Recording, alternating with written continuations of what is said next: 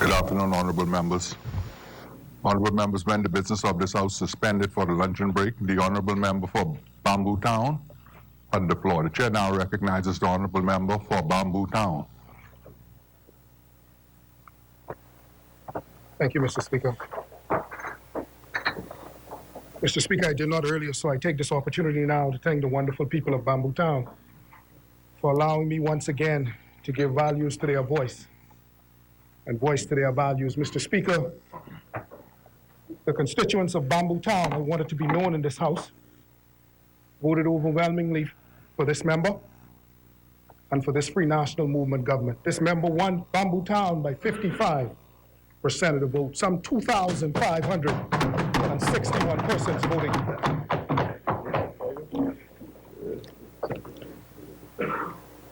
Mr. Speaker, let us get directly to the business of the resolution of confidence, which I happily moved in this honorable House. Because as I look, Mr. Speaker, I got 15 minutes. Lest we forget, let me remind this honorable House of what we met as a new administration in May of 2017 and how we got here, Mr. Speaker. Let me just emphatically remind this House of one of the most dysfunctional government departments that we were greeted with on our return to office. Mr. Speaker, I speak of none other than the Department of the General Post Office. Mr. Speaker, we need to remember that the Post Office is, and permit me to emphasize the rigidity and strength of that word, is an essential service.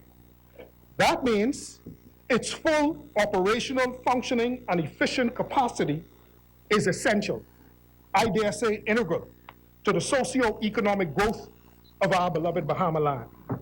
Put another way, the operational capacity of the Post Office in a fully efficient and effective way must always be realized, Mr. Speaker. Not some time down the road, but always the Post Office must be fully functional. Mr. Speaker, lest we forget, we met deteriorating physical conditions at the East Hill Street Post Office and structural defects which were first identified by the Ministry of Works in 2007. Mr. Speaker, as a result, the building was subsequently condemned as being structurally unsound not too long thereafter.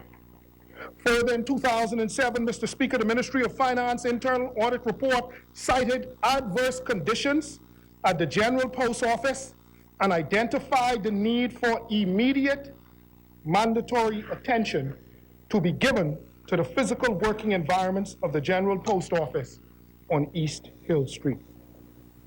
Further, Mr. Speaker, lest we forget, in August of 2011, the damage done by Hurricane Irene to the General Post Office and subsequent mold contamination and air quality issues from 2007 gravely exacerbated and affected the operations of the Post Office.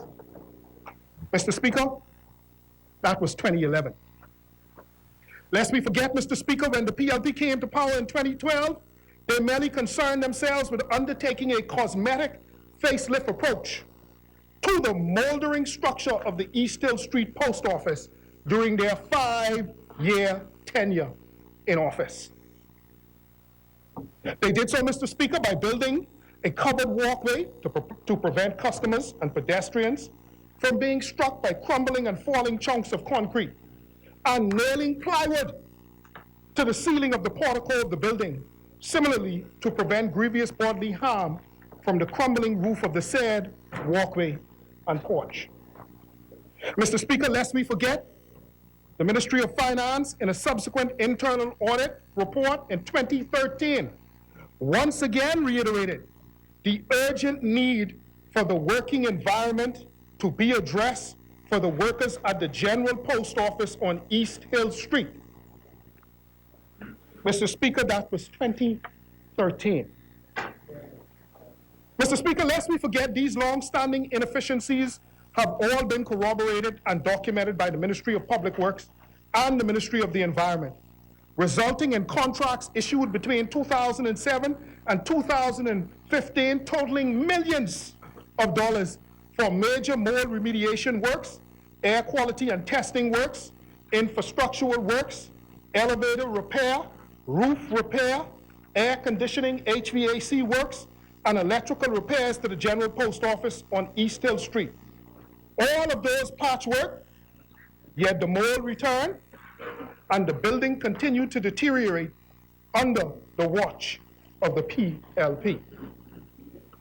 Mr. Speaker, lest we forget, in the last year of the PLP administration, 2016-2017, they did very little to fix the air conditioning system, which was limping along at the post office, and very little to eliminate the mold infestation in the building, which I might add could also have had a debilitating and disastrous impact on the health and safety of the postal employees at East Hill Street. Mr. Speaker, that was 2016-2017. Mr. Speaker, it is interesting to note that from the time the Ministry of Public Works condemned the post office building, all government agencies who were occupants moved from the post office building on East Hill Street. They moved. The Attorney General's office moved in 2009. The Ministry of Transport moved in 2010. And the Ministry of Social Services was gone in 2014. Yet the former administration allowed the post office staff to remain. Mr. Speaker, the other agencies left, up and left, leaving the post office staff to agonize, sweltering, and suffering from oppressive working conditions for years. So much so that the former administration allowed, and our administration, when we came to office, continued to allow the workers at the General Post Office to work half days to limit their exposure to the challenging environmental conditions of the East Hill Street Post Office. That's what we meant. Mr. Speaker, lest we forget the half days resulted in a massive backlog of mail delivery, and in some cases, the backlog of the mail, which was almost a year behind, resulted in businesses missing out on revenue and economic growth. Mr. Speaker, the complaints from the businesses were constant. They were received on almost a daily basis. I'm sure the former minister got them because I got them. The business community, the Honorable Frankie Campbell, well, their minister probably got them too. They were received, Mr. Speaker, on almost a daily basis regarding the receipt of stale dated checks and other legal and vital financial correspondence necessary for the growth of the Bahamian business community. Mr. Speaker, the lack of timely delivery of mail to business houses and the compounding notable effect on the bottom line of the private sector has never been in dispute. So much so, Mr. Speaker, that on Thursday, last year, Thursday, the 5th of July, 2018, Tribune business reporter Natario McKinsey quoted the Bahamas Chamber of Commerce and Employees Confederation Chief Executive Edison Sumner as saying that he knew of Bahamian businesses who had purchased Florida mailboxes and were traveling to the U.S. on a weekly basis as a costly, time-consuming alternative to beat the postal shutdown here in the country. Mr. Speaker, I want you to know, and I want you to remember, that the post office is an essential service. Mr. Speaker, lest we forget, that is what we meant. Mr. Speaker, working half-day shifts did not only affect the business community, but it also resulted in significant reduction in the post office revenue from $5 million in 2012 to just around $2 million in 2017. Mr. Speaker, it's a well-known and universally accepted that the ability of the General Post Office to deliver satisfactory service to the Bahamian people, particularly in New Providence, was severely impacted by the half days. And this, Mr. Speaker, we should know that those half days had a domino effect on the postal system in the Family Islands as well. Mr. Speaker, no right-thinking person would have allowed this current state of affairs of the post office to persist. It was indefensible, incomprehensible, unacceptable, and invariably proved to be a bone of contention and cause of great priority for the Hubert Minnis F&M administration when we came to office. Mr. Speaker, after all of the patchwork and band-aid approaches, followed by continued need for more patchwork and maintenance, to their credit, in 2003, 2013, 2 years into the then PLP administration, the PLP took the decision to have the staff relocated from the building at East Hill Street. But what happened, Mr. Speaker? They made the decision. Well, they came, they met it, and they left it. The member for Engliston, Mr. Speaker, is always reminding us in this House about what she left and what they, the PLP, left. Mr. Speaker, in my estimation, what they left in regards to the post office was a colossal mess. Mr. Speaker, it is noteworthy that in the first 6 months of this F&M administration, November 2017, this minister, Frankie Campbell, took a decision and informed his cabinet colleagues that he wanted to immediately remove the post office staff from the building at East Hill Street. Mr. Speaker, a year later, when this minister was appointed, a resolution was brought to this House in October of 2018. It was debated, and Mr. Speaker, by May of 2019, just 7 months later after debate and passage of the resolution, the General Post Office was moved into the Town Center Mall to the chairs and release of the post office staff and the Bahamian people. Mr. Speaker, as the prophet, Mr. Speaker, as the prophet Nehemiah said, we are building this wall, the wall of fortunes of our people. And as Nehemiah said, Mr. Speaker, we will not come down from that wall. Because our people, the Bahamian people, have a mind to build. And Mr. Speaker, this Free National Movement government will continue to build this country, and the General Post Office is no exception. Mr. Speaker, in fact, it is the people's time. But you know, Mr. Speaker, there is an old saying that the proof of the pudding is in the eating. And Mr. Speaker, according to the Postmaster General, the head of the Post Office, since our move 7 short months ago, we have seen the following growth levels at the General Post Office, Mr. Speaker.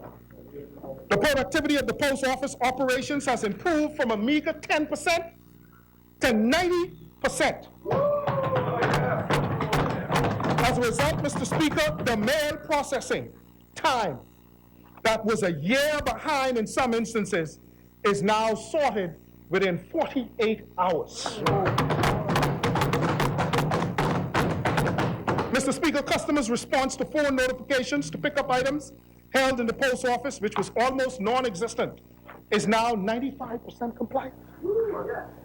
Mr. Speaker, the parcel post backlog, which again in some cases was a year behind, is sorted and up to date, ready for customer pickup, and again, customers are picking them up from the Town Center Mall.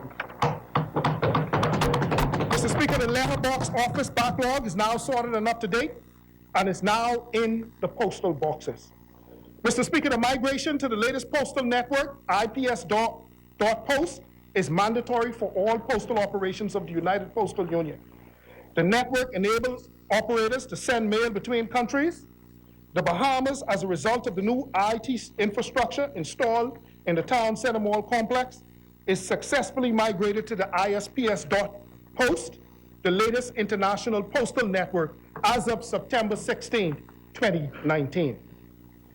Mr. Speaker, the new IT infrastructure has allowed the Post Office, effective January 2020, next month, for the first time to launch its e-commerce initiative with the introduction of online shopping via the Post Office. Mr. Speaker, we wanted to try and get that before Christmas, but we will have it in the first week in January. Mr. Speaker, the department has moved to aggressively automated services, with the first phase of cash receipting being phased in within the next 2 weeks. Mr. Speaker, in an effort to improve the delivery time, customer call-ups have resulted in rapid decline in postal volumes held on shelves in the post office for extended periods. And Mr. Speaker, just a note. Additionally, the staff at the South Beach Post Office, which for years was closing at half days due to HVAC problems are now working full-time because this problem has been rectified. Fix it. Triangles it. Mr. Speaker, all of this new growth came in the midst of Hurricane Dorian. And thank God we got this move done before that national tragedy. Could you imagine the socio-economic compounding effect that the non-functional General Post Office would have had on our national fortunes? And by that, Mr. Speaker, I mean our GDP. The fact that we were able to sort and receive packages from as far away as Japan in the form of donations to Bahamians affected by Hurricane Dorian speaks for itself. All I can say, Mr. Speaker, is that I thank God for extending his wisdom and vision, which allowed this government, the government for the people, to make a hard and fast decision at the right time, Mr. Speaker. It is still and remains the people's time. You know, Mr. Speaker, the good book says that we should, at times, let another man praise thee and not thine own mouth, a stranger and not thine own lips. Mr. Speaker, I draw your attention to the editorial of the Nassau Guardian. Mr. Speaker, some would say that the Nassau Guardian over the years, you know, has been unduly harsh at times on this administration. Yet one of the only praise lavished on this administration by the current editor of the daily paper of record was the improvements of the post office service for the residents of New Providence and by extension, the Family Islands. In his editorial article, or her editorial article, entitled Bright Spots in the Dark, dated the 25th of October 2019, the editor wrote, and I quote, "And notwithstanding," I'm quoting Mr. Speaker, "and notwithstanding the controversy that surrounded the move of the General Post Office from its dilapidated and non-functioning premises on East Hill Street to the town center mall, the Minnis administration must be commended for making the hard decision to provide a safe, healthy environment for post office workers." That's the editor. Mr. Speaker, the editor goes on to say, this has in turn, I want you to hear me, this has in turn permitted what had become a fully dysfunctional Bahamian postal system to begin a long walk into the 21st century. Additional wins can be had if the Postal Service acts to increase efficiency and reduce cost in its operations. Mr. Speaker, that is exactly what we are doing, delivering on our transformative agenda by transforming the Postal Service. Mr. Speaker, there are countless examples of government's foresight, which has resulted in a better quality of life for the Bahamian people. This resolution, Mr. Speaker, this resolution spoke to them. And Mr. Speaker, I now move this amending resolution. And I want it to be known, Mr. Speaker, that be it hereby resolved that this honorable House has full confidence in the member for Kalani and that he continue to serve as the Prime Minister in this honorable House and throughout the nation. To God be all the glory for great things he has done and will continue to do. Thank you, Mr. Speaker.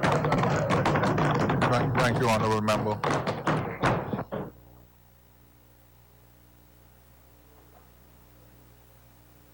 Chair recognizes the honorable member for Southern Shores. Thank you very much, Mr. Speaker. Yes. I rise to second this amendment for and on behalf of the good people of Southern Shores. And Mr. Speaker, I'm sufficiently confident to speak on their behalf on this and any other matter because they gave me a mandate.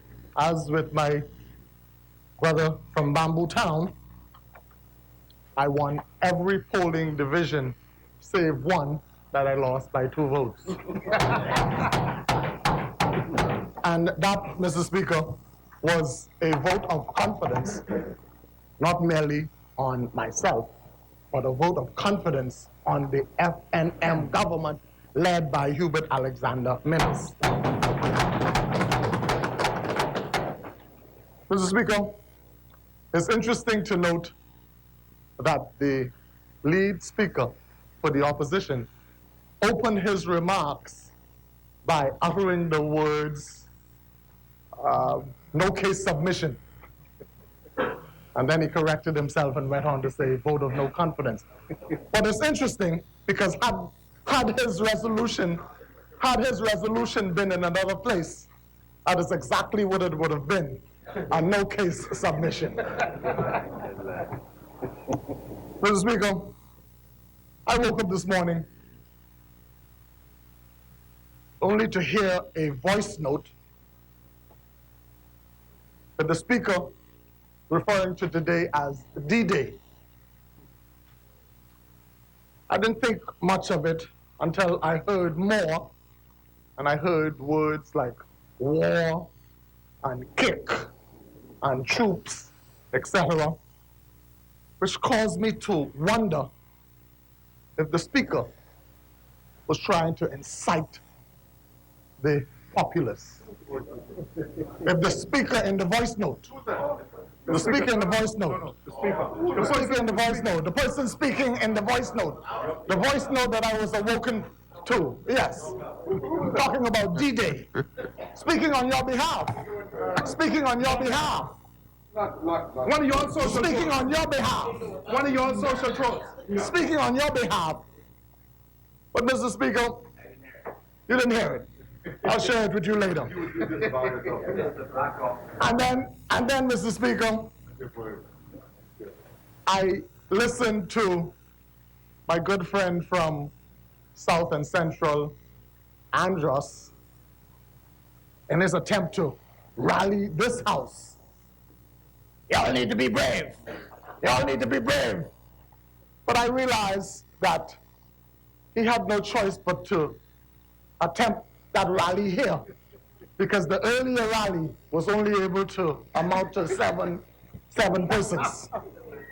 Three in the beginning, but it yielded to 7. And on the question of confidence, that in and of itself, Mr. Speaker, is an indication of confidence on the other side, or the lack thereof. And well, it didn't take long to realize that this was in fact a no-case submission, and so they left. But Mr. Speaker, I could go on and follow up on what the good member for Bamboo Town would have said in relation to conditions at the post office and what we did.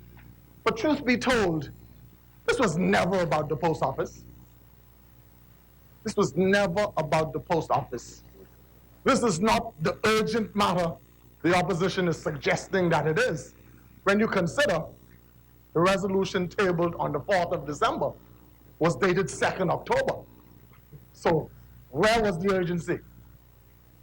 This was and is about distracting the Bahamian people, all about politics, all about trying to spoil what is meant and intended to be a season of jollification. Mr. Speaker, as a new member here, I'm continually reminded by persons opposite about their seniority. And so I pay attention. I pay attention to the senior men trying to learn, and women, trying to learn something. But, Mr. Speaker, this morning, I was most surprised to see how good an actor the honorable member for Cat Island, Rumkey, and San Salvador to see his ability, Mr. Speaker, to stand here with a straight face and dry eye to lecture this House about ethics and integrity, and to suggest that his motion was intended to protect democracy and arrest dictatorship. My. How soon do we forget? Is it democracy when we decide that those who oppose us will not be allowed to speak? Ask Anglican. Is it democracy, Mr. Speaker, when you say to your opponents, do not run against this leadership? I wonder. Mr. Speaker, the good member, still with this straight face and dry eye, sought to tell this House about cases that he found within the region internationally of persons who, having found that they misled the House, or having it revealed that they misled the House, resigned. It's a pity, Exuma, that the good member just found those cases. Those cases would not have been around during the Bamsi episode. Otherwise, we wouldn't have the conversation that we're having today. You going to get him, Exuma? Or are you standing on the case on a point of order? Too much pressure.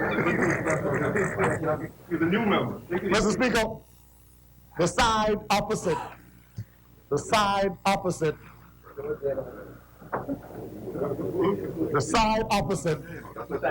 who raised this discussion has since abandoned the discussion. Mr. Speaker, the side opposite does not like the word history, because they are satisfied that history, once properly recorded, will not be kind to them.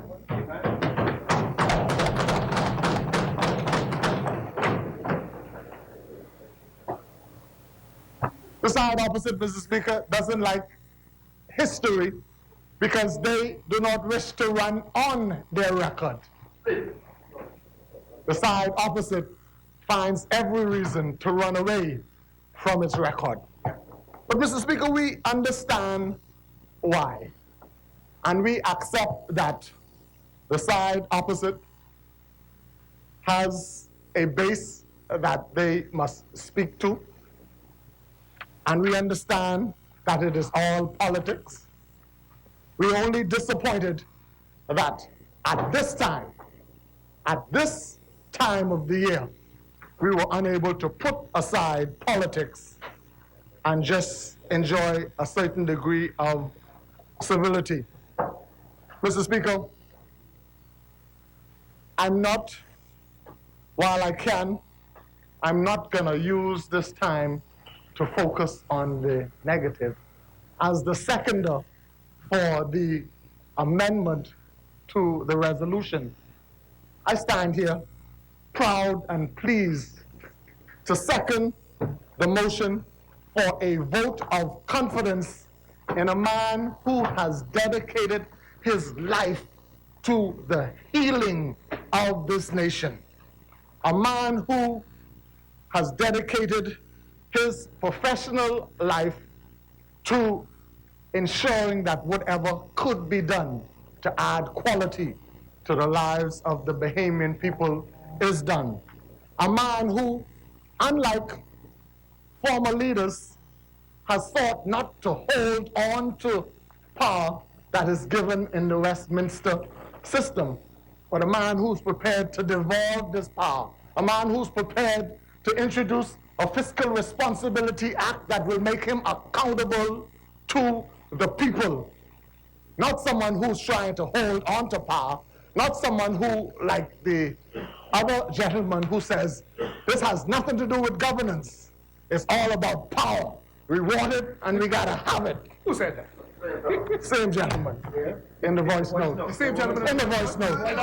In the voice note. That's the one who say you see him in public involvement. Mr. Speaker, I stand here to second the amendment for a vote of no confidence for a leader who has demonstrated his belief in, a vote of confidence for a leader who has demonstrated his belief in our young people, for a leader who has gone above and beyond and continue to ensure that all and every opportunity is available to young people throughout the length and breadth of the Commonwealth of the Bahamas, to ensure that young people have a seat at the table and a voice in decision making, to ensure that our young people are given the opportunity to educate and prepare themselves, as he has indicated that he doesn't intend to be here forever. And when it's time to pass the baton, the generation behind will be properly prepared and will indeed be ready to take this Bahamas to the next level. And so, Mr. Speaker, I won't go any further because it has already been said by Cat Island, Rumkey, and San Salvador that this is, his motion is indeed a no-case submission. And so as amended, I join my brother from Bamboo Town that it is resolved that this House does have confidence in the leadership of the member for Kalani, sufficient confidence that he not only remain in this House, but he remains the leader of the Commonwealth of the Bahamas as Prime Minister. Thank you, Mr. Speaker. Thank you, Honorable Member. As many, the Chair recognizes the Honorable Member for South Beach.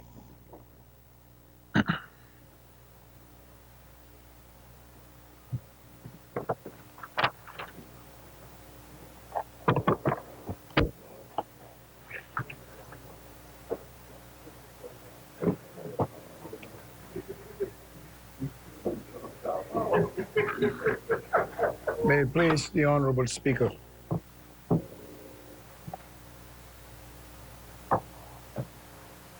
Innocens manibus, etque ventura, equitatum.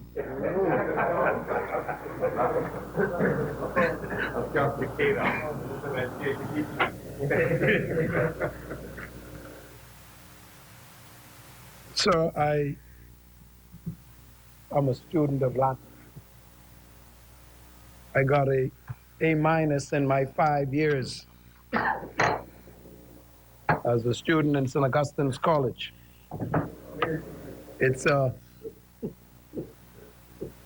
maxim well known to the honorable leader of the opposition, who at the same time was an rival institution that we whipped with frequency and dispatch.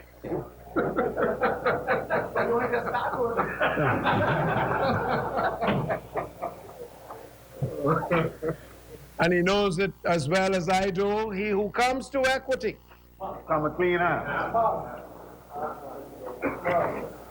It's been repeated here often about the circumstance involving our honorable colleague from Cat Island with regard to Bamsey. So if one comes to talk about confidence, Mr. Speaker, it certainly cannot fall from the lips of the member for Cat Island.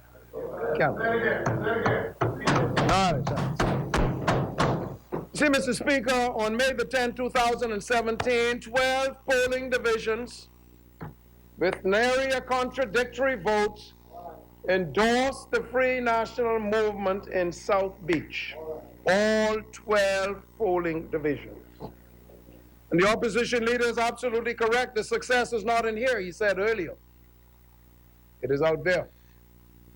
Because we subscribe to the theme during the time leading up to that May 10th declaration that it is the people's time. He shall not be long, Mr. Speaker, as I am sure Elizabeth Taylor said to each of her 8 husbands. Because we are here to confirm the confidence in the leadership of one who has led a government in 2 short years, 2.5 short years, to a transformation of the Bahamian society, certainly in the education realm, which receives my unqualified and unambiguous endorsement in his confidence. To wit, upon arriving in government, Mr. Speaker, in 2017, there were barely 1,600 students in preschool in this country.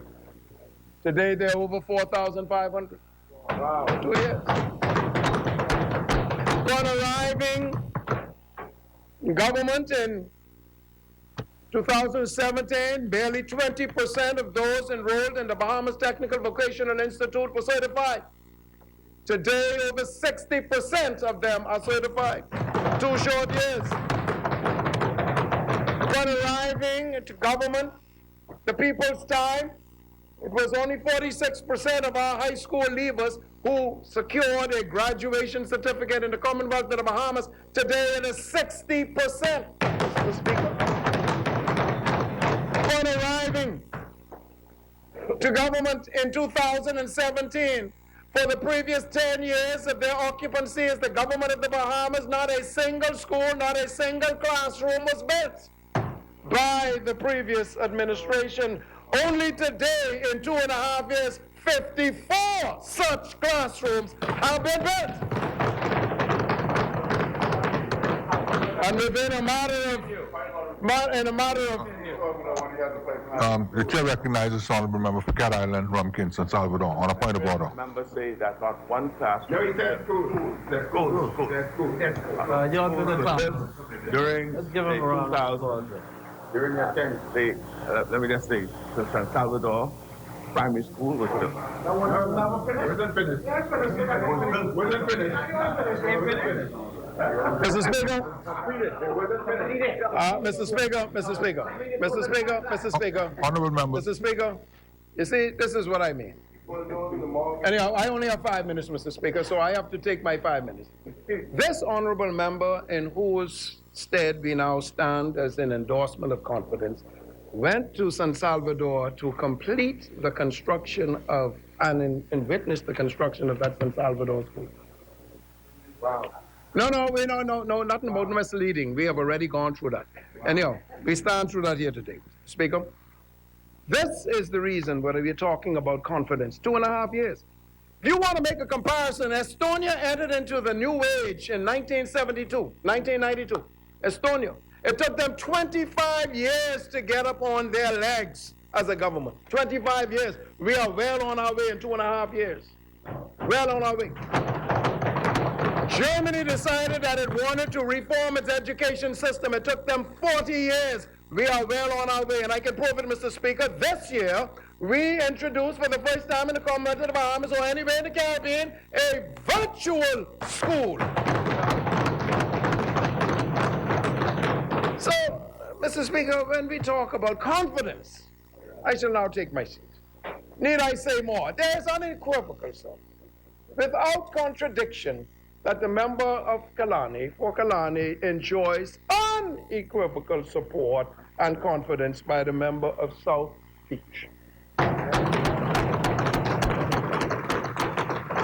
you, Honorable Member. As many. Chair recognizes the Honorable Member for Long Island. Thank you, Mr. Speaker. Right. Vehicle lane pipe. Thank you, Mr. Speaker.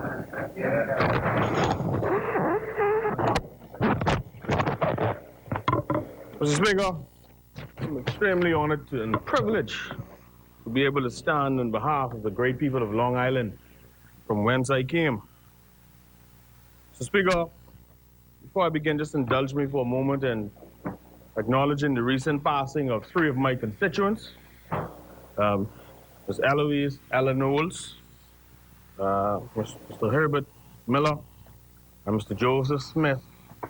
I want to give their families my condolences. May their souls rest in peace. Mr. Speaker, may I also invite and inform further the people of my constituency that this weekend, this Saturday, at the regatta site, we'll be celebrating and having our 3rd annual Christmas extravaganza. Of course, bus transportation will be provided, and the Most Honorable Prime Minister will be celebrating with us. Mr. Speaker, I support the member for Kalani. I support the Prime Minister, his vision for the Bahamas. I speak for both myself and my constituents when I say that we have confidence in the Prime Minister's vision, confidence in the government's interest in attacking and abilities in attacking the national challenges and trying to reset our fiscal state, create opportunities for our people, and expand upon our infrastructure. We, the people of Long Island, have confidence in our PM. So, Speaker, let's make no mistake about this. This year is a distraction from our people's time agenda, a mere political sour grapes moment, mere political gamesmanship. Frankly, and this is how we know it's a distraction, there are only 4 members, enough to fit comfortably into a Suzuki Swift and still have leg room. If 5 of us showed up here today, Mr. Speaker, this motion would be defeated. And this is how one knows this is mere political theater, a litmus test, pure histrionics. Mr. Speaker, this is not the time for time wasting and futile exercises to grab a few headlines before the Christmas holidays.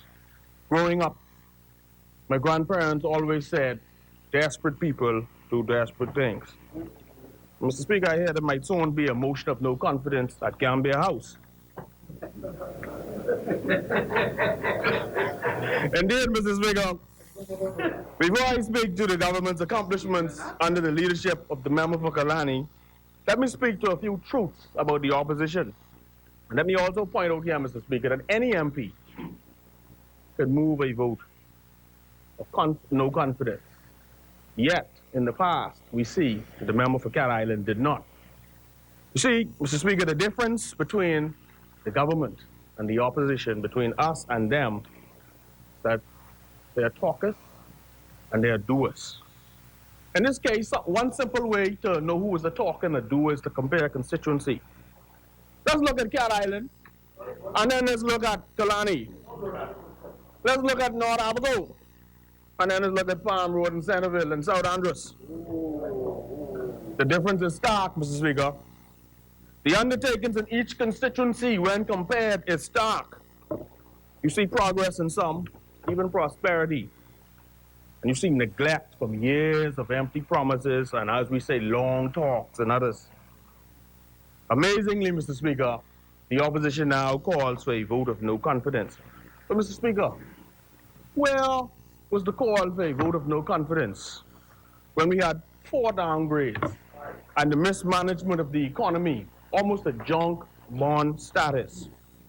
Where was the call of no confidence when the former government covered up the hazardous Rubis oil spill and withheld the report for 1 year?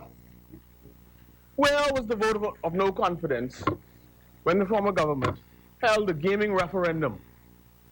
The people voted no, they said yes, and proceeded. Mr. Speaker, where was the vote of no confidence when the same PLP failed to deliver on their much-promised mortgage relief and energy reform? They then lost the second referendum, Mr. Speaker, the one on constitutional reform. And yet, we saw no resignation and no votes, no motions for votes of no confidence. What about the promises made to complete and build mini hospitals in Eleuthera, in Exuma and Abaco? No votes of no confidence there either. What about the promised solutions to the fires at the city dump that didn't materialize? Here again, no vote. In 2014, unemployment among young people between the age of 15 and 34 skyrocketed to 32%. No motions made then either. Mr. Speaker, a minister threatened a family island magistrate there were no resignations and no votes. At the end of 2014, the central bank revealed that the Bahamas' debt to GDP ratio crossed the 70% danger threshold for the first time in our history. And that was just the booked liabilities. But where was the vote of no confidence? Mr. Speaker, let's talk about BAMSI for a minute. The member for Cat Island, Rumkey, and San Salvador, who's the mover of this motion, was the then minister with oversight of BAMSI. Under his leadership, the male dorm burnt down. And then there was the subsequent revelation that the contractor simply did not have insurance, instead being allowed to submit a quote, all risk contractor's insurance, and then being granted mobilization. Mr. Speaker, what's more, Mr. Speaker, this whole debacle was amplified in the wake of the fire as it was discovered that the member for Cat Island, Rumpkins, and Salvador made conflicting statements in the House, this very place. The member told the Parliament on the 25th of February that the contractor's all-risk insurance had been engaged at the start of the project, but because of negligence by the contractor, the policy lapsed. He then admitted that the building was never covered by insurance, a fact that he did not learn, according to him, until receiving the contractor's file on March 2nd. So the question to this day remains, Mr. Speaker, was the member not present, not a signatory to the contracts when they were originally made? The contractor, a former Senator Audley Hanna, was a campaign general and personal friend of the member for Cat Island. He also had the contract to repair the detention center. So after a $2.6 million structure was built with taxpayers' money, without an insurance certificate, there was no resignation, no vote of no confidence. At the same time, Mr. Speaker, this very same contractor sat on the Water and Sewage Corporation's board. He was a board member. Mr. Speaker, the member for Cat Island also presided over the corporation. At that time, this very board that this contractor sat on gave a contract for the construction of the Gladstone Road wastewater treatment plant. Pursuant to board minutes, and I've read the board minutes, that plant was intentionally taken out of a package of plants to be constructed under an IDB loan. They opted to get a loan from NIB for that plant. Mr. Speaker, that plant was originally slated to cost $9 million. It ended up costing $18 million and remains incomplete. That matters with the police. That matters with the police. A civil suit is also coming from that matter. There are many surprises to come in early 2020. Mr. Speaker, that very contractor also sat on the board, and there was another incident in Central Eleuthera. Another contractor got a job there. To this day, he's gotten away with hundreds of thousands of dollars. When WSC management and the board said no, the member for Cat Island wrote and said, you all pay him. That money is outstanding. Now, member for Cat Island, I got that. I have it on file. I got it on file. I got that. Where was the vote of no confidence? When the Renew Bahamas episode arose, we saw no motion for a vote of no confidence in the government or the then PM. When the Hirachi incident occurred and it was discovered that 10 million in campaign donations were received from an Iranian businessman in exchange for a favor, there were no motions, no votes of no confidence. Mr. Speaker, I'm a member of the PAC, the Public Accounts Committee. When is the PAC going to deal with the 33 matters tabled and referred to by the Speaker? Referred to the PAC. As you know, only the chairman sets the agenda. Who's the chairman? The member for Cat Island. Mr. Speaker, no votes, no motions for votes of no confidence were seen in the Korean boat scandal, the cabinet room fight, the bag full of US $100 bills in a former minister's closet, which he confessed to, when the former Marathon MP read my emails. I was a part of that team too. Mentioned my name and illicitly accessed emails between ourselves, the legal team, and our client Save the Base. When a national intelligence agency without legal authority was formed and allowed to operate, where was the vote? When the former Attorney General admitted to conflict of interest and having 2 jewelry stores at Bahama, whilst leading 2 delegations to Beijing for negotiations about the resort, given that the property filed for bankruptcy. Where was the vote, Mr. Speaker? Mr. Speaker, everyone has been in a plane. Everyone has been in a plane, Mr. Speaker. Most of us are always confident when we see 2 pilots on that plane. They work in tandem. One helps and usually steps in for the other. But the thing is, today, Mr. Speaker, the member for Cat Island, Rumkey, and San Salvador was the first officer, the co-pilot during the last administration. When former Deputy Prime Minister A.D. Hanna wanted to separate himself from matters that were happening, he resigned. We don't see that here, Mr. Speaker. Mr. Speaker, there are notable positive happenings under the administration of the Prime Minister, Dr. Hubert Minnis, the member for Kalani. Mr. Speaker, my constituency was the forgotten stepsister of the Bahamas, the forgotten outsider of this island chain. Now, after many years of neglect, Long Island is finally getting water. A new airport slated to start next year. Other infrastructural works. We have ways to go, Mr. Speaker, but we have made much headway over 2.5 years. Just look at the Water and Sewage Corporation. We at the corporation have the full confidence of the Prime Minister. He has supported our projects. He has supported our initiatives to reform the Water and Sewage Corporation and extend potable water to our family islands. From Crooked Island, Mr. Speaker, to Long Island, to South Andros, to New Providence, to Eleuthera, where a new water plant is being constructed, to San Salvador, to many other islands, and yes, Mr. Speaker, to Cat Island. Cat Island, help and hope is on the way. Your pipes are coming.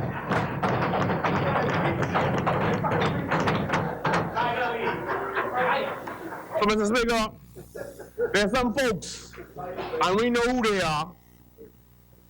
Their projects and initiatives remain in this so-called pipeline. And then there are those who actualize, those whose projects come to fruition. You see, Mr. Speaker, that's the difference between talkers and doers.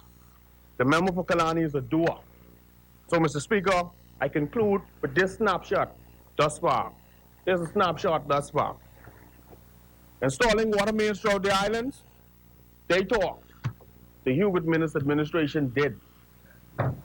Digitizing the passport office services, they talked. The Hubert Minnis administration did. Roads, buildings, public works, they talked. The Hubert Minnis administration is doing. Small business development and entrepreneurship, what did they do? Talk. The Hubert Minnis administration did. Remediation of the city dump, they talked, we did. Over the hill revitalization and economic zones, they talked, we did.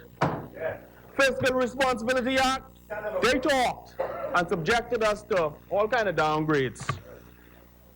Hubert Minnis and the government did. Free tertiary education, they talked, we did. And so, Mr. Speaker, let me be clear. I support the member for Kalani. I support the motion of confidence in this member. Thank you, Mr. Speaker.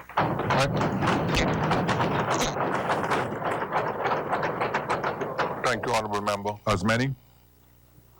The chair recognizes the Honorable Member for Mango Key, South and Central Andros. I wouldn't need that podium once again. Mr. Speaker, I promised you I would lay on the table the articles that corroborates my earlier comments in my presentation about the comment by the member for Kalani, and the issue of the Bahamas being some corruption elements in the Bahamas. And this document speaks to the Nassau Guardian, the 18th of April 2018. Says the Bahamas lose over $200 million a year due to corruption. These comments were made in Lima, Peru by the Honorable Member for Kalani. So there are too many corrupt elements in the Bahamas.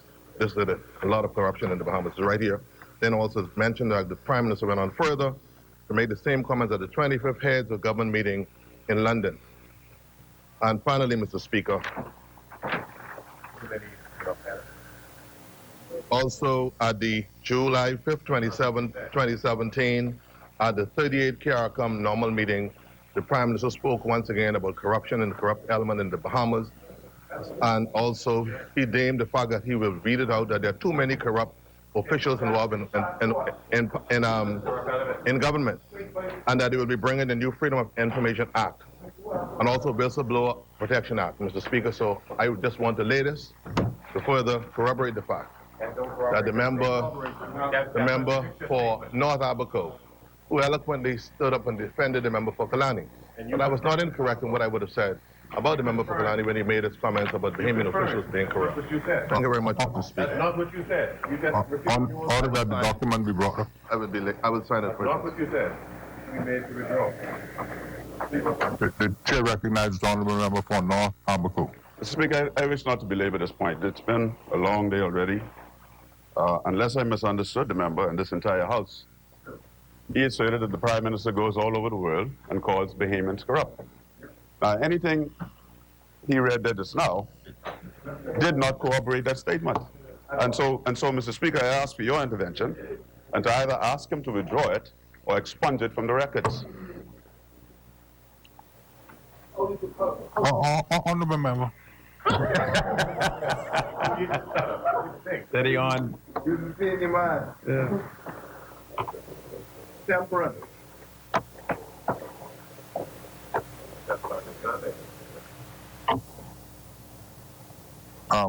Honourable member.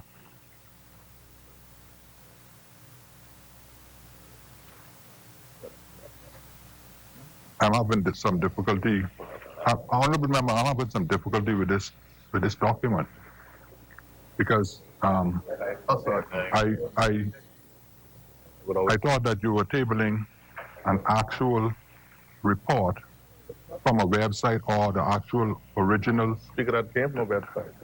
But there's no indication on this document. Mr. Speaker, the headline right there says the Nassau Guardian date and everything on it that you would need. But honourable member, usually when you download something from a website, it references the site. Mr. Speaker, not to belabor the point has been made. I made the point already, Mr. And if you want, and Mr. Speaker, if you want me to withdraw, I will withdraw. The point has been made, and I don't feel any differently. But if you ask me to withdraw, I will withdraw. But I feel no differently than the member for Kalani in his own way castigated Bahamian since he traveled. That's my view. Thank you, Mr. Speaker. I withdraw. Mr. Speaker, Mr. Speaker, the member cannot continue to make these kind of scurrilous statements and allegations after withdrawing the point that he made.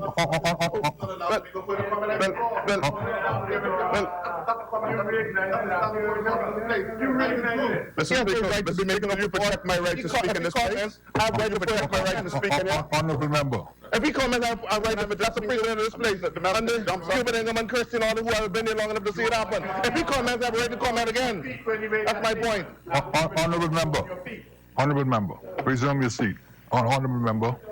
Mr. Speaker, first of all, let me say this, honourable member.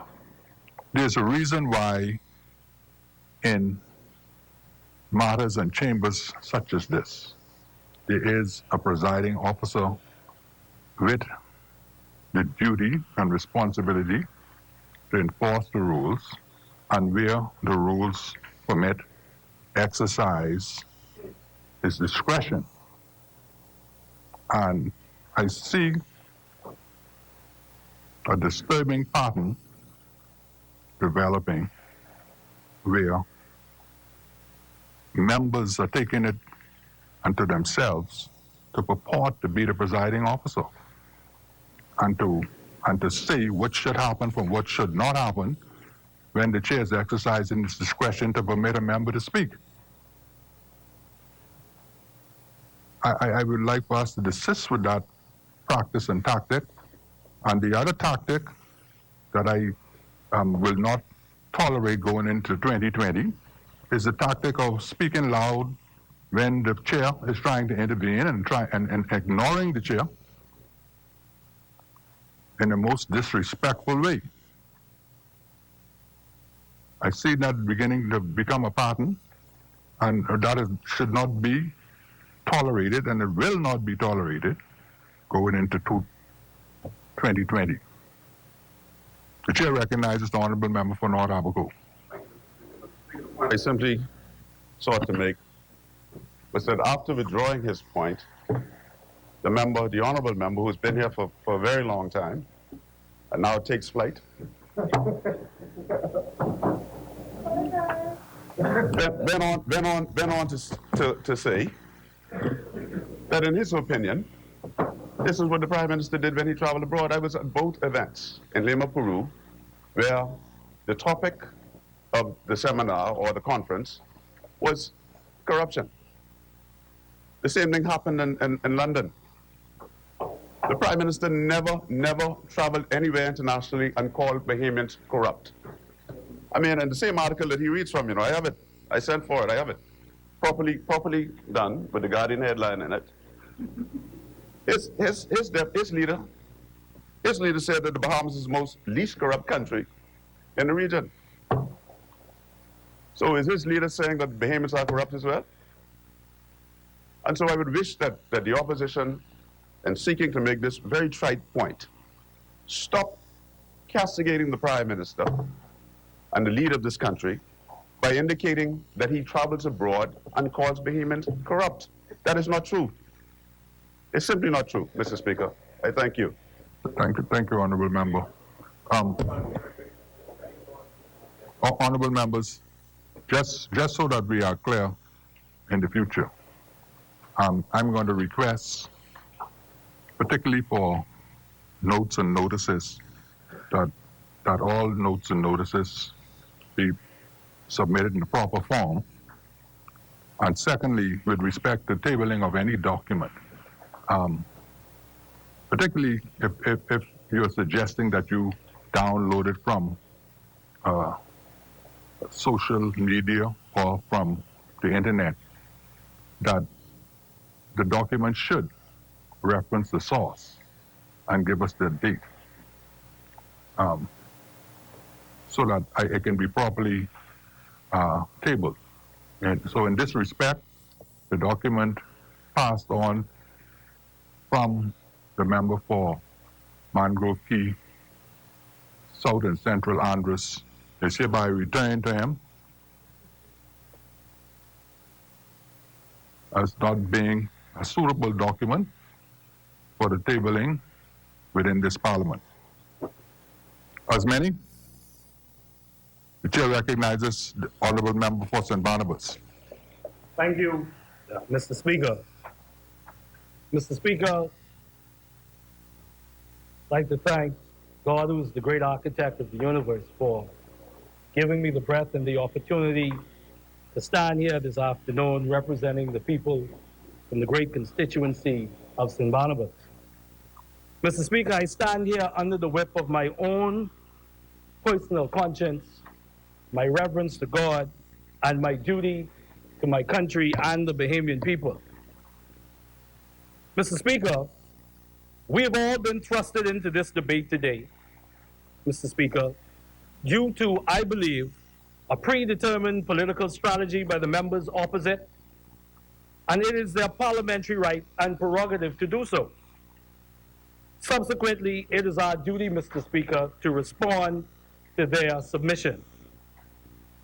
Mr. Speaker, this moment requires a solemn and somber consideration and requires each and every member, Mr. Speaker, to consult our conscience in a way that has only been demanded procedurally in this chamber on one other occasion in our nation's history.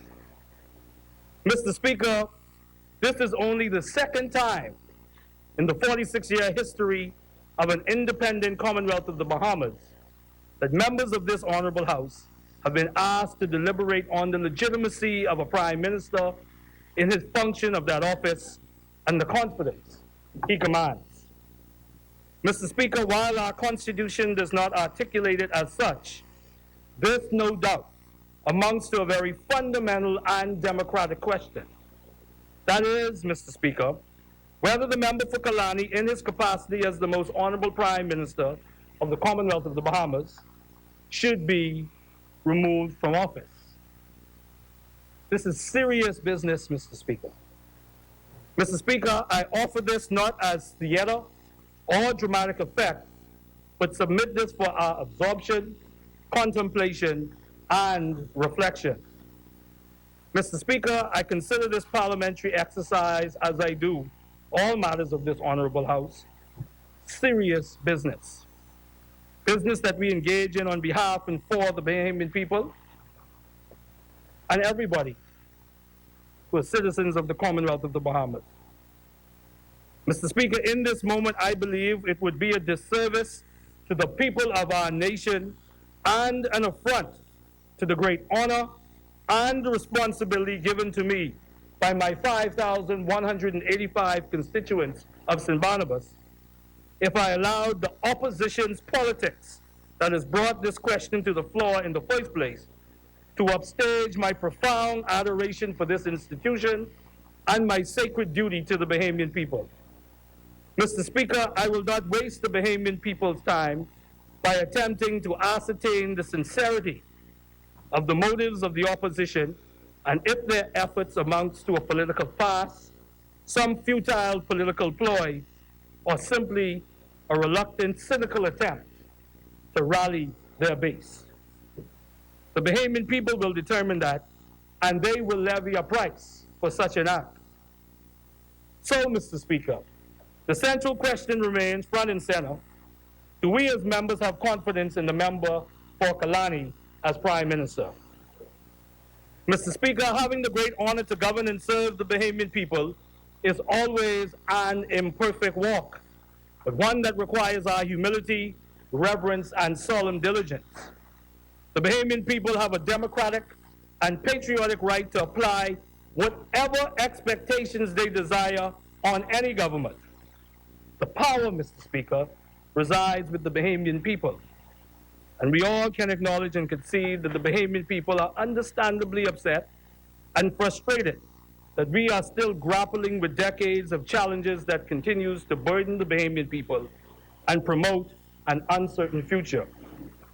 I believe, Mr. Speaker, the leadership that is needed to tackle these issues resides and continues to reside in the member for Kalani. Even in his imperfection, Mr. Speaker, he has made tough decisions for the betterment of the Bahamian people. He has committed this government, his government, to a vision of empowerment for ordinary Bahamian men and women through land reform and community transformation. The honorable member fully appreciates that our advancement as a country is measured by how we educate our people and elevate scores of Bahamians up the economic ladder. The Prime Minister continues to protect the sovereignty of our Commonwealth and has remained resolute in securing our territorial borders. It is simply, Mr. Speaker, for me, in this sacred duty and on these accounts, that I support this motion of confidence in the honorable member for Kalani and unequivocally, Mr. Speaker, unequivocally endorse that he continues to serve as the most honorable Prime Minister of the Commonwealth of the Bahamas. Thank you, Mr. Speaker. Thank you, honorable member. As many? Chair recognizes the honorable member for Golden Isles.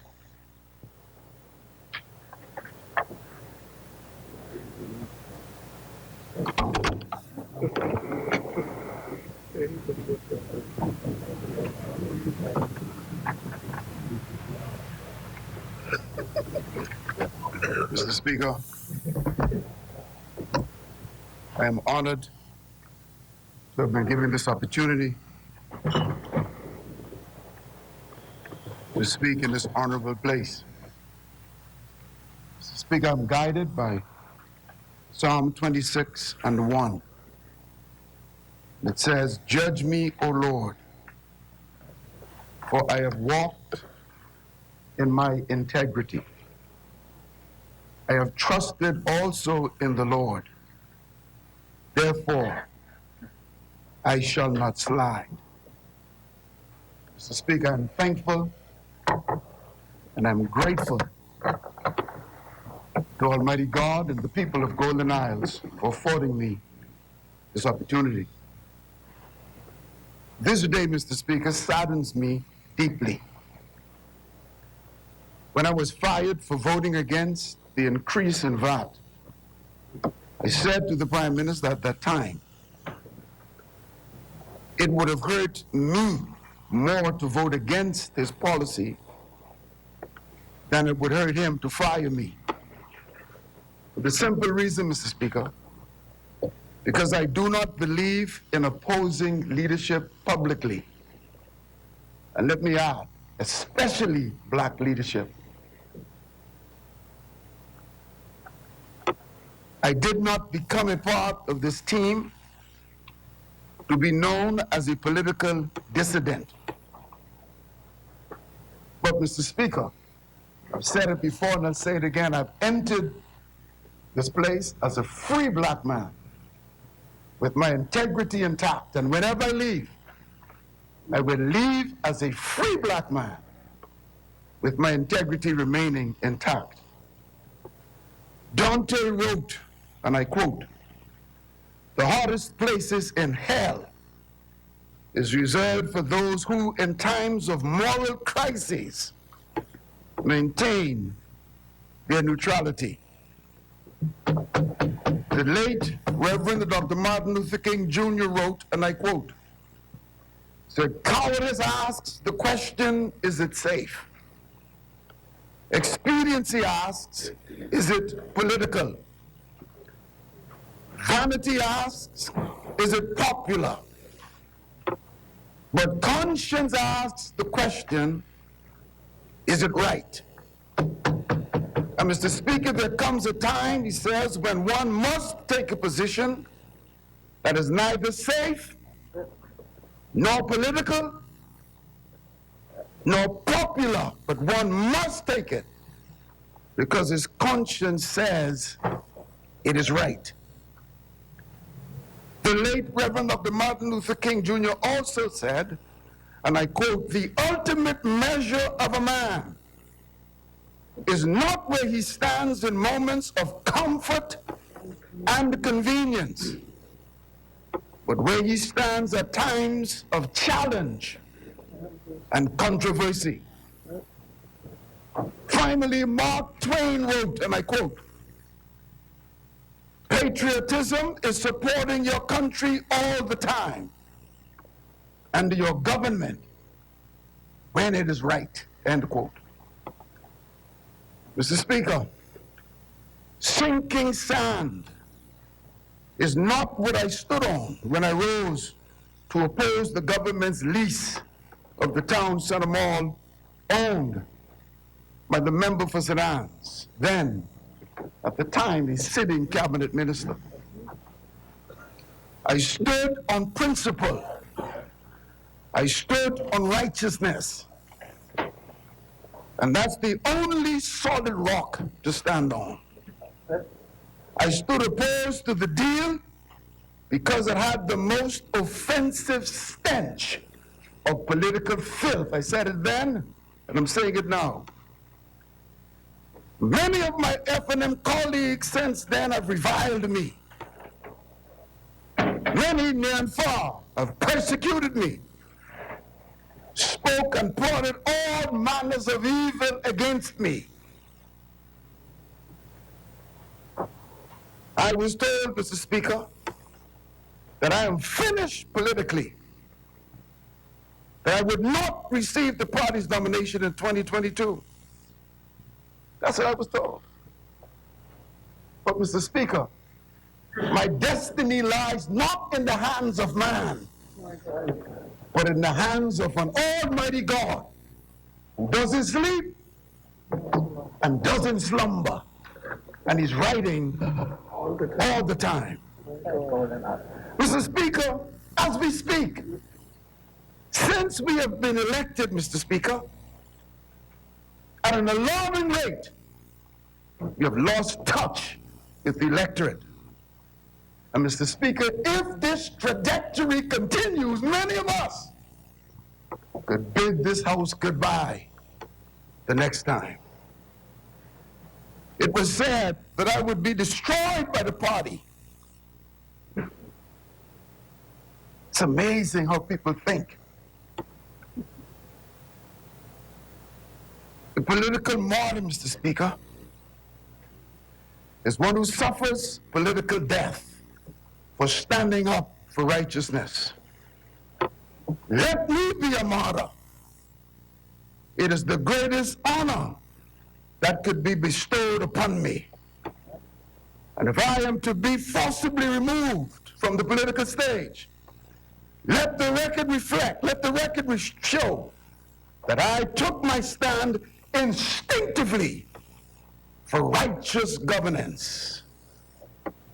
My objection to the Town Center Mall deal was that it was wickedness, and that my supporting vote would itself have been foolishly corrupt, even if the House had not been misled, because it was patently wrong for a sitting cabinet minister to enter into a contract with the government, period. It is unfair. It is greedy, it is unethical, it is immoral, period. It's my opinion. One ought not to sit in the cabinet at the people's pleasure and use the opportunity to enrich oneself through a lease contract that will be paid out of the people's treasury.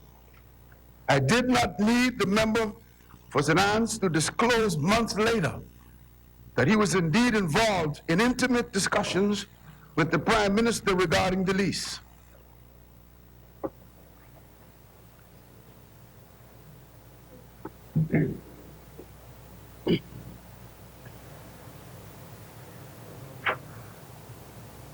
It's a technology malfunction, Mr. Speaker. Again, I repeat, I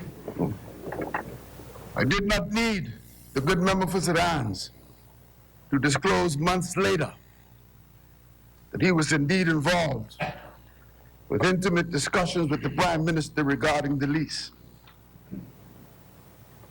All he did was to disclose some of the details, the gory details of a nasty deal. All he did was to confirm that it was indeed a corrupt deal from the moment of its conception. And he knew it instinctively for one moment. And then he was internally overpowered. No. You can't say what I know.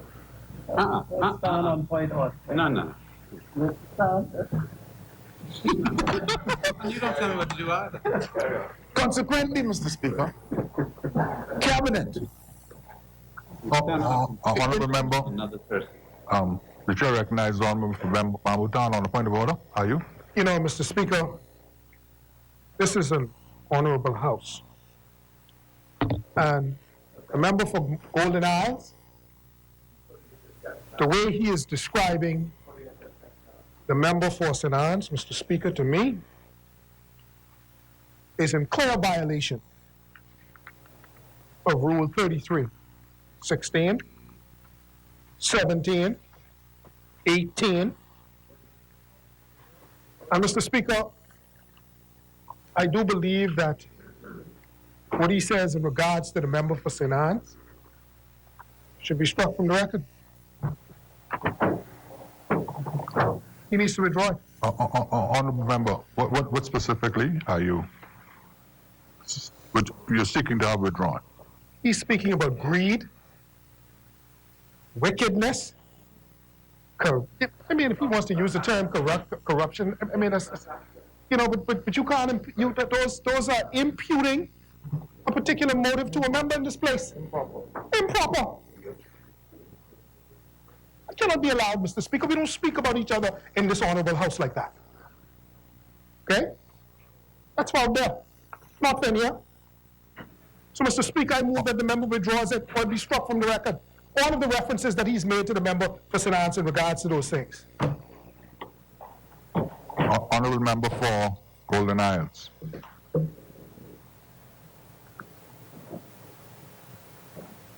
Yes, Mr. Speaker. The member made reference to a number of sections of Rule 33. He didn't include 18, subsection 18, right? I think the words maybe, you did include 18, offensive or insulting words are not permissible. Speaker, in my reference to the deal, I wasn't personalizing it to the member. Certainly, I don't have a problem if it's taken in that light of referring to the deal. So it wasn't meant to be personal to the members, referring to the deal itself. Honorable member, if you read the rule carefully, it says when any offensive, abusive, or insulting words are used by a member. I don't think that, not in reference necessarily to a member. Honorable, let me finish. Yes, sir. In the House or in committee, they shall be expunged from the record of the proceeding on the order of the Speaker or the Chairman. So it doesn't necessarily have to be personalized and directed at a member. Once the word is deemed to be offensive, abusive, or insulting, it will be expunged. And so words such as greed and can be deemed offensive.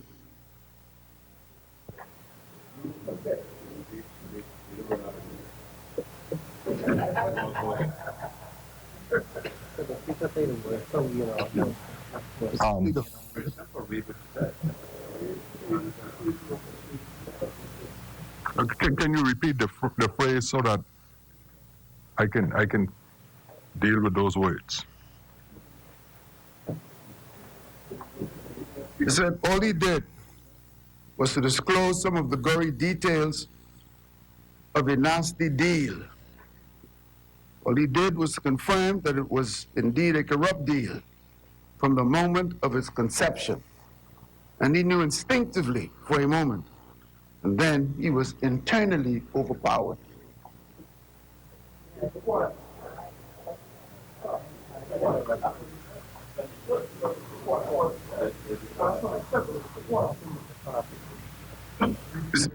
May I continue? Please, The paragraph where you said greedy, wicked, and so on.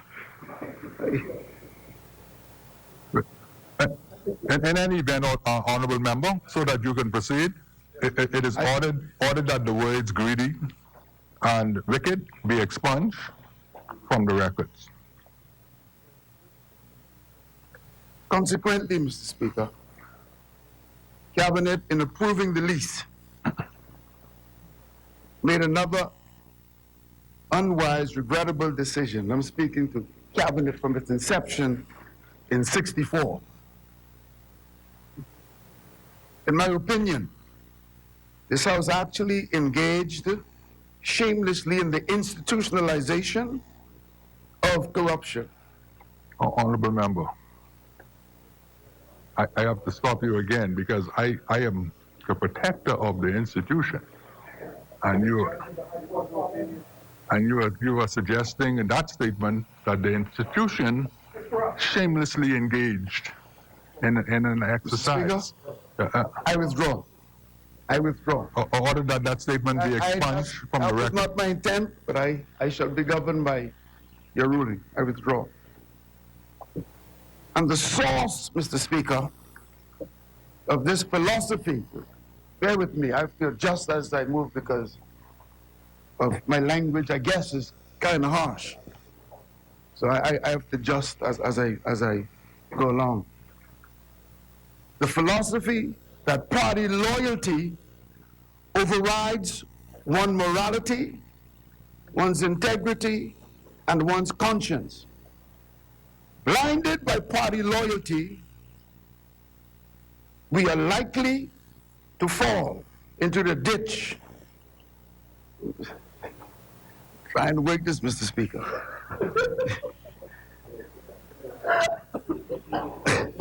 Just move to the last page. No, sir.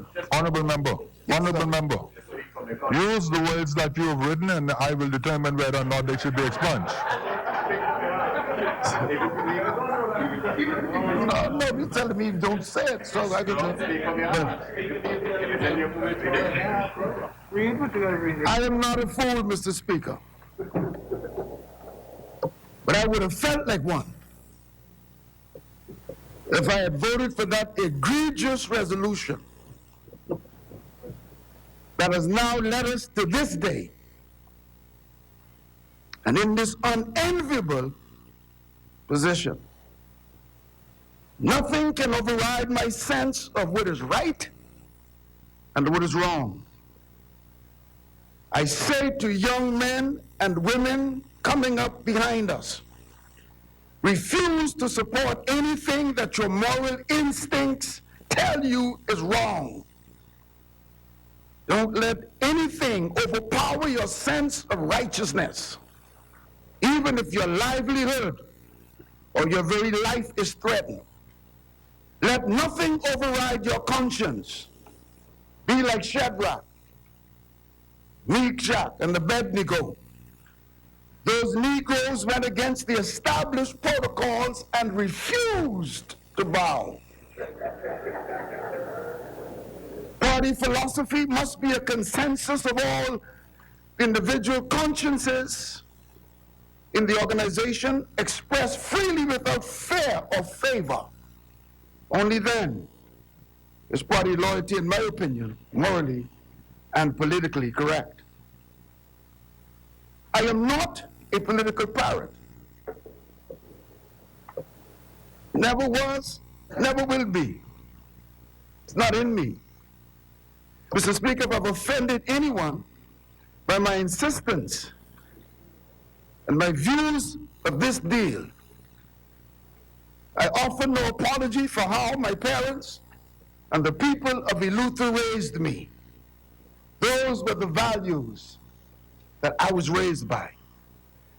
Guided by the Holy Spirit, I struck out at the lease agreement, totally unaware at the time, like many others, that these were misleading assertions in the resolution, and I dealt a mortal blow. When it dawned on me what was happening, Mr. Speaker, naturally I mutinied, I rebelled, I stood against it. My conscience would not permit me to do it.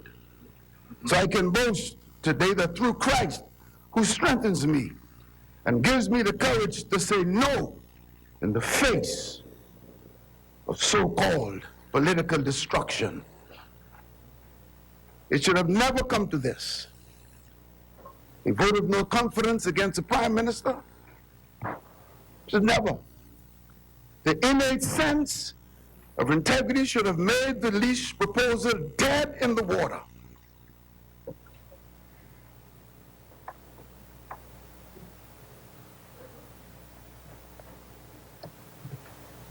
Why, Mr. Speaker? Why? The bad example set for younger generations is that nothing is wrong with misleading people so long as it achieves the desired results and so long as one is not caught. I can guarantee you that kind of mindset will not help to reduce crime. And one can rest assured that that kind of mindset will not generate efficiency and integrity that is much needed in the public service and in our country. Based on the rhetoric, Mr. Speaker, of my colleagues before and during the election campaign, rhetoric that spoke of integrity and honesty and transparency and other lofty and noble ideals. I was convinced that we were on the road, a glorious road to a golden age in Bahamian politics. No more corruption, no more untendered contracts, no more victimization, no more persecution, no more favoritism, no more neglecting the poor, etc., etc., etc. I recognize, Mr. Speaker, that in this, integrity was being desecrated. But, Mr. Speaker, I will forever praise integrity and despise corruption. Mr. Speaker, two cannot walk together except they be agreed. Obviously, Mr. Speaker, our differences are irreconcilable. Mr. Speaker, the FNM will not repent and I shall not recant.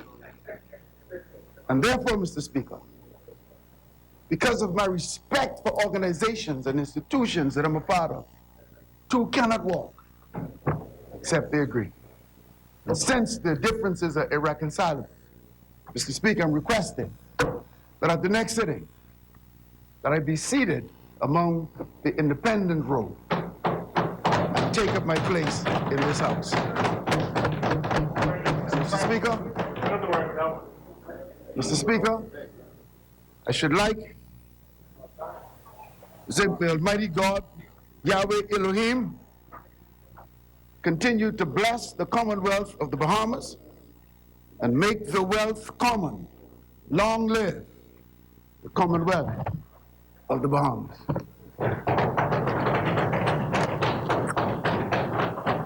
Thank you, Honorable Member. Your request is noted. As many? The chair recognizes the Honorable Member for Centerville. Good afternoon, Mr. Speaker. Good afternoon, House members. And thank you, Mr. Speaker, for this opportunity. Mr. Speaker, I must say that the House of Assembly in the Bahamas, this House of Assembly is an amazing place. It continues to teach me a lot. I continue to try to grasp what I can to ensure that I do the best that I can for as many people as I can. I just want to mention Golden Eyes for a minute, and congratulations. He is now where he is now where he should have been for quite some time. And I appreciate that, and I'm sure the country will appreciate just that.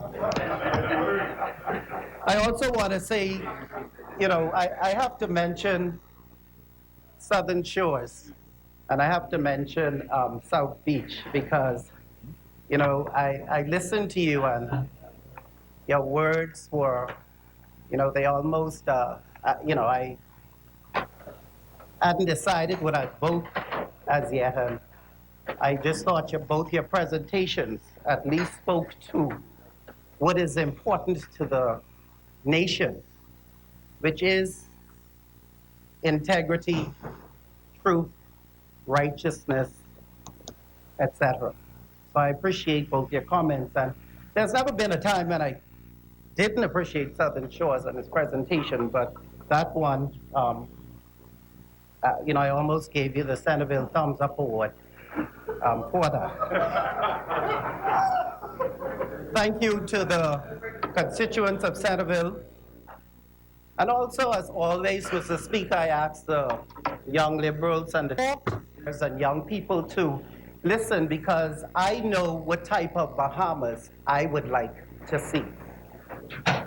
Mr. Speaker, at the end of my presentation, I will cast my vote. I may do so sooner, because I will not be here for the Committee of the Whole, as my children will be in their recital and their performance tonight for their Christmas play. And I'm sure if you would have seen their costumes, you would have probably wanted to suspend early and go to see the show yourself. But God is amazing, Mr. Speaker, and we ought to give him a lot of credit. And I say this all the time. And I'm very happy. And, I look back and I realize all these many years that I've been here and living in the Bahamas, that the PLP never gave me a job, even though I might have asked time and time again, because, of course, the nature of politics makes you believe you need to be a part of a party in order to even find work. And the F&M never gave me anything. I worked hard for the F&M for many, many years. I mean, I ran in 2007, hoping maybe that would be the break into at least finding a job. And that didn't happen. And so I stayed on track with my entrepreneurial abilities and trying to make my own ends meet as a citizen of the Commonwealth of the Bahamas. So I speak as a Bahamian, Mr. Speaker, as an independent in this House of Assembly. And I just want to thank God again. And I know sometimes that even sounds like rhetoric, but I don't consider it rhetoric coming from anybody, because all of us have our own relationships with God. Today, Mr. Speaker, I'm not here to talk about what the PLP did or could have done better, or not even what the F&M administration would have done so far. I mean, there's so many differences of opinion, many interpretations, and we all have our points of views and our positions. The member for Kalani, I think, we have I guess we all have our politics and the way we go about doing things, and I can always say that I do wish him the best in whatever it is that he is trying to accomplish. And I wish the leader of the opposition as well, because they have a place, a part, a role to play in the development and the progress of our country. The member for Kalani would have said that he wasn't concerned about Mr. Davis or the PLP, and I just, for me, Mr. Speaker, what he should be concerned about is really our children and our grandchildren and the legacy that will be left in place for them to continue. He should be concerned, Mr. Speaker, about taking responsibility. It doesn't matter so much that he's right or he's wrong. As a matter of fact, it does matter whether he's right or he's wrong. But when you are wrong, as adults, as honorable members, we take responsibility for that and we move on. What we are building, Mr. Speaker, in this House of Assembly and in this Bahamas is just intrigues me, and I'm really mystified when I come in here and watch the political shenanigans, if that is a word. It reflects so much of our intentions and what do we really think about each other and about the Bahamian people. Are we building on solid rock? Are we building on sand? Are we building, Mr. Speaker, on principles, or are we building on neglect? Mr. Speaker, the House of Assembly and the politics must watch the public policy that it sets. What matters, what really matters in here? Does it matter the difference between right and wrong? Does it matter our interpretations? Our principles, Mr. Speaker, important is righteousness, something that we all can live by and move forward with. Only that which is done, Mr. Speaker, for good and for God will last. And I hope to do as much as I can in that regard. Momentous changes in today's society can cause someone, even in their 20s, to feel perplexed and out of date. Mr. Speaker, there's no further need for me to discuss the deal or the contractual relationship that was done. And it's no reason for me to go any further with that is because, Mr. Speaker, I've already voted no to that. And I knew why I did. The resolution did not reflect who I am as a person, what I would prefer what I feel is best for the Bahamas, for Centerville, for this country. And so I had to say no. This resolution today is about misleading the House in accordance with the no confidence vote put forward in terms of words used, when, where, and how. To me, Mr. Speaker, it's about principle. The principle about what is right or what is wrong. The principle of conflict of interest, because if you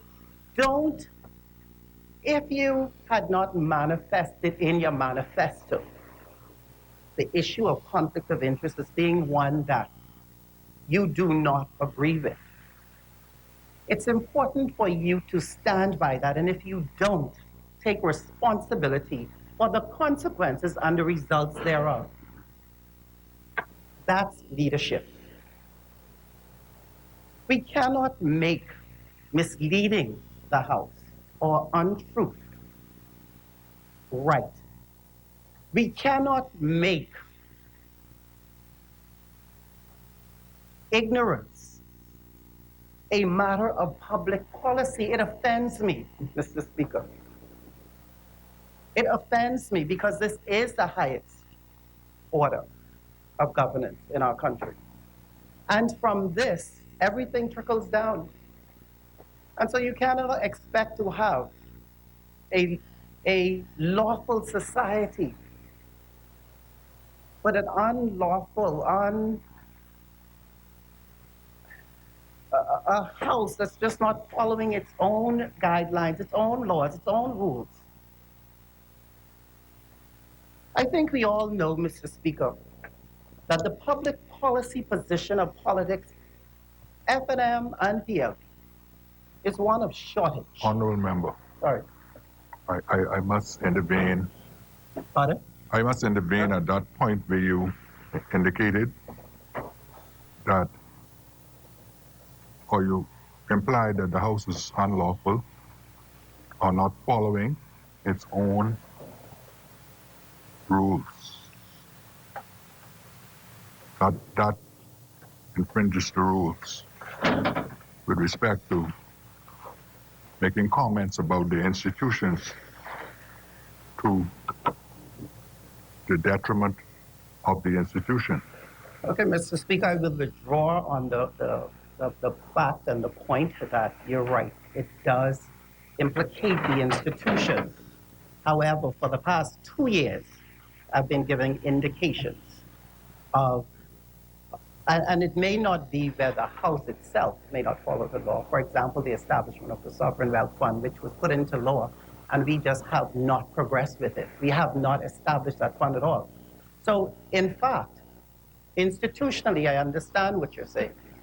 But when I talk about public policy and the neglect of the institution, it's different. Yes, you can carry on.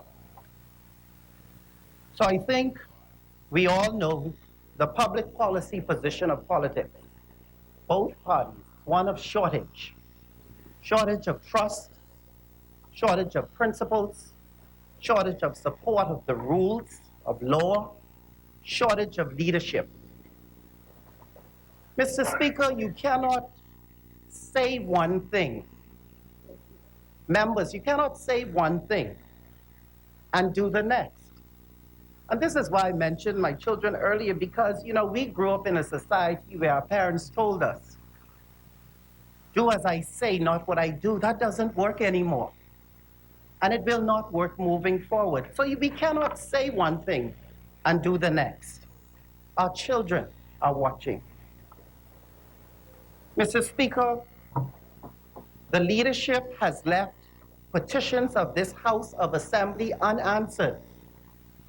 What type of integrity and progress is that? You know, I could understand what, you know, members that speak to the leadership and its cabinet doing some things, and I must say, you know, when I listened to Southern Shores and South Beach, I said, wow, I just wish I knew all of those things they know. But I don't. And so what I am saying is leadership that leaves petitions of the people unanswered, what is this? Is this an honorable House of Assembly that's here to represent people? Or are we representing ourselves? Leadership who ignores the cry of the people for the Sovereign Wealth Fund. I just mentioned it earlier. You know that the fund was in the law, but you just refuse to use the fund or establish the fund, and that's both parties. Where are we going? Where's this Bahamas going? What is this group going to leave as their legacy? You cannot say that taxation is a lazy way out, or that if you tax, that means we're not, you know, you're not creative. And then all you do is tax your citizens. Our children, Mr. Speaker, are watching. Your public policies have been a slap in the face to the next generation. You cannot believe in conflict of interest one day and then the next day you don't. You cannot say you believe in accountability and transparency and pass legislation that don't reflect such. The Bahamas leadership, Mr. Speaker, is in crisis. And both sides, PLP and FNF, must take the responsibility for a dysfunctional public accounts committee. Our public policy is being shaped by politics that have no real value in the lives of Bahamians, and no real value for the lives even of those that have gone before us. Mr. Speaker, I'm here to represent the people of the Centerville constituency. And as far as I'm concerned, the people of Centerville could care less about the political football that goes on in this House of Assembly. So until I get from the people their concern, because they haven't seemed to care one way or the other, they just know that they're ready to vote. Now, what they're ready to vote on, they haven't shared that with me as yet. The people are saying they need representation, Mr. Speaker. They're disgusted.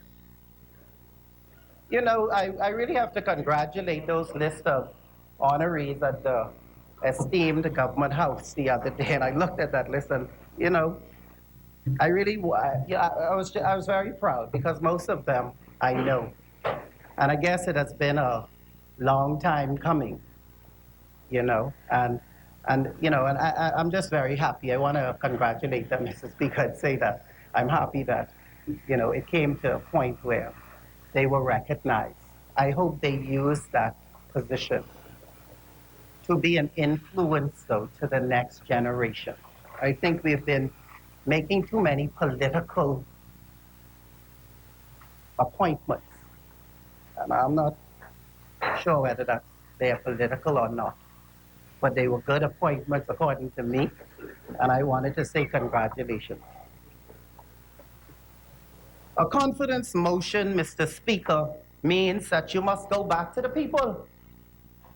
We shouldn't be in here talking about this. We're talking about whether we have confidence in the members of Parliament, or in a member of Parliament. And I mean, notwithstanding it is the Prime Minister, but why? You know, Golden Giles asked the question, why are we? Why? Why this? I mean, we voted for it and came back. Now we're back with a confidence, you know. Centerville people just want to know, Mr. Speaker, what are we doing for them? What are we doing for their children? What are we doing for their children's children? I look at these legislations that are passed, and I come in the House of Assembly, and I really wonder, what are we doing even for my children who are behaving? Like, I'm trying to figure this out because it's a must. See, God didn't put me here for nothing. I'm definitely not to sit in this House of Assembly cackling and back and forth every day, trying to determine, I guess. I don't know if it's for power, if it's for political. I still try to figure it out, Mr. Speaker. But I have a promise that I have made, and I don't make promises. And so whenever somebody tells me I promise them something, I can always say to them, no, that was not me, because I never promise. I will make a commitment, or I may commit myself.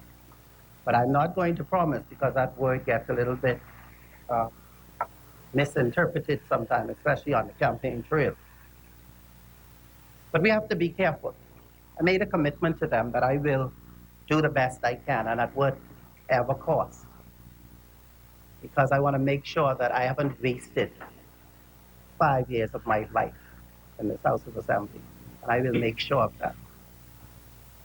The time will come, Mr. Speaker, when the people will be asked. And we will have to be held accountable once again. And we'll have no choice to accept. And I believe that the people will judge us fairly. I just believe that Bahamian people always do.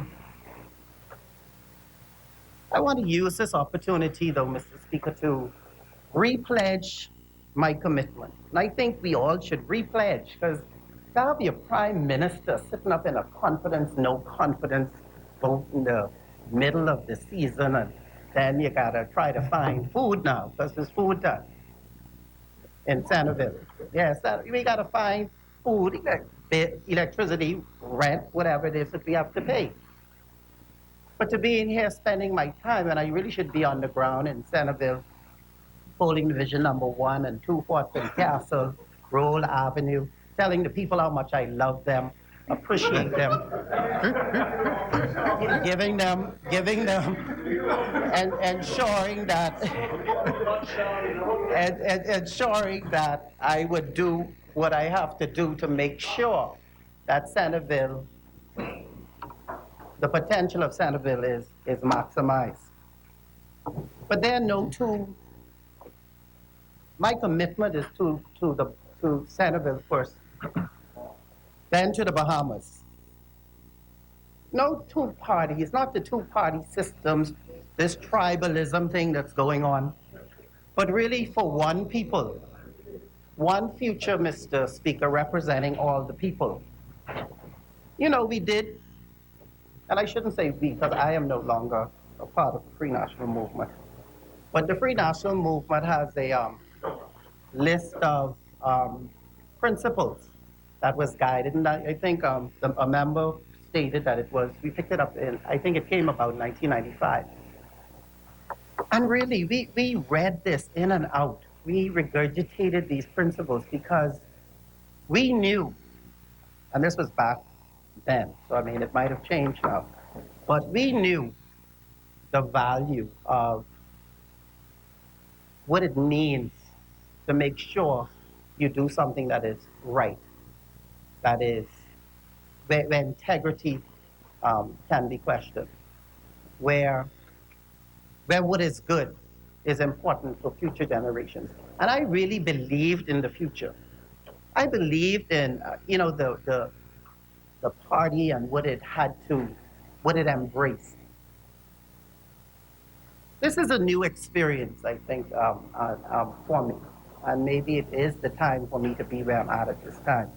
But I would encourage the members of the government to go back, and if you can, those 7 principles are something that I think you ought to embrace, because we wouldn't be here today. And I'm surprised that Kalani would be the one, because he should have been around and know what was going on and what you could and cannot do. So I'm a little surprised at that. Now, if it is something that he did or didn't do, that's not for me to decide. My job today is to vote on behalf of the people of Centerville. Politics in the Bahamas, Mr. Speaker, to me has taken on like a godlike persona. Like, where are they from?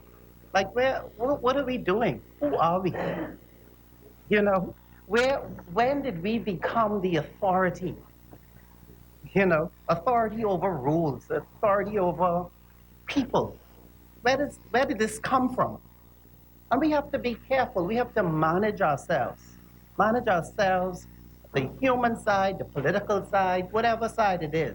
But there's a certain level of management and maturity that is required in order for the next generation to be a success. We must get it right, Mr. Speaker. We cannot put politics over principles. We cannot put politics over even our children. And definitely, we cannot put politics over our faith. Mr. Speaker, I think there was and I just want to say thank you to Mr. Pierre Depuch, who's a former member here, would have done an article as it relates to my leaving the Free National Movement. I just wanted to thank him for seeing how important it is. It isn't about me. Like, who am I? And that is why I could, you know, the Kalani member and the other, whatever other member may have some issue. To me, it's bigger than Kalani. Like, come on, we're in here talking about Kalani? Really? Thousands of children out there still can't eat at night, at home, can't go into school without lunch.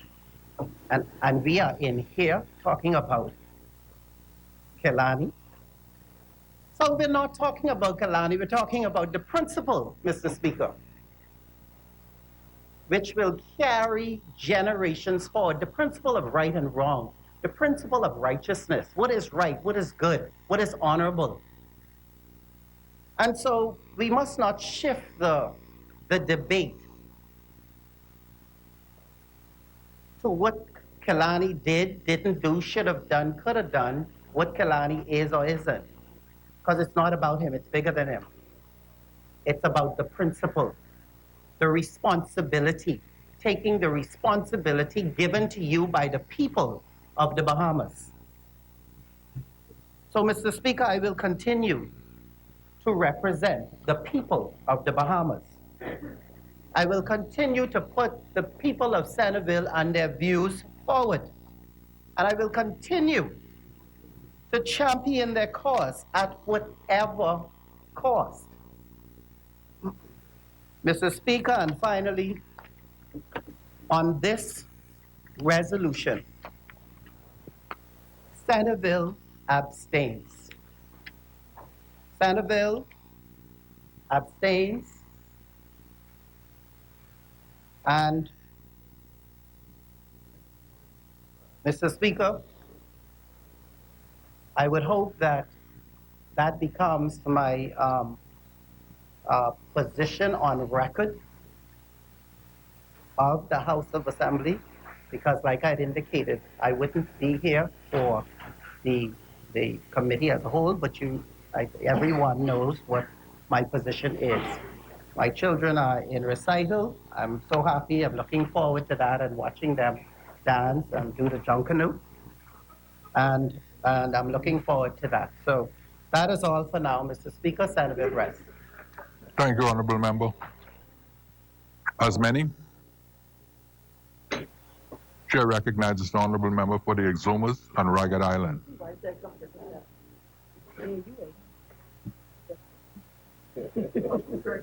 Huh?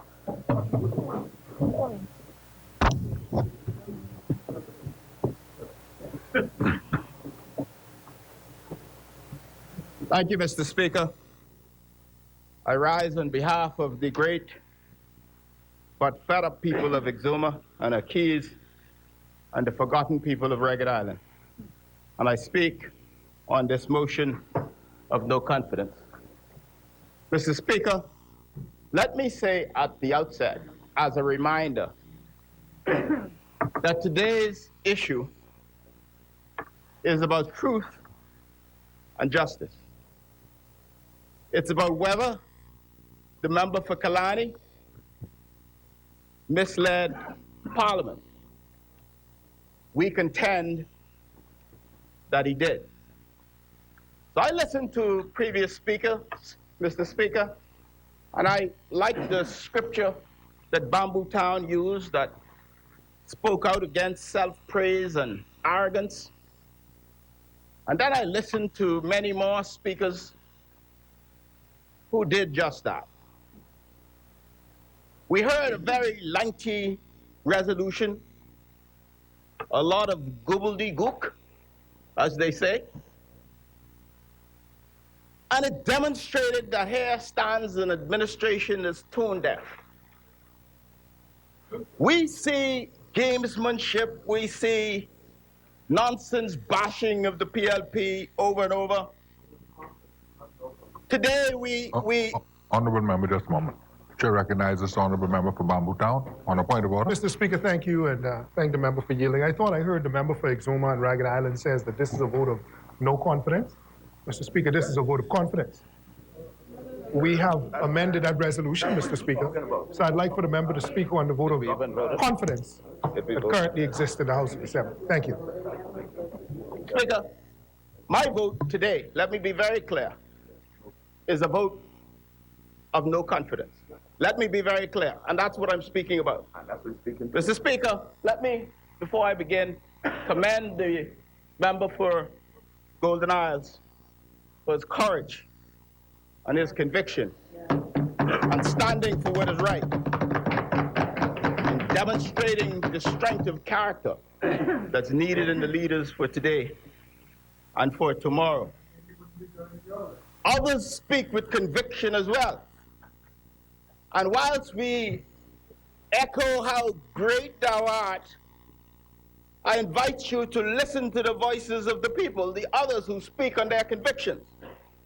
The junior doctors, the senior police officers who have been sent on forced vacations, the labor unions, the people of Ragged Island, the people in shelters, the family evicted from the El Greco Hotel, the people of Abaco, the people of Grand Bahama who say not enough is happening fast enough. The Junkanoo groups in Exuma still waiting for their Junkanoo subvention. The unpaid vendors and the unpaid contractors, the 50% of the people in Grand Bahama who are unemployed, the 30% in our country who are suffering from youth unemployment, the poor and the hungry. Ask them whether they have confidence or whether they will vote that they have no confidence. Yet we come here, we split hairs.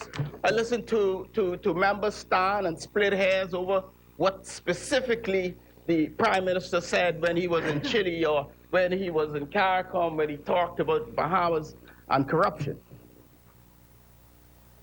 But the real people on the ground will speak with their convictions.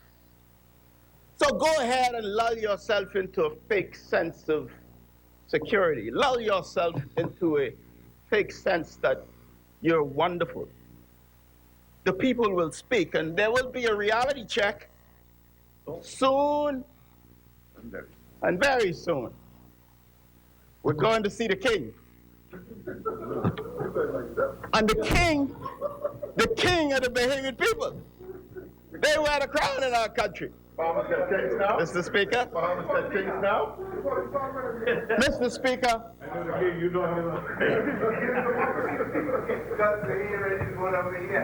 It gives me, with that backdrop, it gives me no pleasure today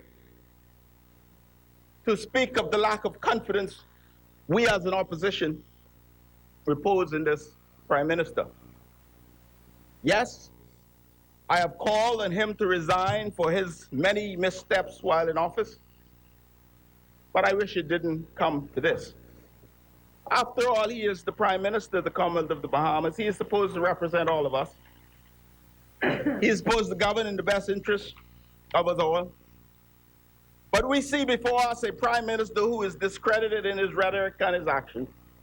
a prime minister who has widened the credibility deficit, a prime minister who has more than once, in my view, misled the Bahamian people in this very parliament, a prime minister who, in my opinion, is hopelessly tied to special interests and seemingly exists to serve them.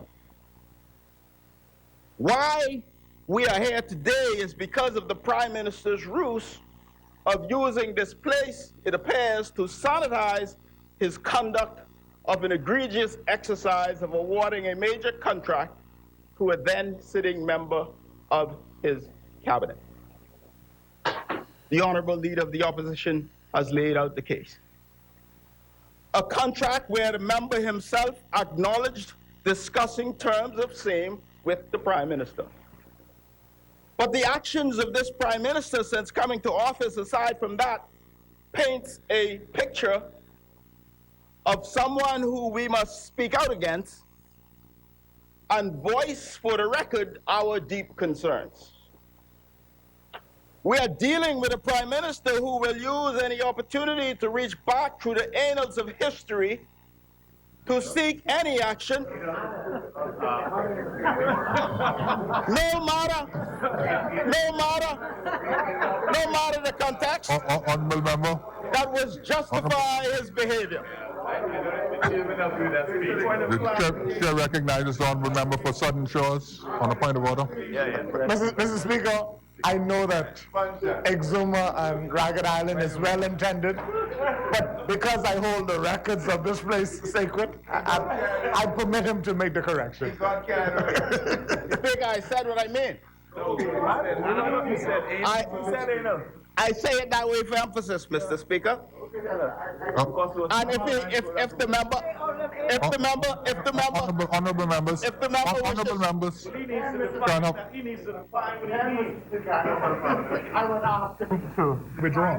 To withdraw, I consider that unparliamentary.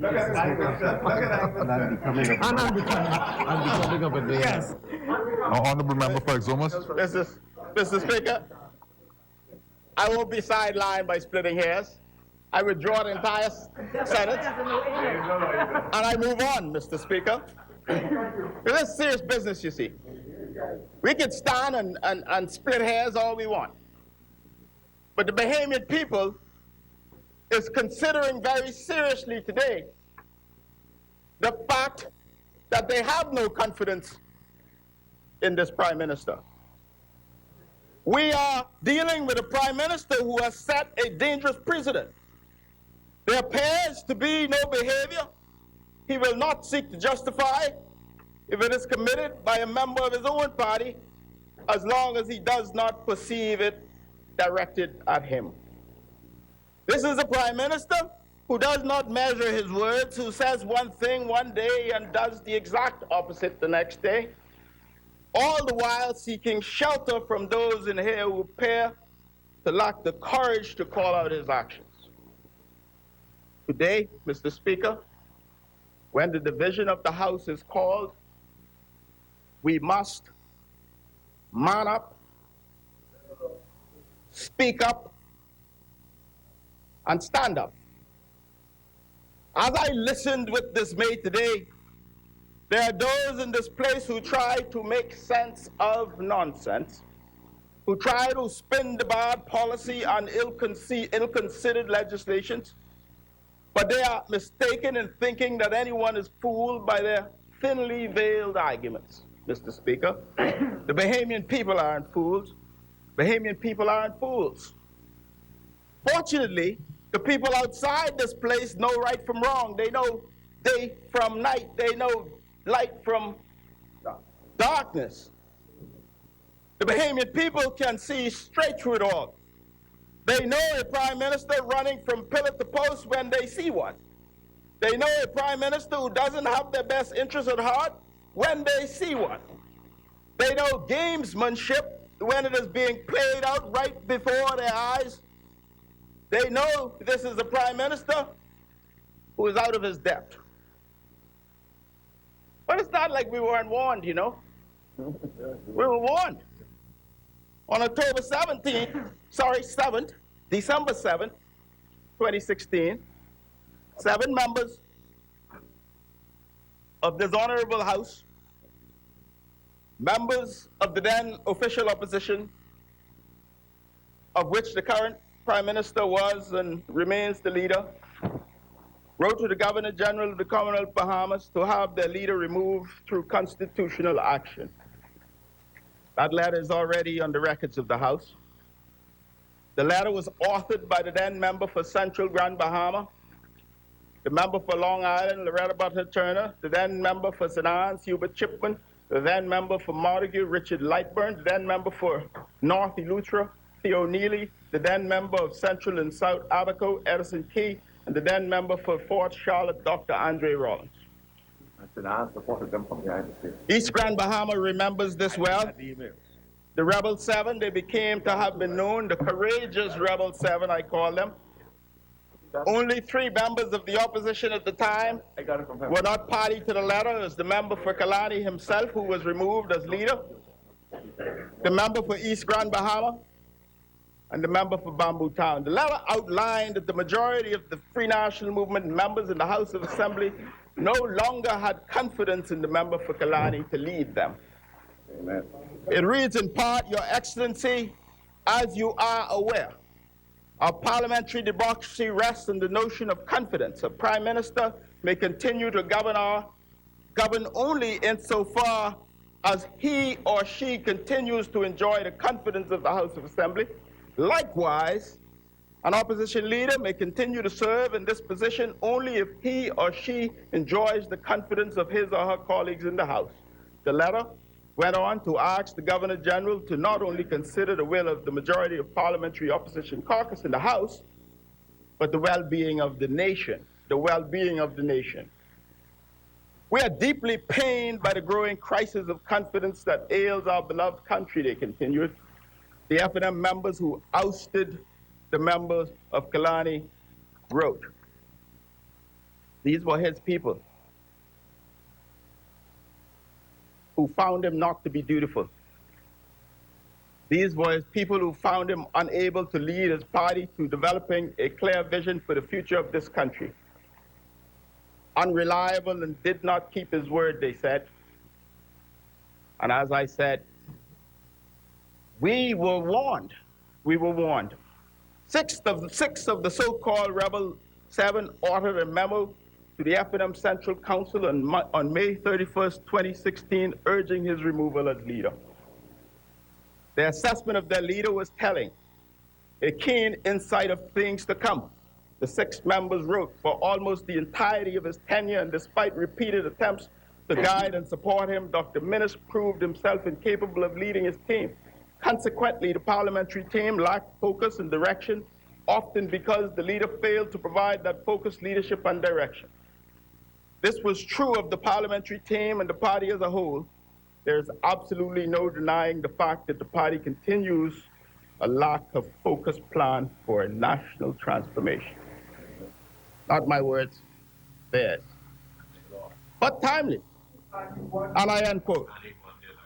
I asked the members of the House today, what has changed? What has changed? However, despite his failure of leadership, fate gave the member of Kalani another chance. God works like that sometimes. Mysterious in his ways. I suppose he allows you to ascend to certain positions so that people can see who you really are. So there is no doubt left. There is a saying that when someone shows you who they are, believe them the first time. And what we see is a Prime Minister who has no center. A Prime Minister who will mislead this honorable place on the Oban heads of agreement, as I contend he did. We see a Prime Minister who, when in opposition, opposed the implementation of VAT, yet he spearheaded the largest tax hike in Bahamian history, not even a year after he came to office. We see a Prime Minister who, when in opposition, He led a march on the resolved special purpose vehicle for Bank of Bahamas bad debts, only to come here and sit while the Minister of Finance directed even more bad debt into that vehicle. We see a Prime Minister who, when in opposition, railed against what he termed a spy bill. He went on the march. We do remember. He marched with We March. We March. What happened to We March? I didn't march. But We March we're talking about. I guess they find no reason to march now that the leader is a sitting senator. The leader of We March, that is. This is the same member for Kalani who, when he became Prime Minister, allowed the spy bill to be brought with even more stringent provisions and passed it and enacted it. This is a Prime Minister who 2 years ago promised a green city for the people of Ragged Island after Hurricane Irma, only to abandon the people of Ragged Island. Still no administrative building on Ragged Island. Still no school on Ragged Island. Still no teacher, no nurse, no doctor, no police. I could go on and on and on about failed promises, contradictory statements, neglect of holding ministers accountable for prosecutions of political opponents, and record electricity blackouts. But I must get to the meat of why we're here today. But before I do so, let me reflect on comments made by myself outside of this place in relation to the member of Kalani, which establishes a pattern of behavior of misleading this parliament. I said in Grand Bahama in March 2018, and I quote, "I personally believe the Prime Minister intentionally misled the House of Parliament on February 14th, one of the worst violations possible in our parliamentary democracy. On that day, in a clear bid to distract from the pending motion of no confidence brought by the leader of the opposition in the House Speaker, the Prime Minister made a grand announcement that a heads of agreement was to be signed with Oban Energies on February 19th. However, on March 20th, the Prime Minister said that the president of that company, the alleged president, Satpal Dana, signed the heads of agreement on February 10th. How is it then that the Prime Minister, knowing a heads of agreement had already been signed 4 days earlier, found himself telling the House without clarifying anything about a ceremonial heads of agreement, whatever that might be, that an agreement was yet to be signed? Given the Prime Minister's statements, there can be little question that he misled the House of Assembly. Perhaps all that is left to understand is whether he did so intentionally. Either way, the course of action for the Prime Minister is clear. I went on. When Minnis was opposition leader in March 2015, he said at a press conference that by high parliamentary conventions, there is only one recourse when a cabinet minister misleads Parliament. He must resign. Those were my remarks then, and I stand by them. Nothing has changed. Now, Mr. Speaker, I turn my attention to the resolution at hand and how the Prime Minister misled the House on this issue. What is so sad about this entire thing is that the member for St. Anne's, who was a minister at the time, resigned that post in July of this year. Had he only done so a few months earlier, we might not have been here today. But for those in this House who have forgotten, and those amongst you who no longer feel the sting for your defense of the indefensible, let me refresh your memory. Mr. Speaker, I refresh your memory, but I don't intend to relitigate all of the details of the lease of the town center mall matter.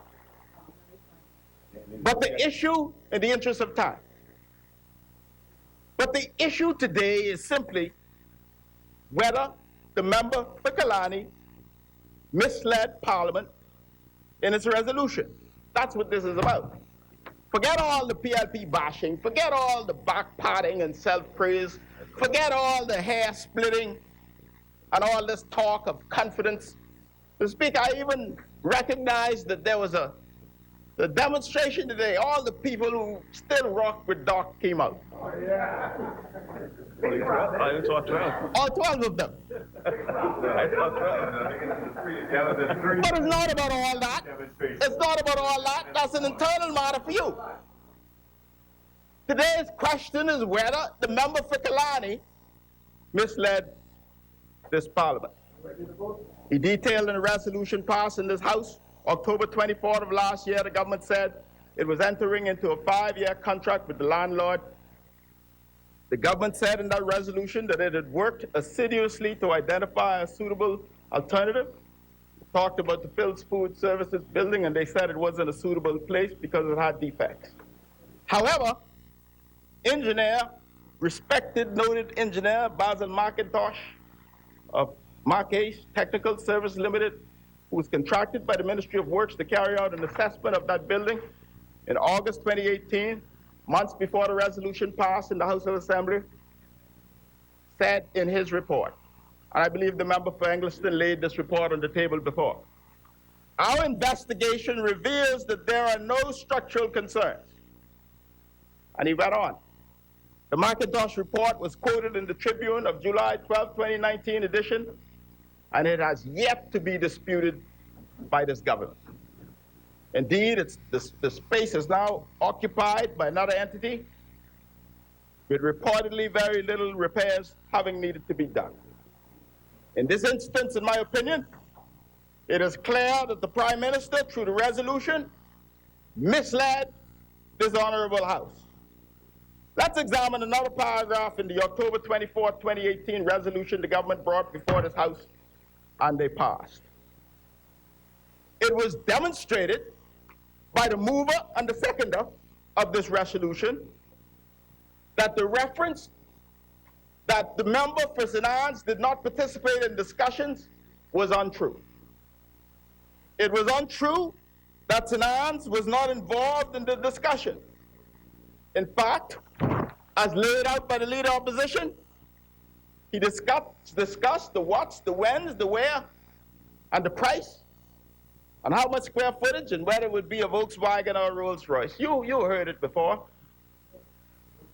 The member for St. Anne's himself admits taking part in the discussion with the Prime Minister. And I could go on and on and on and lay this out again, but Mr. Speaker, I believe it's now well documented that the Prime Minister, member for Kalani, in this resolution misled this House. So we know that the resolution in and of itself was misleading, as it neglected to mention that the Prime Minister negotiated the rate of the rent, the square footage, and the type of car it was going to be with the member for St. Anne's. Directly, Mr. Speaker. And Mr. Speaker, there are many guiding principles in the absence of a setter that this F&M administration can look to. They can look to Section 28(1) of the Powers and Privileges, the Senate and House Assemblies Act. It states where it appears to either chamber having comparing any report or account of its proceeding published by any person with the official record of those proceedings, that such report or account is a contempt of that chamber as being false or misleading in a material respect, then such chamber may punish such contempt by excluding by resolution such person from the precinct of the chamber for a period not exceeding 12 months. And it goes on. In the absence of a center for this F&M administration, I invite them to go perhaps to clause 33 of the Cabinet Manual that speaks to the duty to give Parliament, including its select committee and the public, as full of information as possible. And it goes on. And in the absence of a setter for this F&M administration, they might also reflect on clause 36 of that Cabinet Manual, which states a minister must avoid situations in which his private interest, whether pecuniary or otherwise, conflicts, and it goes on. But I know they're taking the references to all of these clauses to establish a setter and a soul for this FNM administration. Clause 43 provides that the minister must not engage in nepotism, and it goes on. Mr. Speaker, I submit that in the absence of the Prime Minister's failure to follow the procedures to fully disclose everything surrounding this contract to this House, we have no confidence in the member, Kalani. We have no confidence in the Prime Minister because he has misled this Parliament. He's committed a cardinal wrong in the Westminster system. The Honorable Leader of the Opposition cited precedents of resignation in the Westminster system of persons who did the honorable thing when they were found to have misled Parliament. We invite the members of this House not to allow Westminster to only be cited when it suits the whims of the members of Kalani. We invite the other side to not allow Westminster only to be cited when the senior members decide that they're going to fire some junior members in the name of Westminster, when it suits their purpose. We ask you today to man up, speak up, and stand up. And why is this necessary? All things considered, I would rather be spending time in this House today dealing with an agenda that uplifts the Bahamian people. But either we believe in the adherence of the Westminster system, or we don't. In a country where there is so much crime, where so many flout the law, how can we sit here and excuse these failures by the Prime Minister? How do we ask others to account but not our elected officials? To do so gives the sense that there is one rule for us and another rule for everybody else. To do so gives a sense that there are those amongst us who are above the law. To do so gives the impression that there is a protected class amongst the political elite in this country. And the Bahamian people frown upon this. It would be delinquent of me and of us to just let this slide. I am not prepared to tell my children that only some of us are supposed to play by the rules. I am not prepared to tell my constituents that only some of us are supposed to play by the rules. All of us must play by the rules, not just the political elite. I would much rather be spending time today on economic growth and job growth and entrepreneurial opportunities, tax relief, lowering the cost of living and ease of doing business, but we just can't let this slide on principle.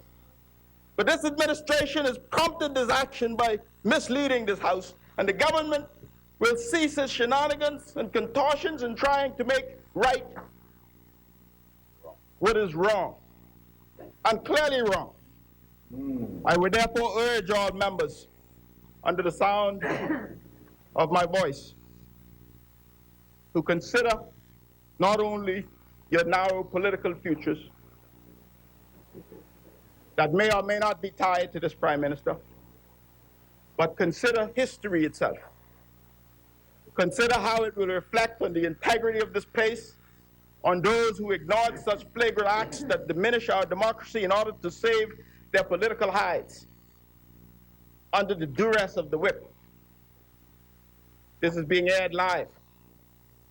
Our children are watching. The Bahamian people are watching. The young people are watching. And they want to know that the Bahamas is a real place. This is being recorded on the Parliamentary Channel and in the Hansard of this Parliament.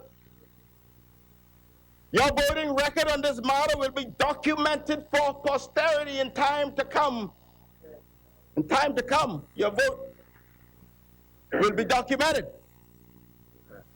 We acknowledge that today will be a difficult one for many when they must decide between what is politically expedient and what is the right thing to do. No doubt you are under pressure and you're under duress.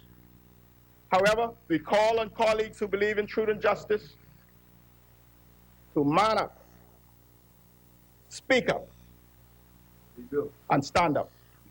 We call on colleagues who believe in the Westminster tradition, the importance of the separation of powers and the sanctity of our parliamentary democracy, to man up,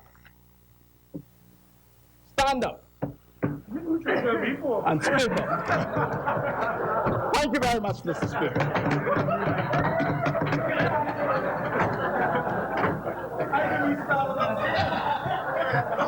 Thank you, honorable member. As many?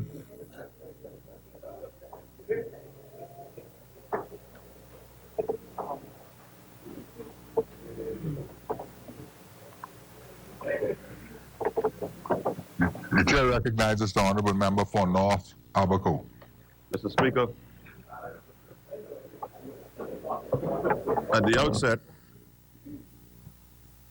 let me say that the member for North Abaco unequivocally supports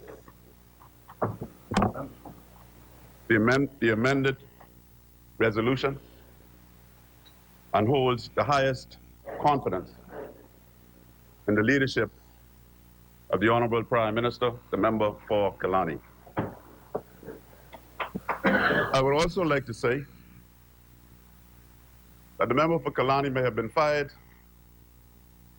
in December 7th, was it October? What was it?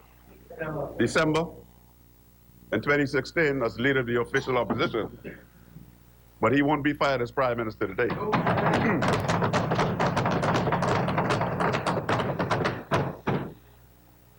You know, I agree with my colleague from Exuma and Ragged Island. We ought not be here today having a pedantic discussion solely based in politics when, as the leader of the opposition indicated, he knew, everybody else knows, that with the majority that we hold in this place, this is an absolute waste of time. Especially while my people in North Abaco are still, and in Grand Bahama people are still trying to recover from a very devastating hurricane event, the worst in recorded history of these Atlantic storms to strike our country on the 1st of September. And this is the type of politics that we come to this place to practice. And then we talk about what young people and our children will think about what we do in these hallowed halls. This is what we've reduced this place to. A place of mockery, a place where politics is put above people, a place where we have relegated our responsibilities to wasting time. And we should be ashamed of ourselves. You know, if the member from Ragged Island and Exuma thought this was unnecessary, he should have spoken up and manned up. Honorable member, the chair recognizes a member for Exuma on a point of order. North Abaco is misquoting me. I never said it was unnecessary. I said it was absolutely necessary because I was minded as the precedent we would set today. I was minded by the precedent we would set, Mr. Speaker, that goes against the Westminster system, against the sanctity of our parliamentary democracy. What I said was I would much prefer to be discussing issues that helps the people in North Abaco and Grand Bahama, the poor and the needy, and the people in shelters, Mr. Speaker. That's what I said. But this, Mr. Speaker, is absolutely necessary. What is necessary? This what we're doing here? This what we're doing here is necessary? You have, Mr. Speaker, I withdraw if I would misquoted the member. But the member asserted that we could find better things to be doing in this place. Can you name them? And he went on to name them, you know. He went on to name them. And he just recited some of them just then. But here we are. Here we are in a time in our country when we came to this place to do serious business, people like you and I who are not traditionally politicians. And we find ourselves embroiled in this. Yeah. In this nonsensical exercise. Do you know what it takes to remove a sitting prime minister? Do you know what it takes? Honorable member. The chair recognizes honorable member for Cat Island, Rumpkin, San Salvador. On a point of order. Speaker, it is wholly irregular, unparliamentary, inappropriate for a member to describe a proceeding that relates to a resolution that speaks to the confidence of the Prime Minister as nonsensical. That's his opinion. It's nonsensical. That's his opinion. Mr. Speaker, we would not have been here. We would have been doing those things. We would have been doing those things that the member from Exuma was talking about had it not been for the conduct of the Prime Minister. The conduct of the Prime Minister has us here today discussing this, Mr. Speaker. That's what's under scrutiny. Nothing else. That's your opinion. That's what it's here. Again, it's my view that this exercise is nonsensical. It is also my view that it is very ironic that the conduct of the Prime Minister would come under scrutiny by a leader of the opposition who sat in this place and denied that Bamsi was insured or was not insured or had insurance, and said that it had insurance. And then you come here to speak about a Prime Minister misleading Parliament. He was unaware, man. That's usual. You know, my brother from South Beach, who was my learned senior in the law, he said in Latin, I don't remember the Latin like that. I didn't have that much training in Latin as he did. When you come to my learned senior, you know this. I mean, this is equity. When you come to equity, Why water, Mr. Speaker? when you come to equity, you must have clean hands. Honorable member for North Abaco. The chair recognizes the honorable member for Cat Island, Rumpkin, San Salvador. On a point of order. Speaker, it is not true that I misled the Parliament over the Bamsi insurance affair. Mr. Speaker, I came to Parliament. I indicated what was advised to me. No one,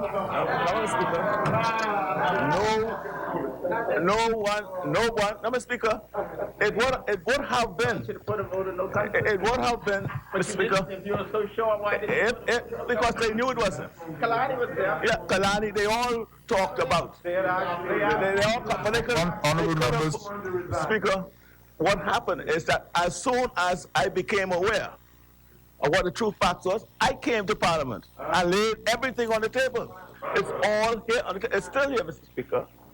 Now, if I was misleading, why would I do that? Why would I? Nobody caught me. I came here off my own. Nobody. I brought it here. I came back and told them. I came back here.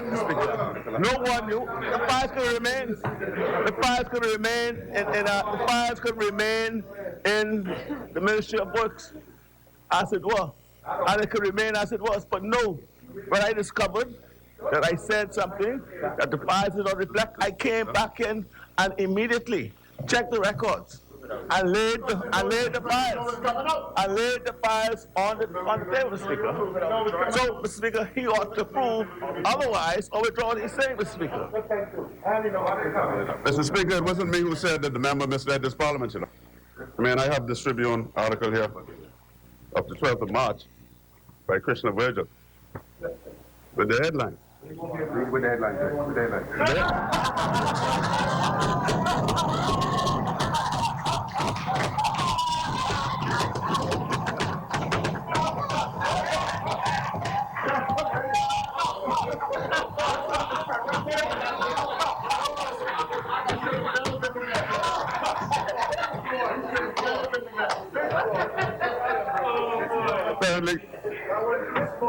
Actually, Mr. Speaker, the member for Fort Charlotte has a bigger headline than I do. I didn't realize that he had it. Honorable member for North Abaco. The chair recognizes honorable member for Cat Island, Rumpkin, San Salvador. On a point of The headline is misleading because what the headline is doing is quoting what some member of the opposition was saying, not what was in fact what was not the truth. And the story will say what happened. So it's one thing just to put up the headline, political thing, but to tell the story. Tell the story. That's just the headline. Mr. Speaker. Mr. Speaker. You know the facts are. Honorable member, are you tabling that document that if you wish me to, I can table this, Mr. Speaker. I mean, I can table this, right? I mean, I really didn't come here for this. If you are referring to newspaper articles, I was actually on vacation. Are you adopting? I didn't come here for this today. Today is the 14th? 11th? Mr. Speaker, I wish to table this article from the newspaper. Order that the document be brought up. But do you know what this is about? Just a moment. I'm sorry. Honorable member, I take it that this line is your signature. That's my signature. Thank you. That's my mark. Order that the document will lie on the table. And all the signatures, Mr. Speaker, as you know, is just a mark.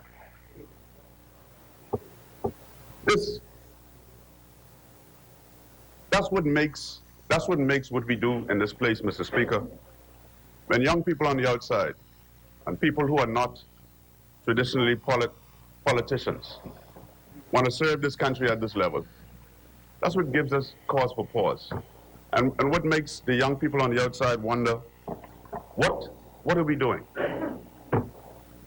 When an entire opposition party, responsible and loyal opposition of the government of the Bahamas, responsible for holding the government's feet to the fire, would come in this place in the guise of democracy and under cover of law and purport to be impugning a sitting prime minister based on what?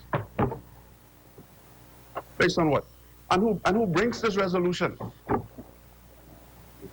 Who brings this resolution to impugn a sitting prime minister? You know, the Bible says in Matthew 26:31, for it is written, I will smite the shepherd, and the sheep of the flock be scattered abroad. That's what this is about. This is about striking the leader of our party, the leader of our country. Unnecessarily so, you know.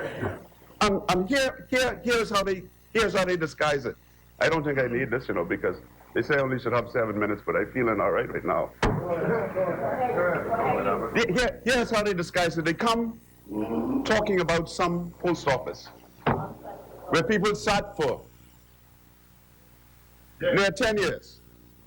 Correct me if I'm wrong. Going home half days. And it was not just about restoring regular mail service to the Bahamas, you know. But it was about the people, public servants, who were required to go to work in that place in mold-infested conditions. Oh, I was in the AG's office when we moved. I was there when we moved. I have moved the boxes. But not until this government came to office under the leadership of Kalani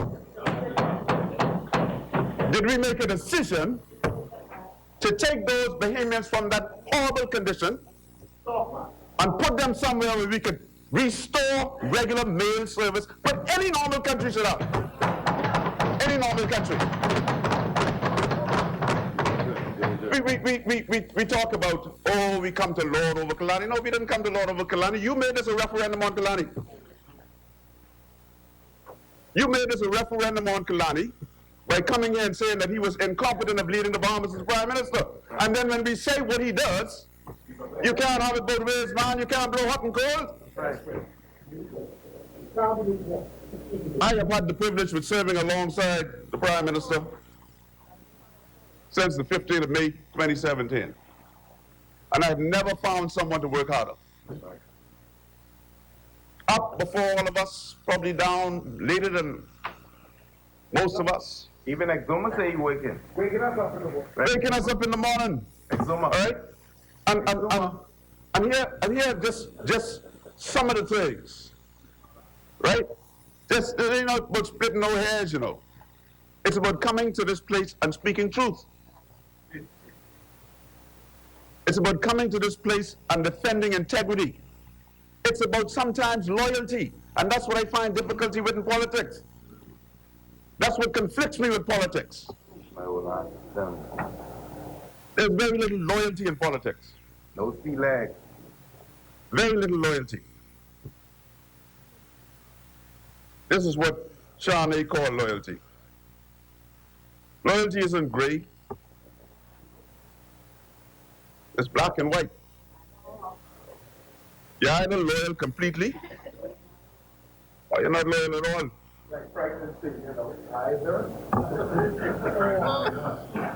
But I like this one better. I like this one better from an unknown author. Can't be half frank today. It says that the strength of a family, like the strength of an army, is in its loyalty to each other. Now every speaker will admit here today that leadership is established by God. I mean, I heard some of them over there say that. That leadership, this is not one of those democracies or one of those countries where before we finish a term, you know, they impeach people in other places. Or attempt to impeach people in other places.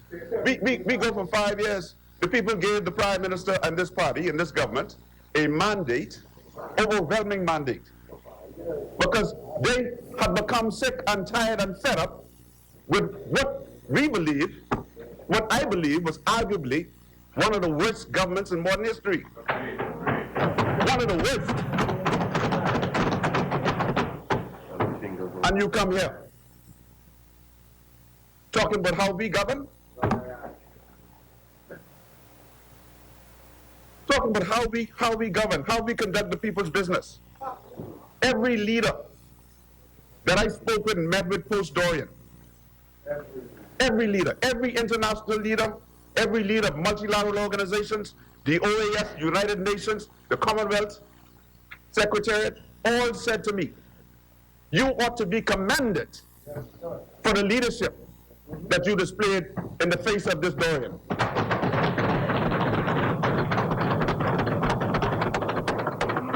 All of them. But you know, Mr. Speaker, what I believe? I believe that Kalani, this from my heart now, Kalani is not recognized as one of those political aristocrats. He doesn't come from political aristocracy. And so everybody feel like they could jump on him all kind of how. No, he's not supposed to be the prime minister, you know, it's unlikely. But that's how I know it was God in it that brought Kalani thus far.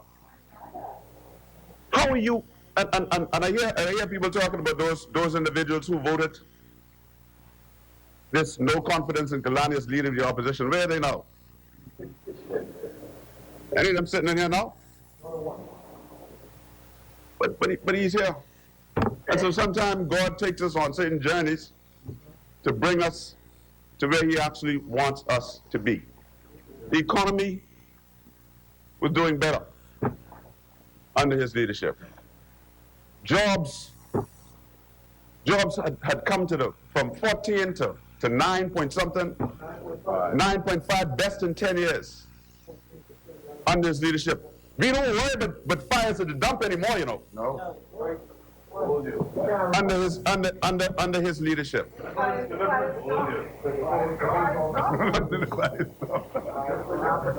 glad. You know, when I saw when I saw that I would follow a member of the opposition, I was hoping it wasn't my friend from Angleton. I was hoping it wasn't you that I had to follow. I was hoping it wasn't you. You're my friend. South and Central Anders is my friend too, but he wrecks. He get vexed, yucking himself and gone. I don't know why. But Mr. Speaker, moving the post office was a big decision for the Prime Minister. It was a considered decision by the Prime Minister. Leaders make decisions that are tough, not that are always popular. Now he could have decided to leave them there and let them continue to go home in half days and get sick, as some of them said to me that they'd gotten. You know, but when we went to the opening of the post office, I spoke with some of the people who work there, and I asked them, because I was really interested. I said, how do you feel about this? They bring out the choir. They brought out the choirs.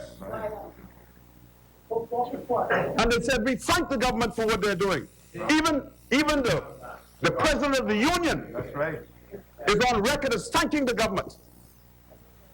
9 to 5. And here we are today. You and I didn't come here for this, Exuma. We didn't come here for this. Blame Carolina. We came here to change this old way of doing politics. We came here to make a better Bahamas. We came here to make a future for our children and our grandchildren.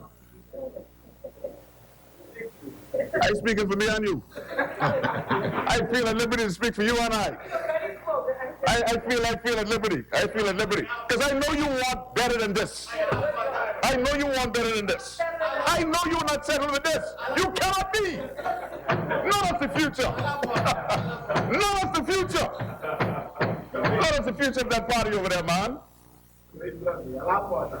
And so, Mr. Speaker, I'm going to try to be obedient here and take my seat. Leadership is not happenstance. It took leadership to arrest the constant slide of downgrades and junk bond status that we went into. Not happenstance that our administration, under the leadership of Kalani, has attracted more than $8 billion in potential foreign direct investment. That's not happenstance, that's leadership.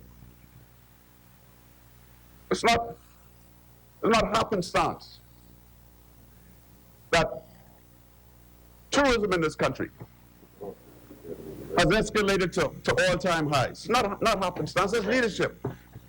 You want to give him the bad, but you got to give him the good too, because all of this rise and fall in leadership, he takes it. That's what it is. Minimum wage. We take Bahamas as ours. We take Bahamas as ours, you know, that's a Bahamian thing. That's ours.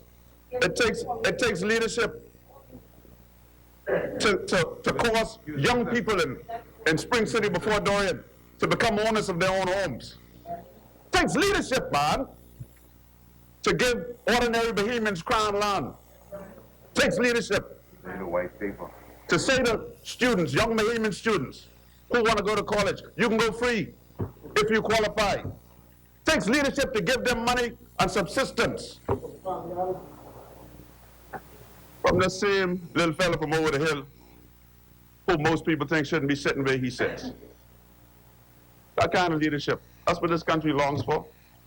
And I believe his leadership is going to cause an outstanding recovery and transformation and move us in this country where we know we can be and where we know we can go,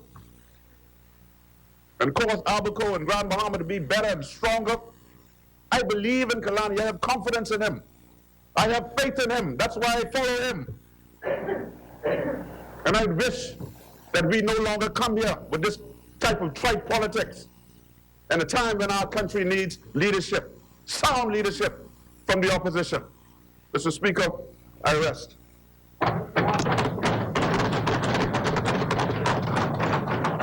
Thank you, Honourable Member.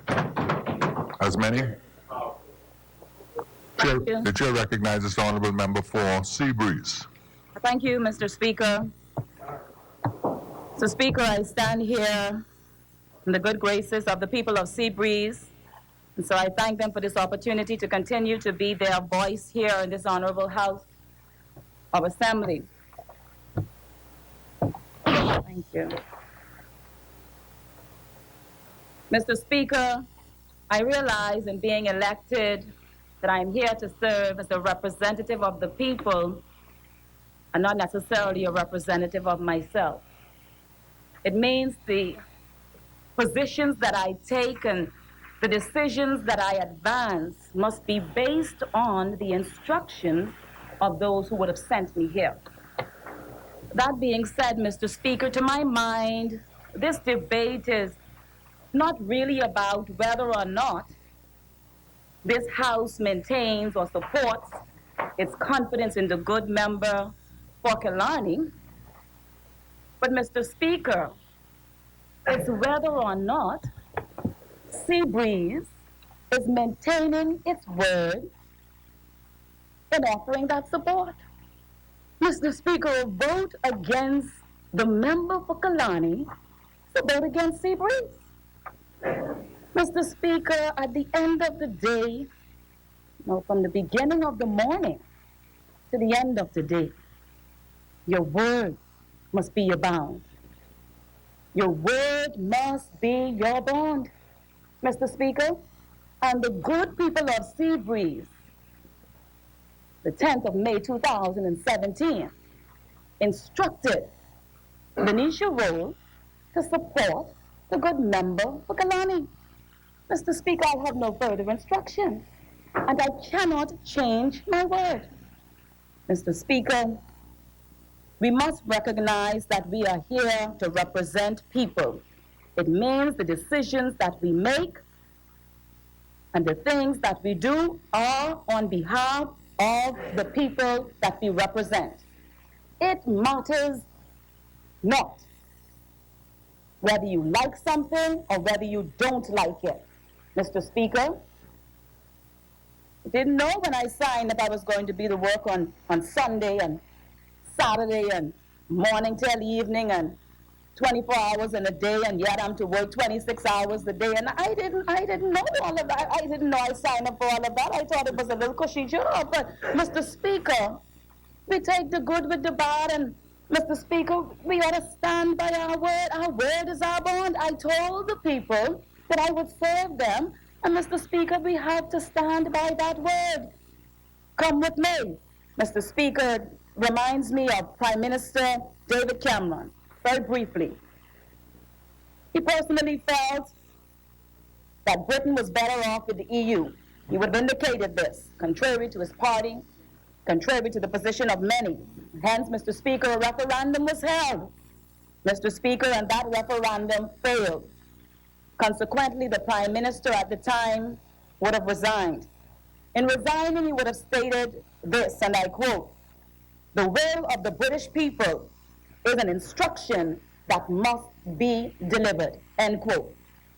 What is that to say, Mr. Speaker? We are here on instructions of those that sent us. We are not here on our own. Mr. Speaker, I want to make 7 points today on this debate, and I'm not going to go into the fact that we held a referendum or opinion poll. I don't know which one we're calling it today. And Mr. Speaker, the people said no, and then another thing was done, and then nobody decided. Mr. Speaker, I don't want to go there. I want to stay here on what we're dealing with today, Mr. Speaker. And what we're dealing with today is the fact that the people's decision to elect the member for Killarney still stands. The House decision to support, or the majority of the members of this House, to support the member for Killarney as the leader of this country still stands. The Governor General's decision to appoint, based on this House recommendation, the good member for Killarney as Prime Minister and later Most Honorable Prime Minister, is a decision that still stands. The word of the people of the Bahamas, Mr. Speaker, it still stands. Mr. Speaker, any vote against our word is a vote against ourselves. Mr. Speaker, we supported and we elected and we said to the good member for Kalani, we want you for a solid 5 years, and Mr. Speaker, we ought to give him that and every day of it. Mr. Speaker, the other side, I understand they had an election or internal turmoil or something between Cat Island and Angleston, and maybe, Mr. Speaker, being a female, I might have even voted for Angleston. Mr. Speaker, but Mr. Speaker, the people, nonetheless, the people of that party at the time, they decided to vote and put their confidence in the member for Cat Island, Wampkins, and Salvador. I can't say whether they are happy with that result, Mr. Speaker, or the performance. But you see the good four members, they're standing behind that leader, Mr. Speaker, and I am going to go against my leader? Mr. Speaker, I don't want to say it again, but the devil is. Mr. Speaker, and so we stand by the decision. Very quickly, Mr. Speaker, you're talking about, Mr. Speaker, the no confidence and whether there's confidence, Mr. Speaker, and misleading. Mr. Speaker, there has been no misleading. The good member for Kalani came in on the commitment of change, of transformation, transparency, and accountability. I can say, Mr. Speaker, unequivocally, I see no more and no less than that in, Mr. Speaker, the transaction with which they speak about. I did not want to interrupt the good QC as he was delivering his presentation earlier. But, Mr. Speaker, it is very important to point out at the Article 49, an F, the proviso at subsection 1, Mr. Speaker, or I, subsection 1. And I just want to read it quickly because it was not read in its entirety, Mr. Speaker, so that the House and all members listening understand that what we had in relation to this matter was full transparency and accountability to the people of the Bahamas. A member of the other side said before, why did we not table this and that before? Mr. Speaker, we're doing it the new way, we're doing it the right way, and we're doing it the right thing for the people. And so it says, if in the circumstances it appears to the House of Assembly to be just to do so, I'm reading, Mr. Speaker, from the Bahamas Independence Order 1973, or the Constitution as we know it, Article 49, subsection F, Mr. Speaker, and the proviso 1. If in the circumstances it appears to the House of Assembly to be just to do so, the House of Assembly may exempt any member of the House from vacating his seat under the provisions of this subparagraph, if that member, before becoming interested in such contract as aforesaid, or as soon as practicable after becoming so interested, discloses to the House the nature of such contract and his interest therein. This tells me, Mr. Speaker, whether before or as soon as practicable after, once it was brought to the attention, Mr. Speaker, of the House, the member was exempted. Mr. Speaker, what we call in law, the disability has been discharged.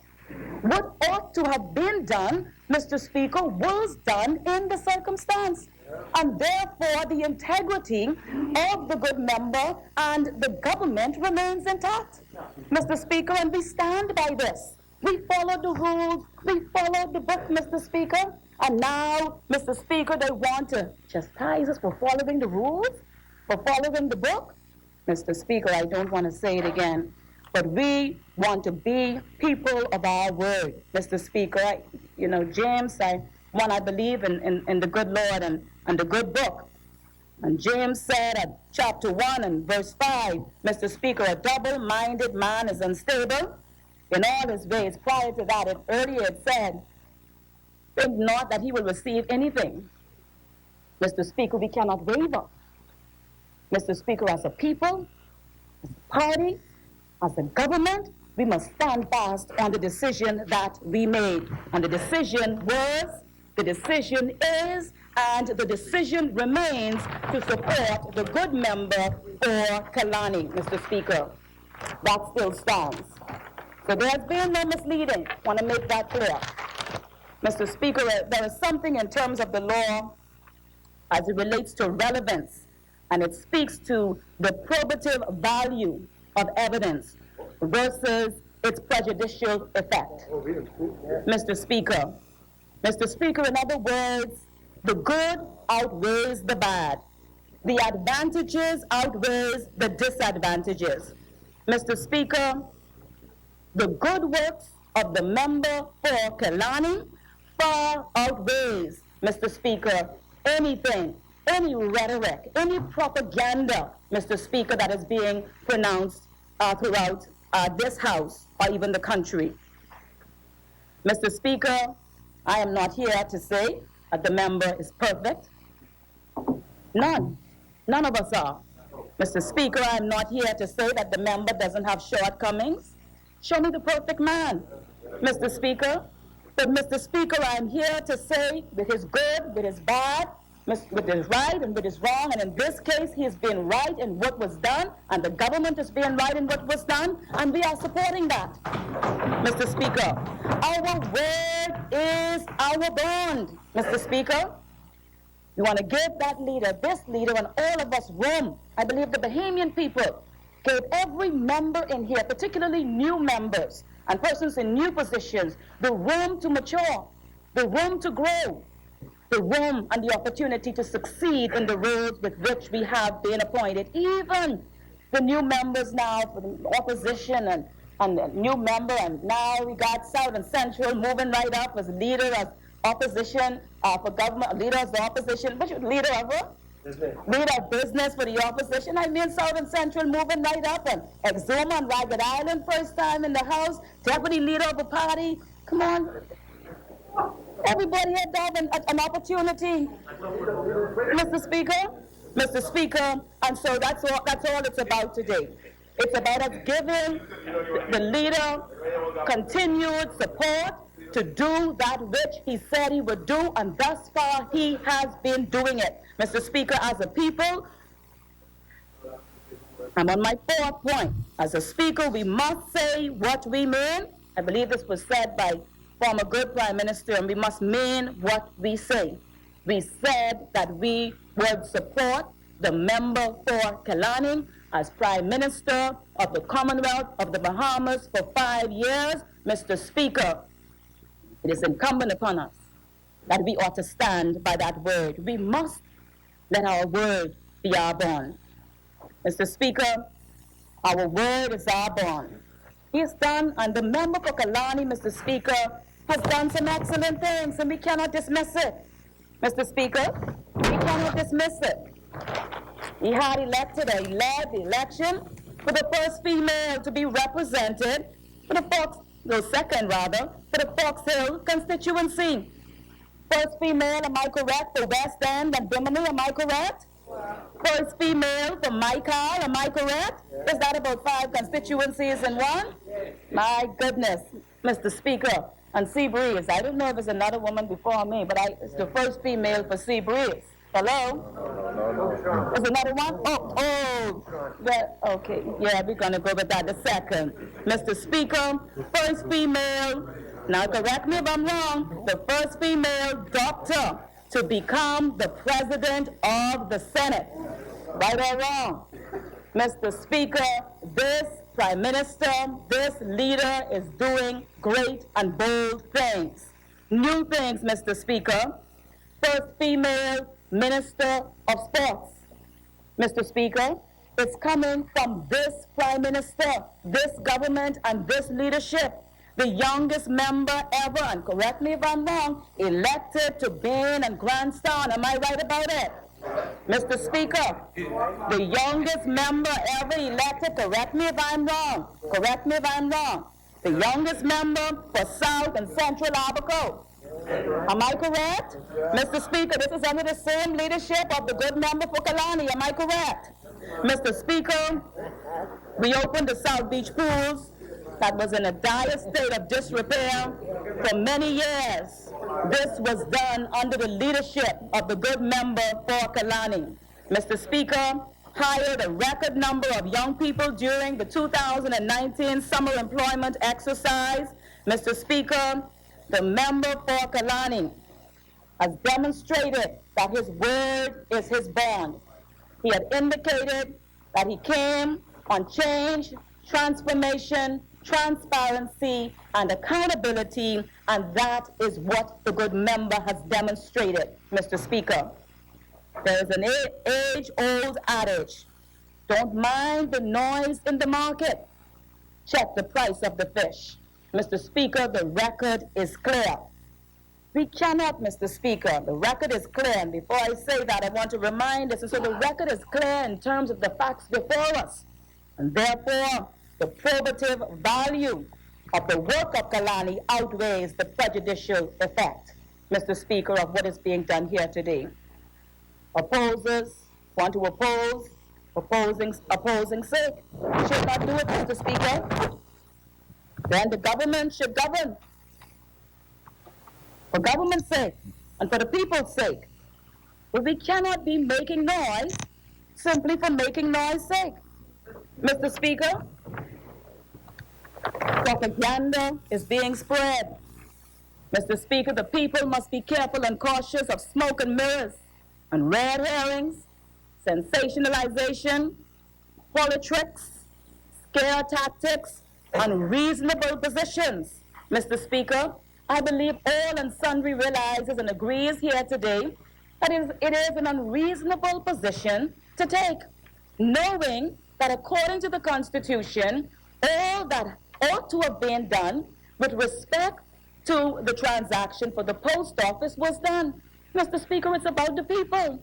And the good member and his government made a decision for the people, brought it to the people, supported by the people. In that case, Mr. Speaker, it is unreasonable, in my mind and in my opinion, for the opposition, my goodness, on the brink of the Yuletide season, to bring this kind of thing before the people of the House. The good member for Abaco just told us, we have so many things to be dealing with now, so many things to do for the people of this country.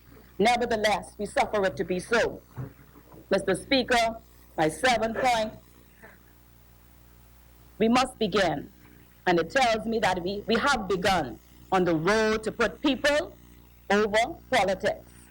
Mr. Speaker, that is what we're doing here today, focusing on the issues, focusing on the work that we have done, and recognizing that there is more work to do. Mr. Speaker, you know, that's what came out of this today. It caused every one of us to recognize, as North Abaco said, there is much work to be done, Mr. Speaker, and it causes us now to prioritize and reprioritize the time within which we have to do it. Mr. Speaker, Romans says that every soul be subject unto the higher power, for there is no power but of God. The powers that be are ordained by God.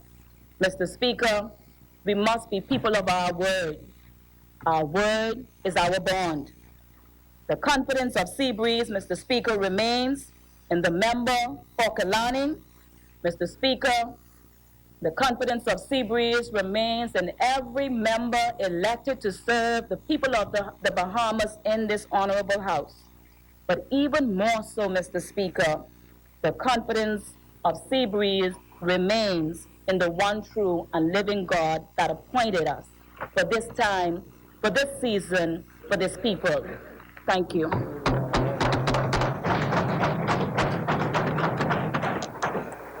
Thank you, Honorable Member.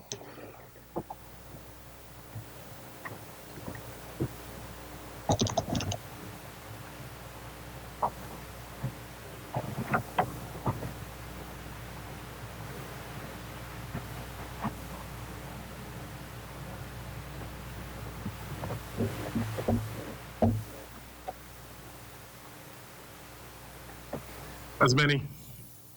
Chair recognizes the member for Port Charlotte. Good afternoon, Mr. Deputy Speaker. As I rise to lend my support for this amended resolution before us, I do so once again, Mr. Speaker, recognizing and thanking God and the wonderful people of Fort Charlotte, of the Fort Charlotte constituency, particularly the young people of the constituency who continue to inspire me each day to be a better leader and to do better and greater things. Now, Mr. Speaker, before I turn my attention to the debate, I would like to take a moment to do a House of Assembly shout out to one group of inspirational young people to whom I was recently introduced. And this House of Assembly shout out, Mr. Speaker, goes to the 50 young men or so of C.C. Sweeting High School who are part of the Men of Honor program headed by Vice Principal Mr. Kevin Edgecombe. I had an opportunity to speak to this group of young men a few weeks back, and it was an inspiration to see these young men from all different backgrounds trying to learn about leadership and how to be a good leader. Mr. Speaker, when you know that these young people are listening and taking cues from us as to what a good leader is or should be, it's important to know that we have an obligation to set some high standards, some very high standards of conduct and achievement for these young people who we want to be future leaders and model citizens of this country. So with this understanding, Mr. Deputy, you would be reminded that it was only a few months ago that I introduced this mask of the hypocrite to the House. At the time, among other things, Mr. Speaker, I explained that the word hypocrite refers to someone who pretends to be morally good or pious in order to deceive others, with the key word being deceive. Now, the good book, Mr. Speaker, demonstrates that the hypocrite or the deceiver in their sinfulness would recognize their hypocritical ways and walk away, it says, beginning with the eldest. But in today's society, Mr. Speaker, you find that the oldest, more seasoned hypocrites sometimes lead the charge with the younger ones just riled up, like I said before, behind them, learning their bad ways. Like someone said to me, the set of hypocrites we have today have no shame. No shame, none so ever. We are here today, supposedly, Mr. Speaker, because the leader of the opposition is charging the Prime Minister of this country, with misleading Parliament. And as such, he intimated if we were following the principles of leadership, the Prime Minister wouldn't be here. He says a man of honor would resign for misleading the House, and we would not be here. He says, or he said this morning, that the Bahamian people deserve better. Like I showed you earlier, Mr. Speaker, I just want to find out, ask the question, is this better? Is this better? It says, this says, Mr. Speaker, Deputy Prime Minister misled Parliament over Bamsey. It says well, let me read what it says, what the article says, Mr.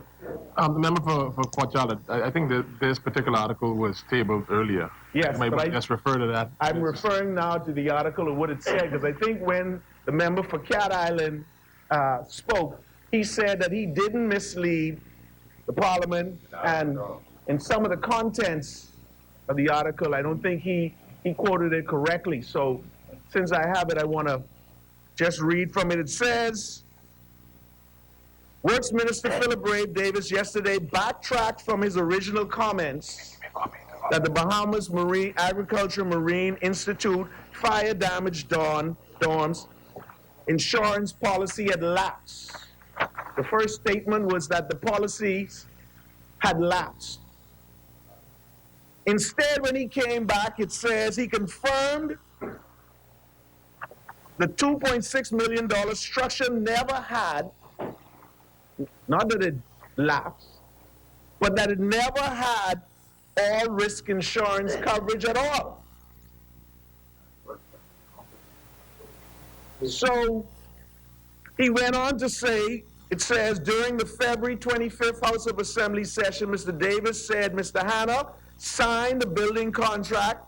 He had everything that was required to take on the project, which included a contractor's all-risk insurance. That was February 25th here in the House of Assembly.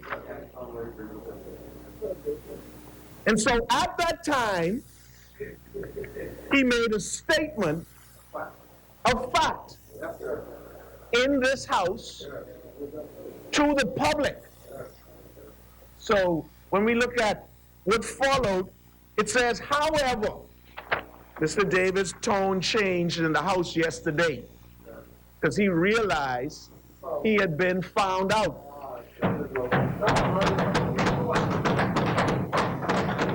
And so he had to change his position. But that does not deny the fact that on February 25th, Mr. Davis misled not just the House of Assembly, but the whole Bahamian public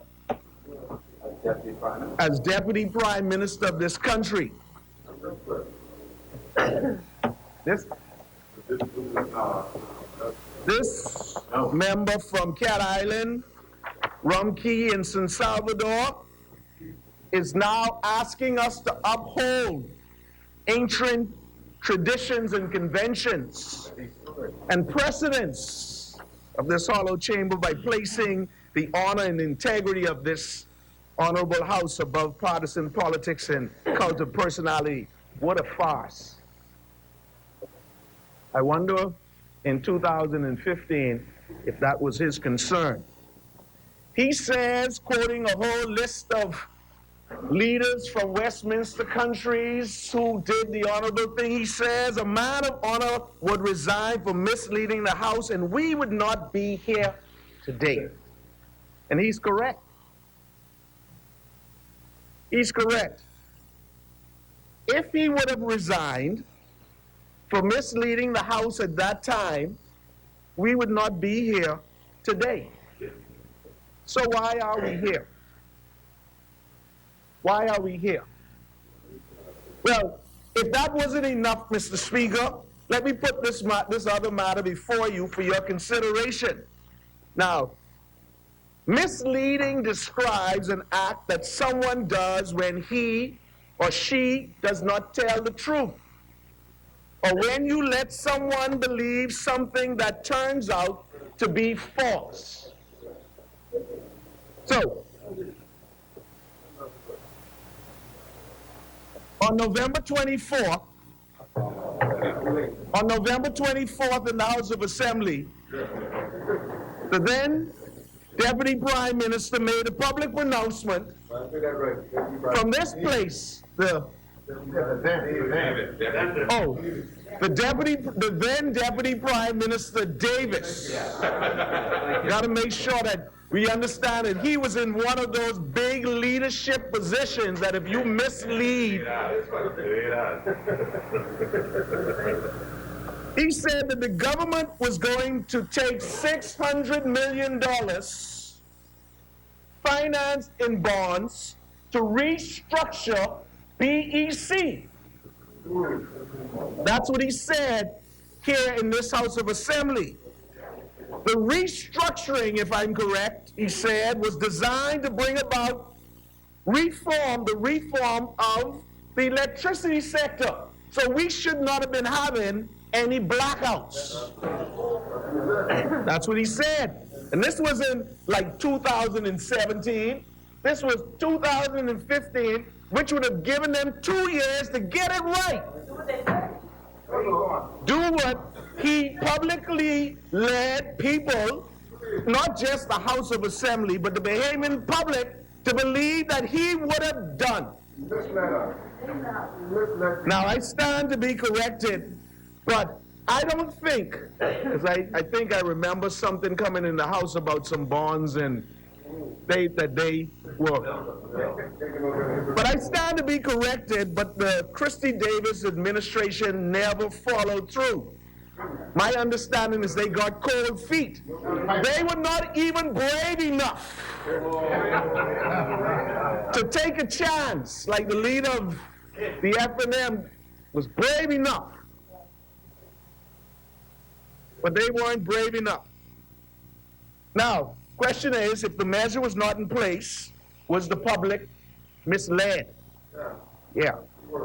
Not only was the public misled. Before you put that down, can you properly reference? Are you relying on that? That's the Guardian article. This is a Guardian article. Our latest on the. If you're gonna adopt it, are you adopting the contents of the article? Yes, sir. Can you properly reference Guardian? Which year? Who's the writer? Guardian, November 24th, 2015. I lay it on the table. I cited, lay it on the table a little later. Now, not only was the then Deputy Prime Minister misleading the public, but now this same member for Cat Island, Rumkey in San Salvador, is insisting, this was a quote from another periodical, that the BPL consumers are suffering from this government's mistakes. What a joke. What a cruel, awful joke. Yeah, but why are we here? We're not here speaking to this issue today because of democratic principles. We're not here because our democratic system of government is at stake. We're not here because the opposition leader has finally found Christ and is concerned about the preservation of the rule of law. We're not here because the member truly feels that his team has the responsibility to act in the public interest. This is not about upholding ancient traditions, conventions, or precedents. That was the case, Mr. Speaker. The member from Rumkey, Crooked Island, San Salvador, Cat Island, San Salvador, would have never offered himself for re-election in the last election. But be that as it may, we are here. We are here being asked to confirm our confidence in the leadership of the member from Kalani as Prime Minister of the Commonwealth of the Bahamas. As I take my seat, Mr. Speaker, I do so unequivocally stating that Fort Charlotte has full confidence in the leadership of the member from Kalani and his vision for moving this country forward. We continue to lend him our support. All we say to him is, don't be brave. Continue to be bold and move the country forward.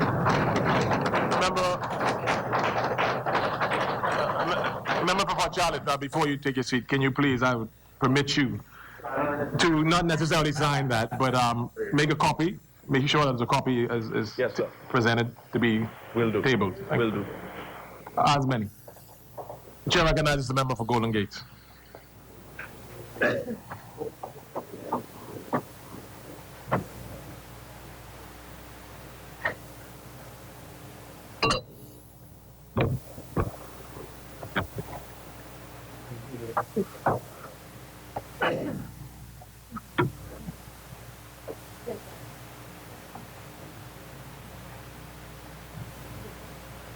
Thank you, Mr. Deputy Speaker. Deputy,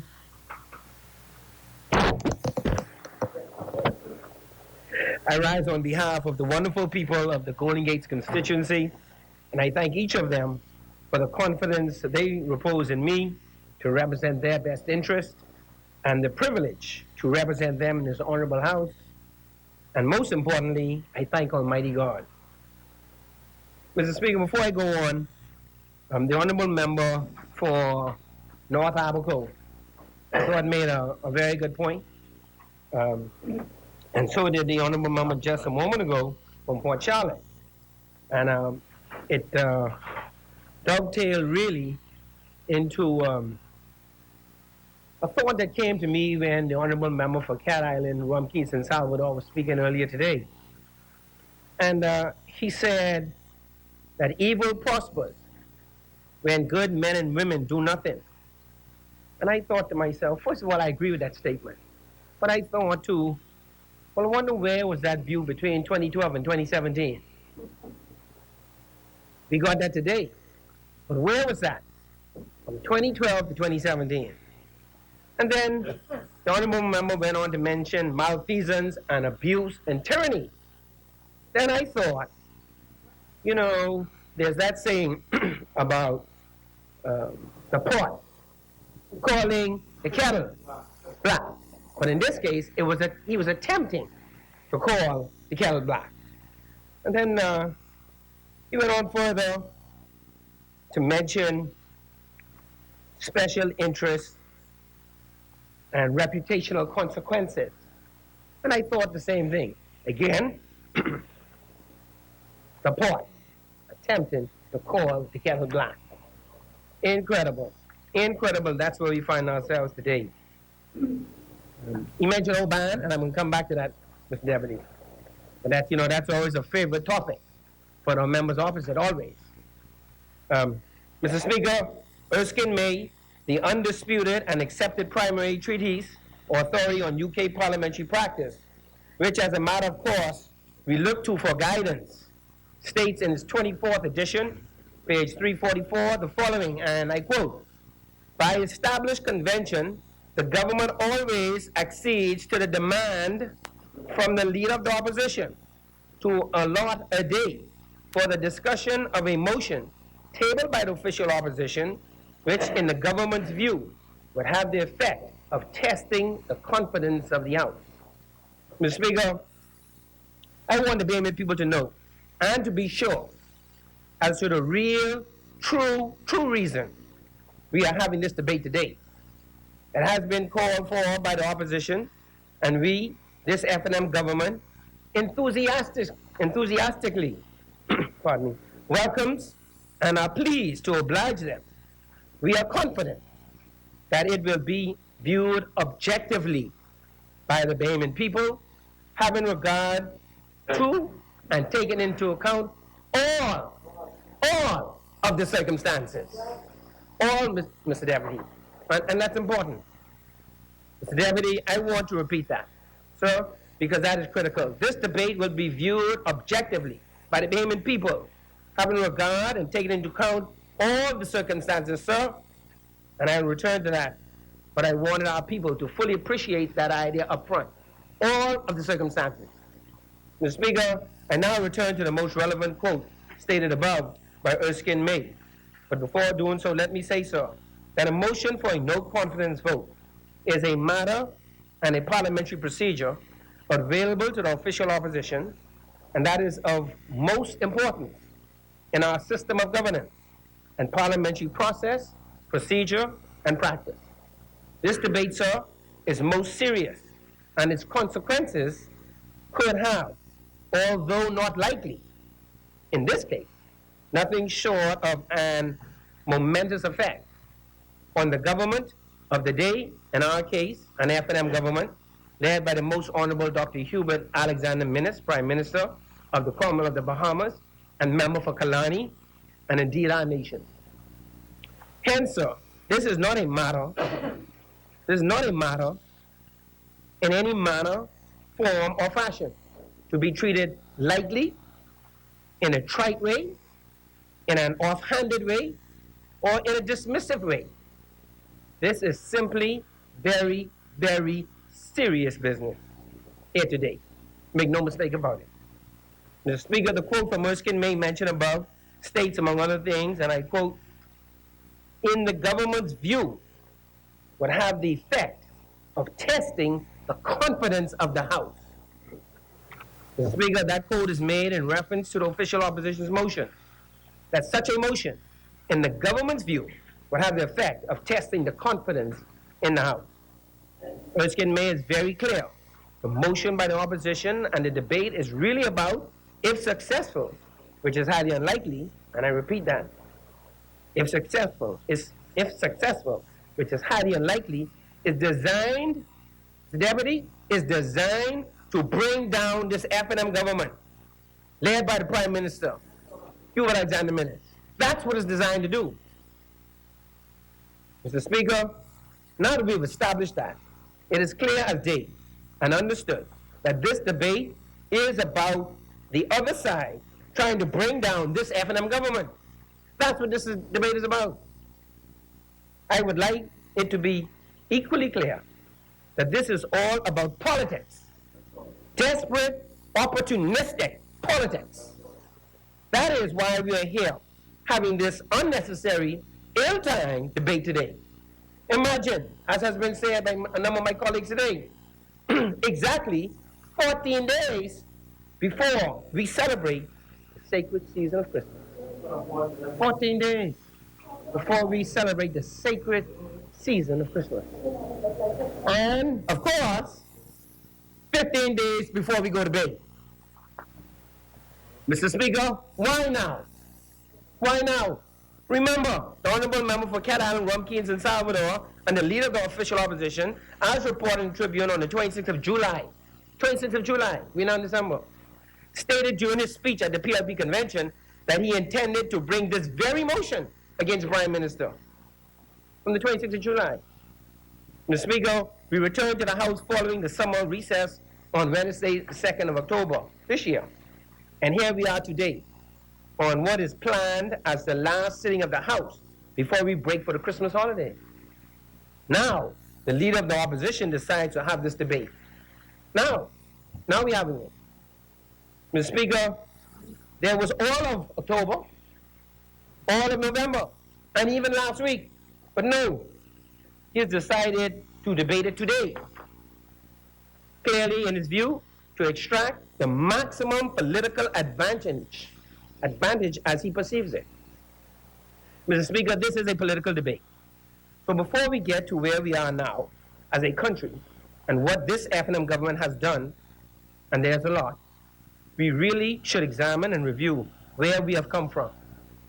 To do otherwise would certainly paint an incomplete picture. And that is exactly what the other side wants to do. Paint an incomplete picture for the Bahamian people. But no, we're going to give them a complete picture. And that's what we've been doing all day. But Mr. Speaker, we did not just appear here. The government today did not just appear here. This government did not. There was no blank sheet. We did not start from scratch. The reality, sir, is that we started just where the PLP left this country. In the absolute worst financial condition and mess in our history. That's where we started, sir. That's where we started. We didn't walk in here with a blank sheet to start from the beginning. No, sir. Mr. Deputy, that is where this F&M government started.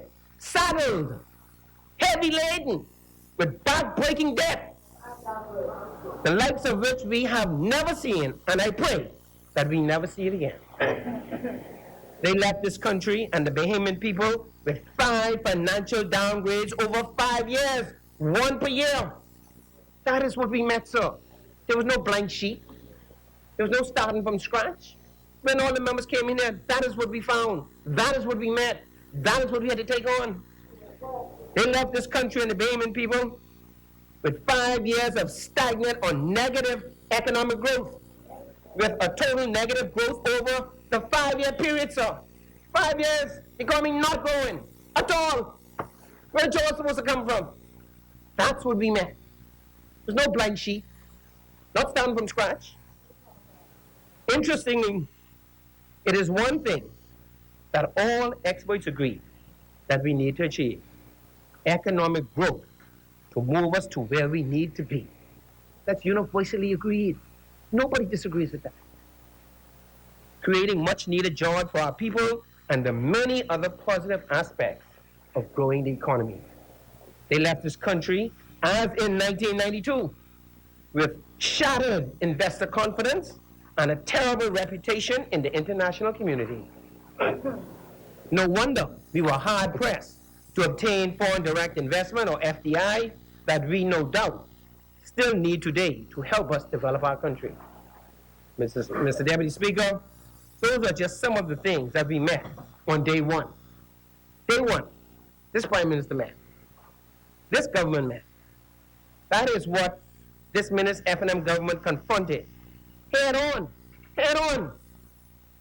and had to deal with in making real difficult decisions, hard decisions, decisions that were necessary to put our country back on the right track, to create a more promising future, you're right, Seabrave, to create a more promising future for our children, our teenagers, and indeed our working people, all of us, sir. That's what this government's been doing, led by the Most Honorable Hubert Alexander Minister.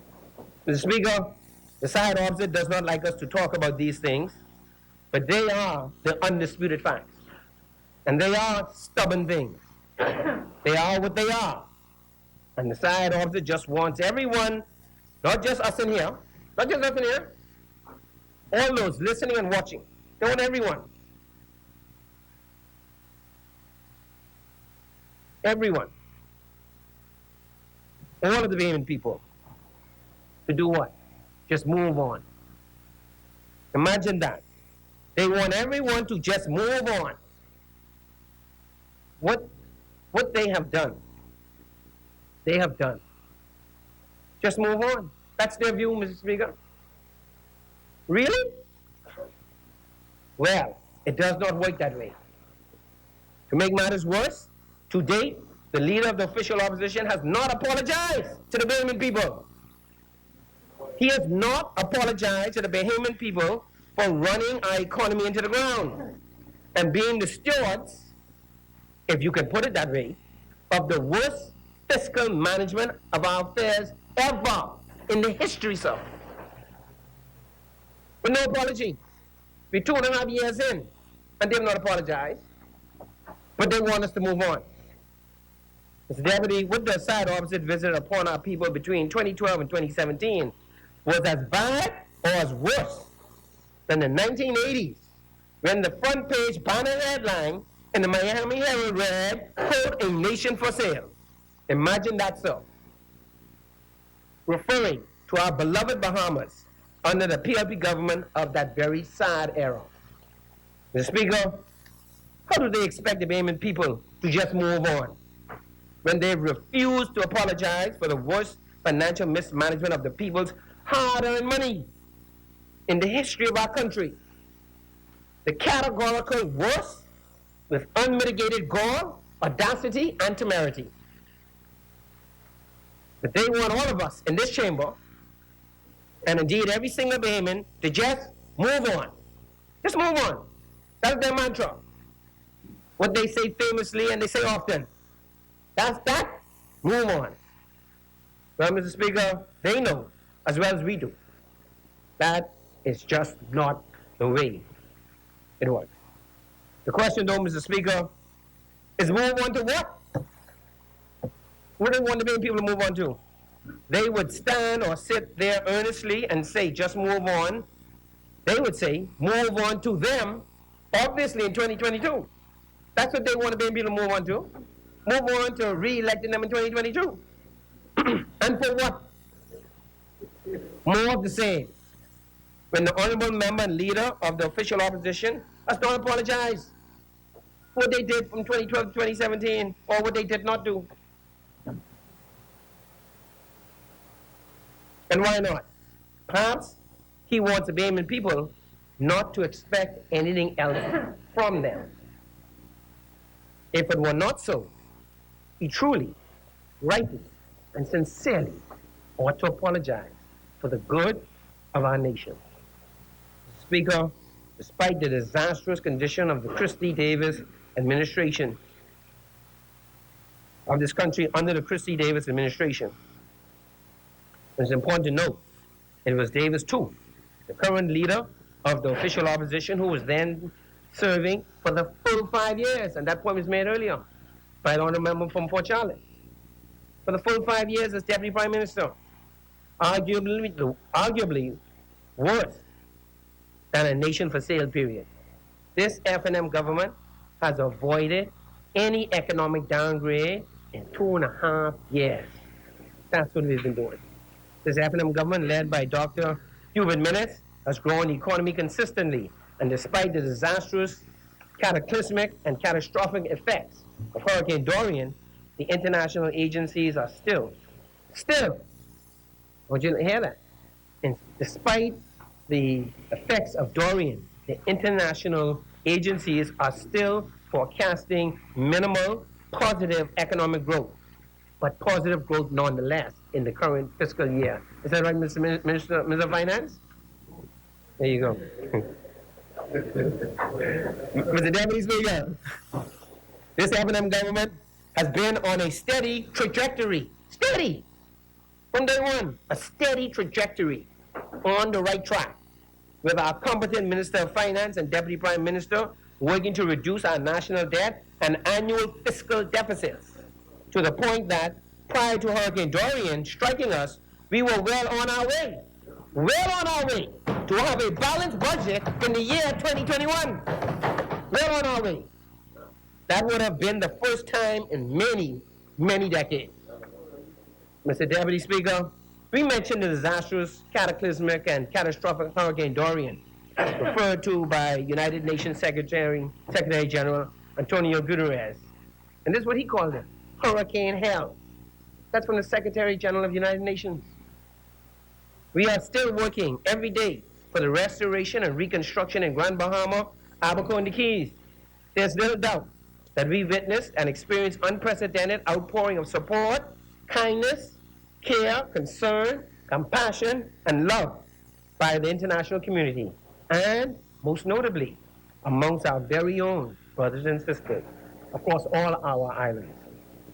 The Deputy, while the recovery has not been perfect, and it has not been, it has truly been heartwarming and encouraging to see so many neighbors, friends, and families helping one another, often putting their own lives or their economic situations at risk in the immediate aftermath of the hurricane and beyond, still to this day. We have never before seen so many first responders, civilian, governmental, even international persons helping to literally save lives. And we have never seen civil servants give so much of themselves and so unselfishly, as did many persons generally. In particular, the Ministry of Social Services and Urban Development, under the leadership of the Honorable Frankie Campbell, the member of Southern Shores, has done a commendable job in the aftermath of Hurricane Dorian.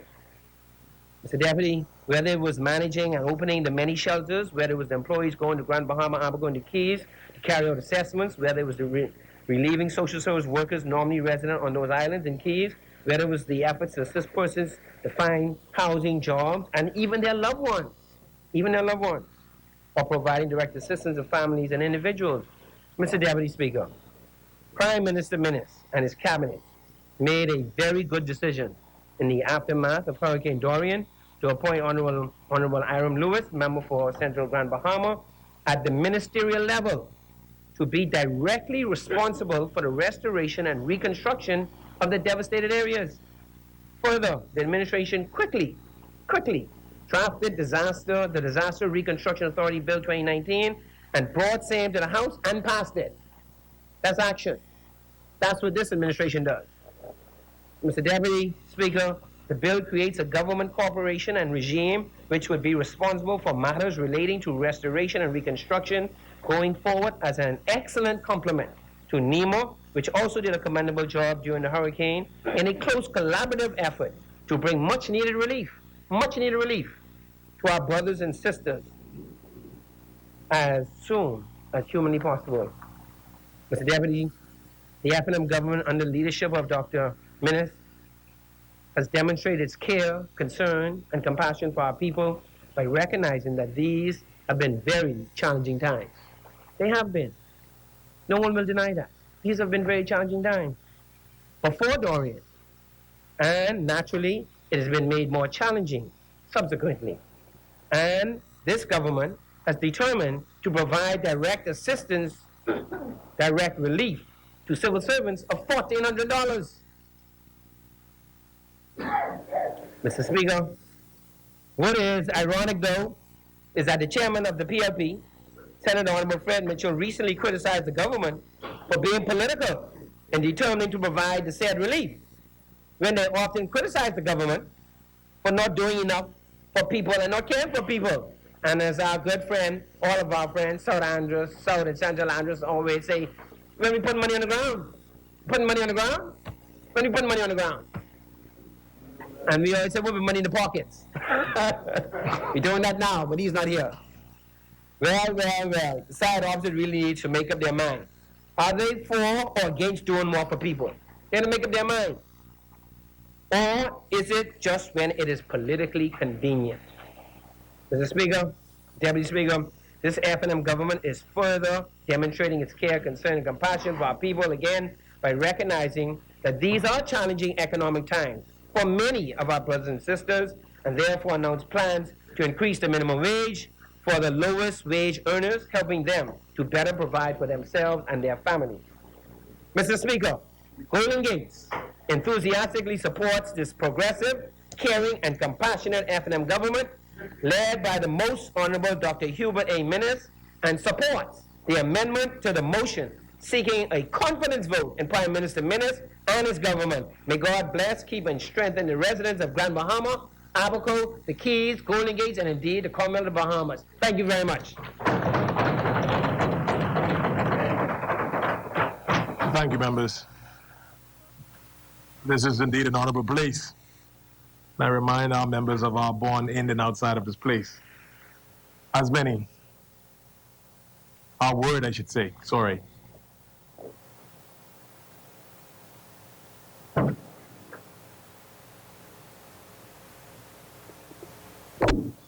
Chair recognizes the member for Foxhill. Thank you, Mr. Speaker. Mr. Speaker, I rise on behalf of the good people of the great constituency of Foxhill, who I have the pleasure of representing in this honorable House. Mr. Speaker, at the outset, I want to say that I support this motion of confidence in the member for Killarney, and wholeheartedly, with no reservation, I support the motion. Mr. Speaker, I'm going to be super brief. It's been a long day, and Killarney obviously has support up and down this room. So we don't have to belabor much, that Killarney is safe. He's in good hands. Mr. Speaker, it is strange to me that at a time when the country has gone through a devastating hurricane of mammoth proportions, and at a time when all efforts are being directed to successfully rebuilding our country and the lives of our people, and at a time when the reconstruction efforts are moving steadily forward, and at a time when all Bahamians, especially those in this chamber, should be joining our efforts together to continue the rebuilding process, I wonder, what could be the opposition's motive to try to bring such a motion at such a time? Mr. Speaker, at a time when the international community has reposed unprecedented confidence and belief in our Prime Minister by donating in heretofore unheard amounts and quantities, and the international community, who 3 months later is still looking for ways to work with this Prime Minister and helping us to get through the devastation of Dorian. Mr. Speaker, in this context of unprecedented international confidence in our Prime Minister, our opposition has sought to bring a motion of no confidence. Is it that it's just that a prophet in his own country is without honor, or we can't stand to see one of our own do well? I wonder what led to such a harsh decision, because indeed it is a harsh decision. Is it that the opposition is now desperate, that victory at the upcoming polls is slipping ever further away, and so they have brought this distraction to try and capture the imagination of the country. Mr. Speaker, if that is the case, then it has been an abysmal failure. Mr. Speaker, this administration has brought and passed a wide range of legislation in this Parliament, and that has touched every facet of Bahamian life, all in order to move our country forward. This shows an administration hard at work. Mr. Speaker, Hurricane Dorian did not make landfall on New Providence, but places like Foxhill and Pinewood had massive flooding.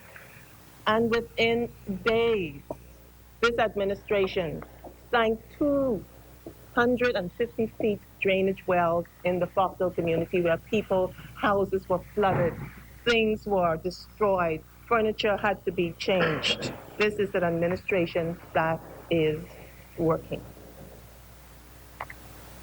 Mr. Speaker, before the hurricane, unemployment numbers were on a downward trend.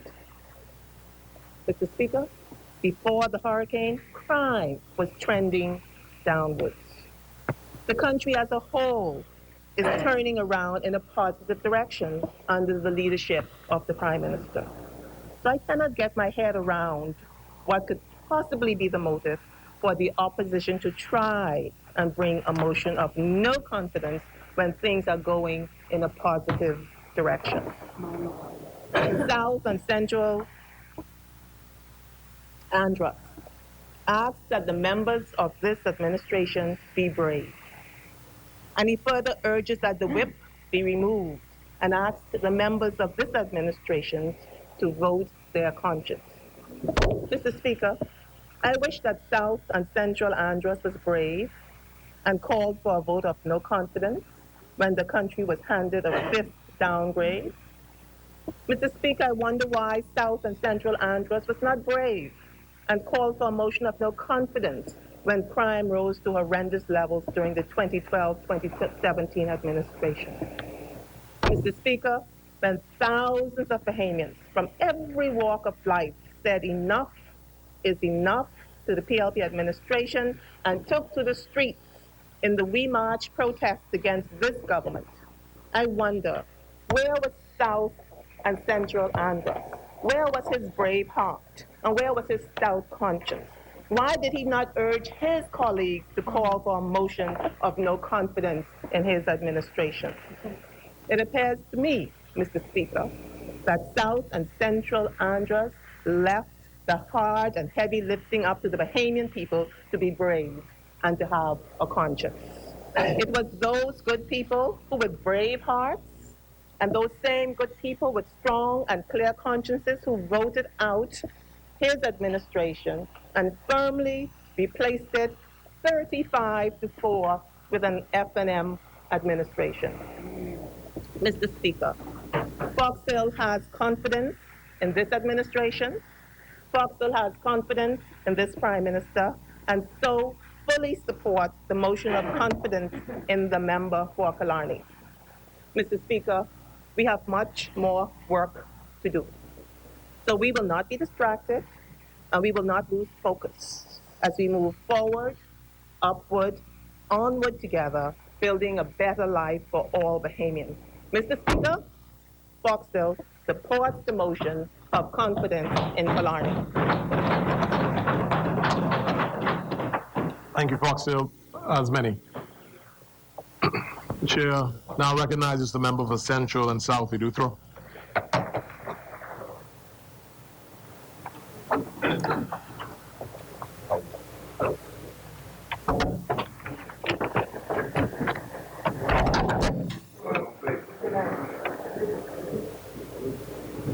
Mr. Deputy Speaker, I want to thank the Almighty God for sending His Son with such great grace and mercy to us as a people. I would always like to thank the good people of Central and South Eleuthero for affording me this opportunity to represent them in this honorable house. Mr. Deputy, Chris Bradford said, anyone can give up. It is easy thing. It's an easy thing in the world to do. But to hold on and hold together when everyone would expect you to fall apart, now that is true strength. Mr. Speaker, sure mistakes were made. We are by no means perfect. We can only promise to do better. Moving forward, under this Free National Movement government, there are no inadequacies, earning obligations. With the most Honorable Hubert Alexander Minnis, in fact, we are busy focusing on all of our obligations to the Bahamian people. I advise the Bahamian people, if you hear fake news otherwise, please ignore it.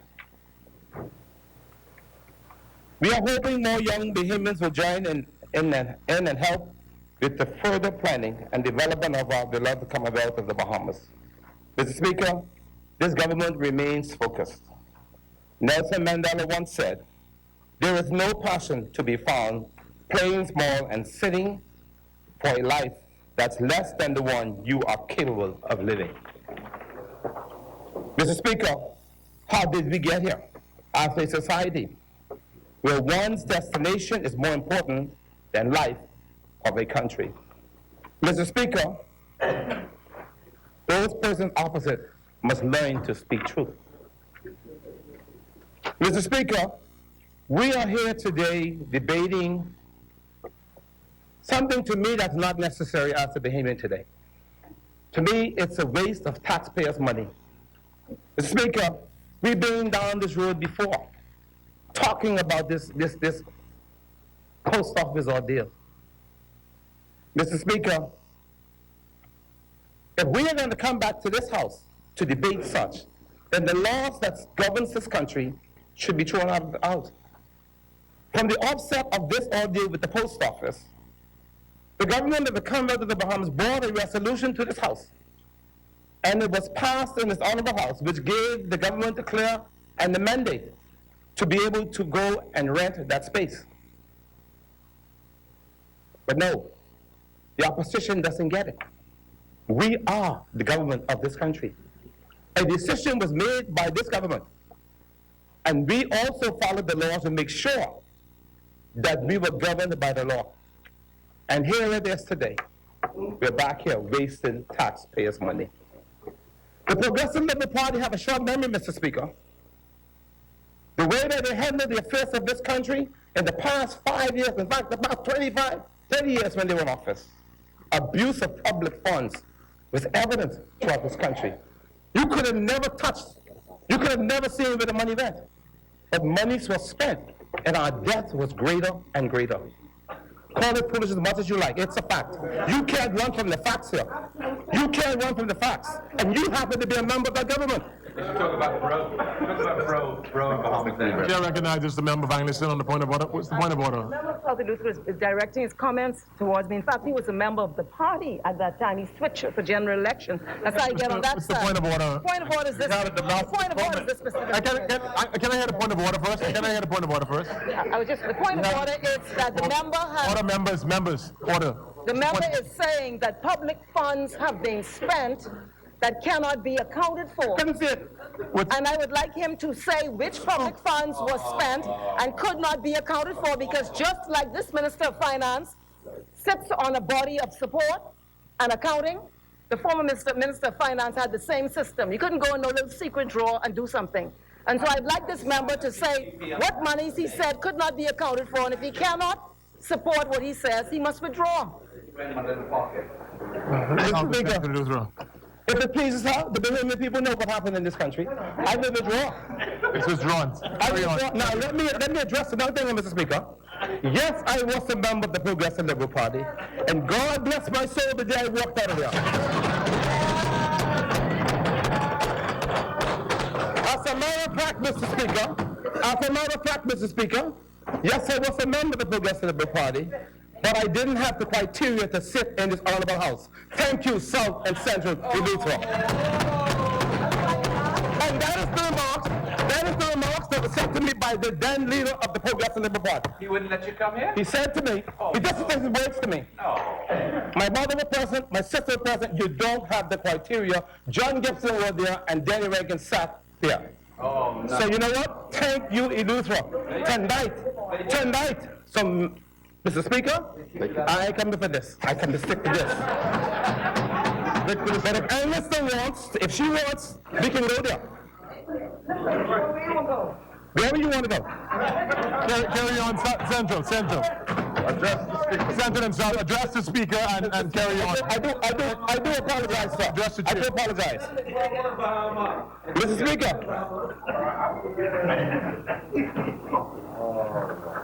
Mr. Speaker, South and Central Eleuthera are a happy people.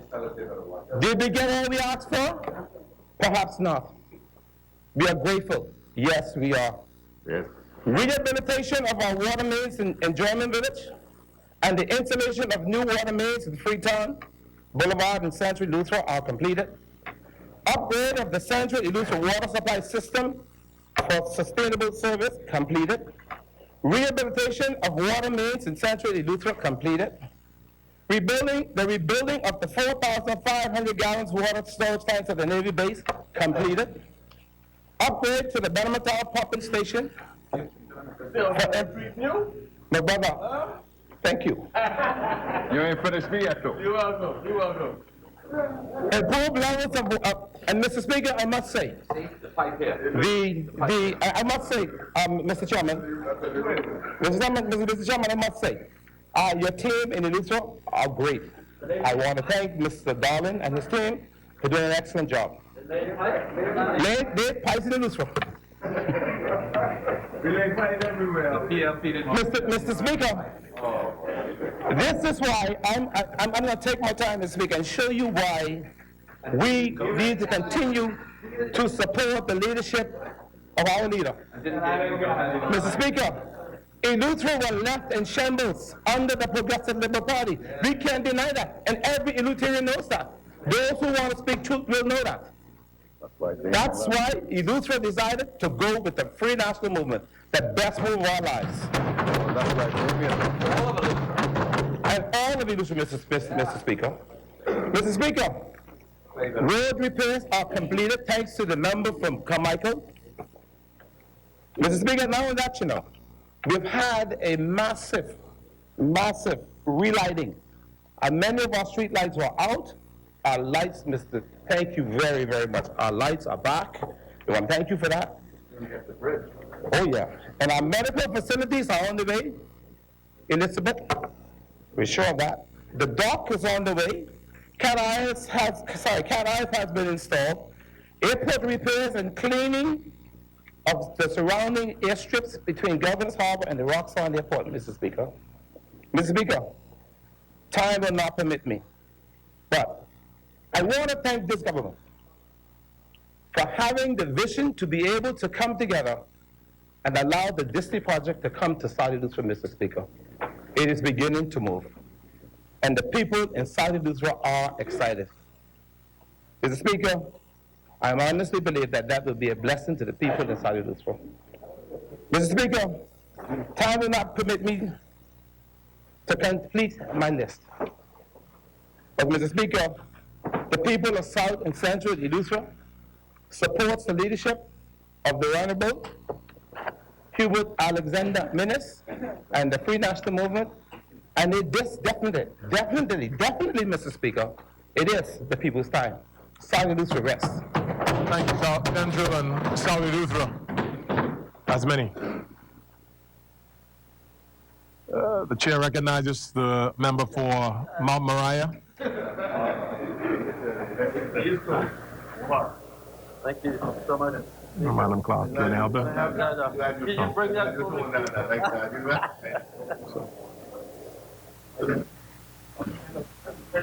Thank you so much, Mr. Deputy Speaker.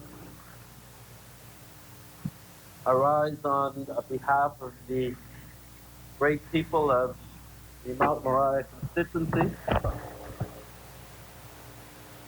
Thank you, Mr. Speaker. I rise again on behalf of the great people of the Mount Moriah constituency. And I pray that God will continue to bless them as they journey throughout the course of 2019.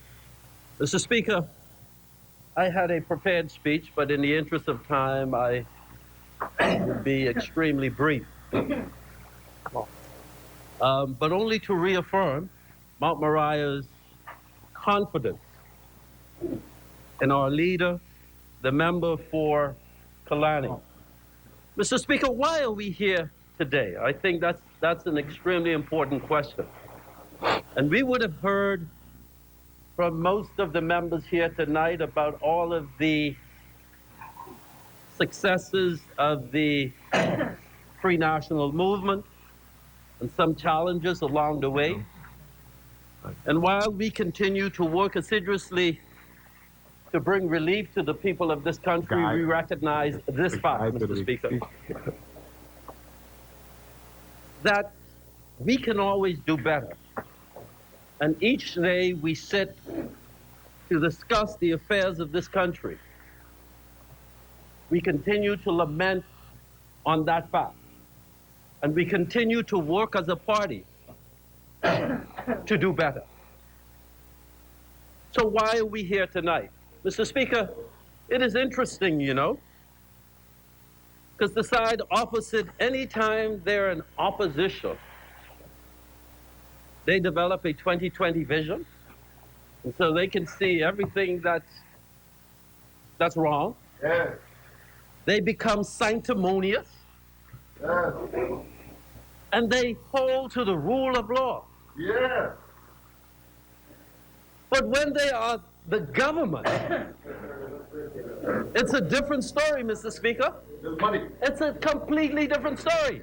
So we're here tonight to talk about the post office deal and to talk about our Prime Minister, the member for Kalani. One incident. But over the last 5 years of governance by the side opposite, there are enough incidents to set this country back to the Stone Age. To the Stone Age, Mr. Speaker. And for them to have the audacity to waste an entire day to talk about a post office deal that was made transparent, to waste the people's time and this honorable House time. It's a total disgrace, Mr. Speaker. And I make no apologies for that. None whatsoever. And the person who actually is leading the debate, the leader of the opposition himself, who served in the worst government this country has ever seen. As a matter of fact, the worst government this region has ever seen. And there have been some really bad ones. And for him to be ratified by his own party is a testament to the party itself. The playbook to which they continue to use is obsolete, Mr. Speaker. The playbook of the 1960s is no longer relevant. Not in this Bahamas of today. And so it so happens that any time they find themselves in opposition, they cry like a baby in need of a pacifier.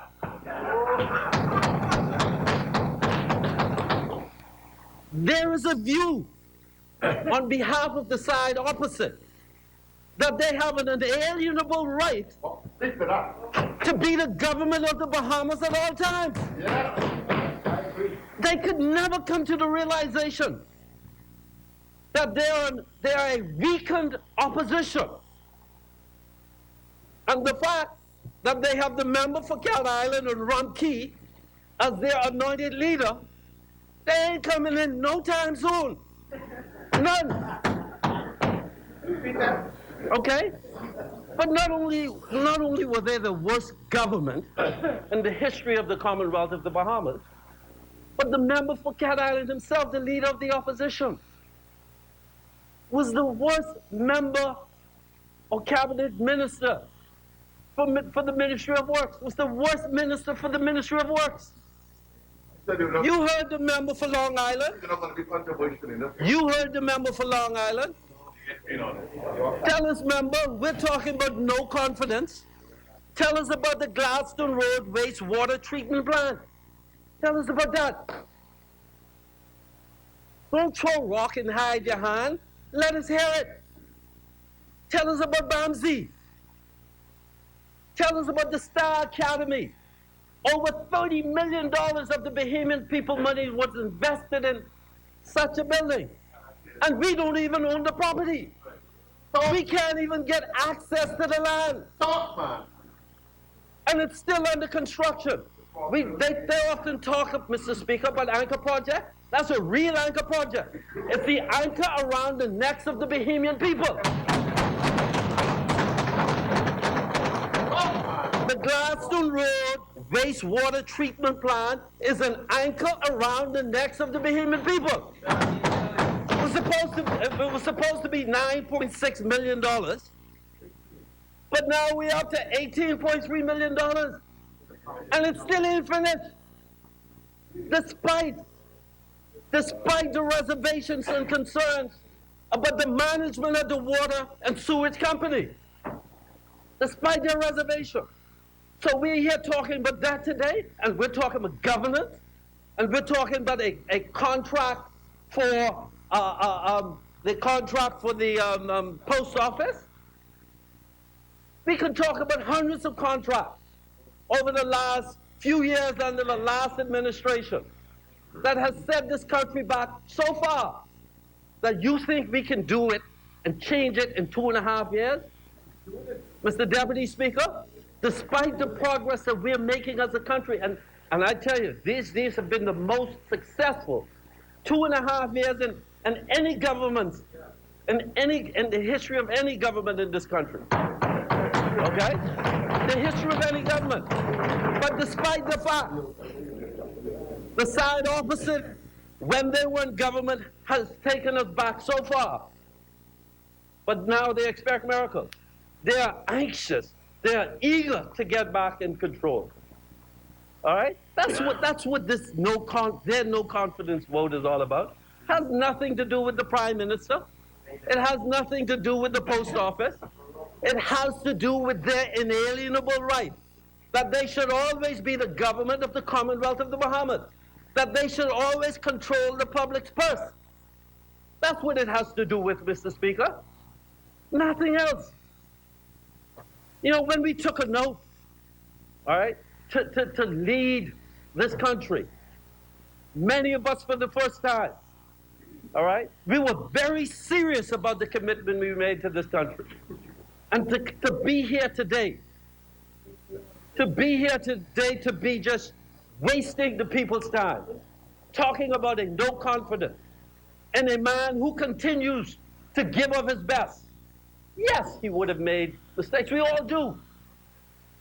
But this cannot be denied, that this government, 7 days a week, 24 hours a day, every member continue to make the sacrifices. Continue to make the sacrifices to put this country in a place of respectability. Because prior to taking office, we weren't respected. We weren't respected. So, Mr. Speaker, just let me, in closing, just set the context. During 1690 and between 1690 and 1720 was the period of piracy in the Bahamas. 30 years. They had 30 golden years of piracy. And the pirates ruled and they controlled. Then there was a governor by the name of Captain Woodes Rogers, came to power. And he expelled the pirates. And he restored commerce. A few centuries later, Mr. Speaker, 1920, we had bootlegging. between 1920 and 1933. Rum running through the Bahamas. And that was the golden years. That propelled the economy. But that came to an end after the 25th Amendment, I believe, of the U.S. Constitution was enacted. Prohibition. And then we had the 1980s. Side opposite knows exactly what I'm talking about. The 1980s, when the reputation of this country was sullied throughout the world. We were referred to as a country for sale. Until the F&M government came into power and brought back an era of respectability. Then we had this most recently the period of plundering. Government who referred to themselves as progressive, but they were far from progressive. They referred to themselves as liberal, but they were very far from liberal.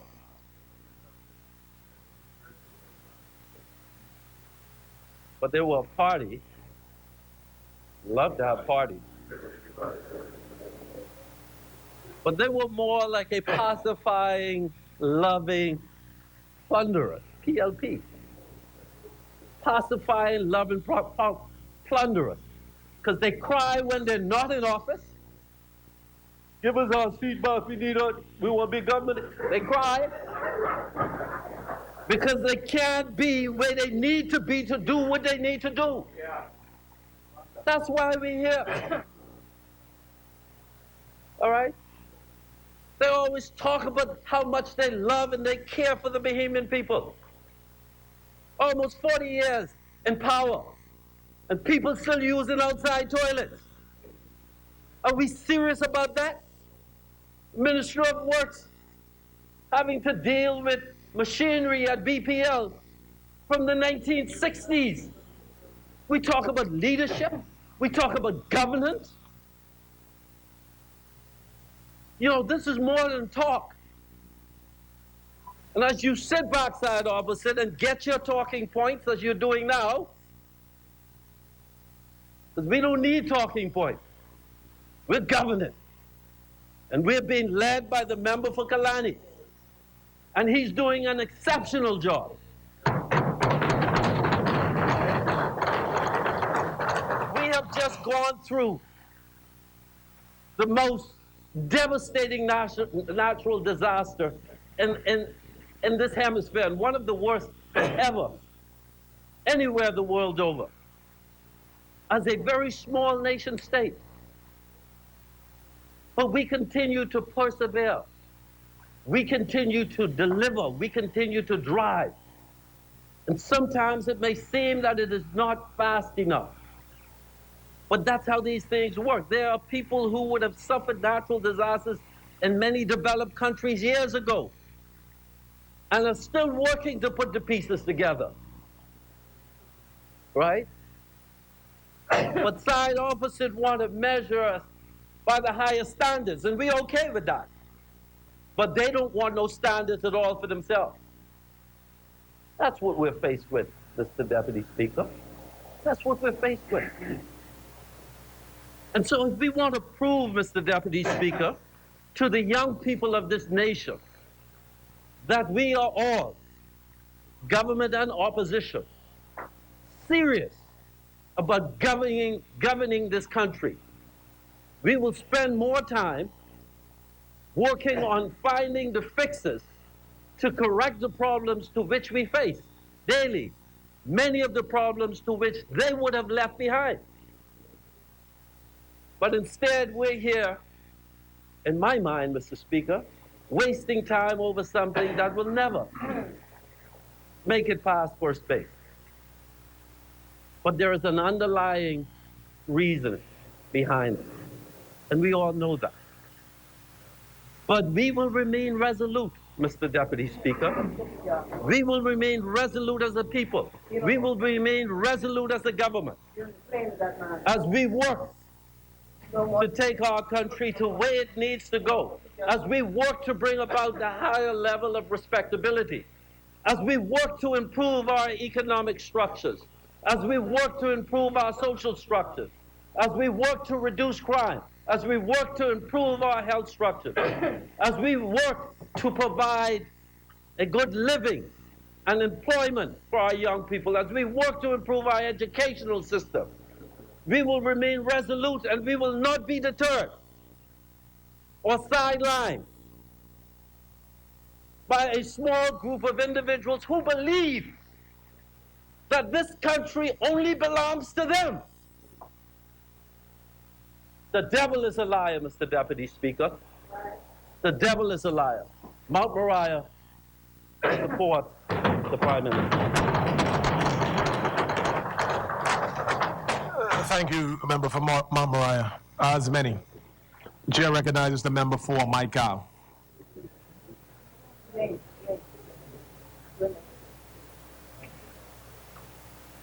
Thank you, Mr. Deputy Speaker.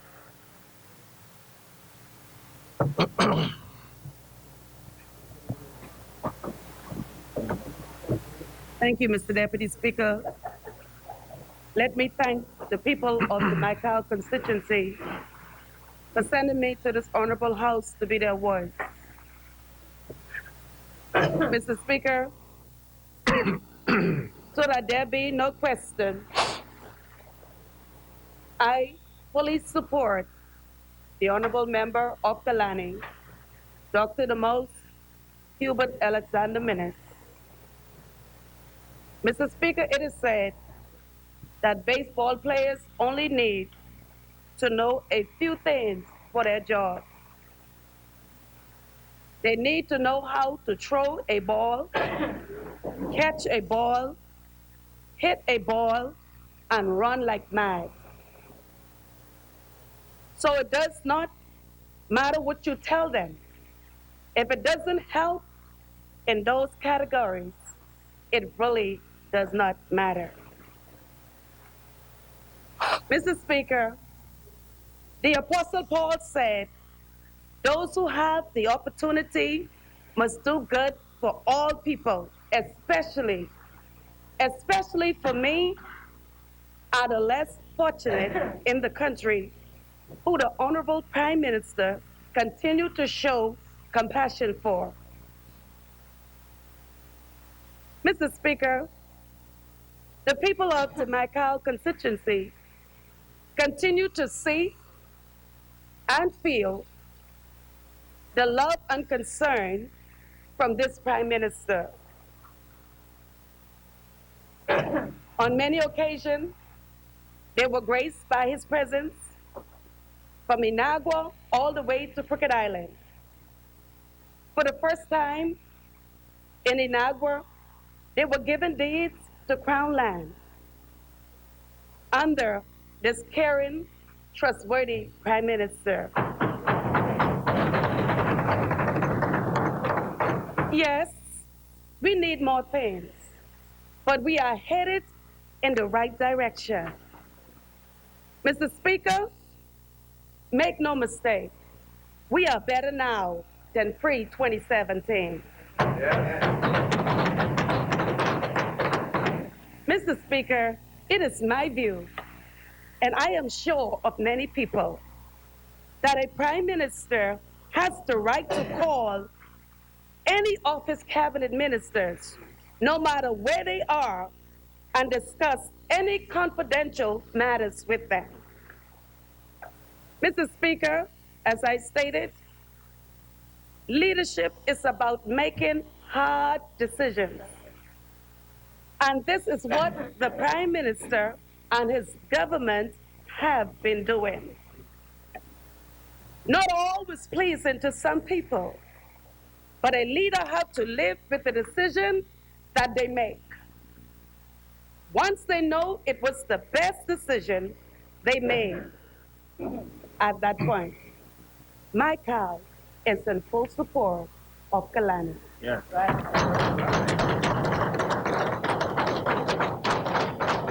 Thank you, member for Baikal. The chair recognizes now the member for Bamboo Town. Mr. Speaker, Mr. Deputy, I do move that the business of this House do continue beyond 7 p.m. tonight. Mr. Deputy, I second that. It's being, members, order. It's being moved and seconded that the business of this House continues beyond the 7 p.m. hour. As many members in favor remain seated, those opposing will rise. The business of this House is moved, is carried that the business of this House carries on beyond the 7 p.m. hour. As many. Chair recognizes the member for Elizabeth.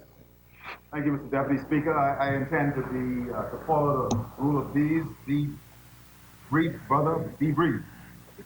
Mr. Speaker, I stand here at the pleasure of the good people of Elizabeth. Be bold, moderate. And I have been truly appreciative of their support of me.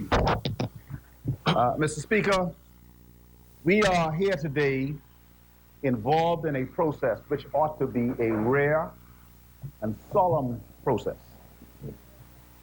If we look at other jurisdictions around the world where they have had votes of no confidence, let's take a comparative process, impeachment in the United States. 3 presidents of the United States, Johnson, Clinton, and now perhaps Trump, will have gone through the process of impeachment. One was going to be impeached, and he resigned. When Theresa May had a vote of no confidence, it had been 24 years since the previous vote of no confidence in the United Kingdom. So what am I saying, Mr. Speaker? This ought not be something conducted as fiat. If we are to engage in a process such as serious as this, when the people of this country are concerned about bigger things, when they're concerned about the economy, when they're concerned about jobs, when they're concerned about health care, when they're concerned about housing and education, we ought to at least come with sincerity. And so, Mr. Speaker, I have to align myself with my colleagues who I have come to respect, who I have come to admire, because what they have brought to this team led by the most honorable member for Kalani, Hubert Alexander Minnis. Mr. Speaker, I sit in the cabinet of the Bahamas as a result of the confidence reposed in me by the honorable member for Kalani. And while I take the secrets of that cabinet very, very serious, I can say that up until a certain point, I used to have a certain member who is my member of parliament sitting to my right. That is the member for St. Anne's. And to my left, the good member for North Abaco. Mr. Speaker, it has been alleged that during a conversation about the lease of the post office, that the member for St. Anne's participated in that discussion. I can say to you categorically that when that discussion took place, and I was there, the honorable member for St. Anne's was not. Mr. Speaker, I think it is very important for us, when we look at a serious matter such as a vote of no confidence, to ask who would have led such a vote. Not the member for Cat Island, Rumkey, and St. Salvador, who has shown time and time again to have misled this honorable place. We have already heard on February 25th, 2015. Go ahead. Chair recognizes the member for Cat Island, Rumkey, and St. Salvador. Invite the member.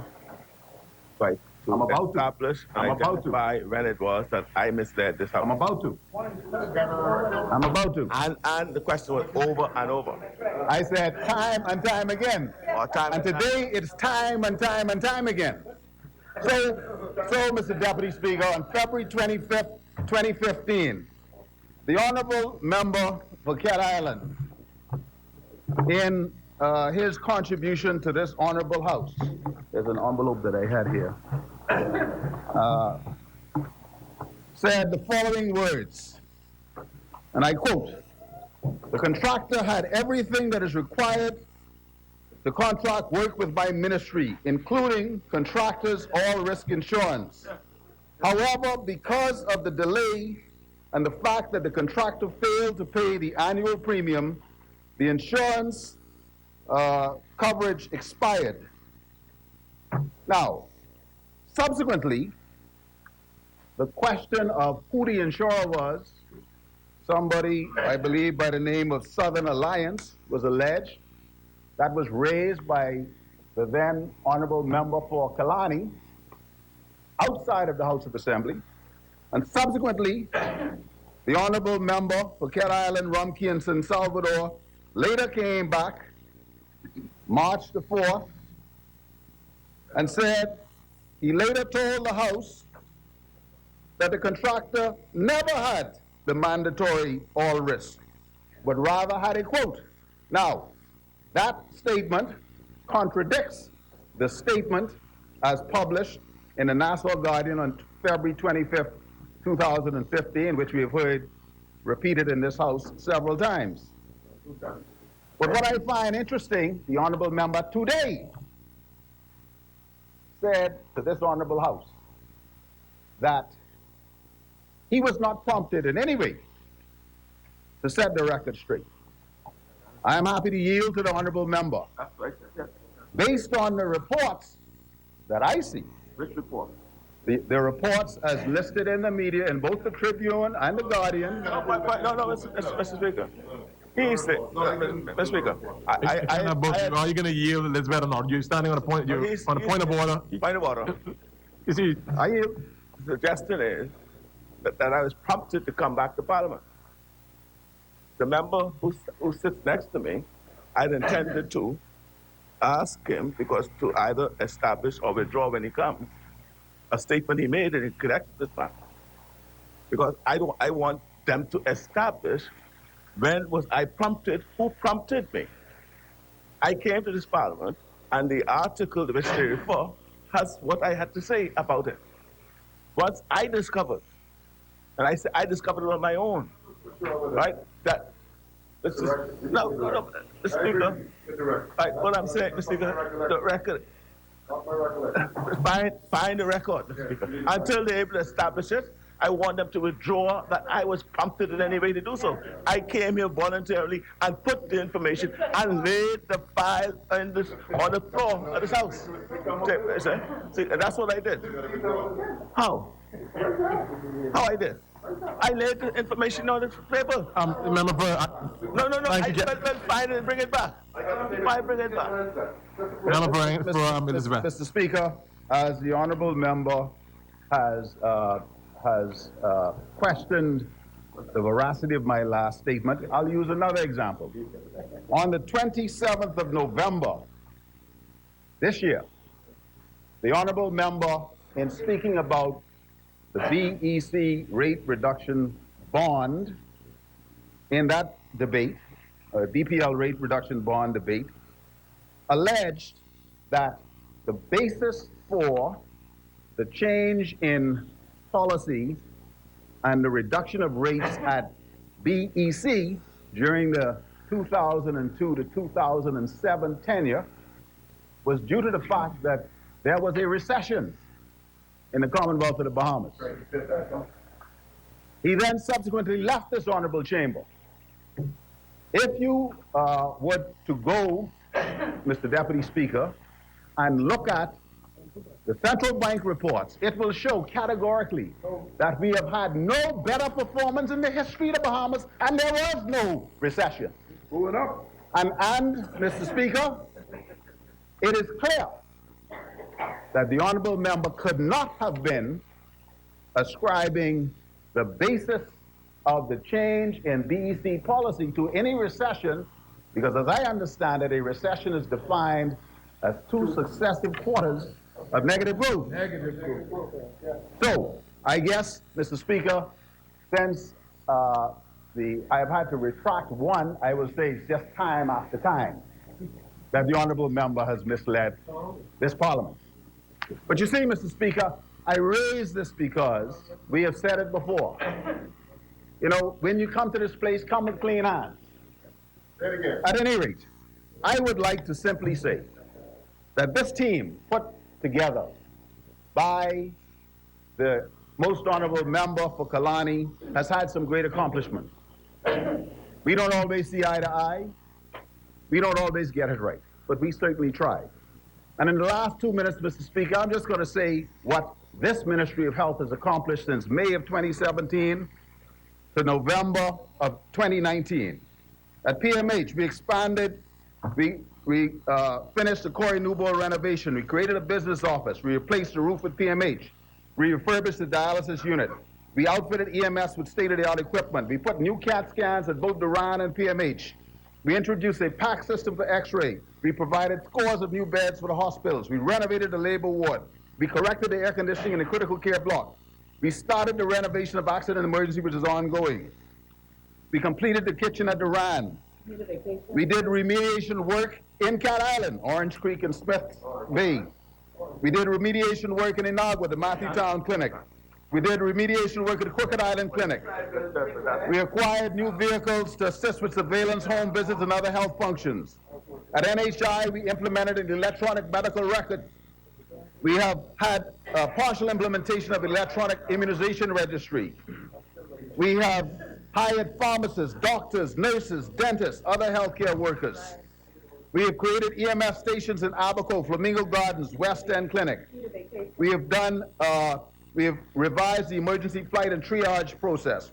We've had sustained accreditation of the reference lab. We've expanded testing at the reference lab so we can test for arboviruses. We reintroduced podiatry services at South Beach. We now have 65,000 people enjoying primary care benefits through NHI. We have solidified mechanisms to benefit from the PAHO Strategic Fund. We've established community health councils for community clinics. We drafted a policy framework for the National Ethics Oversight Body. We completed the breadbasket review. We established a mental health tribunal to revise the Mental Health Act. We established the Marijuana Commission, and we have completed the preliminary report. The STEP survey executed with preliminary fact sheet disseminated. We revised the Dental Act to be debated in this House. We launched What You're Cooking. We adopted a policy to ban sugar-sweetened beverages at the Ministry of Health. We collaborated with the Ministry of Education, Science, and Technology for a similar thing. We completed the PAHO alcohol study. I could go on, Mr. Speaker, but as I close to support and to express my confidence in the honorable member for Kalani, I got the report that we are continuing to work. We are not going to be distracted by these political shenanigans. And I believe that the people of this country are deeply offended when we waste their time this way. Thank you, Mr. Deputy Speaker. Thank you, member for Elizabeth. As many. The chair recognizes now the member for Angliston. Thank you, Mr. Deputy. The Speaker very kindly agreed that he would allow me to address an issue relative to an exchange between Carmichael and myself. And no, thank you. And I would like to use, and he said he would give me a few more minutes. I think you were sitting here and you would have heard him. A few minutes to address it. Because I do not take lightly when it is suggested that I have not been forthright with this Parliament. When I had stood to my feet some point in the Parliament to raise a letter that I'd written to the member for Carmichael, dated the 4th of January 2019. I referred specifically to the letter, and I wanted to lay it, and the member objected and insisted that it was the subject matter of a writ action that he said my law office had commenced. And, you know, obviously it was a very pregnant statement that I was using the Parliament in a particular way. And, well, you know, here we are today, now being given the opportunity. The writ action, which the member laid, so I can refer to it, and it's there for all to see, speaks to a dispute about rents between a tenant and the Strong Market Authority. My letter, however, speaks to something very different. And unlike what the member for Carmichael told this Parliament and insisted upon, this letter had nothing to do with a writ action and in no way violated any rule, and I was not seeking to advance a cause. This letter speaks to the following things: that the authority is levying fees not permitted by law, that the authority is requiring submission of documentation for long-standing licensees, and is levying fees or for renewals that are not authorized by the regulations, none of which was the subject matter of that reduction. That action is not challenging the legitimacy of any rate or rents. It's how, anyway, it's not questioning it. The third issue is that the authority is conducting hours of operation in the market that's arbitrary and not as previously agreed, and goes into that. The authority is arbitrarily and without consistency defining and assigned space to individual vendors, which is creating unfair conditions in the market. I was seeking to raise an issue as a duly elected member of this Parliament on behalf of an industry, working class women entrepreneurs who are very distressed, and I was prohibited because this member convinced the Speaker, that the member for Carmichael convinced the Speaker that I was seeking to abuse the process. I'm going to lay this, Speaker, so that the writ action and the letter will be plain for all to see. What other document be brought up?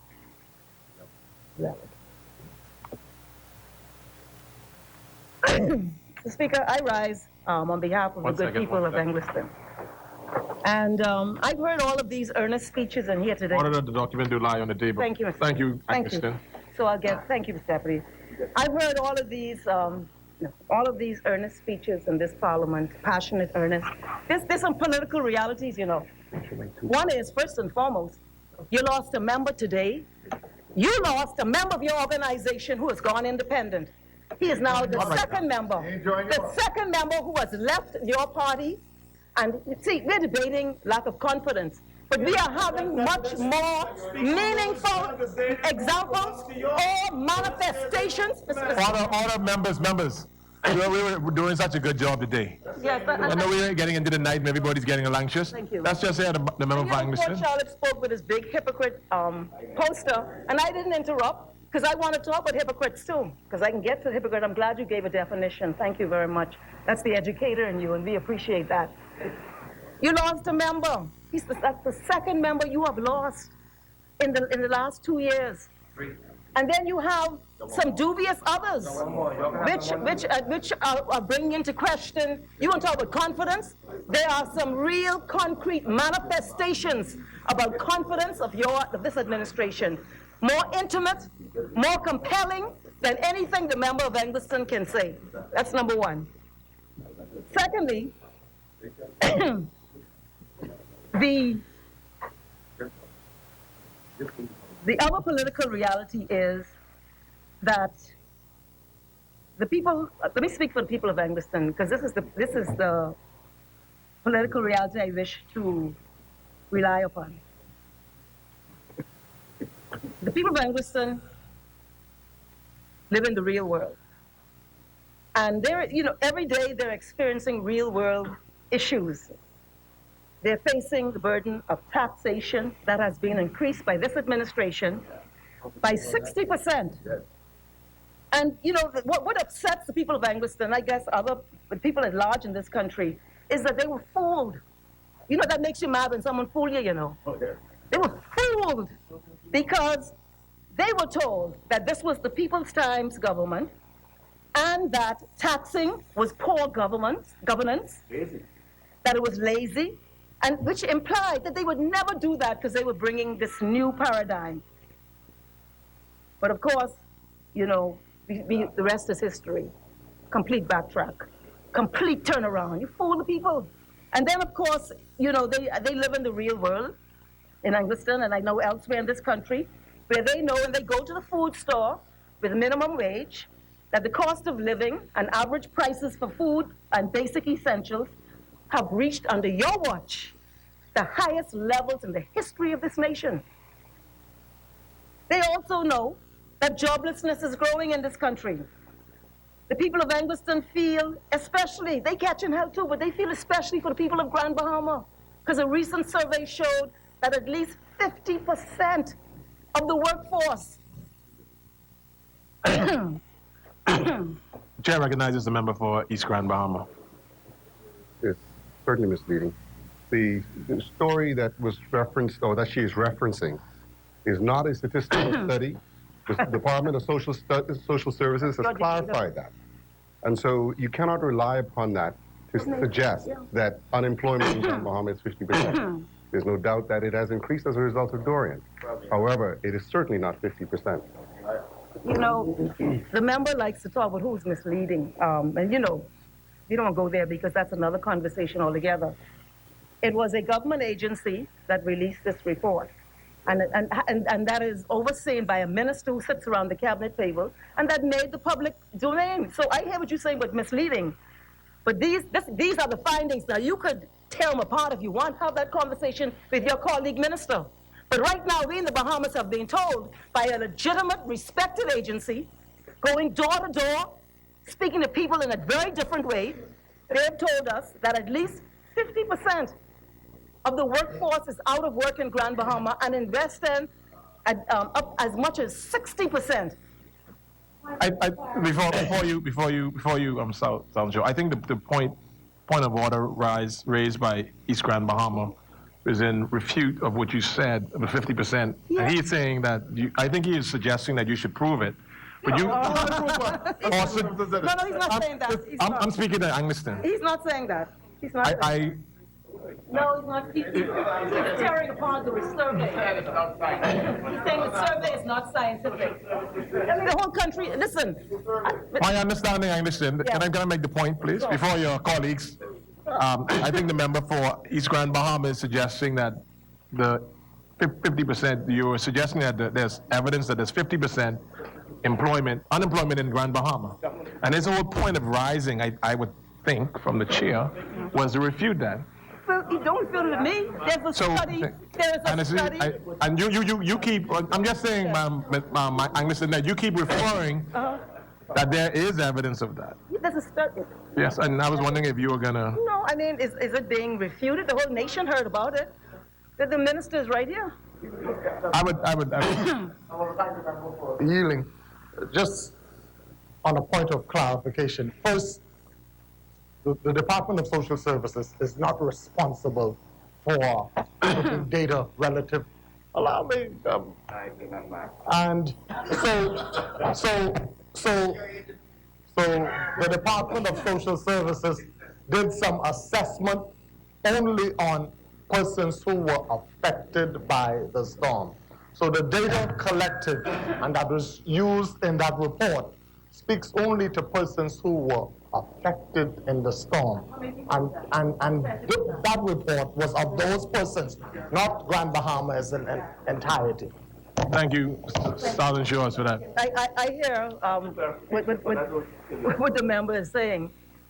That study showed 60% in West End and 50% in the rest of Grand Bahama. The same study that he speaks to. Well, no, listen, I can hear, let's speak, Mr. Deputy, let me advise the government. Do not nitpick with me, you know. Your people did the report, man. You got a problem with the report. Talk to your people. I don't want you to tell me, but yeah. It could have been one. Listen. Angliston, can you direct your debate to the chair? Tell them, take it up with the minister.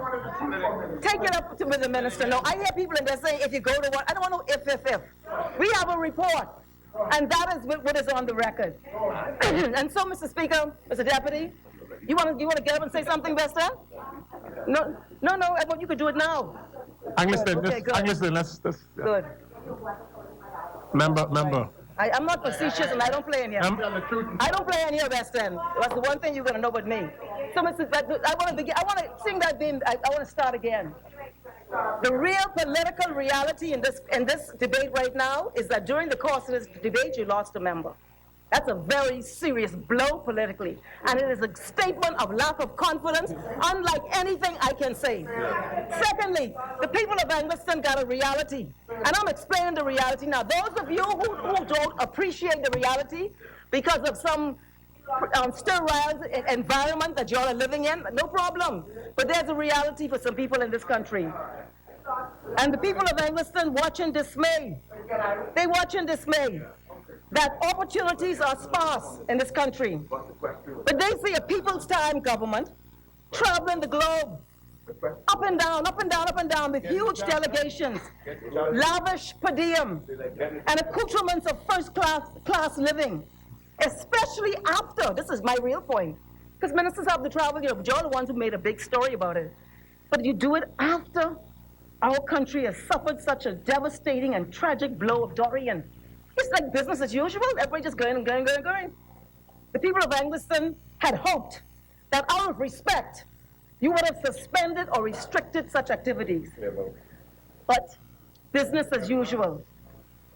And you know, I look at this chaos that is growing in the Kendall Isaacs gym. And I'm wondering who is going to speak to it. Because we're getting reports, and I'm getting reports, people who are in the mix of what is the serious nature of what's happening in there. And then there were the 11 people, 11 families, including a blind individual, visually impaired, and his disabled child, who are being put out of El Greco. And I was praying and hoping and expecting someone in governance to say, well, this is what we can do for these people. Not a word. They said it was some kind person who agreed to pay their rents and all. I said, this would we have come to after Dorian? Meanwhile, business as usual for you. Members for Southern Shore. The minister is suggesting, the member is suggesting that the government, through its agencies responsible, have not responded to the needs of those individuals. I want to emphatically say that the Ministry of Social Services, over which I have superintendents at this time, responds to persons who make requests. Yeah, but persons who make requests. But you know, I don't know what the facts are. You're the minister. But there was an interview. No. Sit down. You don't do that. Don't jump up and just enter debate. They interviewed a mother, and she said she's been trying to get her child into school since September, and they're now telling her January. So they had a whole conversation with this mother that her child, who's now in grade 9, apparently doing BJCs, has lost an entire term. So don't take these things personally, man. This it's not about you. It's about the people, man. You say it's the people's time. It's not about you.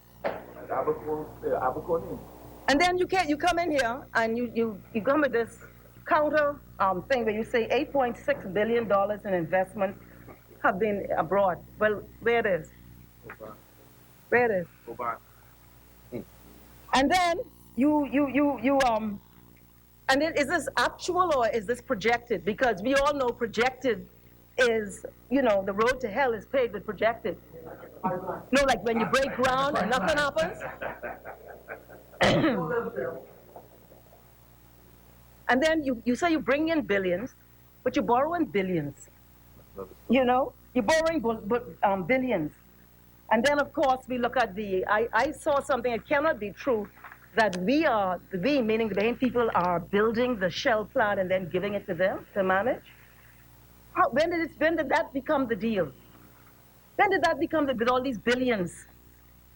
People of Angleton sent me here today to contribute to a resolution expressing concern and condemnation for the purposeful, misleading, and attempt at pulling the wool over the eyes of the good Bahamian people. But rather than facing this debate head on, they have come to show how clever they are with their 10-page resolution, counter-resolution, or amendment as they call it. But I say how uncaring they are, because they're the ones really wasting the time in this parliament with this extensive, because you've now broadened the debate. You see, politically, we were dealing with a specific issue which you said was really erroneous. But you now open up the whole thing for us to talk about everything. And I'm going to be talking about everything. I hear you, but the language, the discussion is very different. Very different.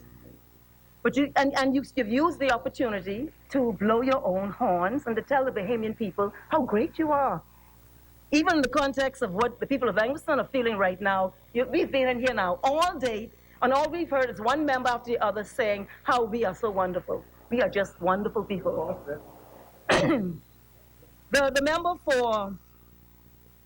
for Bamboo Town spoke about the track record of the post office. I think what he said was not true.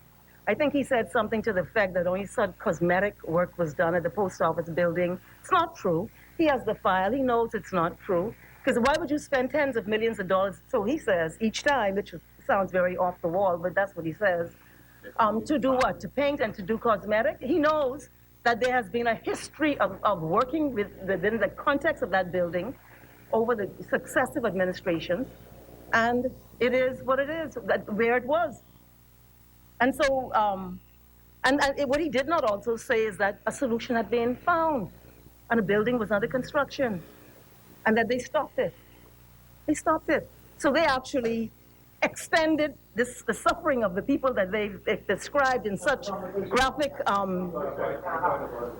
recognize the member for Carmichael. Speaker, on a point of order, actually the member for Cat Island stopped it. It wasn't this administration. So any credit that is attributed to stopping that building, Cat Island can take the credit. Right. Well, I think Cat Island is very powerful to have that effect. Almost 3 years into the F&M administration. Yeah, I hear you, but we know we know what the facts are. That's why we can't discuss it, because it's a matter before the courts as we speak. And so what we see here now is an attempt to ambush the debate. But not today, because we know that when that resolution that we are talking about today was brought to this Parliament to agree the rental of the town center mall for the post office building, and that a sitting cabinet minister was interested, that resolution contained false and misleading assertions. You see that the sensitivity of this is it's not just misleading, you know. It's misleading because of the constitutional import and what the forefathers of our Constitution, what they sought to avoid. That is why this is peculiarly sensitive in this nation. And the resolution that you brought had misleading assertions. First and foremost, it said that there were no discussions leading up to. Well, leading up to. Now, you could define leading up to all you want, but we do know that there were discussions, and all of the essential and cogent terms were agreed in that discussion with the interested party. The square footage, location, price, everything. So when the Prime Minister came to Cabinet, the Prime Minister who obviously rings that whip and everybody fall in line in that Cabinet, when he came to Cabinet with I'm assuming whoever brought it, when these agreed terms came to the Cabinet, what we expected the members of that Cabinet to do? We were not supposed to know this, though. See, this is why, they say God is in everything. We were not supposed to know this, what you do in the dark. But the member for St. Anne's, for his own reasons, he knows why he did what he did. And he put the facts on the table. In the public domain. But you gave the impression that this was some arm's length transaction that you were engaging in, above board and just like, really arm's length. But the light was shed on the truth of the matter. And then, in that resolution, or in this resolution, you speak about the condition of the post office, which you did in that one also. And I agree with you. But if you are so concerned, as you say you are, you're so concerned, the people, tell us, why did you purport to compulsorily acquire fields on Gladstone Road and then leave it idle for years? Just leave it sitting there, ain't lift a finger. Those people in the post office were in there in the mold, in the crumbling and all those things you talk about, and when you got filled, you did nothing. Nothing. Until you came to this parliament. So I don't, I hear you, your pretty words about those people in post office, but they can find out. I hope they listen today. They're gonna find out that you who cared so much acquired that building and did nothing. I said nothing. Without lifting a finger. Nothing to retrofit, nothing to prepare the post office, leaving those people to punish and suffer and doing nothing. At least we did something. We tried, but what were you doing? And then you switch to the town center mall. You buy this building, you acquire this building, and then you switch to the town center mall. And then you inserted in that resolution an untruth, another untruth. You said the Phil's building was structurally unsound. That's what you said in that resolution. But your own engineers. Bamboo rises on. Sure. This is the member for Bamboo. Mr. Deputy, first of all, the member is not, this is a point of order. The member is not giving accurate information in regards to Phil's. Okay. We did not acquire the building for years and it was sitting there. As a matter of fact, Phil's was acquired in March of 2018. The resolution came to this house. For a year? The resolution came to this house. The resolution to rent the town center mall came to this house in October of 2018. Well, what happened, Mr. Speaker, is exactly what the member just said. Okay? What the member just said. Mr. Speaker, the member is saying that we were misleading. The member was saying that we were misleading in regards to the former resolution. So, Mr. Speaker, this is the report that the member tabled by the engineer, Mr. Basil McIntosh, at McCase Technical Services. Said the member, who member tabled it? The member for Engliston, when we had the debate on the resolution. Right. I was not the very best of engineers, but I could draw a straight line. You know, Mr. Speaker, let's read the limitations. No. Let's read the limitations of this report. This goes to what the member says. I mean, the member can read it as well. Right. This goes to what the member says. Because you see, structural means all of the building. The floors, the walls, the roof, the concrete, the first floor, the second floor, the wood, the steel, the concrete, the blocks.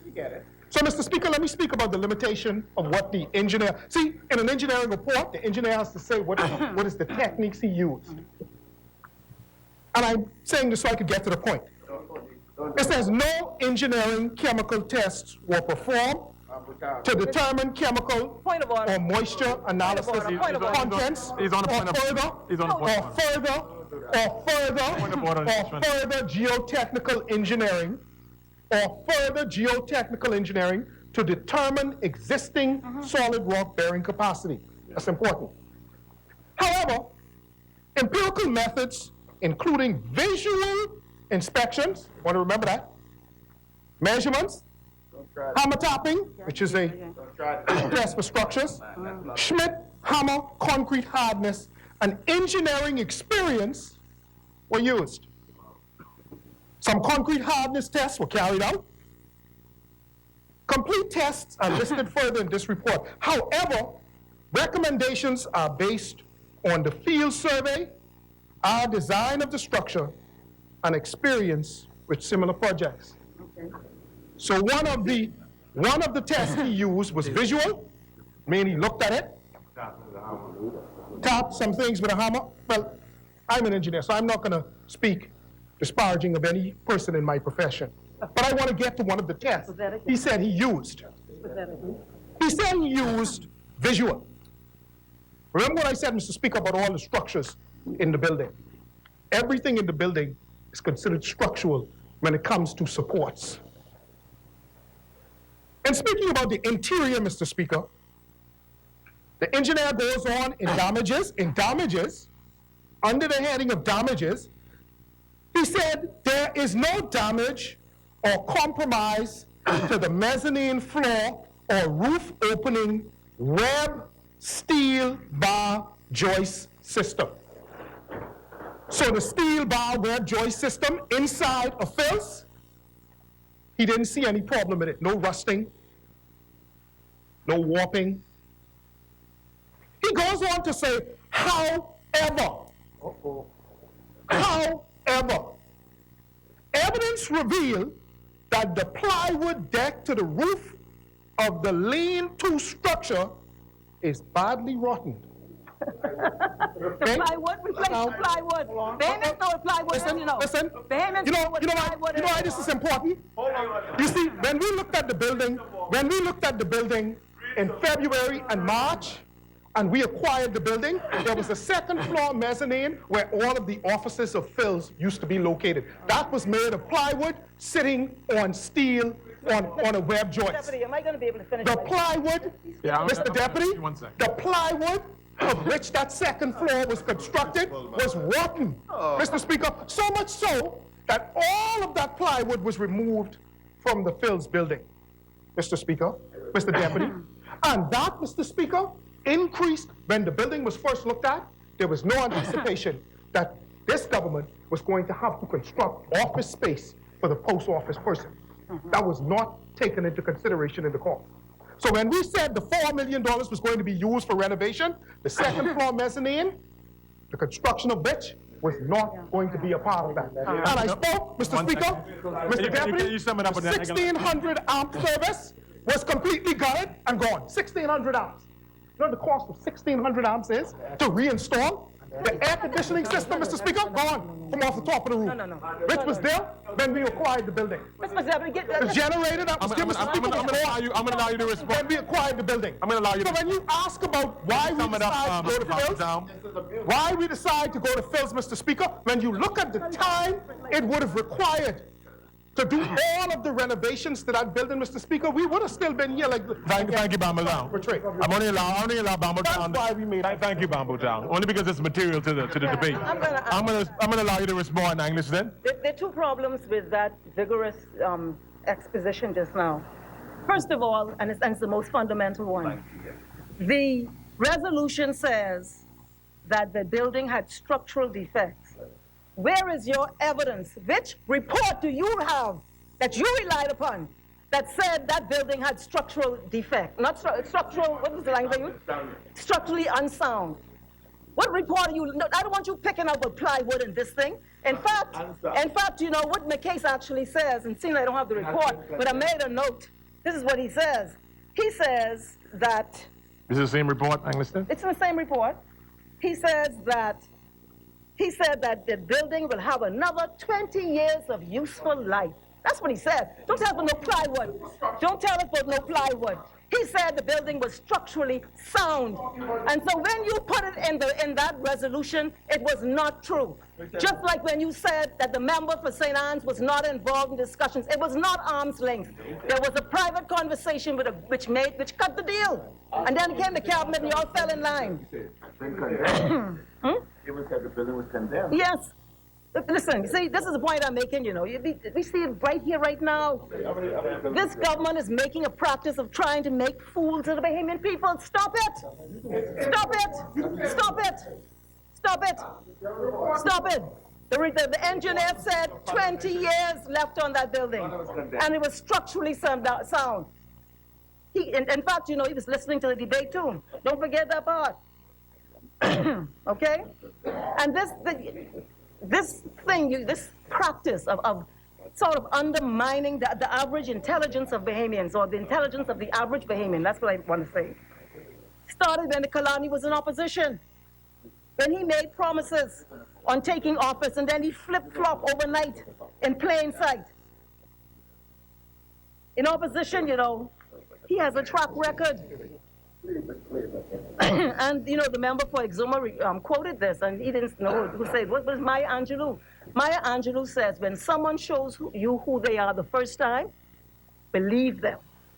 And the member for Kalani has shown us over and over And you know, we also have not just our own experience, we have that experience of those who served with him in this parliament, right, sitting right up in here. And you know, they said they made a couple observations, and we are now finding this is a very factual assessment. They said that he made numerous missteps. Do any people agree with that? That he has a lack of focus. That's what they say. I don't know. I ain't sure about that part, but he might be unprepared, etc. And then they said more importantly, they said that there was a trust deficit. He proved not to be a man of his word. I heard Steve Breeze talk about your word is your bond, you know. But that was a dangerous comment to make within the context of Kalani. And then you know, he rode on this horse of great accountability. The StatCare building is real. He went all over saying that we have corrupt officials throughout the region. He did it in Chile, he did it in Grenada, and he did it elsewhere. And how it was taking such a draw on our public resources and our progress as a people. But this is the individual who, when he became Minister of Health, he allowed to continue. He said the Prime Minister then told him to stop it. But he allowed, on a month-to-month basis, the rent arrangement to continue, never disclosed it to the Bahamian people in the way in which it should have happened.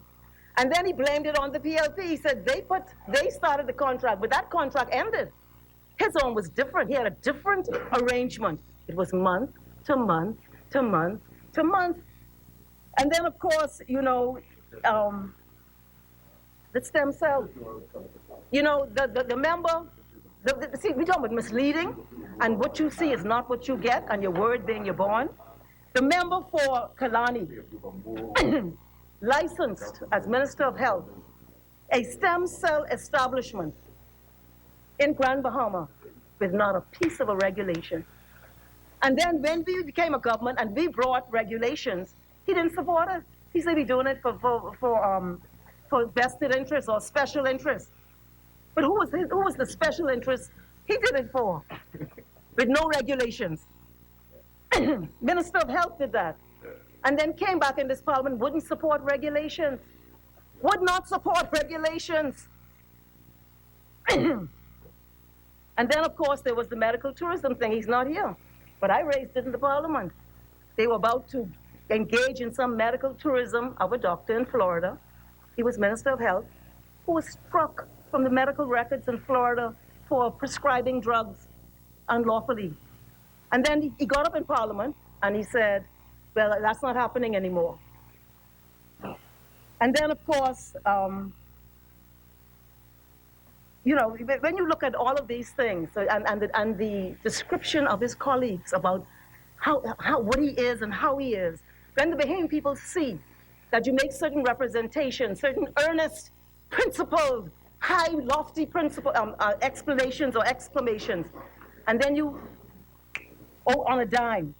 You know, one of the first things he did when he came in here, after he criticized the PLP, and then others in here have done this today, to say, going back to the Pirates days.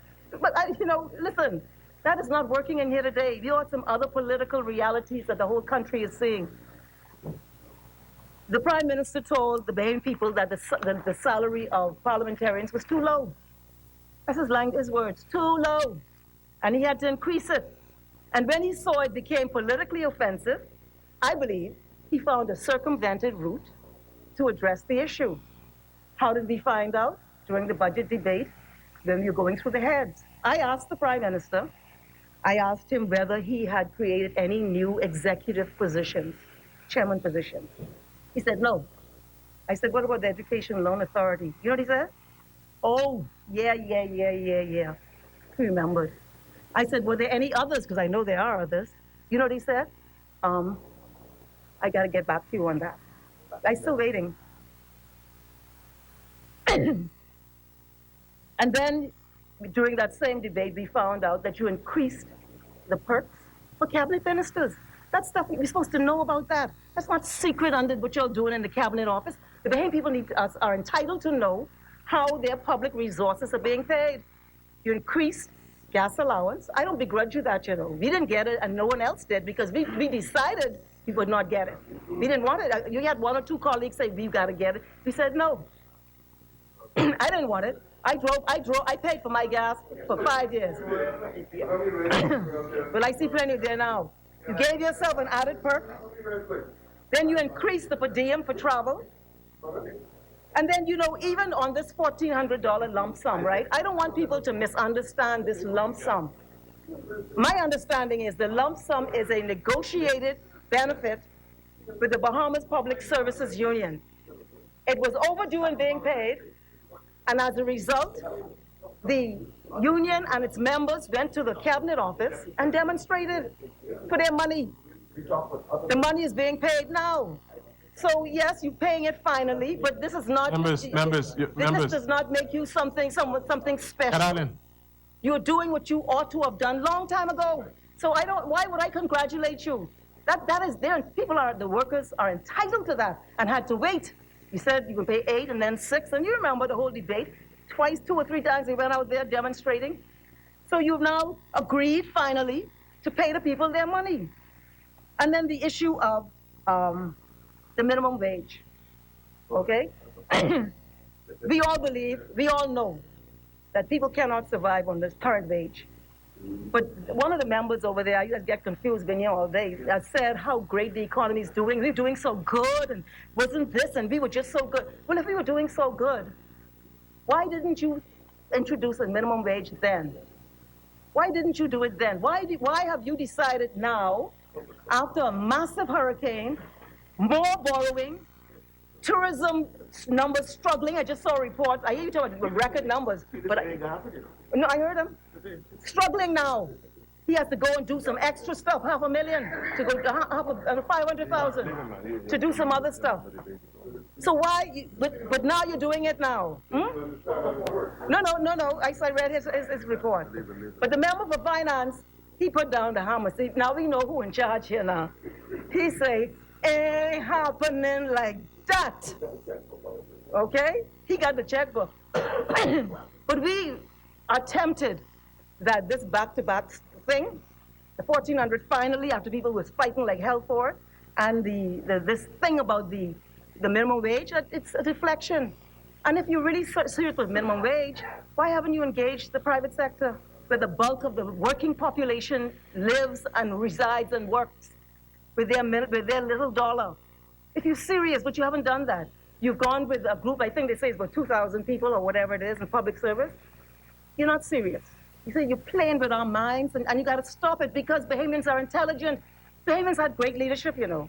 We had great leadership historically that spoke of high ideals. So this little jokey little thing, that's not working with us, you know. And then, you know, I just want to remind you, promise freedom of information, the Whistleblower Protection Act, Transparency in Government Act. We would like to see these things happen. You know, the Prime Minister even shifted a portfolio, you know. I didn't tell nobody. It was gazetted and someone in the media picked it up. We didn't even know that the Minister for Environment lost a portion of his portfolio and went to another minister, which happens to be the Prime Minister. Normally these things are published. But no, not y'all though, because it's the people's time. It's the people's time, but you're telling me now the plywood ain't where it was rotting, and so the building was structurally unsound.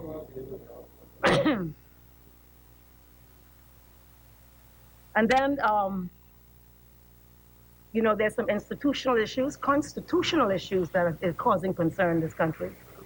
In the administration of justice, the involvement of police, I don't want to get into the specifics of it.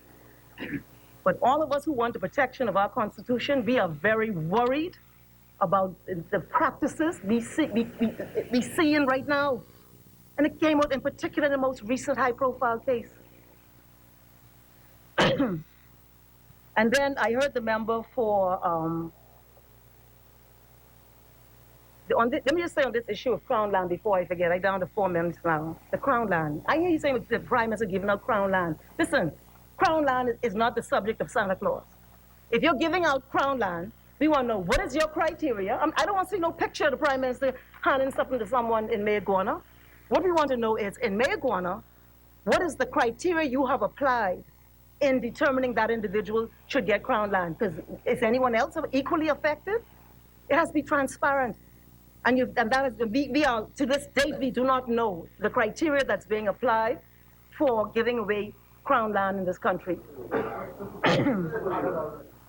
The BPL investigation. The Prime Minister said, right? This is how he said, play with our minds, man.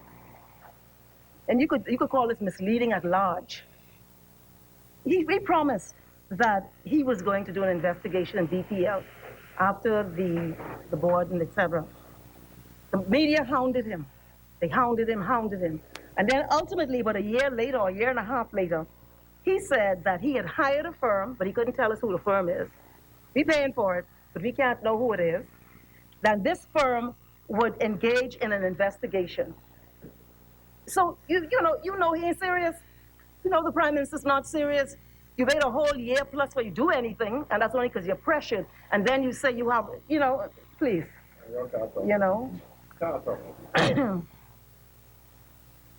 And then, I just wanted to, on the post office, I want to point out to the minister because he's very expressive, so am I. But but I want to say something to him because he's criticizing everything. I wanted to let him know the commemorative stamps for October ain't printed yet. The Christmas stamps, which should have been printed the 1st of December, not yet in circulation. And the Universal Postal Union is here now. But I ain't getting into that because I am responsible enough not to get into that.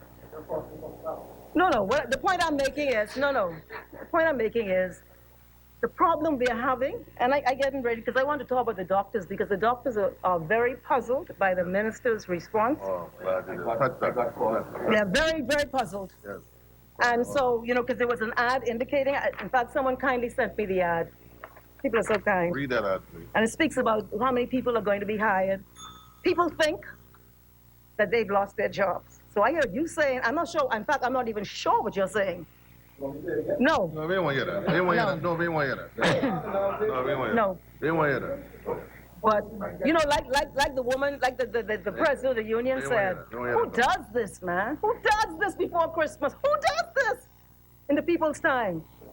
We're having Christmas this year. Fire on them dogs. So, and let me just say, a lot of these things you're talking about, that you're boasting about in this resolution, the foundational issue is Bahama. The downgrading, and each time they were downgraded, they referred to Bahama. Each time, the failure of Bahama to open. You've been there now. You've been blacklisted a few times. In fact, you opened a whole office in Brussels, and the following week you was blacklisted.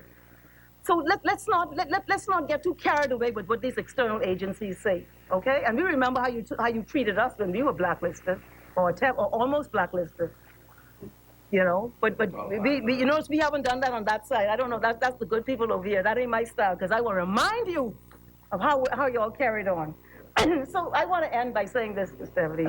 We are here debating a resolution that the member for Kalani misled us. Well, this is what we brought. Misled us in the post office resolution debate. I've shown a couple reasons to show where that was done. You've now broadened it. And what we now see when we broaden it, we see a pattern of continuous trickstering, whatever you use it. I don't use trickery because it's a bit too cold. I'll say something like continuous maneuvering. Maneuvering. And I want to leave you with this one message. The Bahamian people are highly intelligent. They on to you. And today you had the real political message. And it's Golden Isles. Golden Isles sent the strongest message. In fact, he gave the best speech without even saying anything. But saying something added to the quality of his speech. You all got a blow today. But the Bahamian people are watching and monitoring. They're monitoring. And they see that we are dealing with a special situation in this country. Thank you, Amy. And it's not acceptable. Thank you, Mr. As many, the chair recognizes the member for North Abaco. I assume you're going to respond to something. Yes, Mr. Speaker. Mr. Deputy, I'd just like to, as a member placed on record the issue with El Greco, I want to share in this place what I know about it. Soon after the hurricane, Minister of Tourism and I met with Craig Flowers, who's the proprietor of El Greco, and we negotiated with him an arrangement free of charge for him to house some of the displaced victims from Abaco. I want to pause right here to thank him publicly for what he did to assist us in our time of need and distress, coming out of a very horrific circumstance. We had agreed initially that they would stay for 6 months. I learned on Monday that they had received an eviction notice on the Friday before. I was off the island, and it resulted in what it resulted in. For the whole time that the people from North Abaco, and Abaco in particular, were at El Greco, gratis to Mr. Flowers and his staff, we were in touch with them as often as we could be. We had people checking on them. It's unfortunate, but the Bahamas government cannot alone tend to the circumstances surrounding all of us, and it takes the benevolence of good people like Mr. Flowers to help us. And we really appreciate him for that. So I don't want him to be, or El Greco to be castigated for. I know that's not your intent. I know that's not, that was not your intent for what happened. And I'm also very grateful as a member of Parliament for North Abaco to whomever that benevolent benefactor was from Canada who provided. No, I was invited to the meeting on Monday. I was off the island. And so you know about it. I was off the island. Yeah, but I was off the island. I got, let me explain what happened. I got the invitation, I was off the island. I could not attend the meeting, right? And then the next, why you don't stop heckling? I'm not Abaco. While you heckle, thank you. No, let me just finish, please. We have a. I'll stop right now. You have a long way to go, right? Yeah. Just. I just want to say that, you know, the plight of people who are in distress. It was curious to me that, you know, there was live streaming and media attention and all the rest of it. And I want us to be careful with that kind of thing, because we're hurting. We're still hurting. Thank you. Thank you. 10 seconds, Angliston. Certainly, I'm not talking about El Greco. In fact, his generosity is beyond measure. And so, you know, what I was speaking of is the government who didn't have to pay anything because of this grandiose gesture on behalf of Mr. Flowers. I'm speaking about the fact that the government, when it finally had supposed to do something, yeah, I think didn't step in. We I just want to make sure there's nothing to do with El Greco. Point taken. That point. Government didn't step in. I think you explained that. I'll give you 10 seconds also. 10 seconds, Sergeant Joyce. The government responded when a request was made. Now, what we have to determine is at the time when the request was made, those persons didn't expect that they would have been evicted. So of course they would not have made any requests before the 6-month period. So it is only then that we became aware. That's my point.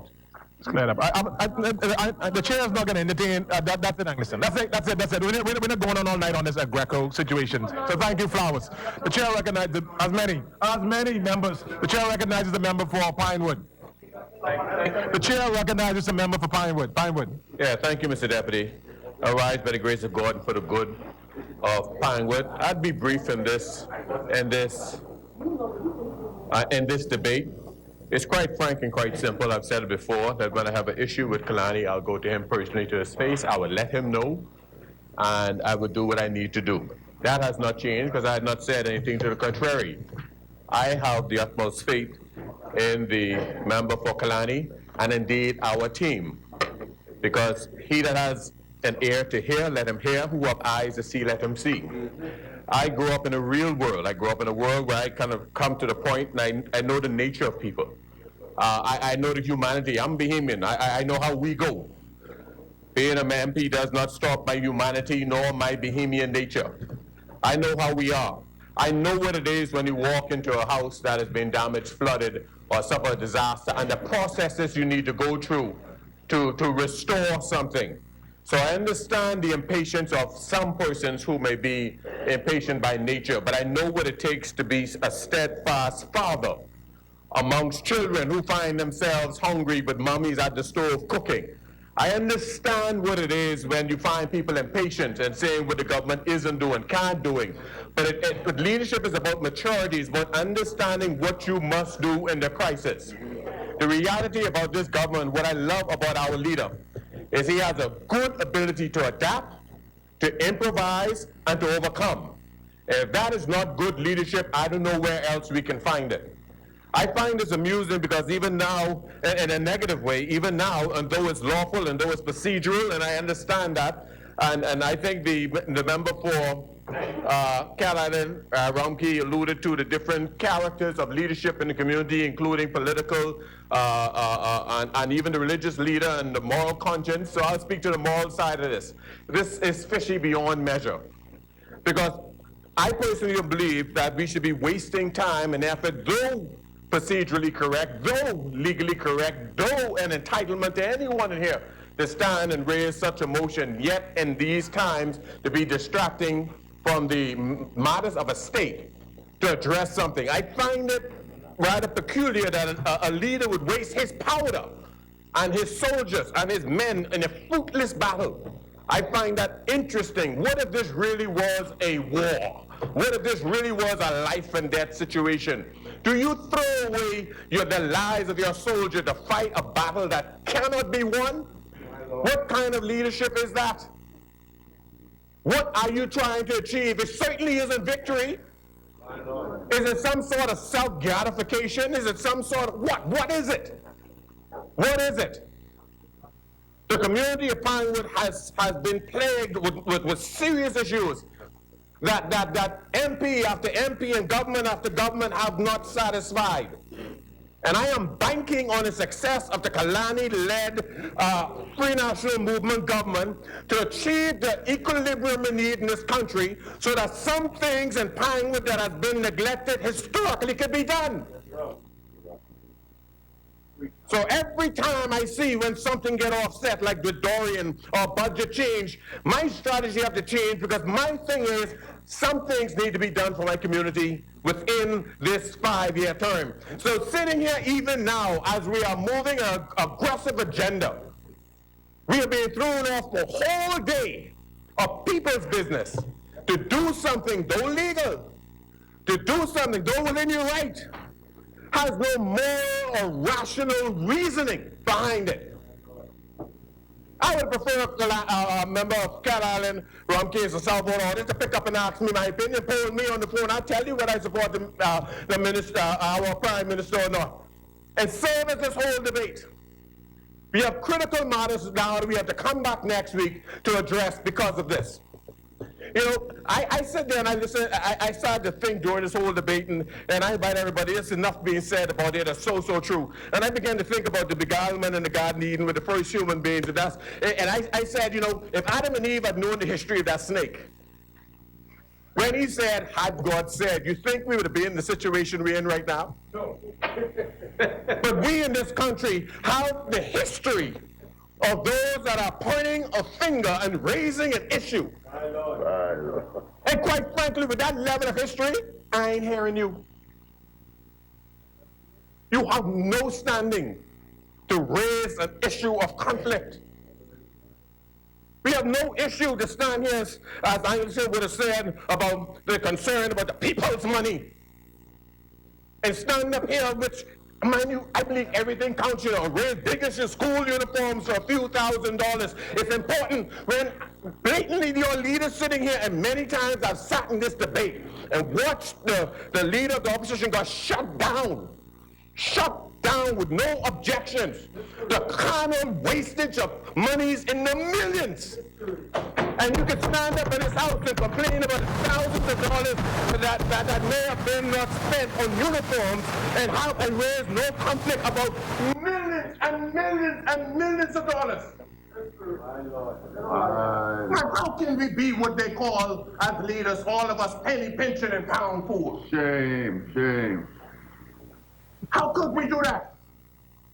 How could we sit here and our people hurting and we sitting down every day you drive down Bahamas Academy and you see the wisdom of PRP leadership to spend tens of millions of dollars on a property they don't even own or have an agreement for. Shame. And these are people, I'm not talking about BGCSEs and BJCs, these are people with QCs. These are senior people, these are people who've been lawmakers for years. Shame. They ain't got no shame. And you can stand up and pump millions of public dollars into a private property without even discussing. And they want to talk about the poor? That is beneath them. And you can stand here about accountability. We talk about the issue of vote of no confidence. This is a debate about confidence. But I think in some ways, sometimes they say misery like company, you know. Because the leader of the opposition, and we read a little bit in history, so I could drift a little bit in history. If you really look at it, I think that's been part of his struggle for life. I have to believe that. I remember, and I'm saying only what's open. I remember then, and I had no problem with ambition, you know. Except I don't want to be prime minister.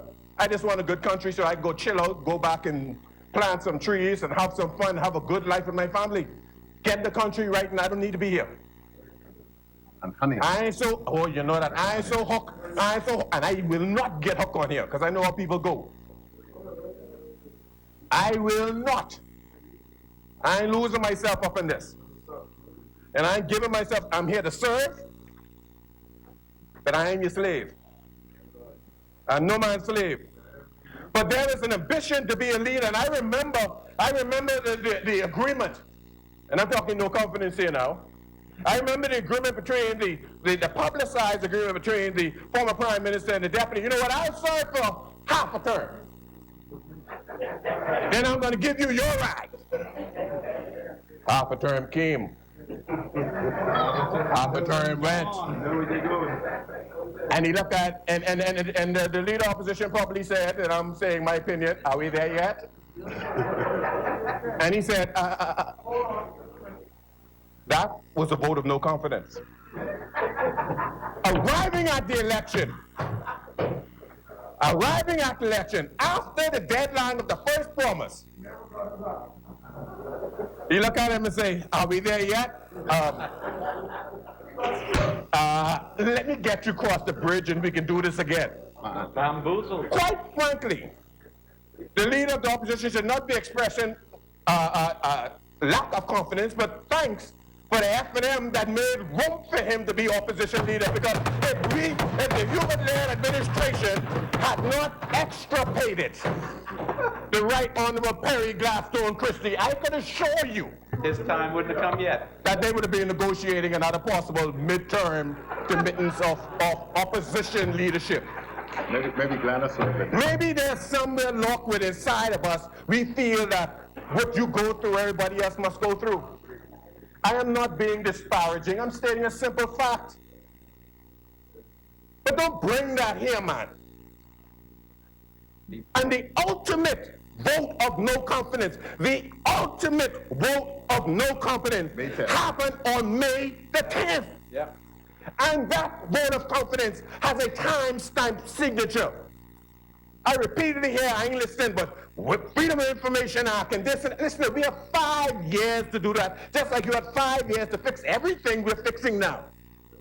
Talk again. And they pipe.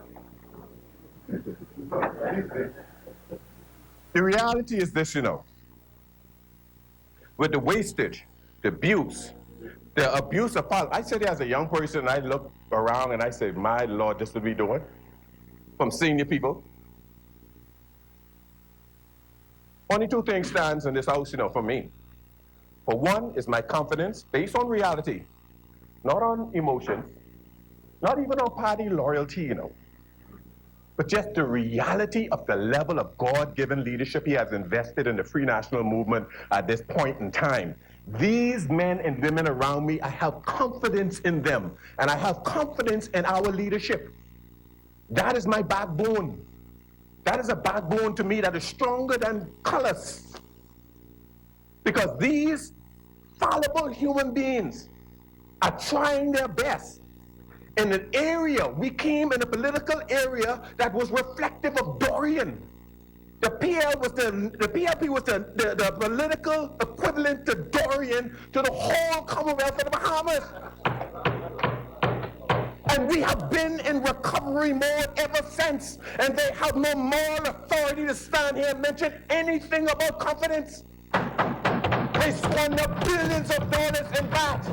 And they force us to have to do a bit more to get something done. And with less, the more that we got was less than they put. We got greater results.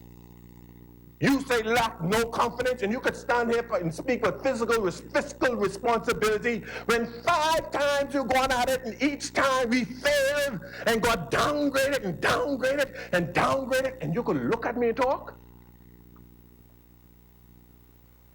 It's got to be something fundamentally wrong. And I'll just find the point. And not only that, because I believe in forgiveness, I believe in restoration.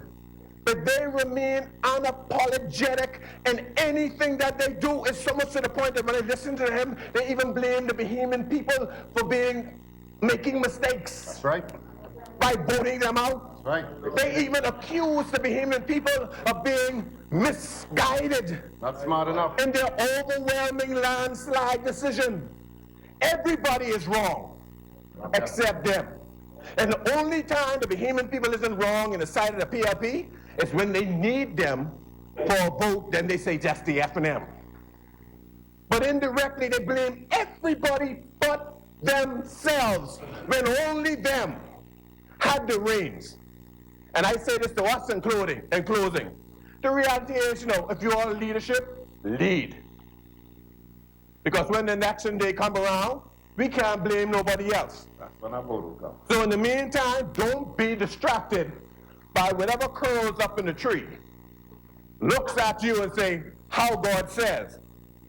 Somebody said this about Satan, and I'll do it in reverse. So when Satan comes and remind you about your past, you remind him about his future. Well, I say it in reverse because we're going to be here and remind the Bahamian people about the future we're building for them. And when the PLP come at us, we're going to remind them about their past. And we're going to remind them until you get to a point of sincere contrition and repentance and acknowledgement and, quite frankly, recycling and renovating and removing some of the people in there. I don't really need to hear from you. There is indeed in Pinewood confidence in the leadership of Hubert Alexander Minnis. And I remind us all that our only test of no confidence will come in the next general election. So whatever we do, let's be sharp, let's be true, let's be focused, let's be transparent. And if they don't understand the law, that if you follow the law that's transparent, and they can look in our face and say, if you follow the procedure on a transaction in Town Center Mall, my feeling is, your feeling has no place when we follow the law. If the law says A, B, and C equals transparency and no conflict, your feeling has no place in this. We follow the laws of the Commonwealth of Bahamas because all of us here are what we call lawmakers. Not emotional psychologists. We're not here because how we feel. We follow the laws of the Commonwealth of the Bahamas until such time as we come to this place and change the law.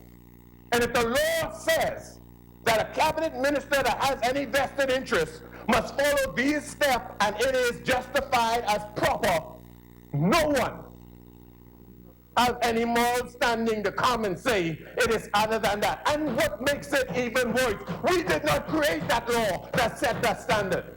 Right. We follow the law that has already been established. Even Jesus Christ had to come to John the Baptist when he wanted to change the law. And he said, suffer it to be so. Because the law could not be changed until he died.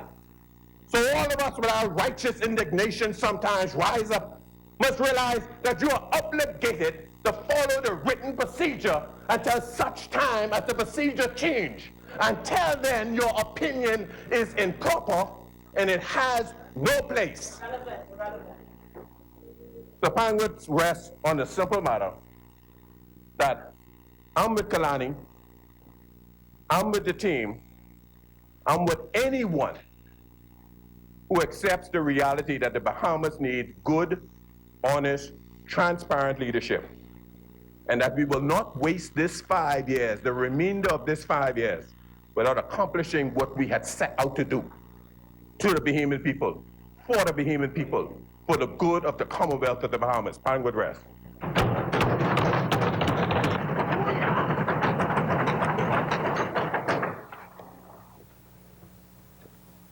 Thank you, Pinewood.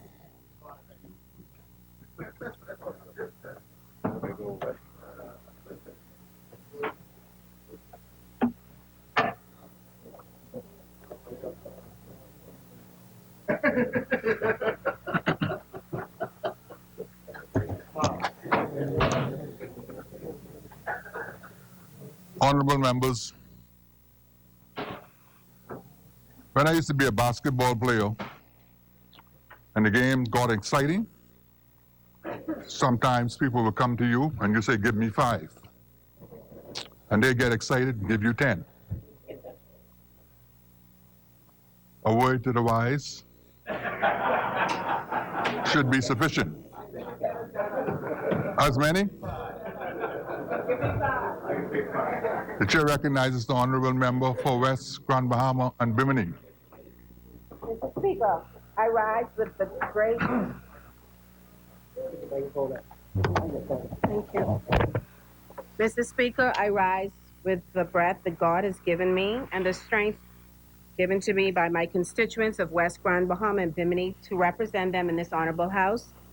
I thank each and every one of them for their confidence in the leadership of the Free National Movement and also myself. Mr. Speaker, this is a classic case of political mischief disguised as actual care for the Bahamian people.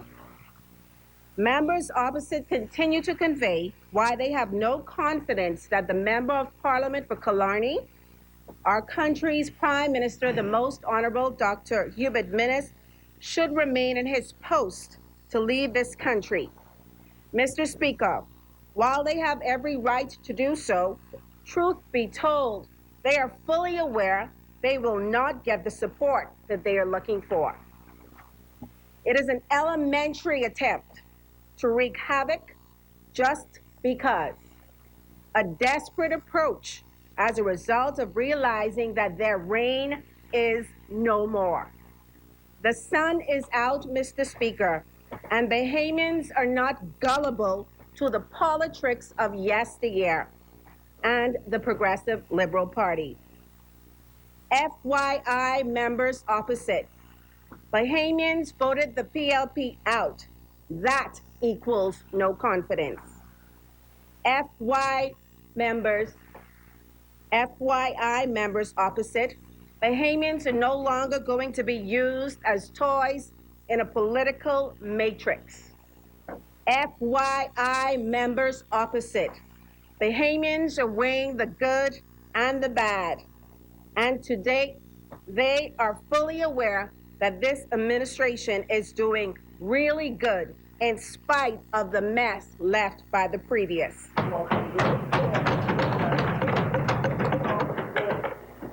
FYI, members opposite, the youth of this nation are a different breed of voters, and they will not fall victim to the gutter politics so ably carried out by the Progressive Liberal Party, your PLP. Inaccountability, non-transparency, irresponsible fiscal management. These are the ways of the PLP. Members opposite, Mr. Speaker, wish to derail the train, crash the plane, flatten the car tires, capsize the boat, hijack this administration, and by extension hold this country hostage. But it will not work, Mr. Speaker. Their smoke screens are to ensure that the Bahamian populace is so busy being caught up at following sensational stories and red alerts that they never see the truth.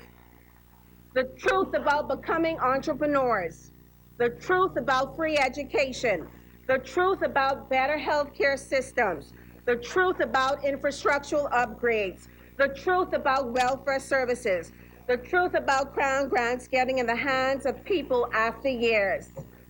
Mr. Speaker, members opposite are foreign to facts. They are not, in truth, they are, Mr. Speaker, not about truth. They are doing it for the likes.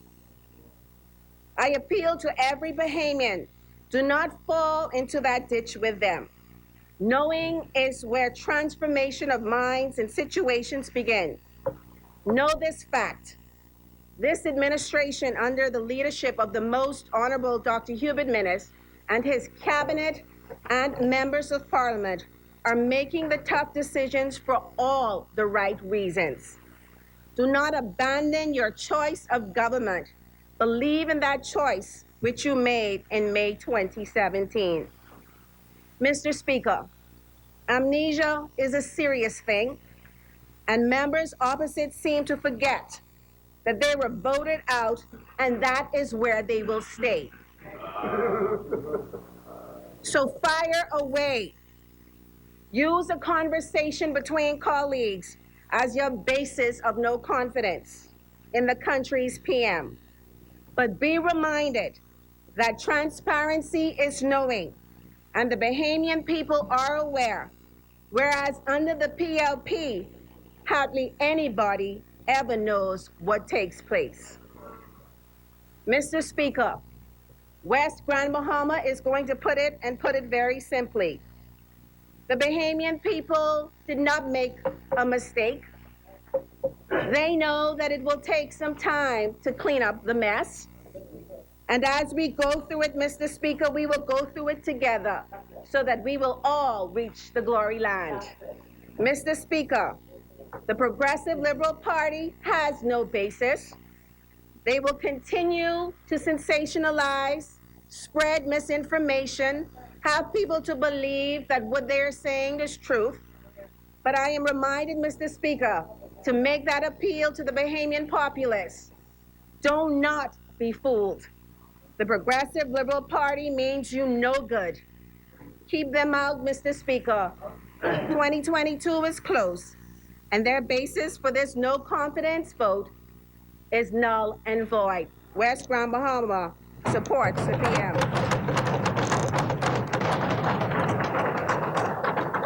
Thank you, Honorable Member.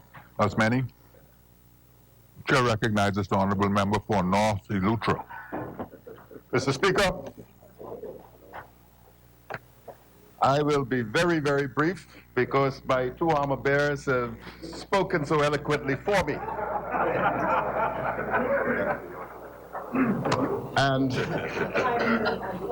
And they both spoke with such passion. Yes.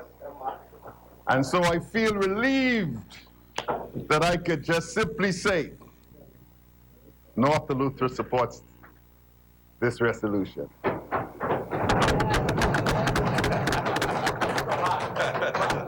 But Mr. Speaker, I just can't do that.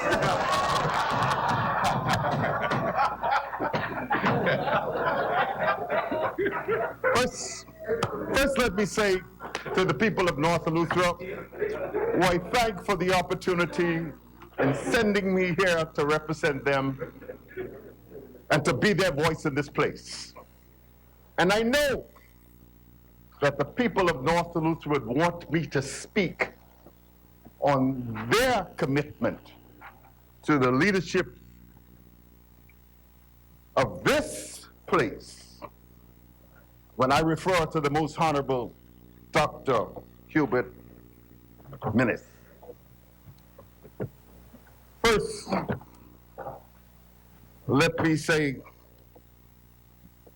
I have a very, very good and cordial relationship with my good friend from Golden Isles.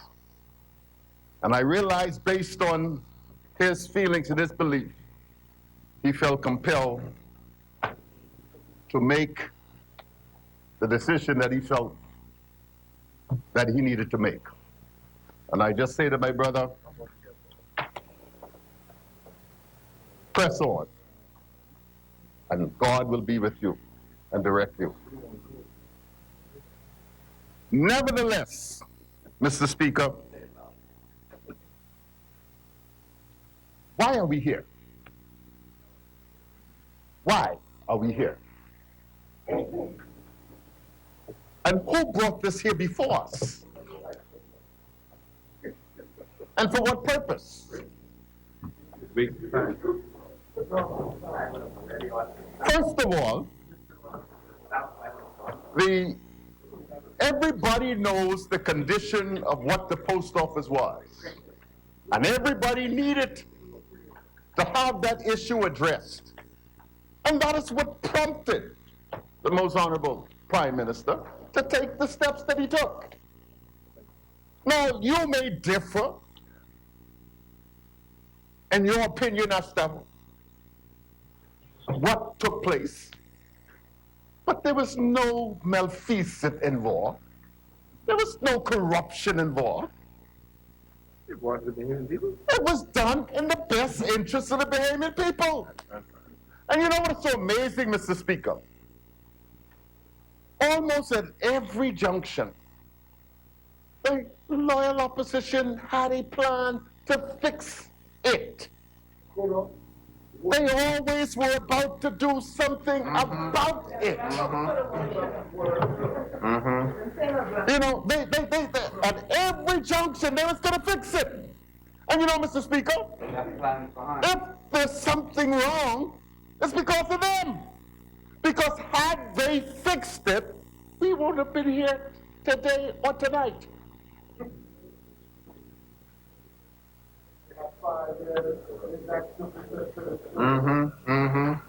Now, every single problem I get tired of hearing, oh, just follow the map. Follow the map.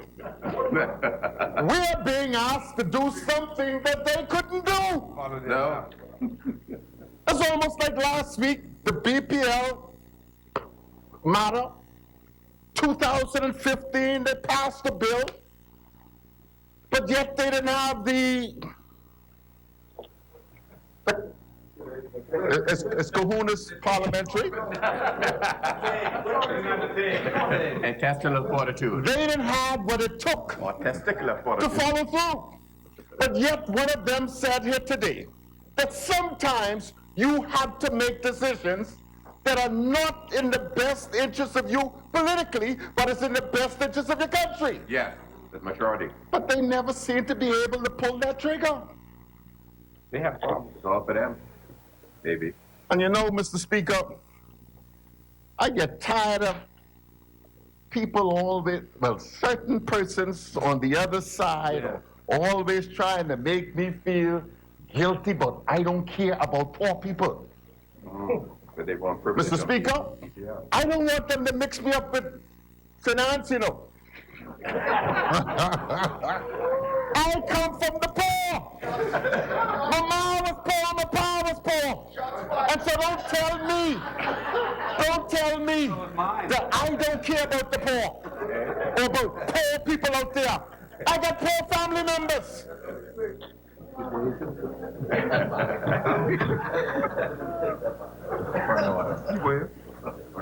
So this thing talk about be here when we could be dealing, when they talk about be here when we could be dealing with taking steps and measures to take care of the poor. Have you not brought us here? We could have continued doing what we're doing to help the poor. But instead we're here talking about foolishness. No, well, now wait. Now, Zuma. He from Elutra, I'm from Elutra. So just remember that.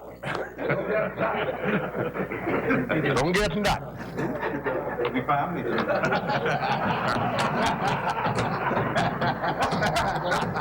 Point of order. Well, on the point of order, Point of privilege. I can want my inheritance. But Mr. Speaker, on a serious note, Mr. Speaker, and I really don't make light of this issue. I really don't. We're not perfect. Far be it. We've made mistakes. And we probably will make mistakes going forward. But none could question the sincerity of the leadership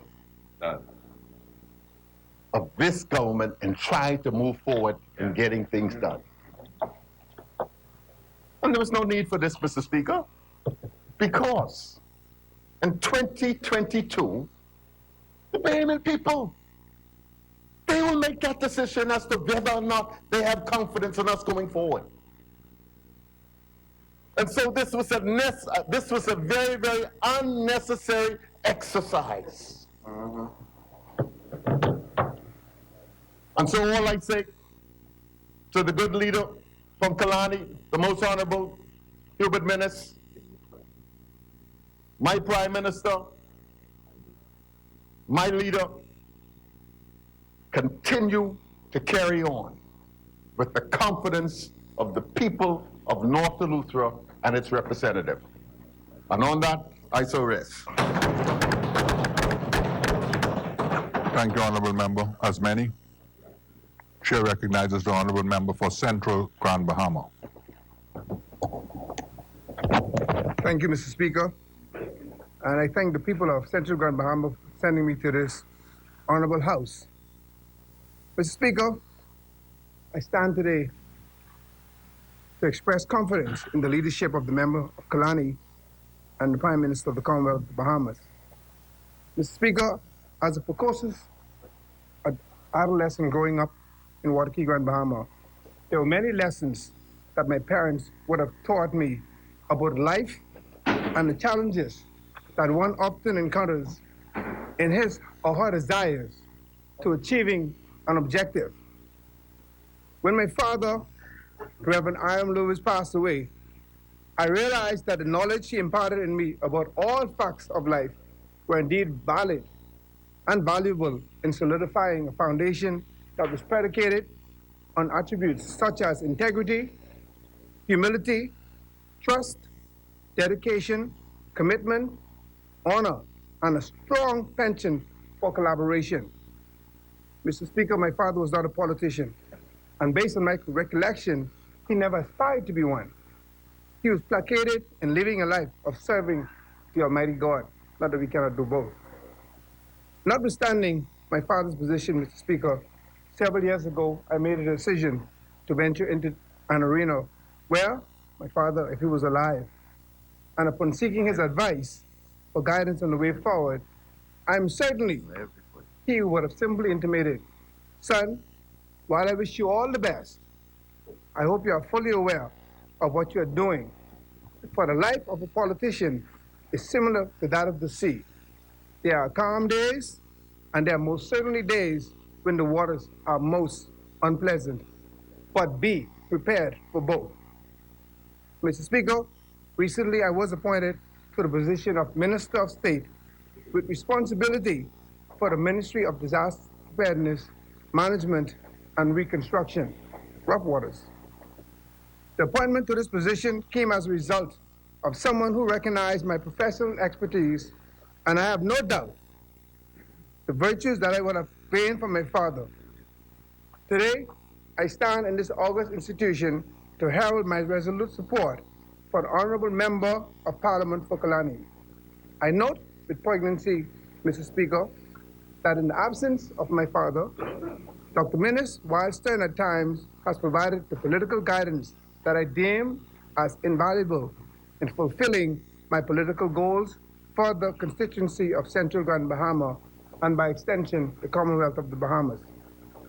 Mr. Speaker, prior to May 9, 2017, the words of corruption, ineptness, leaderless, dysfunctional, and the phrase bridge to the future, which immediately became a vapor from the commencement of side opposite tenure, were all unpleasant label which plastered the former administration. Hence, I am convinced that the vote of no confidence is nothing more than wishing upon a shooting star. Mr. Speaker, for him in history and I will expound on what Montmirail said. What I've recorded that during the 18th century, crime in the Bahamas was overwhelming commerce in this country. The eradication of such egregious actions required a paradigm shift. Hence, a new sheriff by the name of Woods Rogers was dispatched to the island of New Providence with an objective, stamping out crime. It was said that Woods Rogers, in fulfilling his objectives, the Bahamas took on the motto, and I rely on Southbridge help me with this, expulsis paritas, restitutis commercia. The translation in English, pirates expelled, commerce restored. Mr. Speaker, we are now in the 21st century, and the country was anxious to support the leadership of the Honorable Hubert Alexander Minnis, who was desirous of instituting a similar motto, expulsis corruptio, restituta commercio. In English, corruption expelled, commerce restored. Mr. Speaker, under the leadership of Prime Minister Minnis, this administration has been instrumental in promulgating legislation to address, among other things, corruption, economic and environment sustainability, and reduction in criminal activities. It is also worth noting the institution of programs to support the inner city and the creation of effective linkages for small businesses to access capital. I am profoundly dismayed by side opposite action, Mr. Speaker, and question the rationale in this instance, considering that the Most Honorable Hubert Alexander Minnis has expressed transparency and integrity in effectively executing his duties as Prime Minister in advancing the country to greater heights. Nevertheless, as I have said earlier, politics have similar characteristics to that of the sea. There are calm and rough days.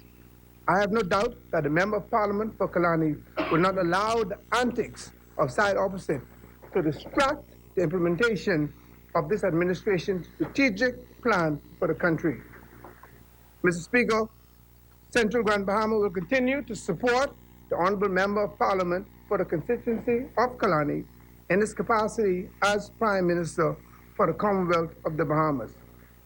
Further, as a member of Dr. Minnis' cabinet, I once again reference the shooting star, as its time to shine is a mere few seconds, and synonymous to the shooting star, I can say with confidence that this too shall pass with respect to the vote of no confidence. John Maxwell said, the pessimist complains about the wind. The optimist expects the wind to change. The leader adjusts the sails. Kalani, thank you for adjusting the sails of time. Central Grand Bahama stands in full support. Thank you, Honorable Member. As many? The Chair recognizes the Honorable Member for Tall Pines. Thank you, Mr. Speaker. Let me first say that I want the Bahamas to know, this House to know, at the offset that Tall Pines support Kalani 150%. Speaker, I'm proud to be here this evening because I remember 2.5 years ago, the member for Kalani held my hand on the left and the member for Southern Shore's hand on the right, and he said that I'm introducing two agents of change. And Mr. Speaker, I want the Bahamas to know, I want Tall Pines to know, this agent is not going rogue. This agent is going to stick with its leader. Amen. This agent has a lot to be proud of. But you know, Mr. Speaker, there were some agents, and I'm going to speak for 2 seconds on this. I look to my left, Mr. Speaker, and I see an empty chair. But I hear one of our agents decided to take another route. And all I say today, Mr. Speaker, is this. I thank him for being on the team. I look forward to him contributing to the Bahamas. I see he's not with us, so I'm not sure how far he's going to go beyond the day. But at least he had the integrity to do what a man does when he feels he has to make a decision. I have no issues with a good member. And so I say that to send a message that us soldiers have to remain as soldiers. continue fighting for our constituents. You know, Mr. Speaker, I heard something this morning when I was driving. I heard someone song like the chairman of the PLP. Song like him. Said the day is D-Day. He said the day is D-Day. And I was kind of confused about that because I remember about a week ago or 2 ago, we celebrated Remembrance Day. And what I understand of D-Day, I was a bit insulted actually. D-Day, Mr. Speaker, and my stepfather, Percy Strawn, he was a veteran in World War II. And D-Day has a significance there, a significance. And I can tell you, Mr. Speaker, when I speak to my children about D-Day, it definitely is not speaking about the member for Cat Island, Rumkey, and San Salvador, or the PLP's ambition. So the day is not D-Day. And I want to say this to the young people. D-Day is an important day when men and women gave their lives, to sacrifice their lives for what we enjoy today. And so that's why I say I feel a little bit insulted. So I think it's a sad day. It's a sad day when the PLP equate the day with D-Day. Now, I only say this to say this. On D-Day, though, soldiers went fighting on that beach. And Mr. Speaker, they in fact won the war. So this will not be a D-Day for the PLP because they will not win this war because as the good member for Angleston keeps reminding us, Bahamians are smarter than I think the PLP give them credit for. There's a reason, Mr. Speaker, why the people of the Bahamas and the members they could stand one by one as we did already.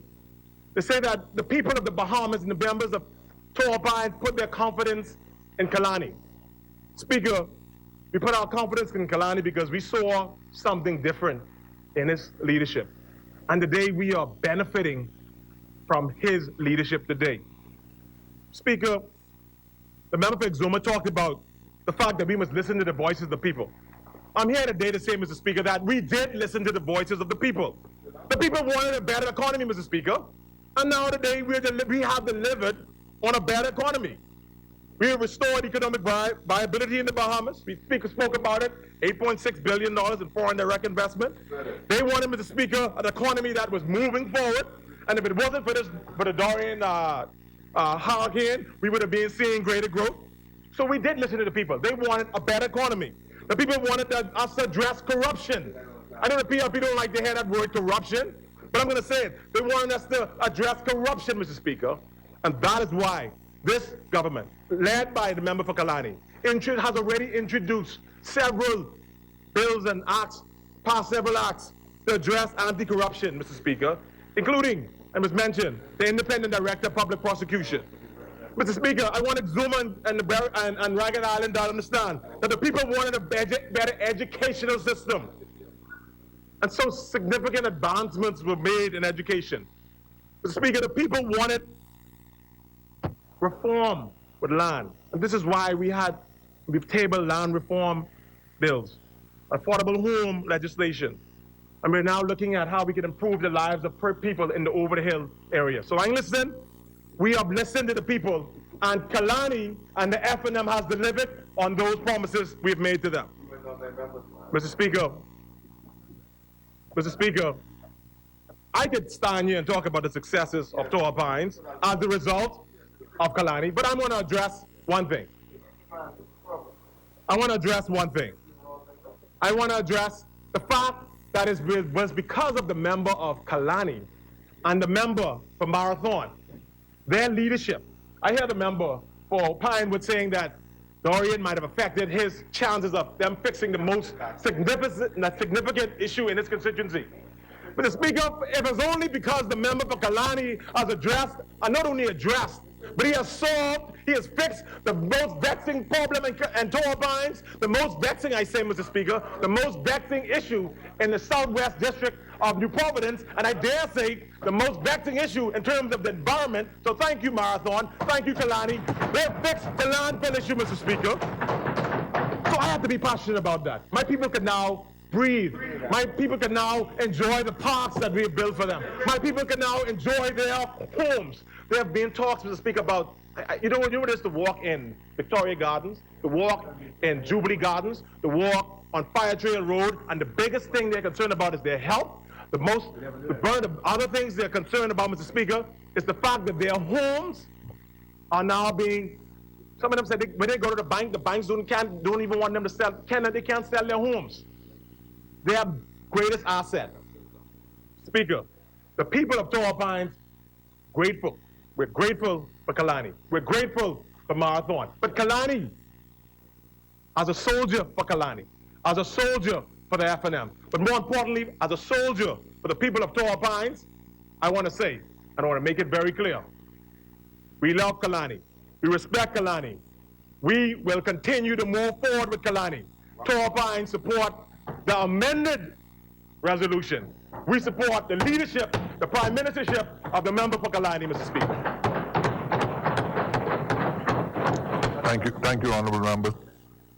As many, the chair recognizes the honourable member for Freetown.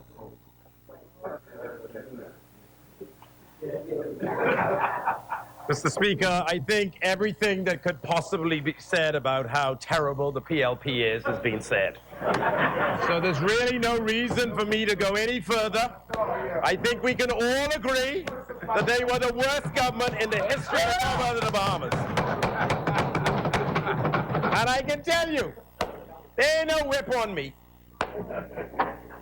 I can say what I want to say, and that is that I have full confidence in the leadership of the Prime Minister, the member for Kalani, Hubert Alexander Minnis. You know, Mr. Speaker, I didn't know Dr. Minnis until 2016. I was sitting in my house, running Superwash, enjoying my life, really not thinking about politics, paying duty on my machines, thank you very much. I know when they come, it ain't no duty or no wash and dry. Every single wash and dry and Superwash pay duty. And Exuma know that. And Exuma know that. And he always says it. Why do you do that? That's the PLP in you? Yeah. That's a lie, I can tell you that. And I know you don't use that in this house. That's unparliamentary. That's an untruth. I take it back. But I really don't mean to take it back. So, sitting in my house, and Dr. Minnis gives me a call and says, the Agla, I want to talk to you. And he says, would you like to run with the Free National Movement and help to turn this country around? And you know, we'd had the 4 downgrades. The debt had gone through the roof, I think doubled in the 5 years that they were in office. The economy, everybody was scared. You don't know how many people come to me and say, boy, if they win again, we gone. We can take our money and run. We got to get out of here. This place, you can't stay here. You can't operate in this jurisdiction. This is the wild, wild west. Everybody got their hand in the cookie jar. Everybody in the treasury. Ain't nothing running as the way it's supposed to be. I won't say what it is. So, he was, yeah, well, I said it now because, yeah, you were with us then. Good afternoon. So he asked me to run in what was Montague, and we all know what they did with Montague, right? They cut all the Blair people out, and they changed the name to Freetown, and now I represent the wonderful constituency of Freetown, which I won with a 1,000-person majority. And I am delighted to serve my constituents. Where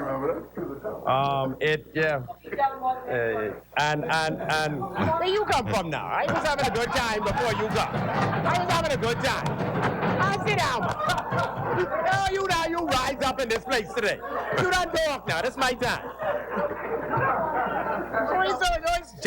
Yeah, she come. I see a run course here. I'm here, baby. I love you, you know. I missed you while you was gone. And the chair recognizes the honourable member for Angleton. First of all, I'm not the baby of the member for Freetown. I'm a duly elected member of this parliament in my 4th term. Number one. Number two, I think the reason I came in, because I believe the member said something about everybody speaking, I believe he's speaking about us had a hand in the cookie jar. And if that member is not able to support what he says about having a hand in a cookie jar, whatever the cookie jar is, I am asking him to withdraw that comment. I'm not going to sit here and allow Freetown I'm just saying, I'm not going to allow him to come in here and besmirch the reputation of myself or any of our colleagues. And trust me, I need you to establish that or withdraw it. I gladly withdraw it. Thank you. People know, but people know how things went. Right. But I'll They know let them Prince form George Dock, that's what they know. Yeah, so... That plane, or the helicopter, And whatever. so the, relax yourself. You know some You get stories, excited you know. now. Let me I can talk. share the story with you. So, man. They're trying to silence you. I became the representative of Freetown and was asked to be the Minister of Tourism. And the tourism sector, as you all know, since the Free National Movement came into office under the leadership of Dr. Hubert Minnis, has been exceptional. 2018, of course, was a record. 6.6 million visitors. 2019, for the first 10 months of 2019, we've already had 5.9 million visitors come to the Bahamas. And we are well on our way. We're 700,000 off our record. We're 2 months to go. I think we can beat the record again this year. I think we'll have a record in 2019 for stopover visitor arrivals. We'll have a record for cruise passenger arrivals. I don't think that has anything to do with Bahama. That we will have a record for arrivals in New Providence. And had it not been for Dorian, we would have had a record of arrivals in the Family Islands. And you know what? People always ask, Yagla, what that mean for me? And so the economy was really on a good wicket. We were really doing well. We had reduced unemployment to 9.5%, the lowest number in 10 years. What does that mean? We created 14,000 jobs. 14,000 jobs this government had created in 2 years. We was on a roll. Things was going good. We had projects come. We'd done the Disney project. We'd done down in Eleuthera. We'd done the Virgin Cruises project in Bimini. We'd done the Carnival one in Freeport. The Bahama had gone to the next phase of putting in their water park. Done the port downtown. We were really on a good wicket. And the economy was booming. And you know what? Notwithstanding Abaco, notwithstanding the troubles in Grand Bahama, on East Grand Bahama from the hurricane, this is a government that's led by a gentleman in Kalani who really feels the people, really wants to do a great job, works incredibly hard. And as a result, Mr. Speaker, there's nothing else further for me to say than I have full confidence in Cuban Alexander Minnis to lead our government, the member for Kalani. I support you 100%. Thank you, Honorable Member. As many? The chair recognizes the Honorable Member for Baines and Grandstown.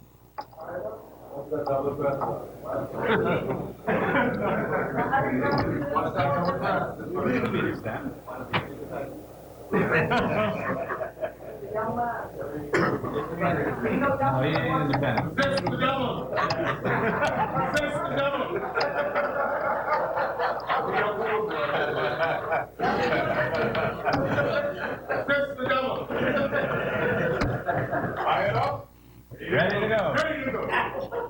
With fire on them. All fire. It's the fire time.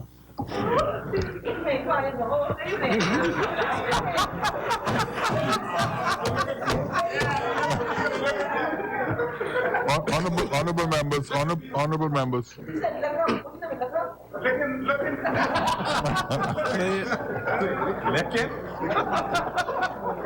The chair recognizes the Honorable Member for Baines and Grandstown. May it please you, Mr. Speaker.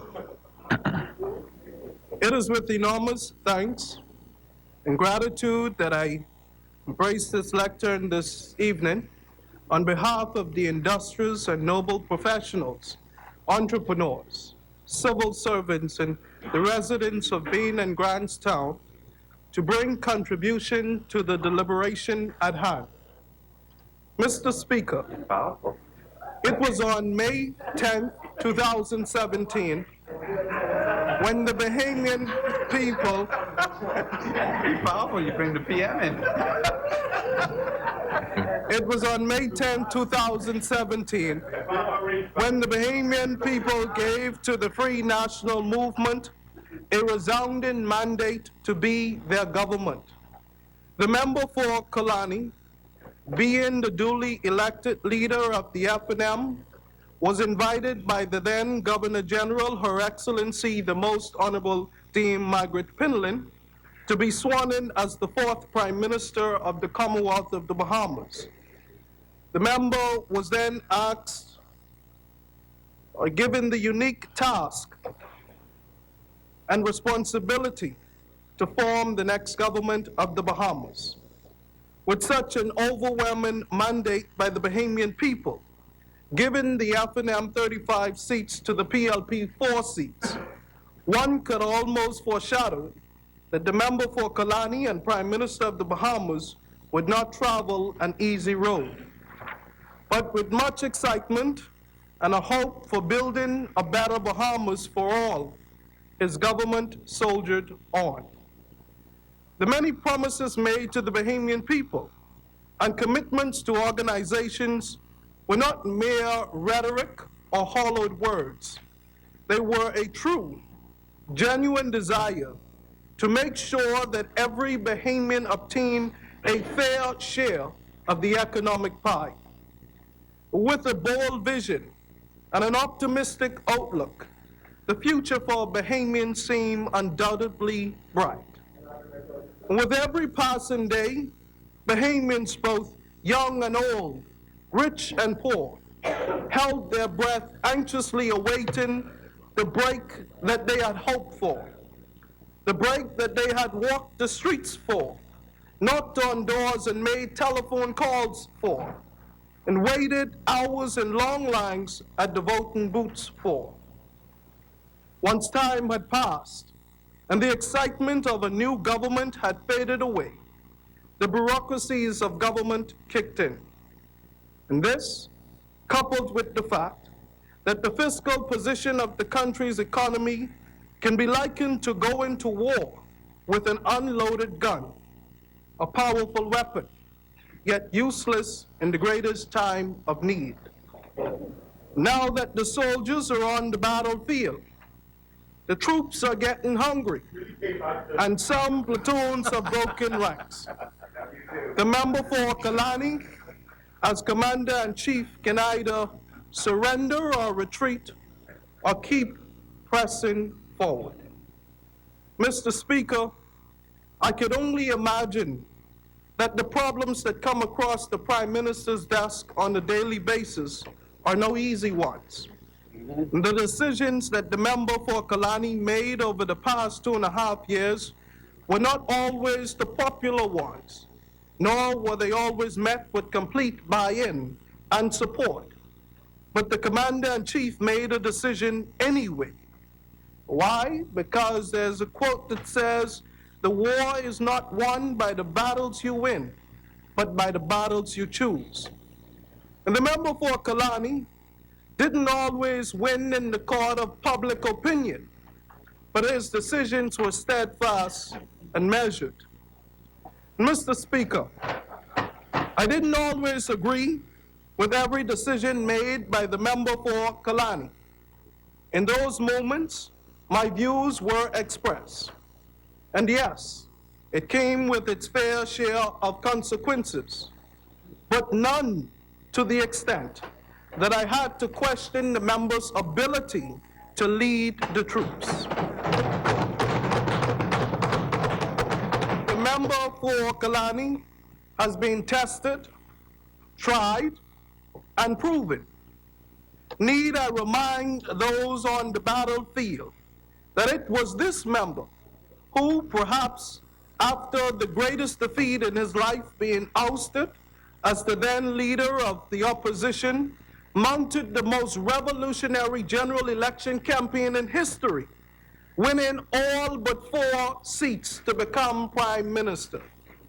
Need I remind those on the battlefield and members of the jury that it was the member for Kalani who made it possible through scholarships for some 5,000 plus students at the University of the Bahamas, my peers, to not have to work 2 and 3 jobs, part-time jobs, while attending and studying university to get a college education.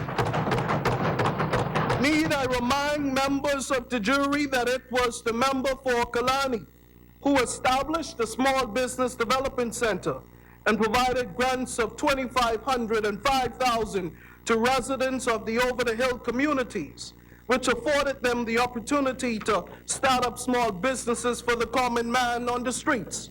The hair salons and barber shops and tuck shops and handicraft souvenirs, and the list goes on.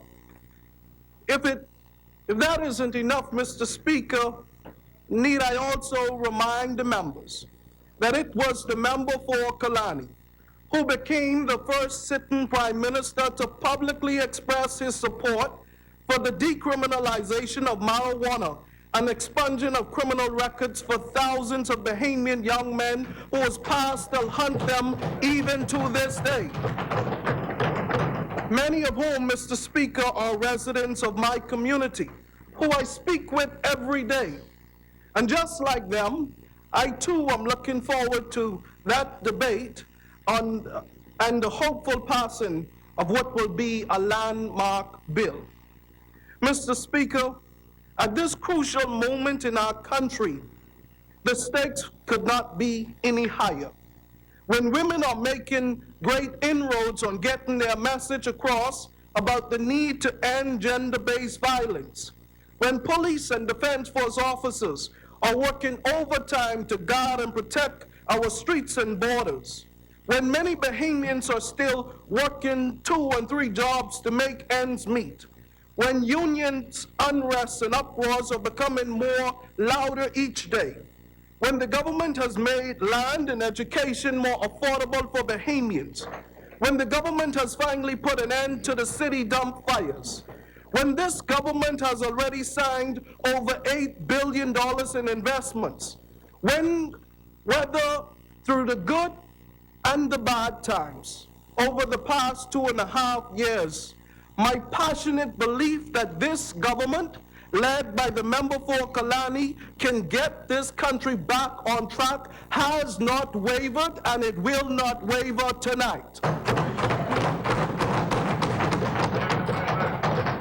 A change in leadership, Mr. Speaker, now would put the country's chances at risk, especially at a time when we can least afford it. Having been hit by Hurricane Dorian, the worst hurricane our country has ever seen, is more reason for our country to have stability. The world is watching us, Mr. Speaker. Our Caribbean brothers and sister countries are dependent on us to get it right.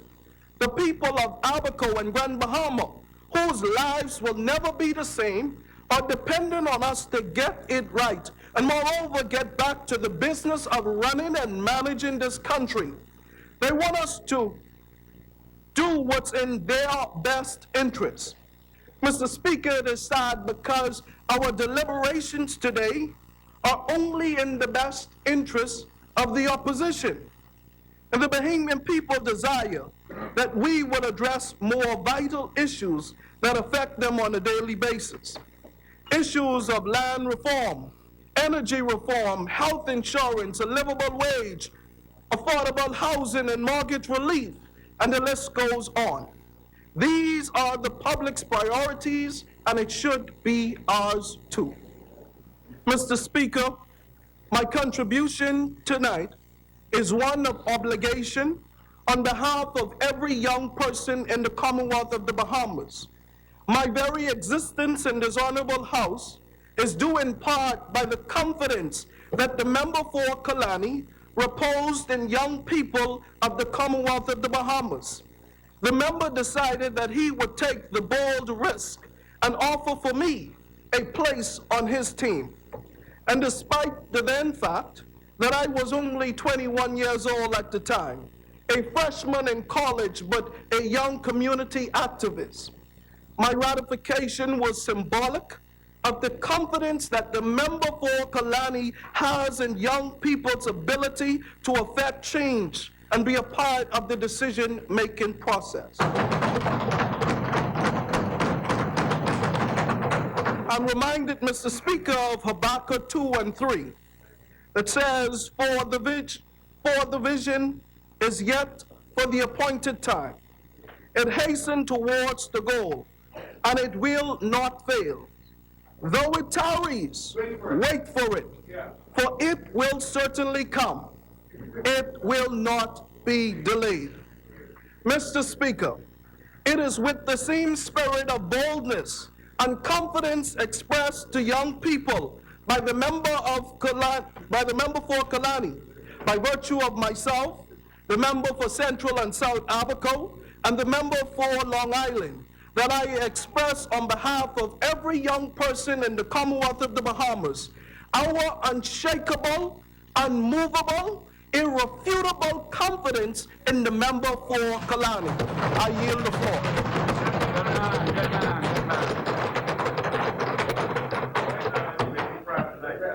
Thank you, Honorable Member. As many, the Chair recognizes the Honorable Member for Yamakro.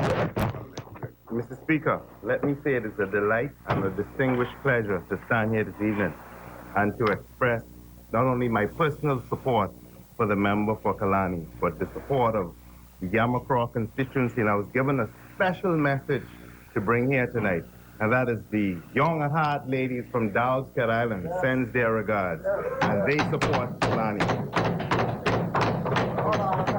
Mr. Speaker, I would just like, I crave your indulgence to recognize Ms. Lewis Johnson, one of our youngest supporters who is sitting in the audience tonight. If she could please stand. I'm taken up by surprise.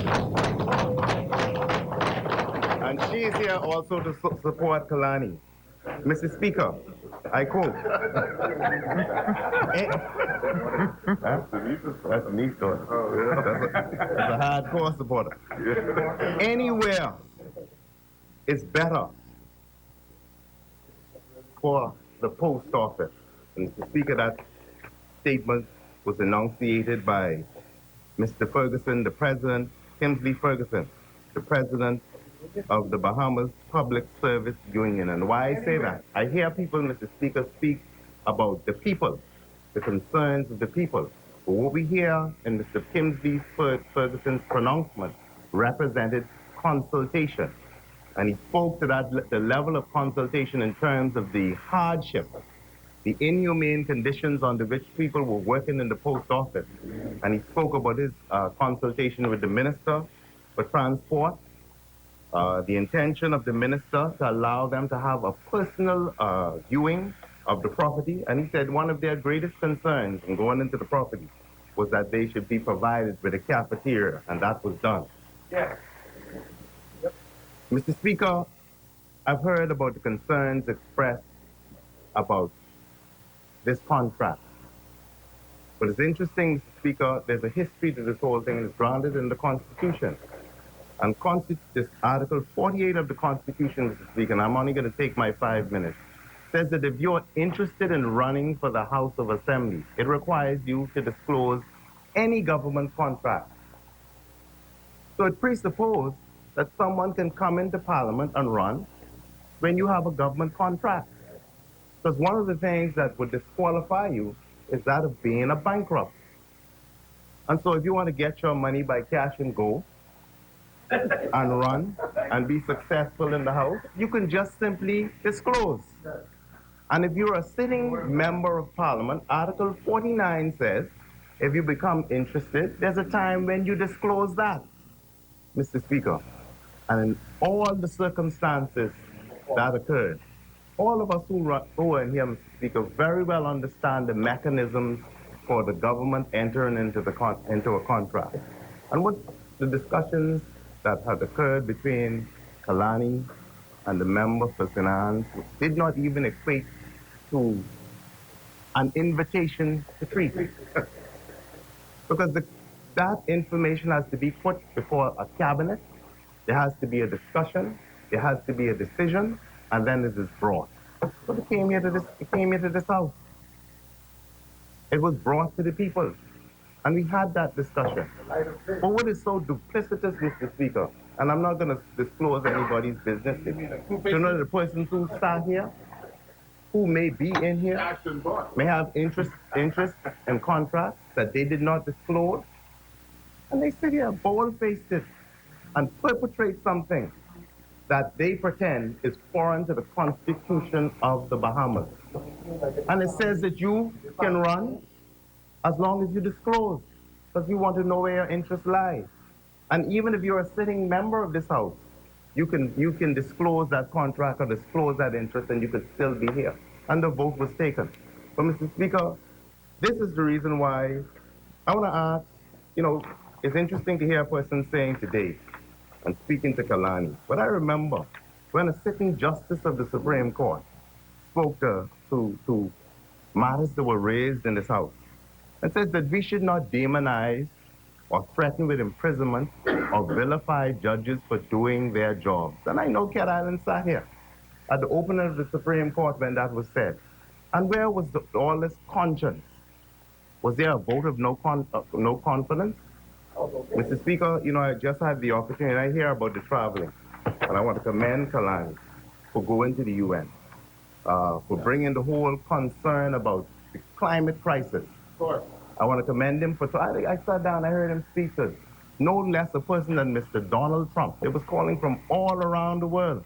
And I just went to Kenya, where the ACP, the African Pacific, the African Caribbean Pacific, a grouping of countries, some 79 countries, 40% of the countries in the UN. And all they spoke about was this international climate crisis and how it's affecting the Caribbean, how there's flooding in Africa, how in Venice there's flooding, unexplained catastrophes all over the world, and they spoke to the Bahamas. One of the most interesting things that was disclosed, and I never thought about it, when somebody said, when you look at the size of the Bahamas and its land mass, and you put them together, per capita that may be more than 2 states in the United States being totally obliterated. And you had a man who sat, who did not panic in the face of blatant criticism, even by those who dressed up in their sailorman suits and ride to Pinewood Gardens, pushing water in people's house. He's never wavered. He said he set up the assets for this country, and he allowed the private sector to be a part of it. You don't hear any discussions about the politicization of the granting of contracts and the cleanup of these islands. Everybody's eating, and it's fair. Even sometimes his party criticize him because of the level of his objectivity and impartiality in doing these things. But Speaker, I realize I only have 5 minutes. I want to say this before I close. Because the ladies from Cat Island told me to give them a history elsewhere. Because it's time for iron to cut iron. When we first took government, I don't think we remember this. There was the evacuation and repatriation of persons from different islands. And you remember that, Mr. Speaker. There's the Integrity Commission. Everybody spoke about codes of conduct. And that was laid in this House, and it will be due. One of the most significant things that has happened in the history in terms of legislation after independence is not just the laying of the white paper, you know, but saying that the former president of the Court of Appeal will now look at the proper, Justice Allen, will now look at the proper dispensation of Crown land, and how do we do that to address the socio-economic injustices that are being perpetrated against the Bahamian people. The digitization of not just the public sector and going on, but with education, the dump, which has been a plague on us for years, Mr. Speaker. Hurricane Dorian, I've spoken on Freeport. Potable water throughout the islands. You know, I'm so happy Long Island and the Minister of Works that we're putting in water. We're laying pipes in Cat Island, we're doing some other things. The fairness in the distribution of contracts. The judiciary, Mr. Speaker. And I told you what the former Chief Justice was saying about that. The identification, not just of a building, but we will soon break ground to build a new judicial complex. Mr. Speaker, I've agreed with the present Chief Justice to meet with him to discuss arbitration. and mediation so that we could assist the poor and the indigent who are coming through the courts, and that will happen very shortly. The introduction of a diplomatic center in Brussels. Mr. Speaker, you know, and we speak to, and I see the Attorney General here today, and I see him smiling with this picture where through consultation throughout government and with all of the legislation. And I told Exuma the next time, but I'm no longer there at to the Attorney General's office, we're not going to lend him a jacket. And so when the AG says, come, we have to consult on this. We came without your jacket. But you know something? He sat in this house and denied that there was proper consultation, just as how he would say that we created special tax interest for helicopters and planes. But see him here? You have him. You have the illustrious former Attorney General, the leader of the opposition, my good cousin, and who's that dapper gentleman, Alfred Johnson. And we were consulting on issues concerning financial services in the Bahamas. And just give me one more minute, Mr. Speaker. There's the Commercial Enterprise Act. Mr. Speaker, I've heard every person making disparaging remarks about the Commercial Enterprise Act. But for the first time in the history of Bahamas, we've codified the principle that Bahamians must be first, and that you have to produce a report, a strategic report, showing that how you will hire Bahamians and how you will train Bahamians, Mr. Speaker. What did he say? No, it wasn't about it. He knows just what it was. Don't let him distract you. Stay focused, man. You want a good minute. Just to try to distract you. Take an extra minute. Okay. Take an extra minute. The Fiscal Responsibility Act, Mr. Speaker. Sleepy now. The Fiscal Responsibility Act, Mr. Speaker, is extremely important. I even hear Cat Island now calling for the Fiscal Responsibility Council to be put in place, which is the quintessential expression of the involvement of civil society. And one of the things that will not allow, and I hear you making mention of a case this morning that we are not allowed to speak to. But I'll say this, Mr. Speaker, will not allow us anymore, 2 days before the election, to enter into all sorts of contracts that will prevent that, Mr. Speaker. I will say no more than to say this. Like my auntie say, you'll never know if a boat could take sea unless it goes to sail. And some of us have weak legs. We have no sea legs. I have sea legs. I don't dance to songs that I don't like. And so it disturbs me when I hear a person saying that Kalani has the whip on and that he has some slaves in the cabinet. Mr. Speaker, we're independent thinkers. And so I want to say on behalf of Yamakro, on behalf of those old beautiful ladies from Dowd's Cat Island, on behalf of my family, and Ms. Johnson Lewis, who sits here, that we support Kalani. And I want to wish my brother from Golden Isles every success, and may God continue to bless you, sir. I thank you.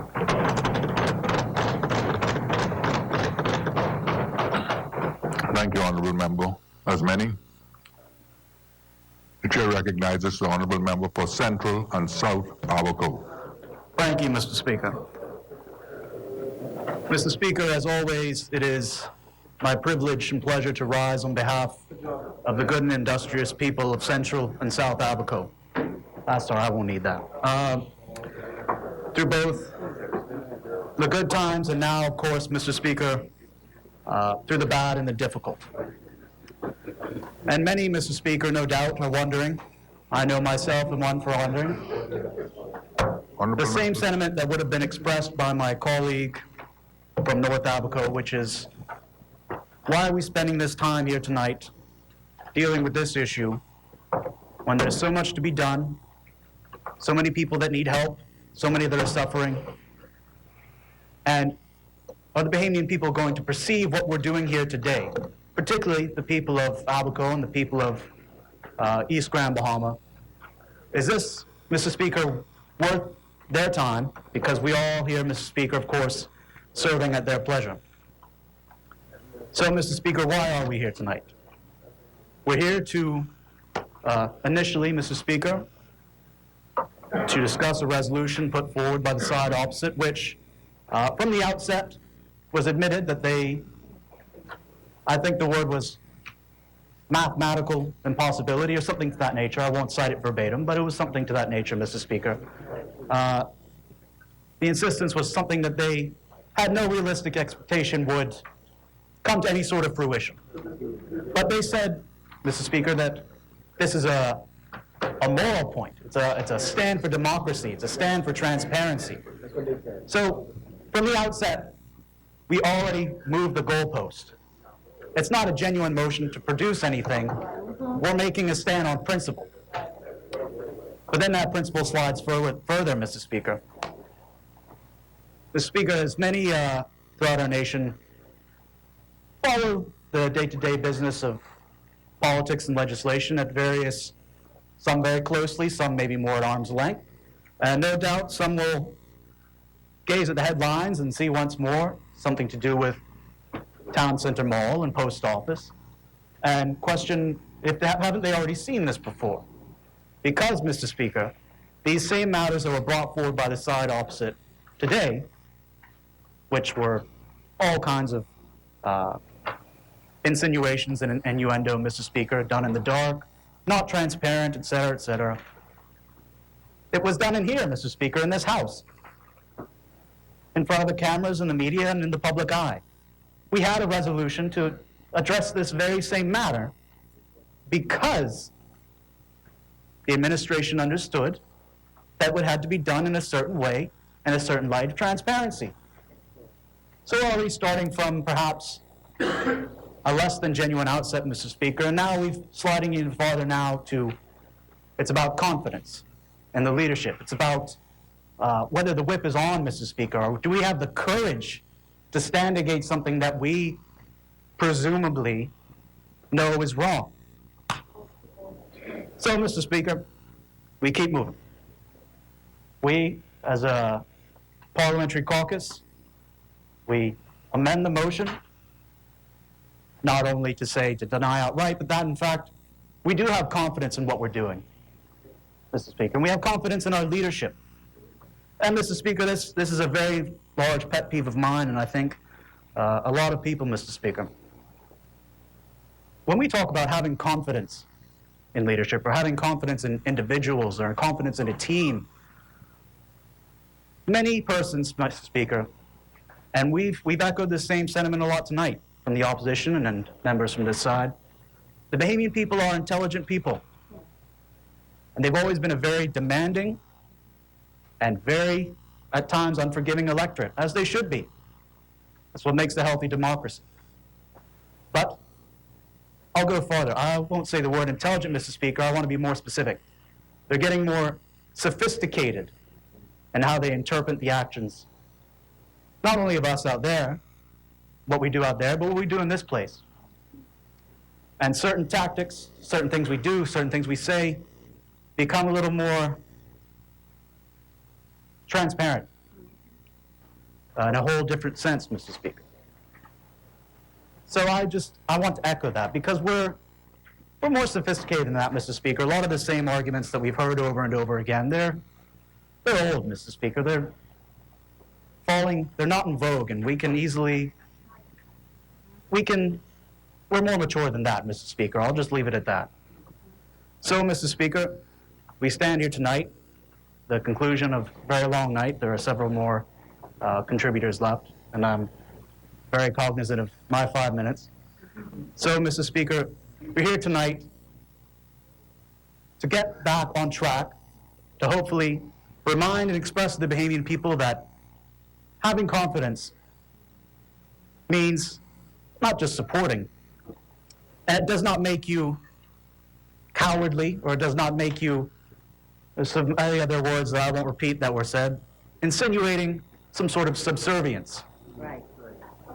And it's not all about universal agreement. It's about having collective trust in something, in an ideal, in a group. It doesn't mean you agree on every single matter, in every single instance, in every single scenario. Husbands and wives fight, Mr. Speaker, and there's no earthly bond, perhaps more intimate and close than man and wife, but we all know there are arguments. And therefore, amongst 39 members in this House, only a fool would insinuate that every person is on every single wavelength every single day, Mr. Speaker. But it's about the bigger picture. It's about the whole. It's about what we're trying to do here, Mr. Speaker. So, Mr. Speaker, I believe I've already used up my 5 minutes, I'm sure. But, Mr. Speaker, I'll leave it at those very few brief remarks. And I'd like to state categorically Central and South Abaco's continued support for this administration and the leadership of Kalani as we move forward, put this behind us, and get back to the people's affairs that we're put here to do. Thank you, Mr. Speaker. Thank you, Honourable Member. As many, the Chair recognizes the Honourable Member for... We'll go with the senior man, Carmichael. Thank you very much, Mr. Speaker. I am going to speak briefly from a few notes, and I've noted your admonition, and I will certainly seek to try to keep this within that time period, sir. If I stray, please give me a minute or two. It won't be much longer than that. Speaker, colleagues, there is no question whatsoever that I support the honorable member for Kalani. He has a heart for the people. He cares very deeply about this country. He served with integrity as a prime minister. And this amended resolution that we're debating tonight, sir, is very appropriate. And I read that resolution, and I urge colleagues to let your friends read it, because it sets out some of the many accomplishments. You know, we don't need to debate it. It sets out, and I thank the Attorney General, the Honorable Attorney General, because it has set out pages and pages and pages of accomplishments of this government that members over there deny in a short period of time, Mr. Speaker. And sometimes we sell ourselves short. Sometimes we forget to understand how much we've done following the most incompetent government in the history of this country, as Freetown said. Speaker, I'm disappointed, but I'm not surprised by the resolution that members opposite brought. I consider it a brazen attempt to tarnish the names of Kalani and Sinans, two members who I respect, who I have the highest respect for. Mr. Speaker, we have to put that in context, because that has come from a group of individuals who have essentially been thrown out of office, probably the most embarrassing defeat, political defeat that I can remember. And now they are for, Mr. Speaker. See, Mr. Speaker, the member for Angleston spoke tonight, and she kept harping on this issue of political reality. She said, we lost a member today. We lost a member. The member's gone independent. I wish him well. I spoke with him. I wish him well in his parliamentary career.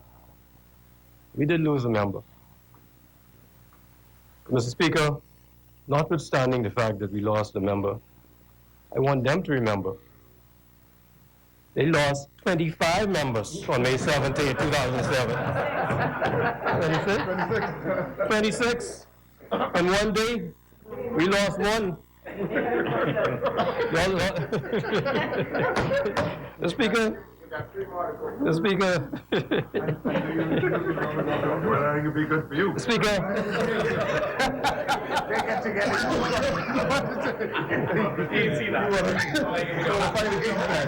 Speaker, I support the member for Kalani, the most honorable member, and the member for Sinans. And a lot of us have forgotten to mention Sinans tonight. He's been the forgotten man sitting there. But both of them have given service to this country for years with integrity. They've been accountable. And both have vision and a passion for this country, Mr. Speaker. The most honorable member next to me works hard to empower others. That's what he's done. That's why you can see Bain in Grantstown standing there speaking as he did. That's why we see Seabreeze. That's why we see Long Island speaking as they do. Because he's empowered them and he's inspiring them. And I appreciate the passion, Mr. Speaker, with which the hands have served for years. Because so many people do not know what he does and how much pressure is on him when he goes anywhere. Anywhere. And the expectations that people put on him. So, Mr. Speaker, I regret very much that members opposite sought to, in what I call this brazen attempt, to tarnish their names. But they're desperate. And we have to be careful with desperate people. Mr. Speaker, let me tell you a little bit about what really happened in the post office. And this tells you about what a do-nothing government they had. From 2013, they knew of the safety concerns in the post office. They knew the cabinet documented it. They hired a consultant, structural engineer, and they paid him. Mr. Speaker, in 2014, they decided to repair that post office at a cost of $7,250,000. And then within a year, they increased that to $7,975,000. Wow. That's what they were going to spend to fix it. Speaker, from 2014 to 2016, and I'm standing here speaking, and Cat Island is here. They did nothing. None of that. None of the repairs.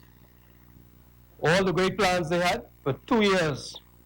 What they did is they moved people out, but they did none of the repairs. They effected no repairs. They sat down and effectively did nothing to that post office. And they were going to spend not only the $7,975,000, they were going to spend initially another $427,180 to remediate it. And within a short period of time, that rose to $1.4 million. So they were going to spend almost $9 million, sorry, a little over $9 million on this post office. The Speaker, in 2016, they agreed in principle to move to the Town Center Mall. And there were 4 ministers who had to agree to it. The member for Cat Island keeps saying that they didn't go there for the same reasons that we didn't go there. But, Speaker, we know why we didn't go there at that time. Therefore, ministers made a decision not to go there. And it's not for the same reasons that we decided, Mr. Speaker. But, Mr. Speaker, in 2016, they then agreed, and this is now the 3rd option, to purchase the independent shopping center. To purchase it. Speaker, Mr. Speaker, you handed out a writ of summons, and I'm not outside the terms of that writ of summons. In fact, I'm going to refer to that writ of summons sometime tonight. No, it's not sub judice, it's a public document. It is a public document. It's a public document. The Speaker gave all of us a copy. Yes. Yes. Honorable members, so long as you respect the sub judice rule. Yes, sir. And not give any evidence that could prejudice the case. No, sir. I will simply read something here. That's it. So, Mr. Speaker, they started working on that place. And I heard the member for Angleson say that I stopped the work. The member for Cat Island stopped it because they were working without a valid building permit.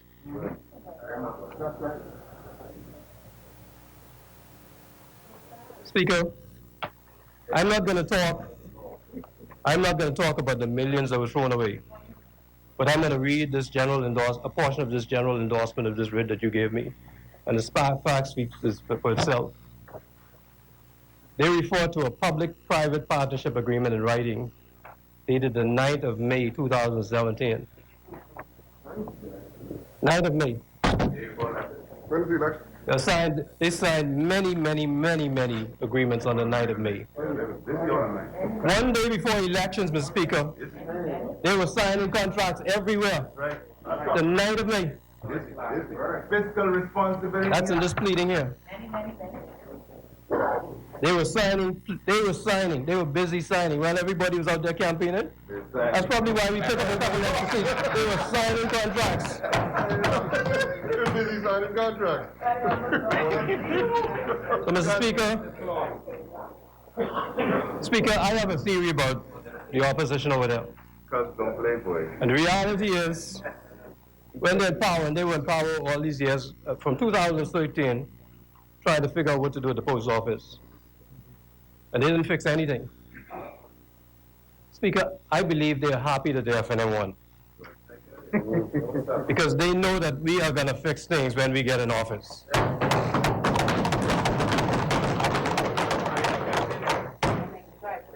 Speaker, I was going to say a few other things, but I'm going to leave them for another time. I'm going to close by saying one thing. It is ironic, Mr. Speaker. It is ironic that members opposite have accused us of misleading this parliament and accused members on this side of misleading the parliament. And the basis of that, sir, is that they say that we have produced a misleading resolution. There are a couple words in the resolution that we presented to this parliament that they say is misleading. No, Mr. Speaker, one of the wonderful things, of the many things my mother taught me, is that my late mother, my dear late mother, is that she used to always say, what's good for the goose is good for the gander. And so I was just looking at the resolution that they brought tonight. Mr. Speaker, if our resolution is misleading Parliament, then their resolution is just as bad, and somebody should bring a motion of no confidence in them. Because this resolution says, and I quote, and whereas the resolution to approve the lease expressly stated that the member for St. Anne's had no part in the negotiations, discussions, and decision in respect to the lease agreement. Only word, Mr. Speaker, in there that is true is the word discussions. There's nothing in that resolution that we brought that said anything about negotiations. There's nothing in there about this, about the decision, about St. Anne's taking no part in the decision. Mr. Speaker, they misled Parliament tonight. They misled Parliament. They brought a resolution. They brought a resolution that accused us of doing certain things, and in their resolution that they so proudly tabled in this House, they have misled Parliament. Wow. Mr. Speaker, I support my Prime Minister.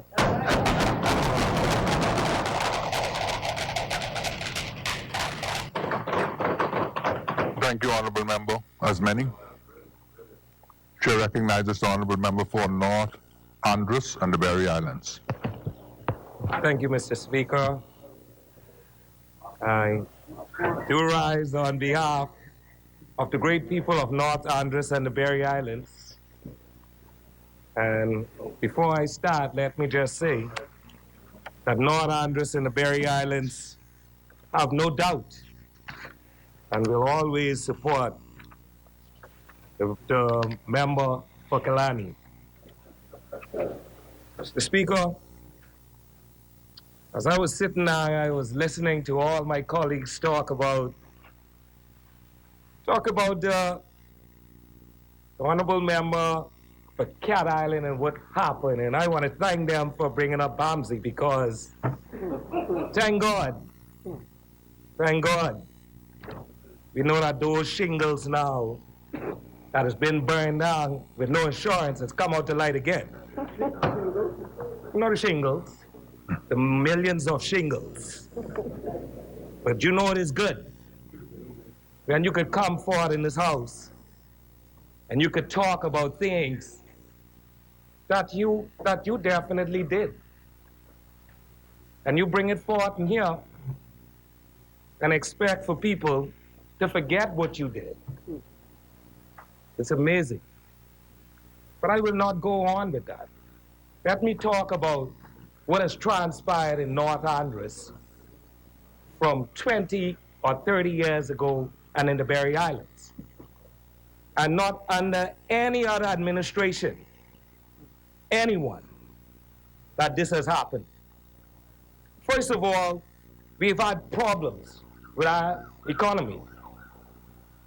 It was drowning. Throughout my campaign, I talk about life support. Because of the roads being like potholes and pond. Talk about the need for a bridge in Stanley Creek. I also talk about a clinic that was lack of medication, an ambulance that was needed on that island. And I could go on and on, Mr. Speaker.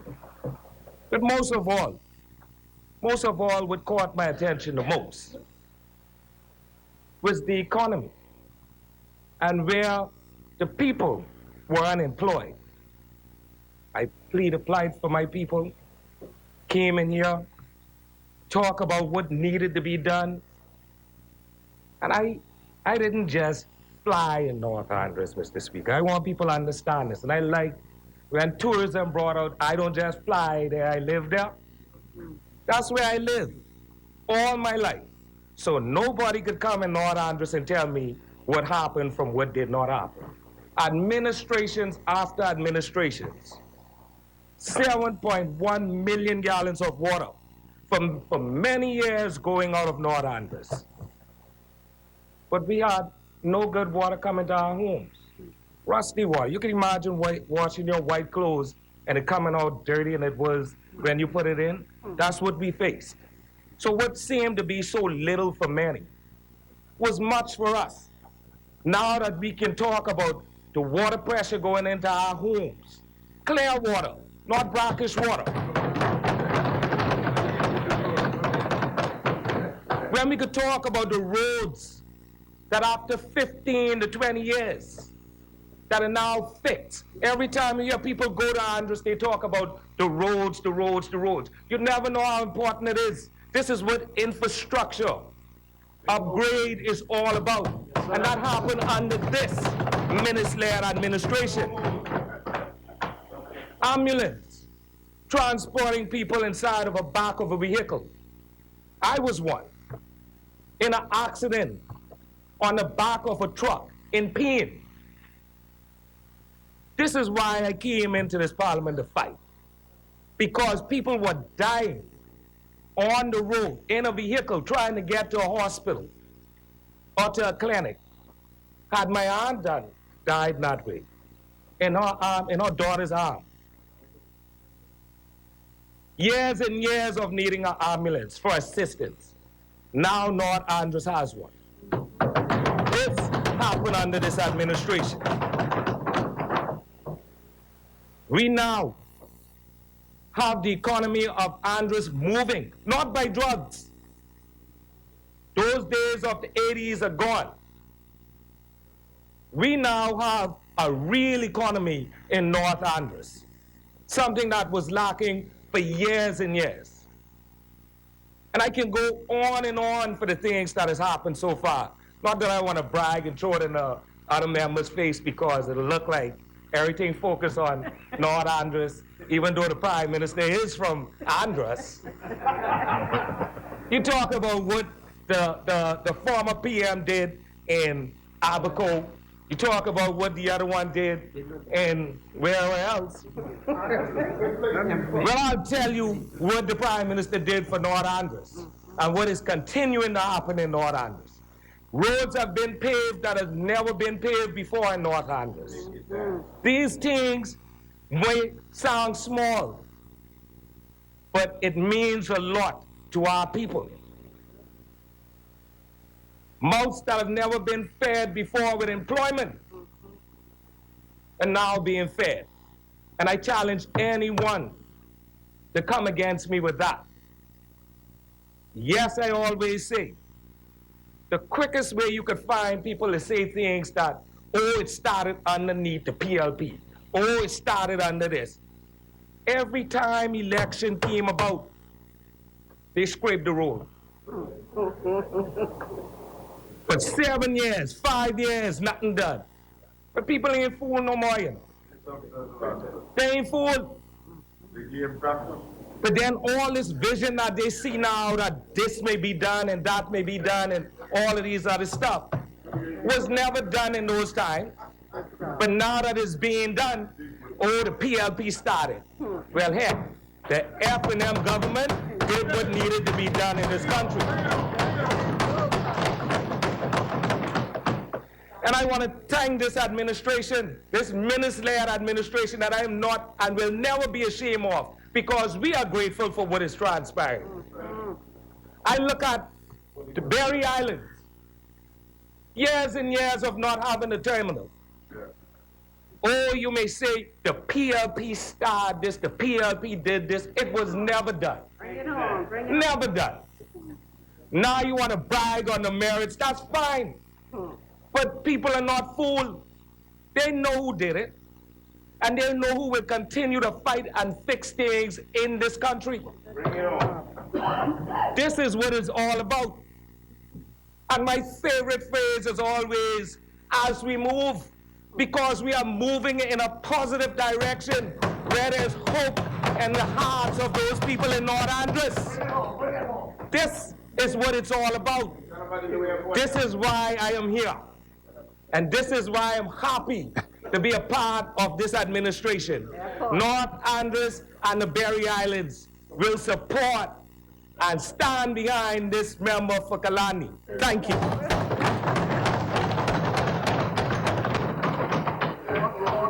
Thank you, Honorable Member. As many, the Chair recognizes the Honorable Member for Marathon. Thank you, Martin President. Please, don't forget. Mr. Speaker, Tell me you woke up this morning.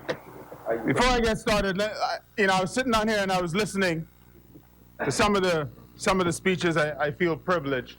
But I'm reminded of the words of William Shakespeare in Macbeth when he said that life is a tale told by a fool, full of sound and fury, signifying nothing. Now, I would never intimate that the members opposite are fools. I'm not saying that, and I would never say that. But I would wish to say that this ill-conceived motion that was brought is full of sound and fury and signifies absolutely nothing, which is kind of contiguous with their track record when last in Parliament, Mr. Speaker. And Mr. Speaker, the members, I represent Marathon, and let me just reach, and I am guided by your wisdom, as always, Mr. Speaker. Let me just retrace how I got here. Because the members opposite seem to have a problem with ethics. There was a leak in Marathon. There was a Rubis gas leak. A Rubis gas leak. They said nothing.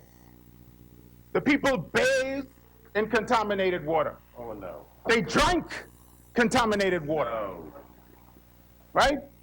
They had volatile organic substances, as in fumes, in their houses. They said nothing, not one peep, not one iota. As a matter of fact, all this blustering I hear from South and Central Andros, from Engliston, from Cat Island and Rumkey and San Salvador, they were a part of it. My constituents endured that at their hands. They endured a sitting cabinet minister soliciting contracts while in office. They didn't bring a motion of no confidence then. They said nothing. Mom's the word. The chair recognizes the honorable member for Cat Island, Rumkey, and Salvador. One point of order. On points of order? Man, your point. Yes, go ahead. One, I'm not aware of any sitting cabinet minister soliciting a contract for himself. What? Secondly, for himself. For himself. Huh? No, well, corrected. Right? No, that's what he said. Yeah. And the second point, the member suggests that we were there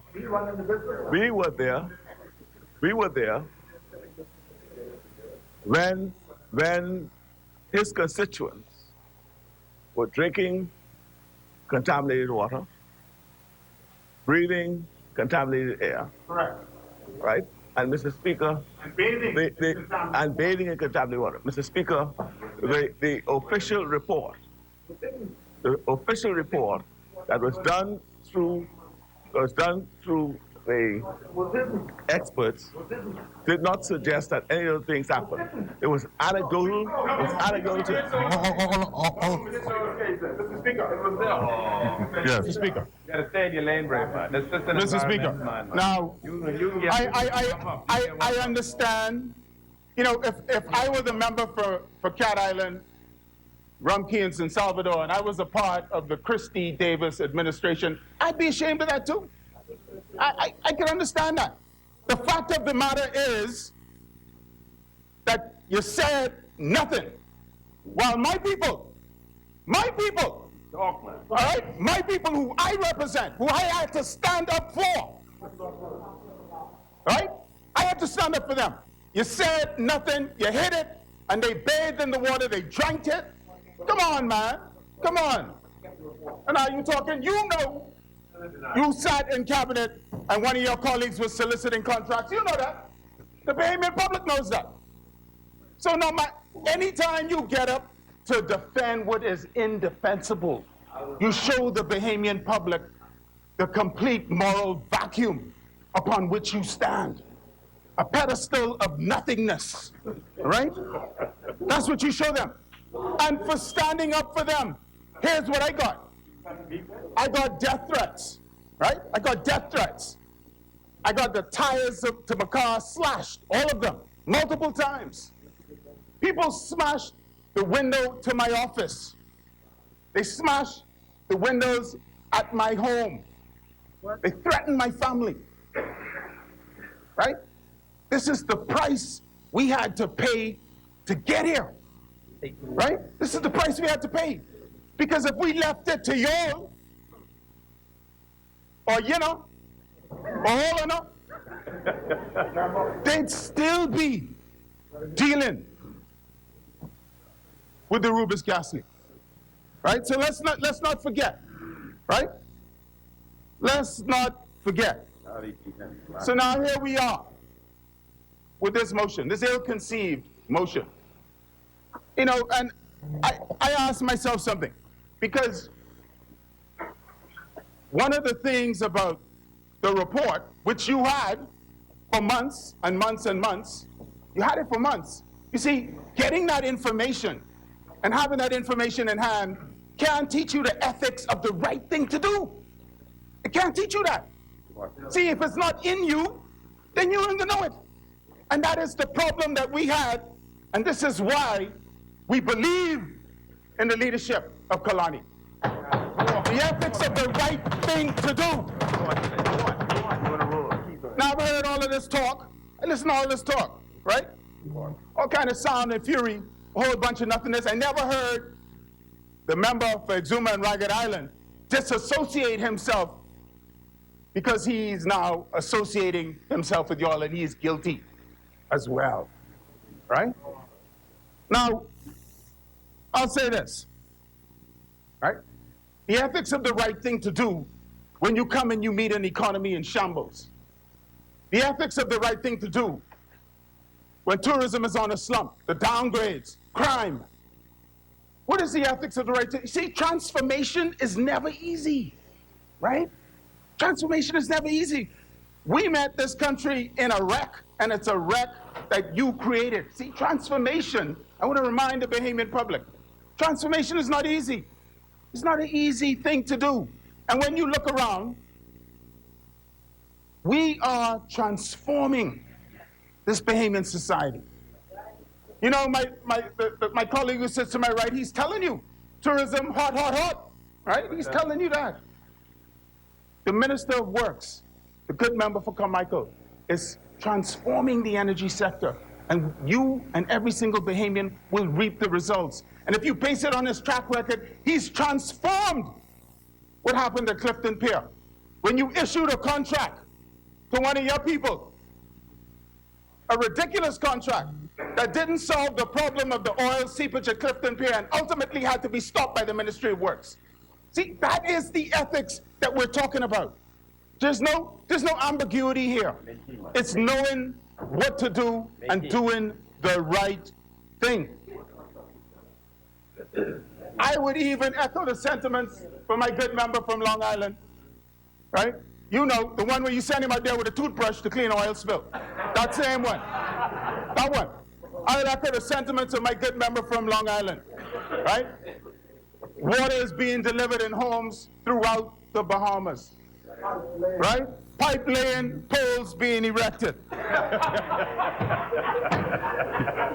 The Minister of Works, the Minister of Labor, and the Labor Report said what?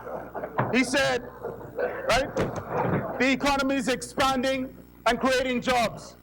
The Minister of Finance, when he speaks, will speak to this. The economy is expanding. Yeah, we had an event like Dorian, but it's what we are doing in spite of it. I call on the Bahamian people this evening. I call on you because I've heard a lot of rhetoric since I've been to this place. And as the member from South Abaco says, we don't always agree. And that is true.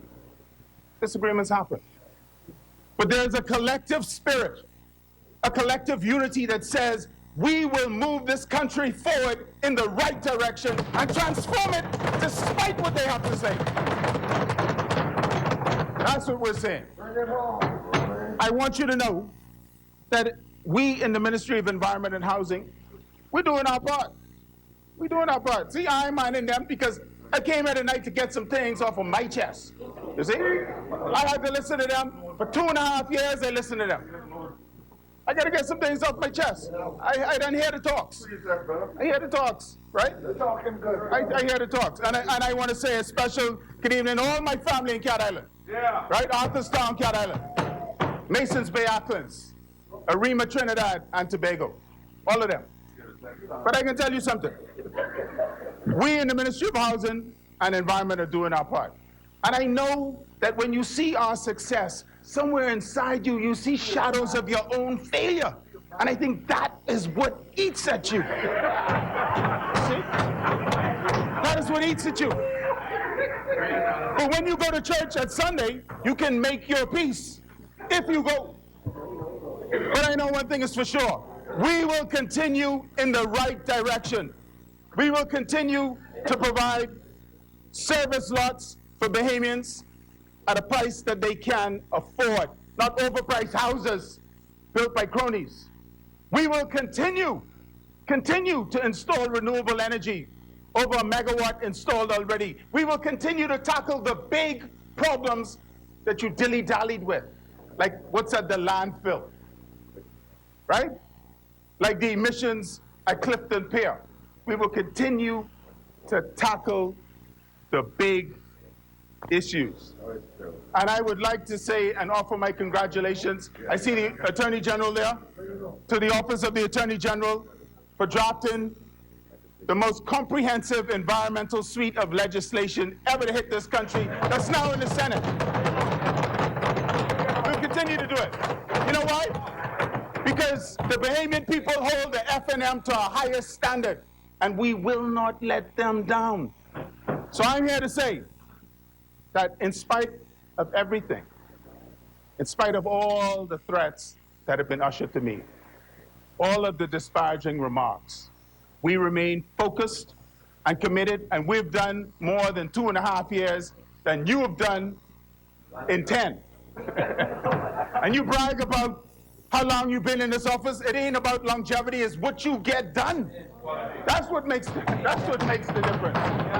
So with that, Mr. Speaker, I express complete and total confidence in Kalani and his leadership, and I remain willing and able to support every single endeavor that we put forward.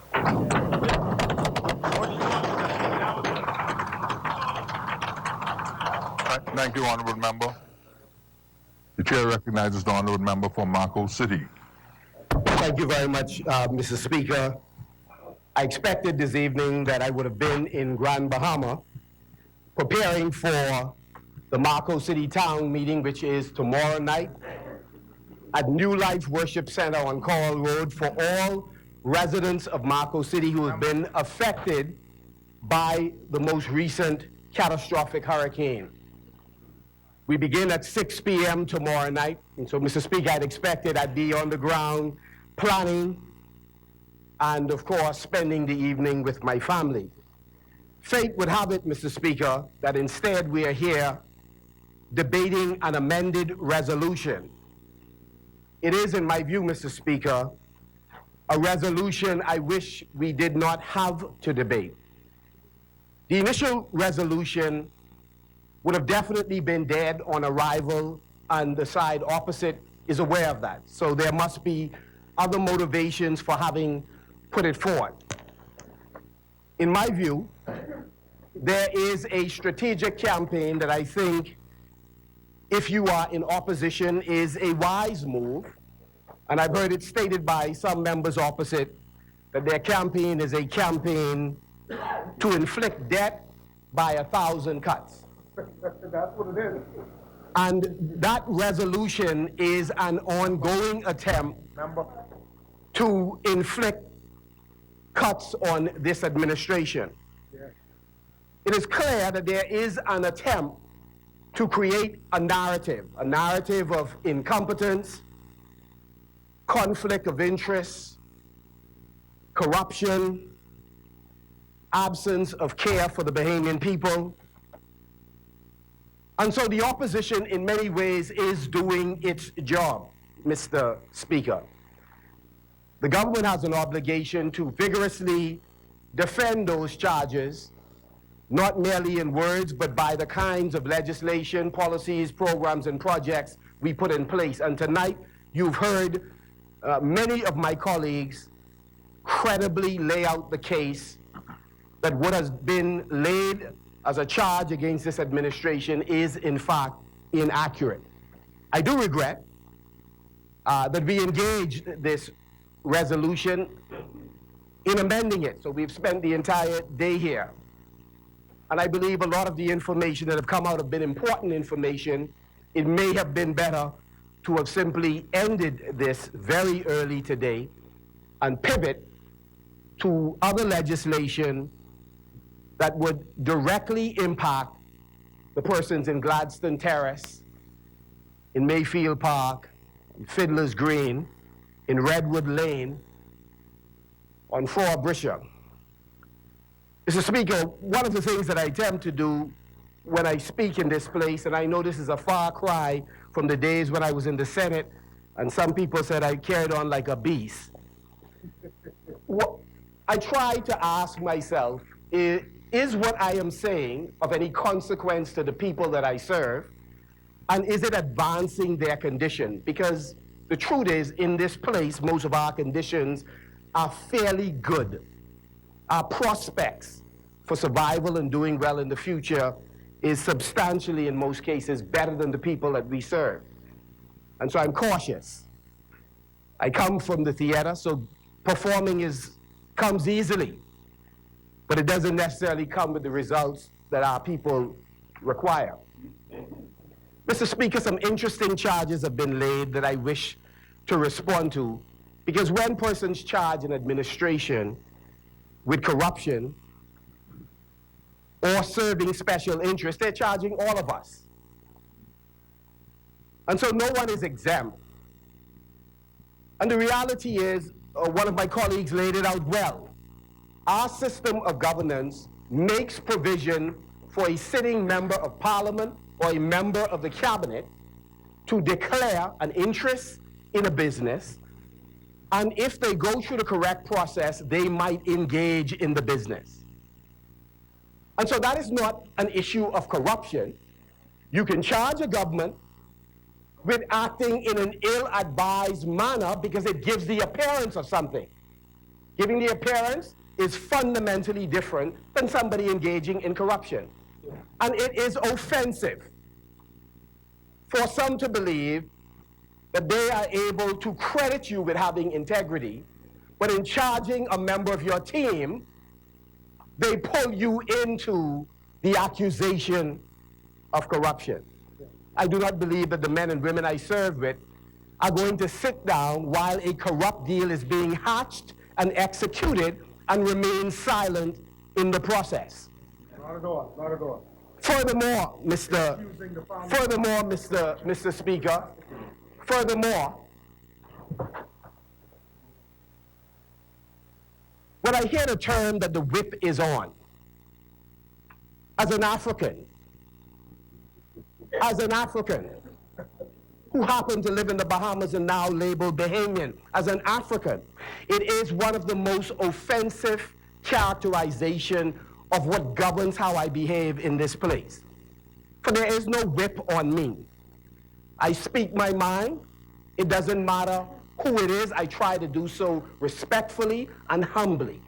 So if I'm not of a certain mind, I will not comply with whatever that request is by whomever. And I understand conventions. If it is one of those non-negotiable things in the Westminster system, I would gladly step aside. I'm not attached to any particular position that I now hold. And so there's no whip on me, and I am not alone in this regard. For any number of my colleagues are accustomed to speaking truth to power. And so I would just caution members of our team or members opposite, let us not do what we accuse others of doing. We should not be in this place in the business of demonizing each other. I said during the campaign, and I try to be consistent in my pronouncements. Back then I made a point that not all PLPs are bad and not all FNMs are good. That the problem we had then was both PLPs, FNMs, and DNAs were afflicted by the same condition, bad leadership by the then Prime Minister and Deputy Prime Minister. It is a view that I still hold, that it is possible to be in an organization and have the interests of the Bahamian people at heart, and you will sit next, okay, well, a few seats away from somebody, and they do not have the interests of our people. Thank you, neighbor. And so to bring it home in terms of this resolution tonight, persons often ask, where do I stand on matters? Prime Minister has no doubt where I stand on matters with respect to decisions that he makes, because I stare him in his eye and I make the point, humbly, respectfully, but firmly. I belong to this organization. I am a part of this team that has been tasked with transforming this country. And why am I here? I'm here not demonizing the other side, because there are many talented people in the Progressive Liberal Party. But I've always said that oftentimes the side opposite send the wrong people even when they have the right message. And I remember there's a gentleman sitting in the gallery, Mr. Speaker, who in introducing me in the Senate sought to contrast me with those young persons who were being introduced on the side opposite. And I respectfully disagreed with my colleague in his characterization of me versus them, because I thought that they were equally, and in some cases even more talented and equally committed to this country. And I never want to make that kind of distinction. But I belong a part of this team because what I observed very early in my interactions and observations of the side opposite is that it was not an issue that there were bad people in the Progressive Liberal Party, but that there was an endemic culture that somehow did not extract the best out of the young that have joined them. And so many would either leave or go on to carry out the same kind of culture which was rejected in the last general election. Having said that, Mr. Speaker, I'm duty-bound to say that as we debate this resolution, we have to be cautious that we ourselves do not put in place a culture that ushers us out of election either. That we have an obligation to stay on the path, the same kind of path that created a euphoria in this country prior to the last general election. The part where we committed to making business easier in the Bahamas so that those persons who supported us with great enthusiasm would continue to do so. Mr. Speaker, culture is a stubborn thing. Culture is the things we do in the ways that we do them that define who we are. And so Mr. Speaker, in the couple minutes left, I want to just encourage my colleagues who I know have had sufficient jumping up and cheering all night long. I just want to caution that right now, as we sit in this place, as I stand speaking, I have some constituents who have some houses whose walls are up, but roofs are still leaking and the houses are hollow because there's no furniture, there are no appliances, sheetrock is damaged, and they are expecting those of us who are in authority to work in a collaborative way with NGOs, private sector, to be a part of their salvation. Not all of their salvation, a part of their salvation. And I support this party. I support our leader, our prime minister, because I believe we are best suited in this time to deliver the results that my constituents, that 7 constituencies right now, 8 constituencies, including Ragged Island, need right now. Mr. Speaker, there are far more talented people throughout the Commonwealth of the Bahamas than just here in this House of Assembly. So when I pondered, what could I possibly say tonight, it was clear to me. The comparison tonight, for me, is not between the PLP and the FNM. So I could never engage in the back and forth. That part of my life is largely over. The comparison is between who we are right now, 2.5 years in, and what we could truly become for the remaining 2.5 years. And I believe, Mr. Speaker, that we have some visionary leaders in this place on this side. And a vision is really a mental picture of your future state that is better than your present state. In other words, we are all called to be better than we were last year. And so if you ask me, are we on the right road? I'd say in many areas, yes. Are we moving at the pace, at the right pace? Mr. Speaker, I would have to humbly submit that there has to be a greater sense of urgency. Mr. Speaker, that means that we have to be more collaborative. The public continues to make that point to us. That there are some talented people in the business community that just wants government to get out of the way. There are some entrepreneurs who know how to make it rain when we are not making it rain. And we have to do everything possible to change the way business is set up in this country so that we can unleash them and they can do better. There are some young people who want to make sure that they could get the crown land required to do the work, and we are on that path, but they're saying we got to move faster. There are some folks right now who are waiting for building supplies so that they are able to get back in their homes to revive the economy on the islands that they are on. And Mr. Speaker, I'm sent here to also echo their voice. There's some talent that's being underutilized that we have to find ways of fully integrating into the decisions that we are making on behalf of our people. I believe that this administration will be even more committed in the second half to engaging this public through increasing town meetings on a regular basis to canvass the views of our people so that they can be fully integrated into the development of this country. Mr. Speaker, I was pleased to hear our Prime Minister making the point that we are committed to making sure our young people are not criminalized for some small bit of marijuana. I am looking forward in the not too distant future for being able to have industrial hemp, Mr. Speaker, a part of the business model for agricultural development.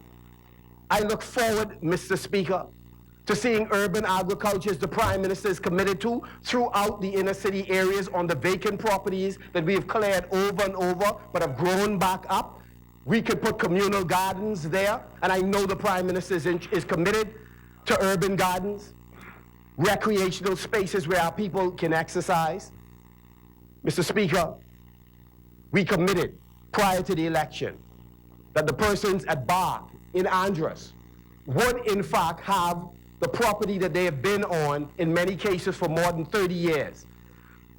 The Member of Parliament for North Andros and myself had a series of meetings with the Ministry of Agriculture, and the Cabinet of the Bahamas approved the granting of a portion of that land to the persons who have sat on it for more than 30 years under successive administrations.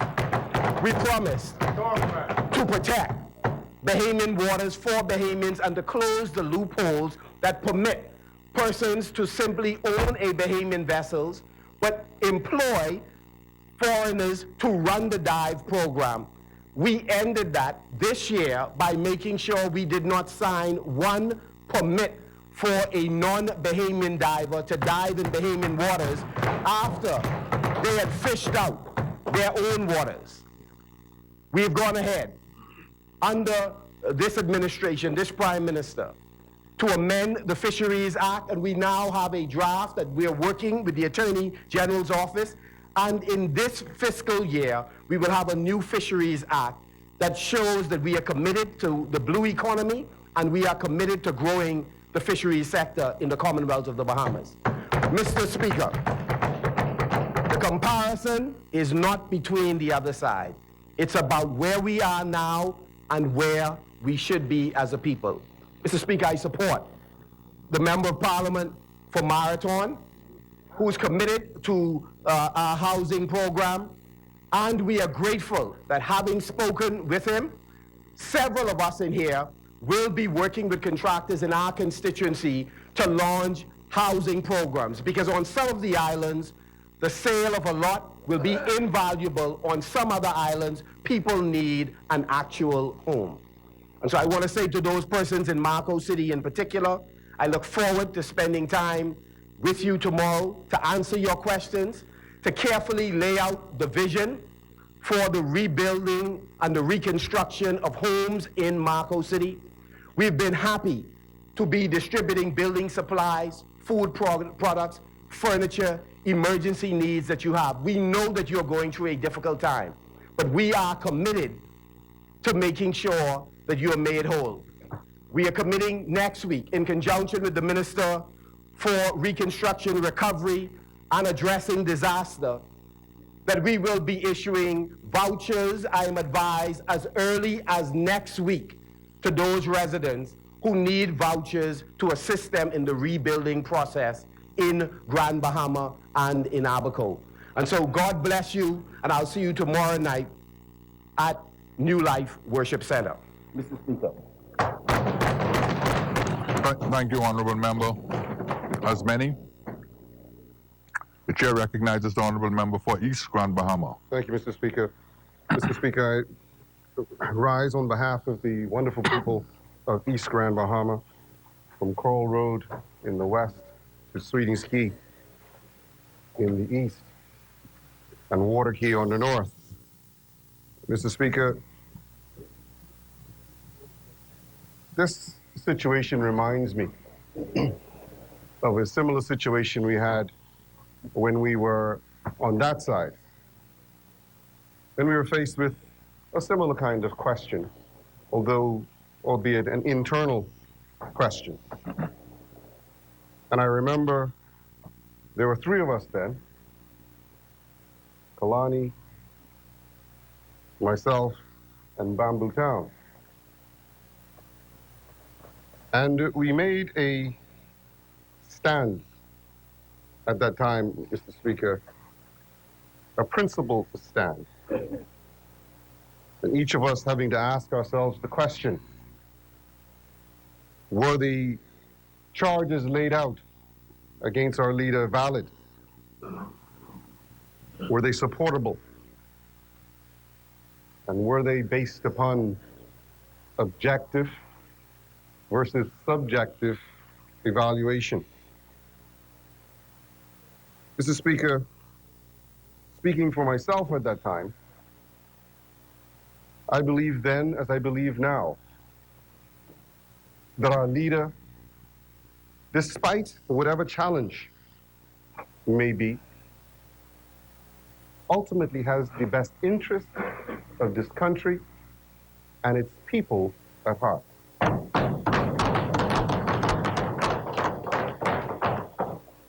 And so, Mr. Speaker, we made some tough decisions.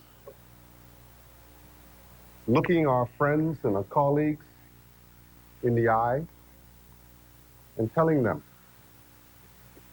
that we support Kalani. Mr. Speaker, Bamboo Town lost, no, I wouldn't say lost, but he distanced himself from a very good friend that he'd been through this journey with. I distanced myself from 6 people that I've come to know and respect. Got into this together.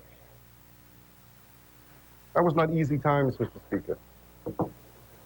But such was the conviction that the leader was heading and guiding us in the right direction. And Mr. Speaker, history proves that we were right.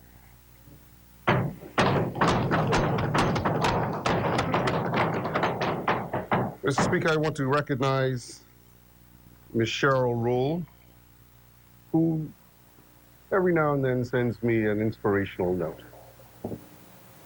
And today, she sends me this note, and I won't read it, I'll just reference it. Psalms 11, 1-7. And then somebody else sent me a note, Isaiah 35, 1-10. And I encourage us, particularly on this side, to look them up. It's interesting.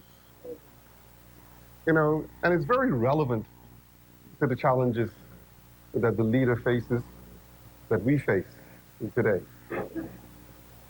Mr. Speaker, there will always be those who will judge and second guess and try to impute motive to the things that we do. In this particular circumstance, Mr. Speaker, I think the issue is very clear.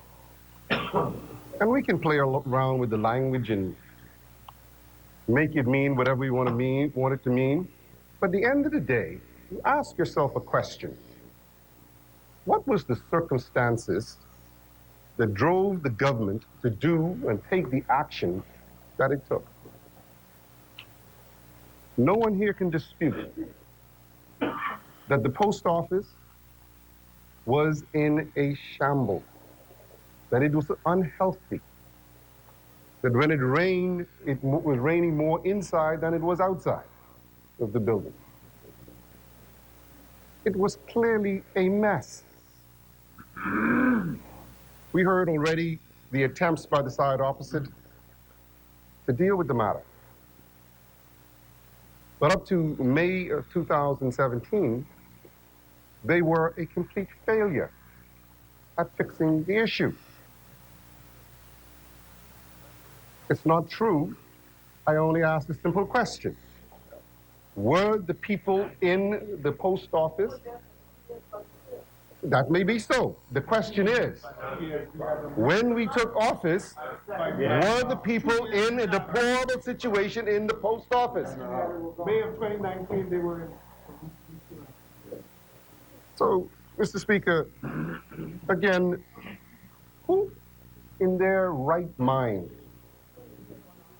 would fault the government for doing what it had to do in its best interest with the information that it had at the time. For the benefit of the people. For the benefit of the people. And not only the people who work there, Mr. Speaker, but for those people who use the service. Because God help us if a chunk of concrete had fallen off and hit somebody. And so, Mr. Speaker, the Constitution is clear, and it's been said over and over here today, what the procedure is with respect to making a declaration where a member may have an interest in a contract. There is no doubt, and there's been nobody here today that has been able to provide a credible bit of evidence to suggest or dispute that the right thing had not been done. Now, you mightn't like how it's done. You mightn't like that it was done. But the fact of the matter is, the correct procedure according to the Constitution of the Commonwealth of the Bahamas was followed. So what is this all about? Is this really just about the fact that you don't like the fact that Brent Simonet is a rich man and he got a contract? Is that what this is about? Is it about the fact that Brent Simonet is a white man and we don't like that? Honorable member, just a moment. What is this about? The chair recognizes the member, Honorable Member Ferguson, on a point of order. Speaker, the member is... Honorable members. The member...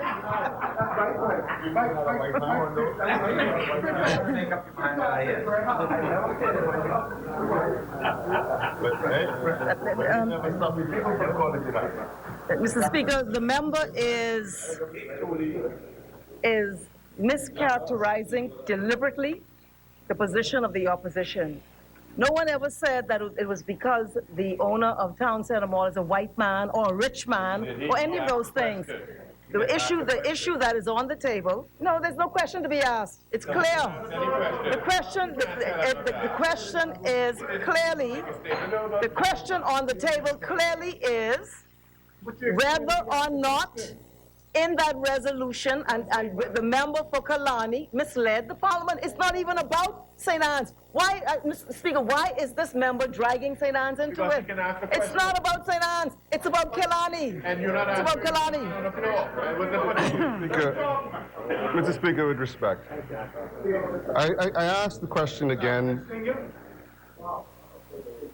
Is there a provision in the Constitution of the Commonwealth of the Bahamas that allows for a sitting member to engage in a contract? Honorable members. Once that is disclosed in the House and the resolution is agreed to. If that answer is yes, then this whole thing is a farce. As they say, the prima facie case or whatever is ridiculous. The waste of people's time, Mr. Speaker. The members for Abaco, the members for Grand Bahama,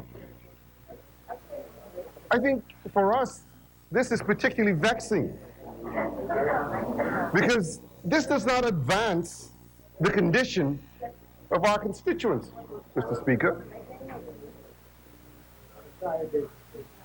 Today, Mr. Speaker, this weekend I had a really restless night on Saturday, and I said this to the cabinet. It was cold, Mr. Speaker, in Grand Bahama. And we have residents who are still in tents, Mr. Speaker. That's what we ought to be talking about here.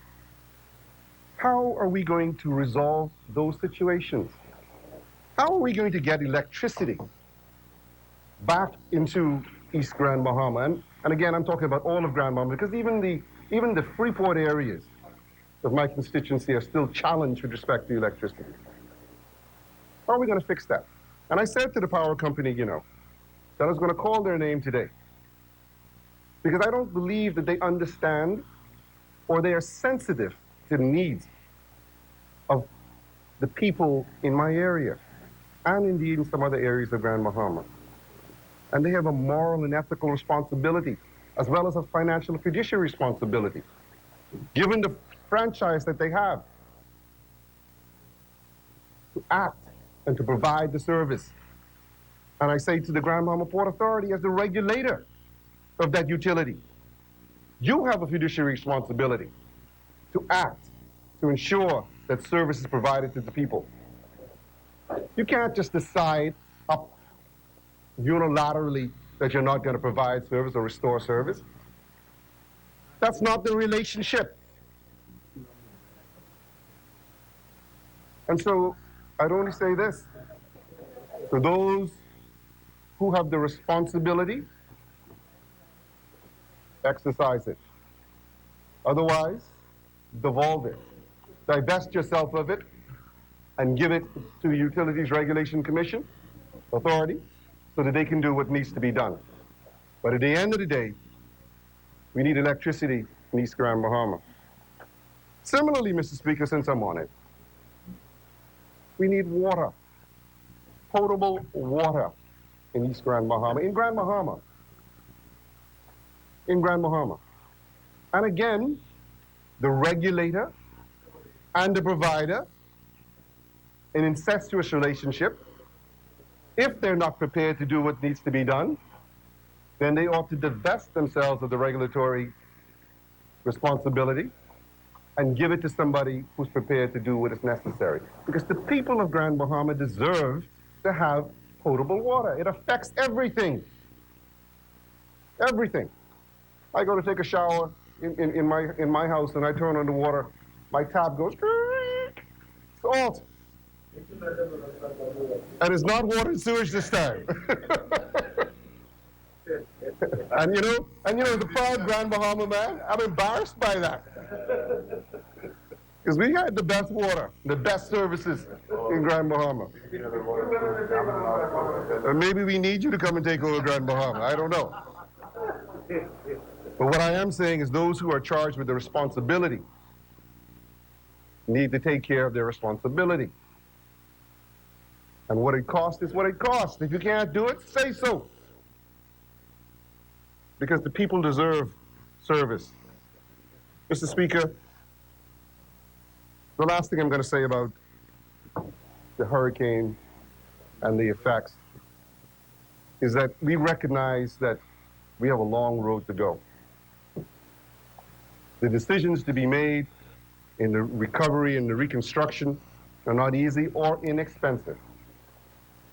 I am pleased that the government, under the leadership of our Prime Minister, has agreed to set aside $10 million to deal with assisting people with the reconstruction of their residences and their homes.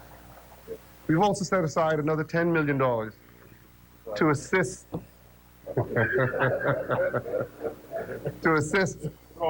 with restoring commerce in the affected areas.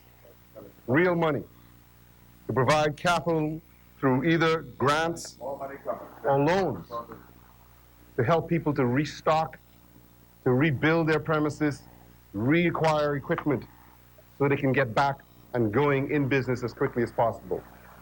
We want to have these people that we're talking about from El Greco and wherever else they may be dispersed here in New Providence, we want them back into the islands as quickly as possible to help to continue the, I want to say rapid pace, but the pace of economic growth that we've been experiencing over the last 2 years.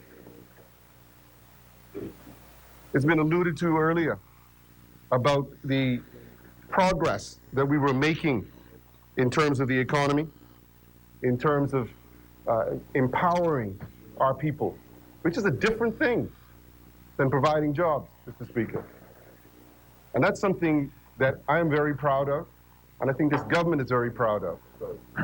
We're creating a new class of entrepreneurs through our Small Business Development Center, through projects with the Ministry of Youth, through projects with the Ministry of Grand Bahama, creating new wealth for ordinary Bahamians.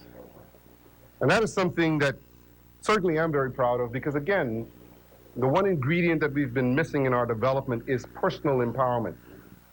for our people. Mr. Speaker, we can go on and talk about all of the modernization efforts that we've been making, and maybe the Prime Minister, who's wrapping up this evening, will touch on them. But this government has been working, doing tremendous work.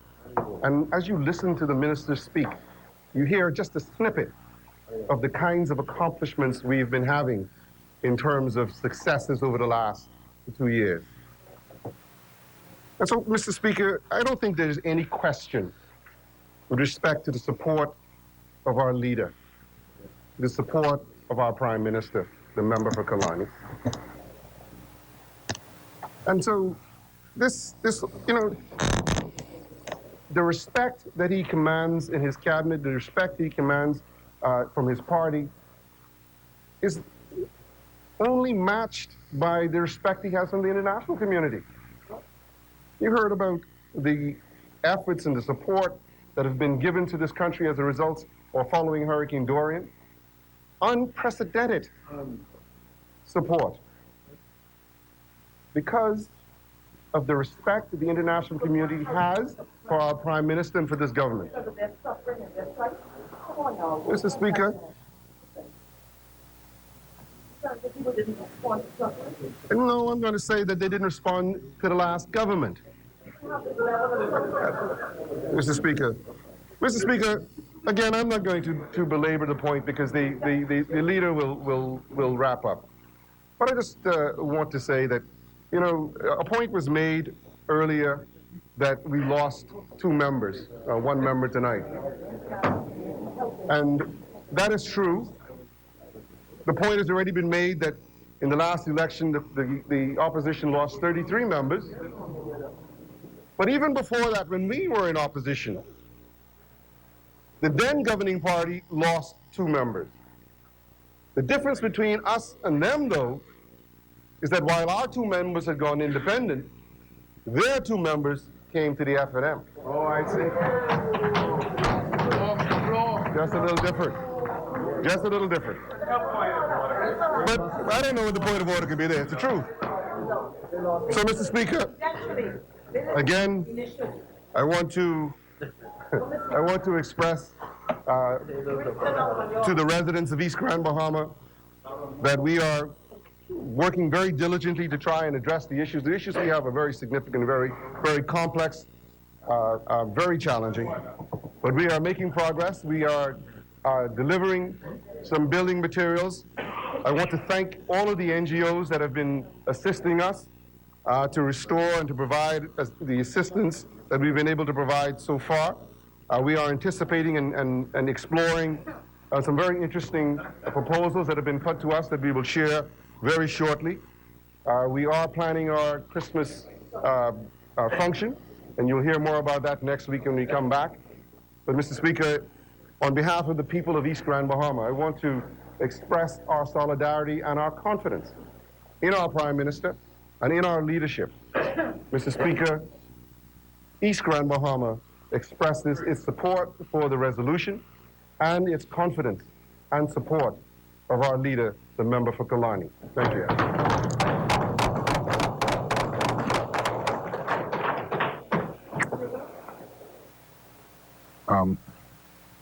The chair recognizes the member for Angaston on a point of order.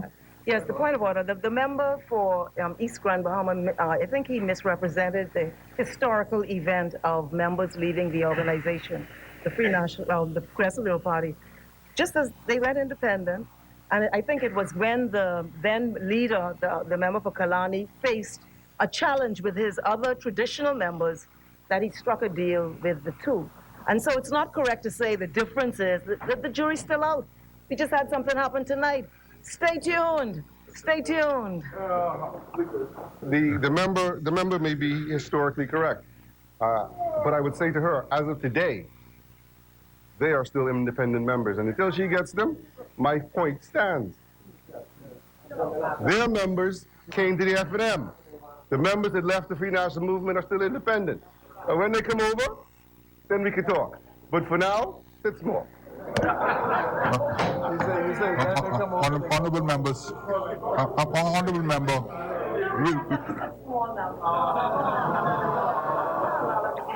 I apologize if I offended the member.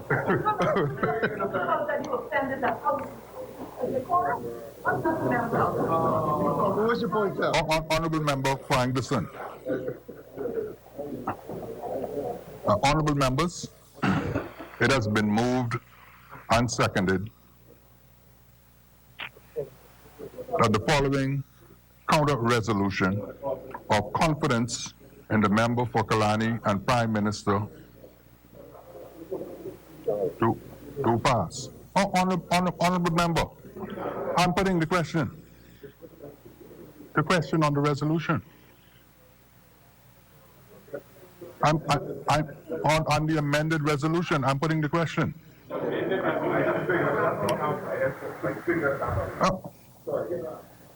The chair recognizes the honorable member for East Granbama. Sorry, I move that the question now be put. Thank you very much.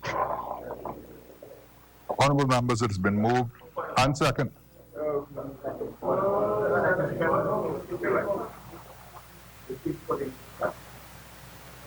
To having put the amendment to the resolution.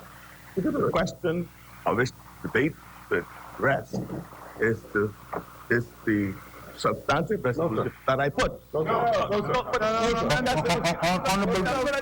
Honorable member. Honorable member. I am putting the question, and I think I'm going to be very clear in what question I'm putting and what resolution we're dealing with.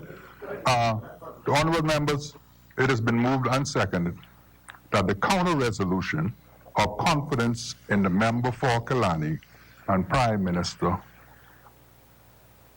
be passed or be agreed. Honorable members, honorable member, resume your seat. I'm putting the question. Be it hereby resolved that the resolution tabled in this honorable House on the 4th of December 2019 by the honorable member for Cat Island, Rumpke and San Salvador be amended as follows. After the first use of the word whereas, every other word be deleted and substituted by the following words. Whereas, and I will only read the first paragraph and the final paragraph, whereas pursuant to Article 73, subsection 1 of the Constitution, the Governor General shall appoint as Prime Minister the member of the House of Assembly who is the leader of the party which commands the support of the majority of members of that House. Now, be it hereby resolved that this Honorable House has full confidence in the member for Kalani and that he continues to serve as Prime Minister in this Honorable House and throughout the nation. As many as are in favor will remain seated. Those who oppose will stand. The resolution is agreed.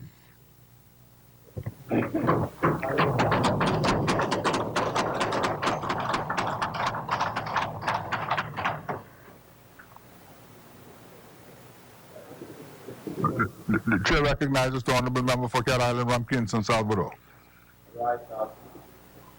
Close the debate. Wrap up. Because what you have done, that is the resolution. We have now passed the amendment. We now have to now deal with the motion. Honorable member. Honorable member. Honorable member. I have the right to close the wrap up the debate. Honorable member. Yes, the amendment supersedes the resolution that was put. No, Mr. The vote was put. Mr. Speaker, might I just explain how I understand the procedure, and then you can look at it. Mr. Speaker, we vote on whether to amend the motion. That's what we did. We voted, yes, the motion will be amended. Now we put the substantive motion as amended to be approved. And then I have the opportunity to close the debate because the original motion was my motion. We have a wrap-up. That's how it is done, Mr. Speaker.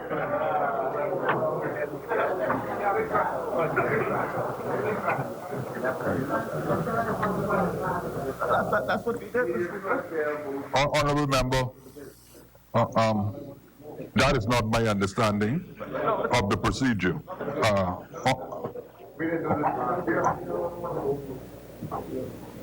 Honorable member, we shall now proceed. Mr. Speaker, you will be taking that approach. You'll be depriving the minority of the ability to wrap up the debate on the motion, which is the right that we have. Every bill or resolution that is put to the floor, the mover and or who we designate has that opportunity to close and wrap up and sum it up. That opportunity comes when you put the motion now as a whole, because we will be calling for division on the vote, Mr. Speaker. So are we going to be deprived from that? And if that's the case, Mr. Speaker, I need to understand that. Let us understand that, because the process also, we are requiring a division. We still notice that we'll be asking for division on the vote, on our substantive motion. The substantive motion has been amended. The House has approved that amendment. Honorable member, the position of the chair is the original motion was amended. Let me finish. The original motion was amended. That motion no longer exists.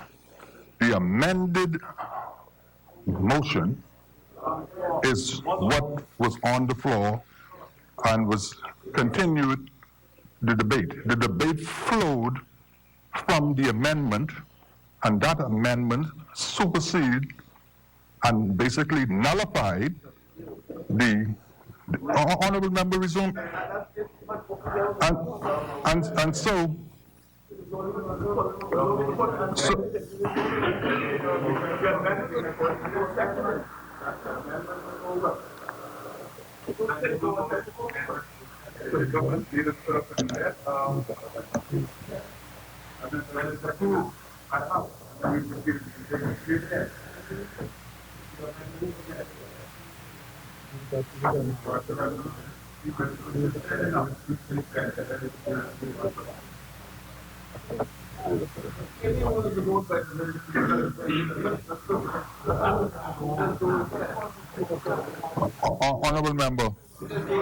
Honorable member, let me refer you to Rule 36, subsection 1.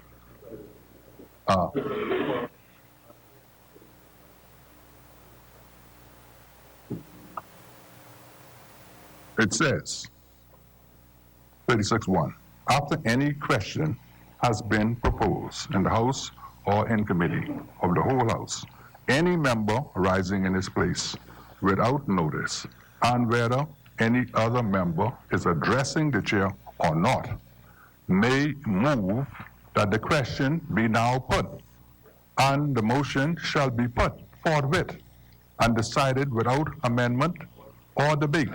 That is exactly what was done.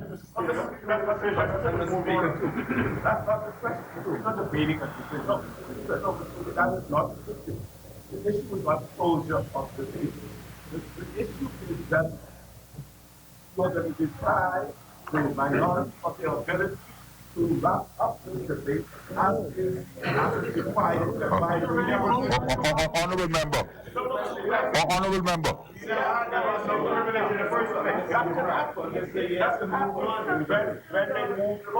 So if you're gone on and put the substantive motion and they then move closer, then that's the issue applies.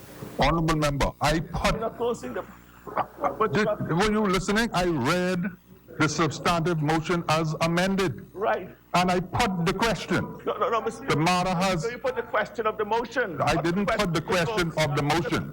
I put the question as to whether or not the members agreed to the amended version. I put the question for the House to vote on the substantive motion, which was the amended motion, and the vote was for honorable member.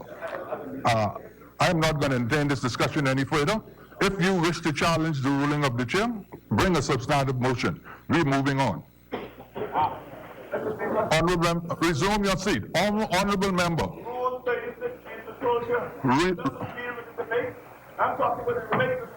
Honorable member, resume your seat. We're moving.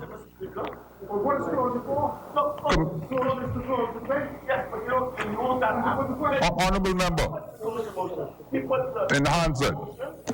Shut that microphone off. Honorable member for Cat Island, Rumkey, and San Salvador, resume your seat. You are disrupting the parliament. Resume your seat. Otherwise, I'm going to ask for you to withdraw from the parliament. Resume your seat.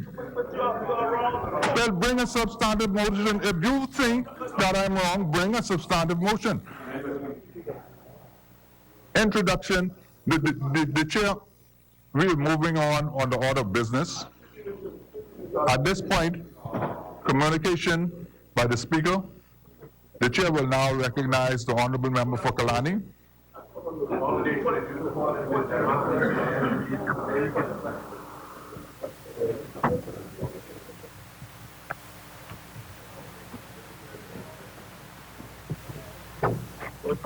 What about disrespect? Level of disrespect. Yeah. Trying to get the speaker to go off of.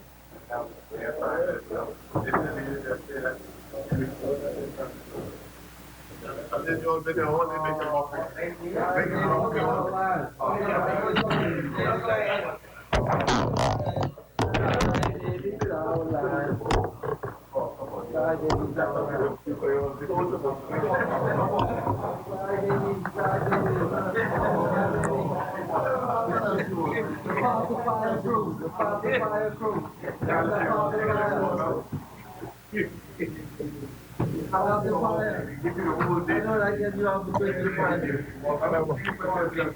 Honorable member, the chair recognizes the honorable member for Kalani. Speaker, thank you very much.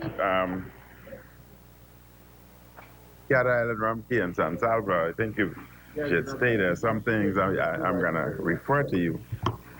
I don't want... Don't bring something to them. Don't even bring that in the session over. I want to be able to what's that? I wouldn't read either if I get it. Thank you very much, Mr. Speaker. Mr. Speaker, I want Cat Island, Rumkey, and San Salvador especially to hear this, because they were talking about two of our members leaving. That is the member for Centerville and the member for Golden Isles. You better listen, Cat Island. And Mr. Speaker, if those two members were to get together under CPU, as a cohesive political unit, then I believe that those two members would be entitled to appoint one senator themselves, thus taking one.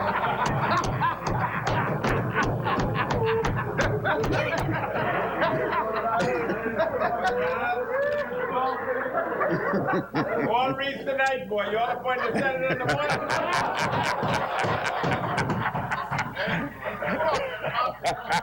Don't make it up.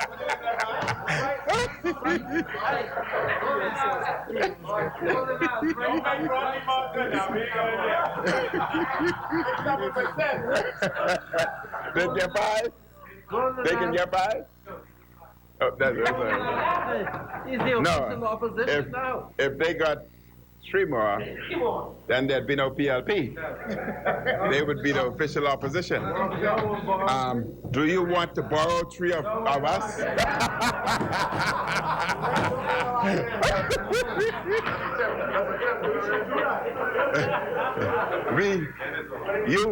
You choose any three you want, and they have my permission only for 2 years. But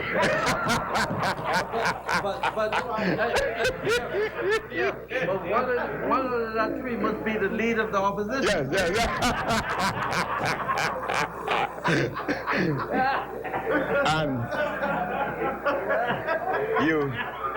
you have my word.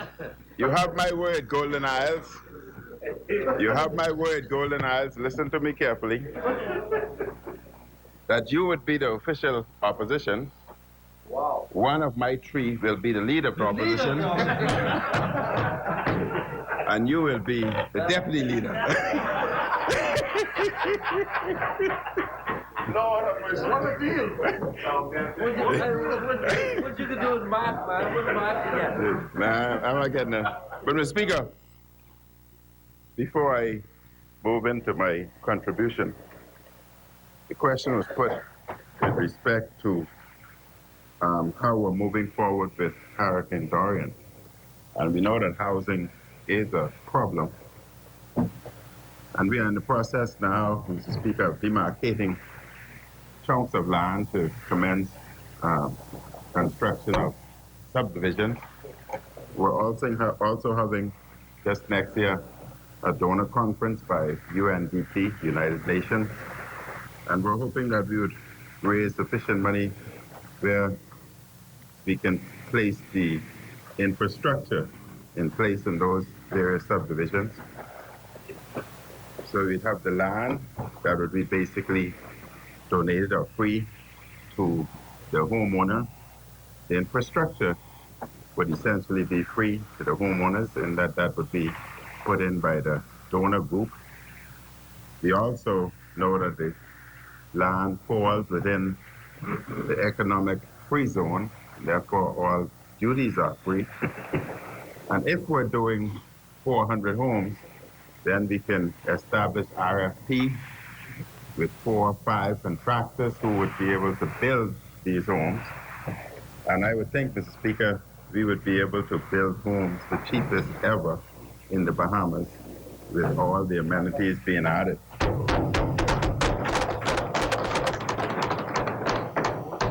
And Mr. Speaker, I would think for the first time, I'm certain that there would be contractors out there knowing that there'd be no cost to the land, no cost to the infrastructure, no cost to the construction material, etc. I'm certain that there are contractors out there who would mobilize their own funds and allow individuals to move in without any form of down payment, just start monthly payments, and that would be an even better situation for many of the new homeowners as we start to rebuild. But Mr. Speaker, they would hear a lot more about that as we move further.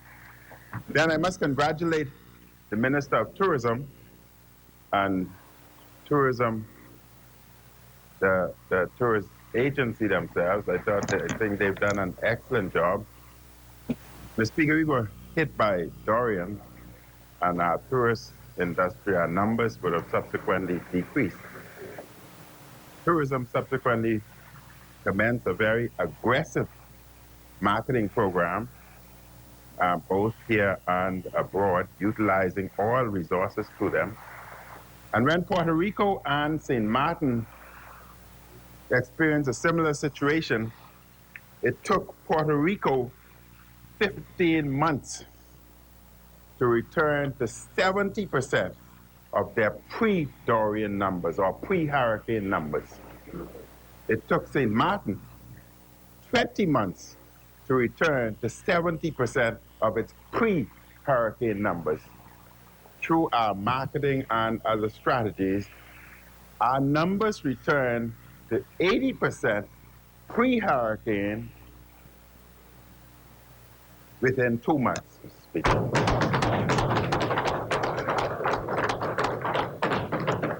So, Mr. Speaker, I think they must be commended for that. But, Mr. Speaker, before I start, I want to thank God for guiding me this far, whom I would have always worshipped. And this God whom I believe in, God who has led me this far, protected me. And I've always said that it's God who determined my destiny, not mine. And I will always continue to worship our Lord, Mr. Speaker. But, Mr. Speaker, let me begin also by thanking my colleagues for their overwhelming vote of confidence and support for me. And I thank them also for the important and good work they have done over the past 2 years to advance the common good and to make life better for scores of Bahamians, Mr. Speaker.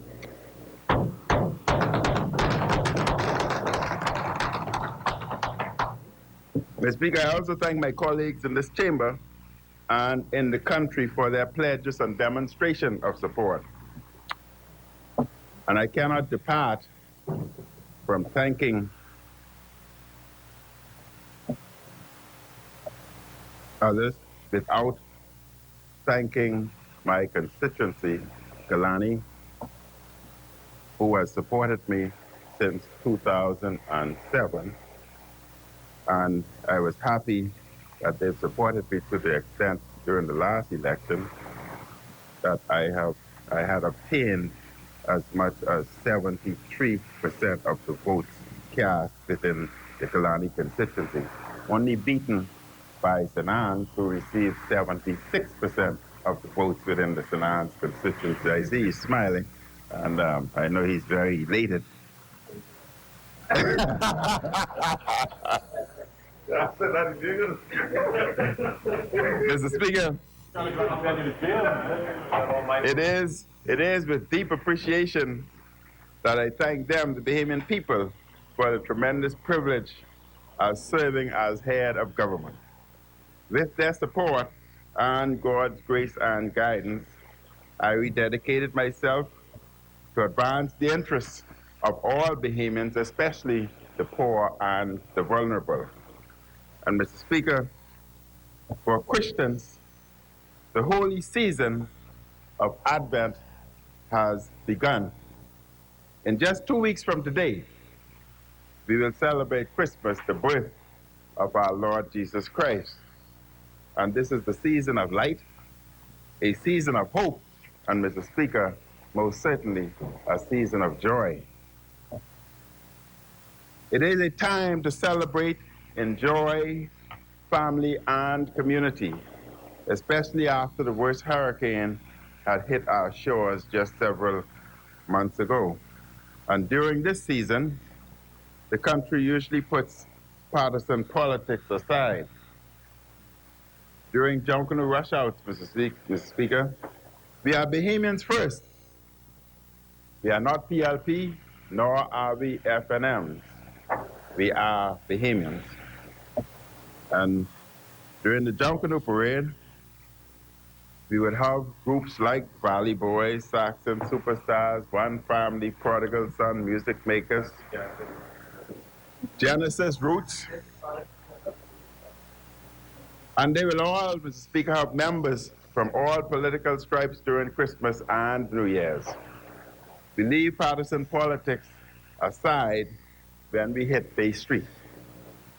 In 1966, the UBP called a general election that was fought throughout the Christmas season.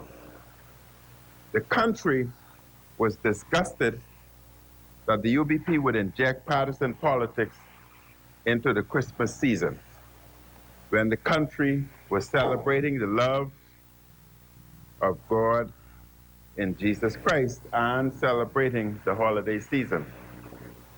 And the PLP at that time, Mr. Speaker, bitterly criticized the UBP for turning the Christmas season into a national political campaign. Yet, all of these years later, it is the PLP which is injecting partisan politics into what should be a season of love, community, and family. Once again, they are putting their selfish desires ahead of the good Bahamian people. As the year ends, our focus should be on celebrating the purpose of this season and remembering the less fortunate among us. We are creating, Mr. Speaker, we are creating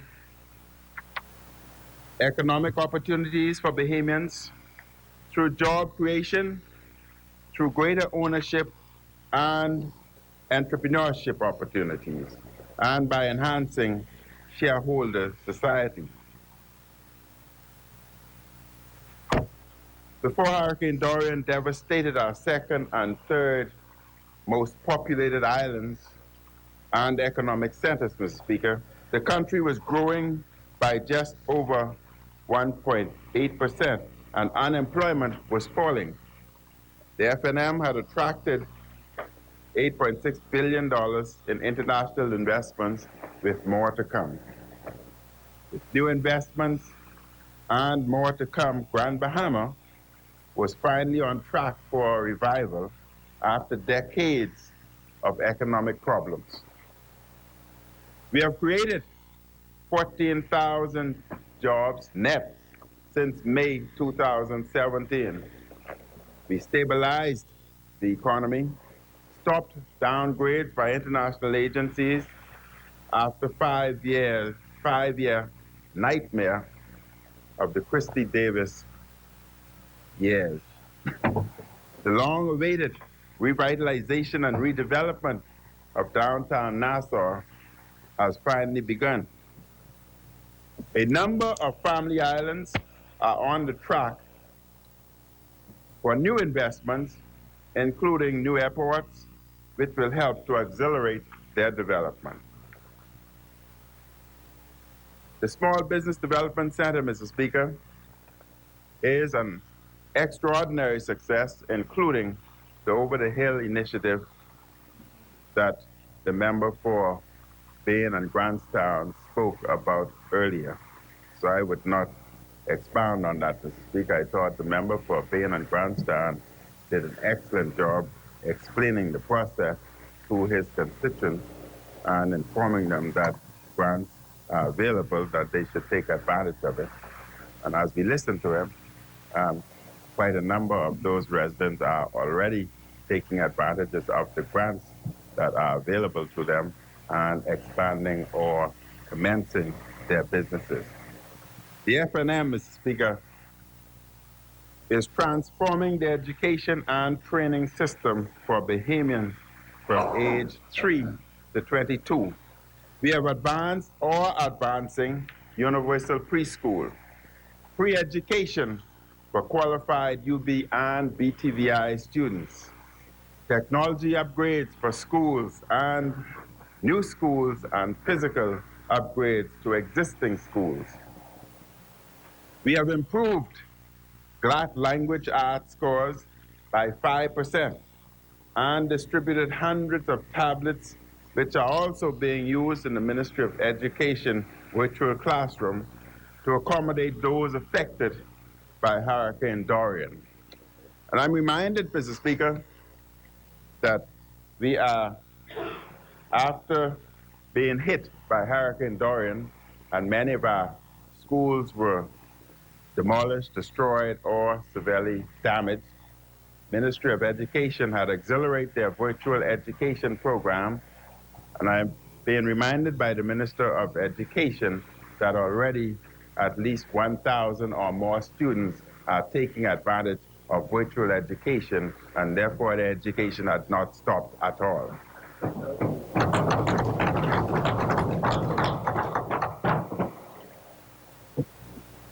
The FNM, Mr. Speaker, is making our communities safer and more secure. We are stronger on battling crime and illegal immigration than the PLP. Crime is trending down, though there has been some increase in the aftermath of Hurricane Dorian. There is a new coastal radar in Inagua to help protect our borders, with more radars to come on the other islands. There are more CCTVs. A contract has just recently been signed for body cams for police officers, and funds allocated for drone technology to further reduce crime. The FNM, Mr. Speaker, is moving aggressively to remove shanty towns throughout the country. And I see the Attorney General here, and I am certain that he is working aggressively to have that injunction lift so that we can proceed with our programs of removing these shanty towns, Mr. Speaker, which pose risk to our communities, both from a health perspective and national security perspective. We have significantly expanded neighborhood watch programs. And Mr. Speaker, the Free National Movement is modernizing and transforming the country and government. We are digitizing government services. And just recently, the Passport Office had just launched their program so that one can apply for their passports online, thus removing and eradicating the long lines that we have seen in the past, just like we've done with the road traffic department when there were lines of 1 or 2 blocks extension, where individuals had waited up to half a day for their road traffic, the driver's license. So, Mr. Speaker, we are on the right track.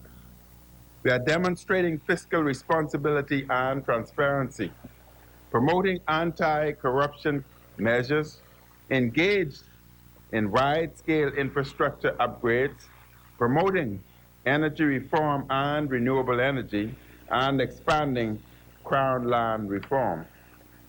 Mr. Speaker, it is comical, it's unfortunate the leader of the opposition, after bringing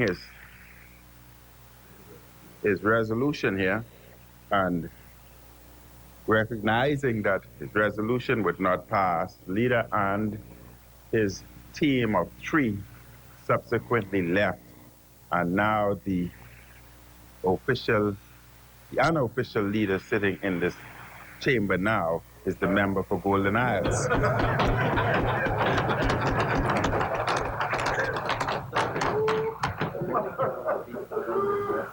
Well, you get promotion all around.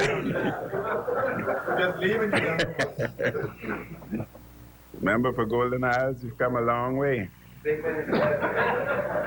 What's today's date? 11th. You can put that in your diary. 11th of December at 11 p.m., you're being declared the unofficial leader of the opposition. Mr. Speaker, it is comical that the leader of the opposition questions the confidence my party has in me as its leader. We are united on this side. It is he who have confidence problem. In fact, the member for Angliston has already challenged him for the leadership of their party. It is unclear if she is with him today in her heart. Exuma, Mr. Speaker, is on an all-day, everyday campaign to be the leader of that side. The opposition leader comes in here saying outlandish things to get a headline in the newspaper in order to bolster his case to be leader and to maintain his position in his party, which is quite shaky at this particular time. Mr. Speaker, as I've said in this place on several occasions, when we do something for the Bahamian people to better their lives, to better their circumstances, this angers the opposition. We announced a lump sum payment to public officers and consideration of a minimum wage increase in the public sector.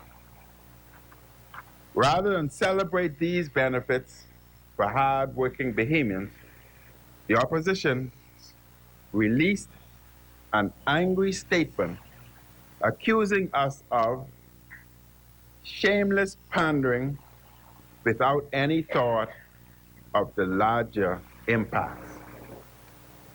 I repeat, Mr. Speaker, they were accusing us of, I quote, shameless pandering without any thought of the larger impact. They call helping Bahamian people pandering. They call putting money in the pockets of workers shameless. These words are instructive of the opposition's dysfunctional mindset.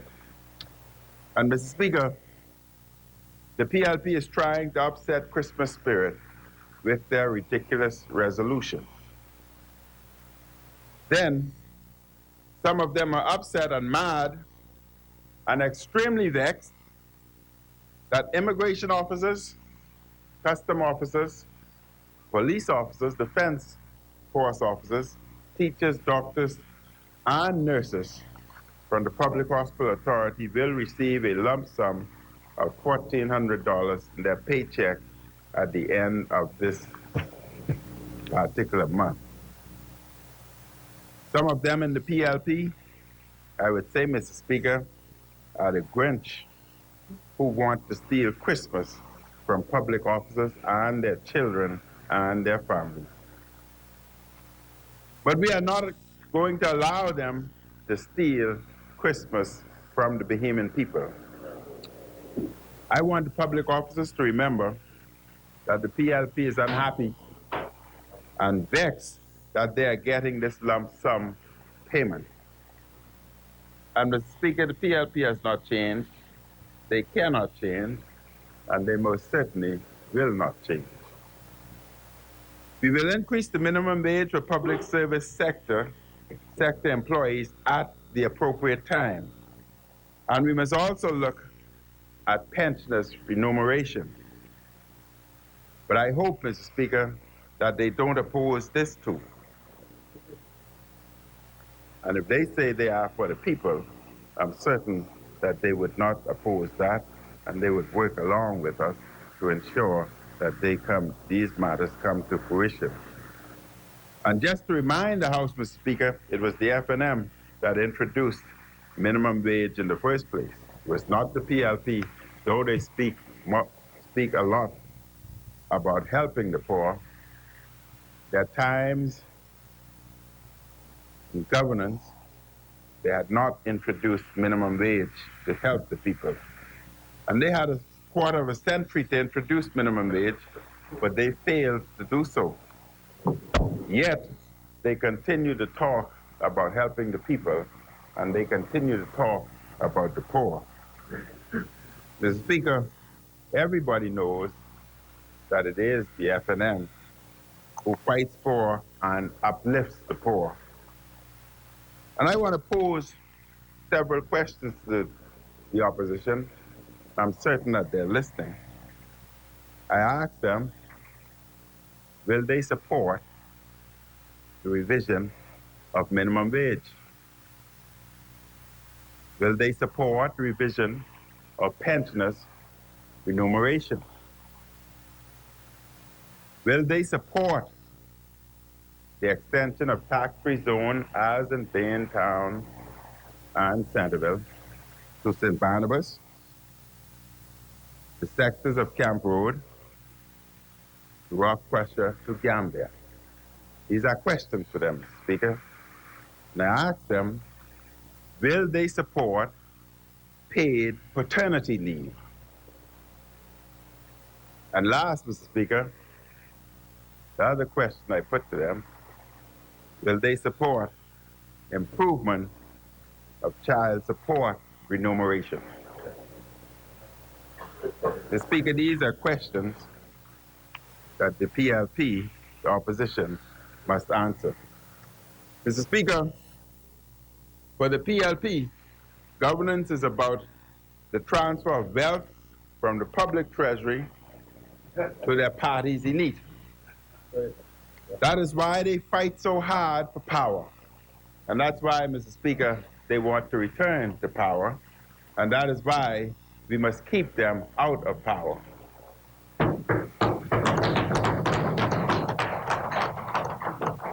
Mr. Speaker, they oppose us because they anxiously want to return. But let us remember, Mr. Speaker, that the member for Cat Island was condemned for misleading the House regarding the Barmsey fire. Member tried to defend himself, but he knows the facts. He knows the House was told that the contractor of the fire gutted dormitory at Barmsey had all risk insurance at the signing of the contract. It was also stated that the contract expired before the fire because of delays in the project and the failure of the contractor to pay the annual fee. And this was false. The House was given alleged facts that proved to be wrong. The House was even provided a narrative as to why the insurance had lapsed. It took the new leader of the opposition, and he was trying to defend himself. It took the member for Cat Island, the new leader of the opposition, approximately 6 weeks after the fire to propose his defense. We should not forget, Mr. Speaker, that this is the same man who said that in the 2012 general election, billboards with crime statistics were erected in the interest of the truth. So I asked him, what happened to the truth? What happened to the truth with respect to the Barnsley fire? Mr. Speaker, I love the Bahamas, and I love the Bahamian people. The Bahamas has been good to me and to countless other Bahamians. I received a good education. I was nurtured in the values of hard work and savings by this culture. I came back home and the Bahamian people embraced me. My practice did well, and I loved helping to bring new lives into the world. It was always in my heart to serve and give back.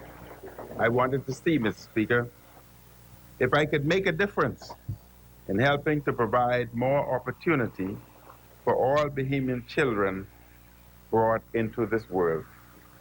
And when I entered public life, it was to help those who had been denied opportunity, to help those who lived without much. My heart and my soul will always remain with the poor. It is a privilege to serve as Prime Minister. But when I go to many neighborhoods in Nassau and throughout the Bahamas, including Kalani, many people still call me Doc. And still today, and when I leave this office, I will always be proud of being called Doc.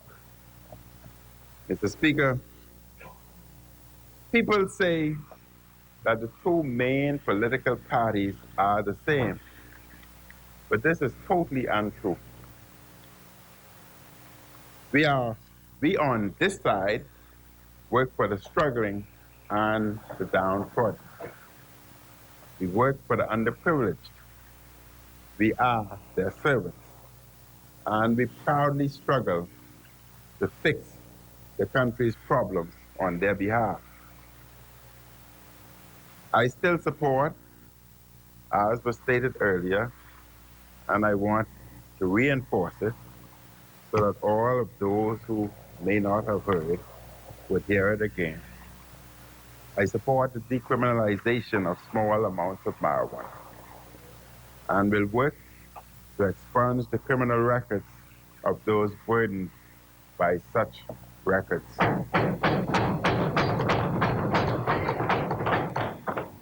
Mr. Speaker, this will help to free many young people burdened by such records. Sadly, the opposition is a business. The purpose of their politics is to work for the advancement and comfort of their party's elite. They share out the Bahamas among themselves. Opposition claims of concern for the people are just political talk and political gimmick.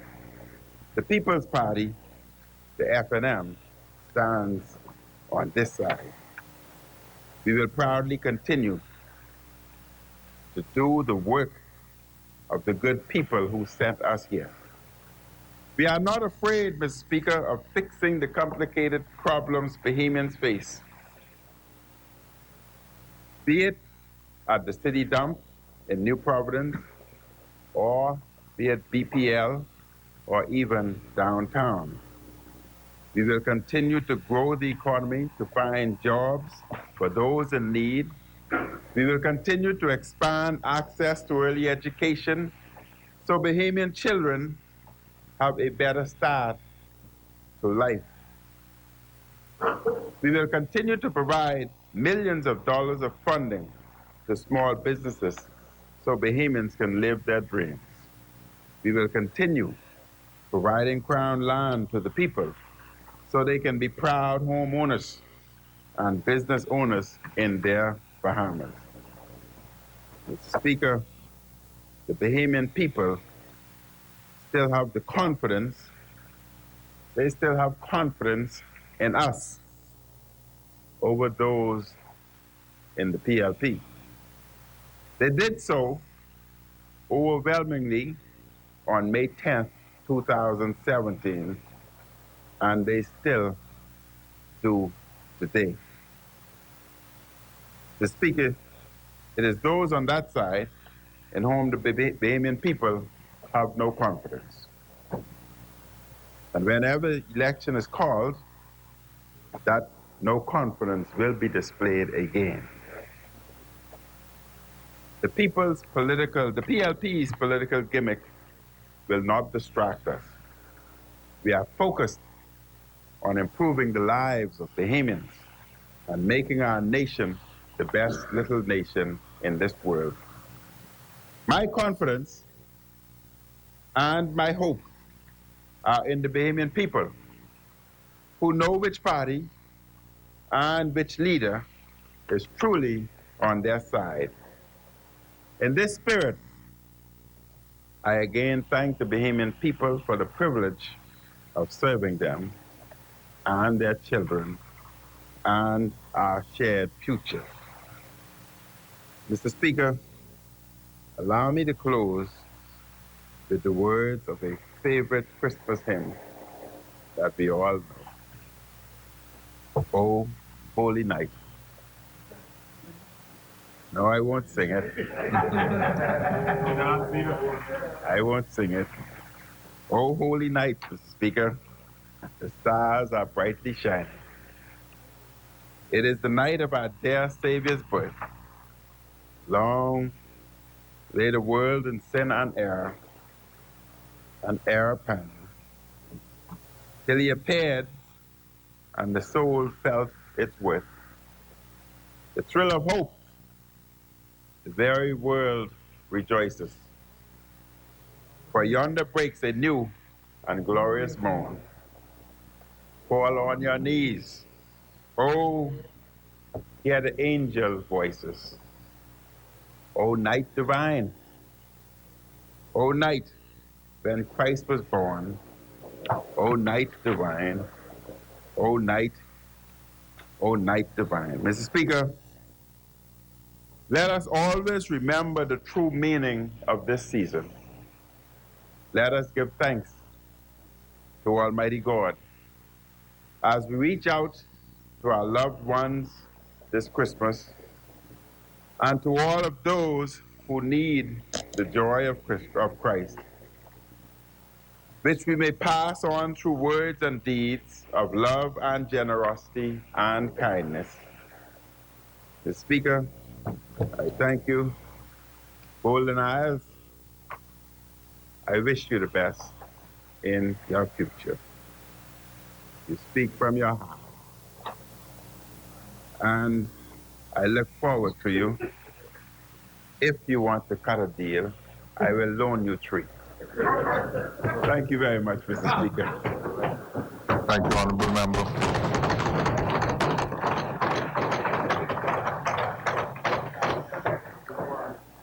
The chair recognizes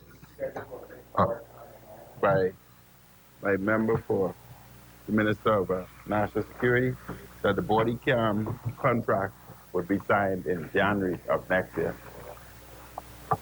Okay, thank you, Honorable Member. Honorable Member, are you tabling your address? I can't.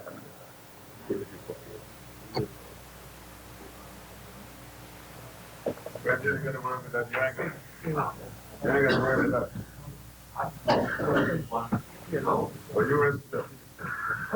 let me send it to you, 'cause I get a lot of writing on it. I'll give you a clean one. That's the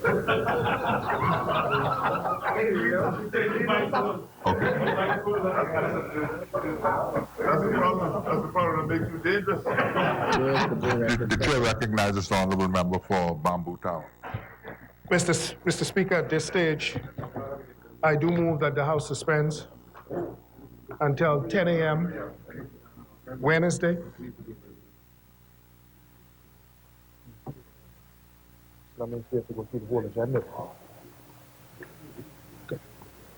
We need to signal, Mr. Speaker, a resolution for next week, so we have to go through the agenda. Honorable member, I didn't get that. Could you repeat that? We need to go through the agenda. Yeah, we need to table a resolution that will be debated. We have consent.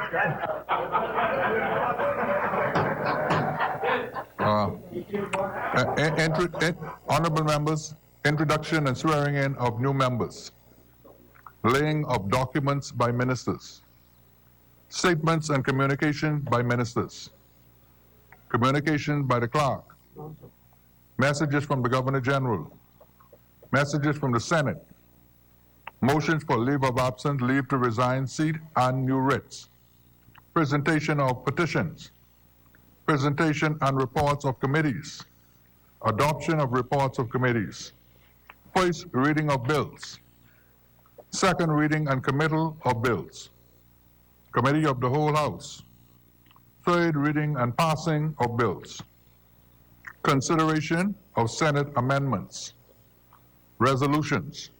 The chair recognizes member statements, appointment of select committees, instructions to select committees, discharge of select committees, notices for future meetings. The chair recognizes the honorable member for East Grand Bahama. Mr. Speaker, I beg leave to give notice of a resolution, for the following resolution. Whereas subsection 1 of section 77 of the Anti-Terrorism Act 2018, number 27 of 2018, the Act provides that the Attorney General may, subject to affirmative resolution, make regulations to give effect to the Act. And whereas the Attorney General has made the Anti-Terrorism Amendment Regulation 2019 to provide for the implementation of the United Nations Security Resolution 1718, 2006, and its successor resolutions, and any future United Nations Security Council resolutions which impose targeted financial sanctions in the context of the financing of proliferation of weapons of mass destruction, relating to measures to be taken with regard to designated and listed terrorist entities or individuals. And whereas the Attorney General has made the Anti-Terrorism Amendment Regulation 2019 in the form attached, now therefore be it resolved that this House approves the Anti-Terrorism Amendment Regulation 2019. Order that the notice be brought up. Thank you, Mr. Speaker. Order that the notice still lie on the table.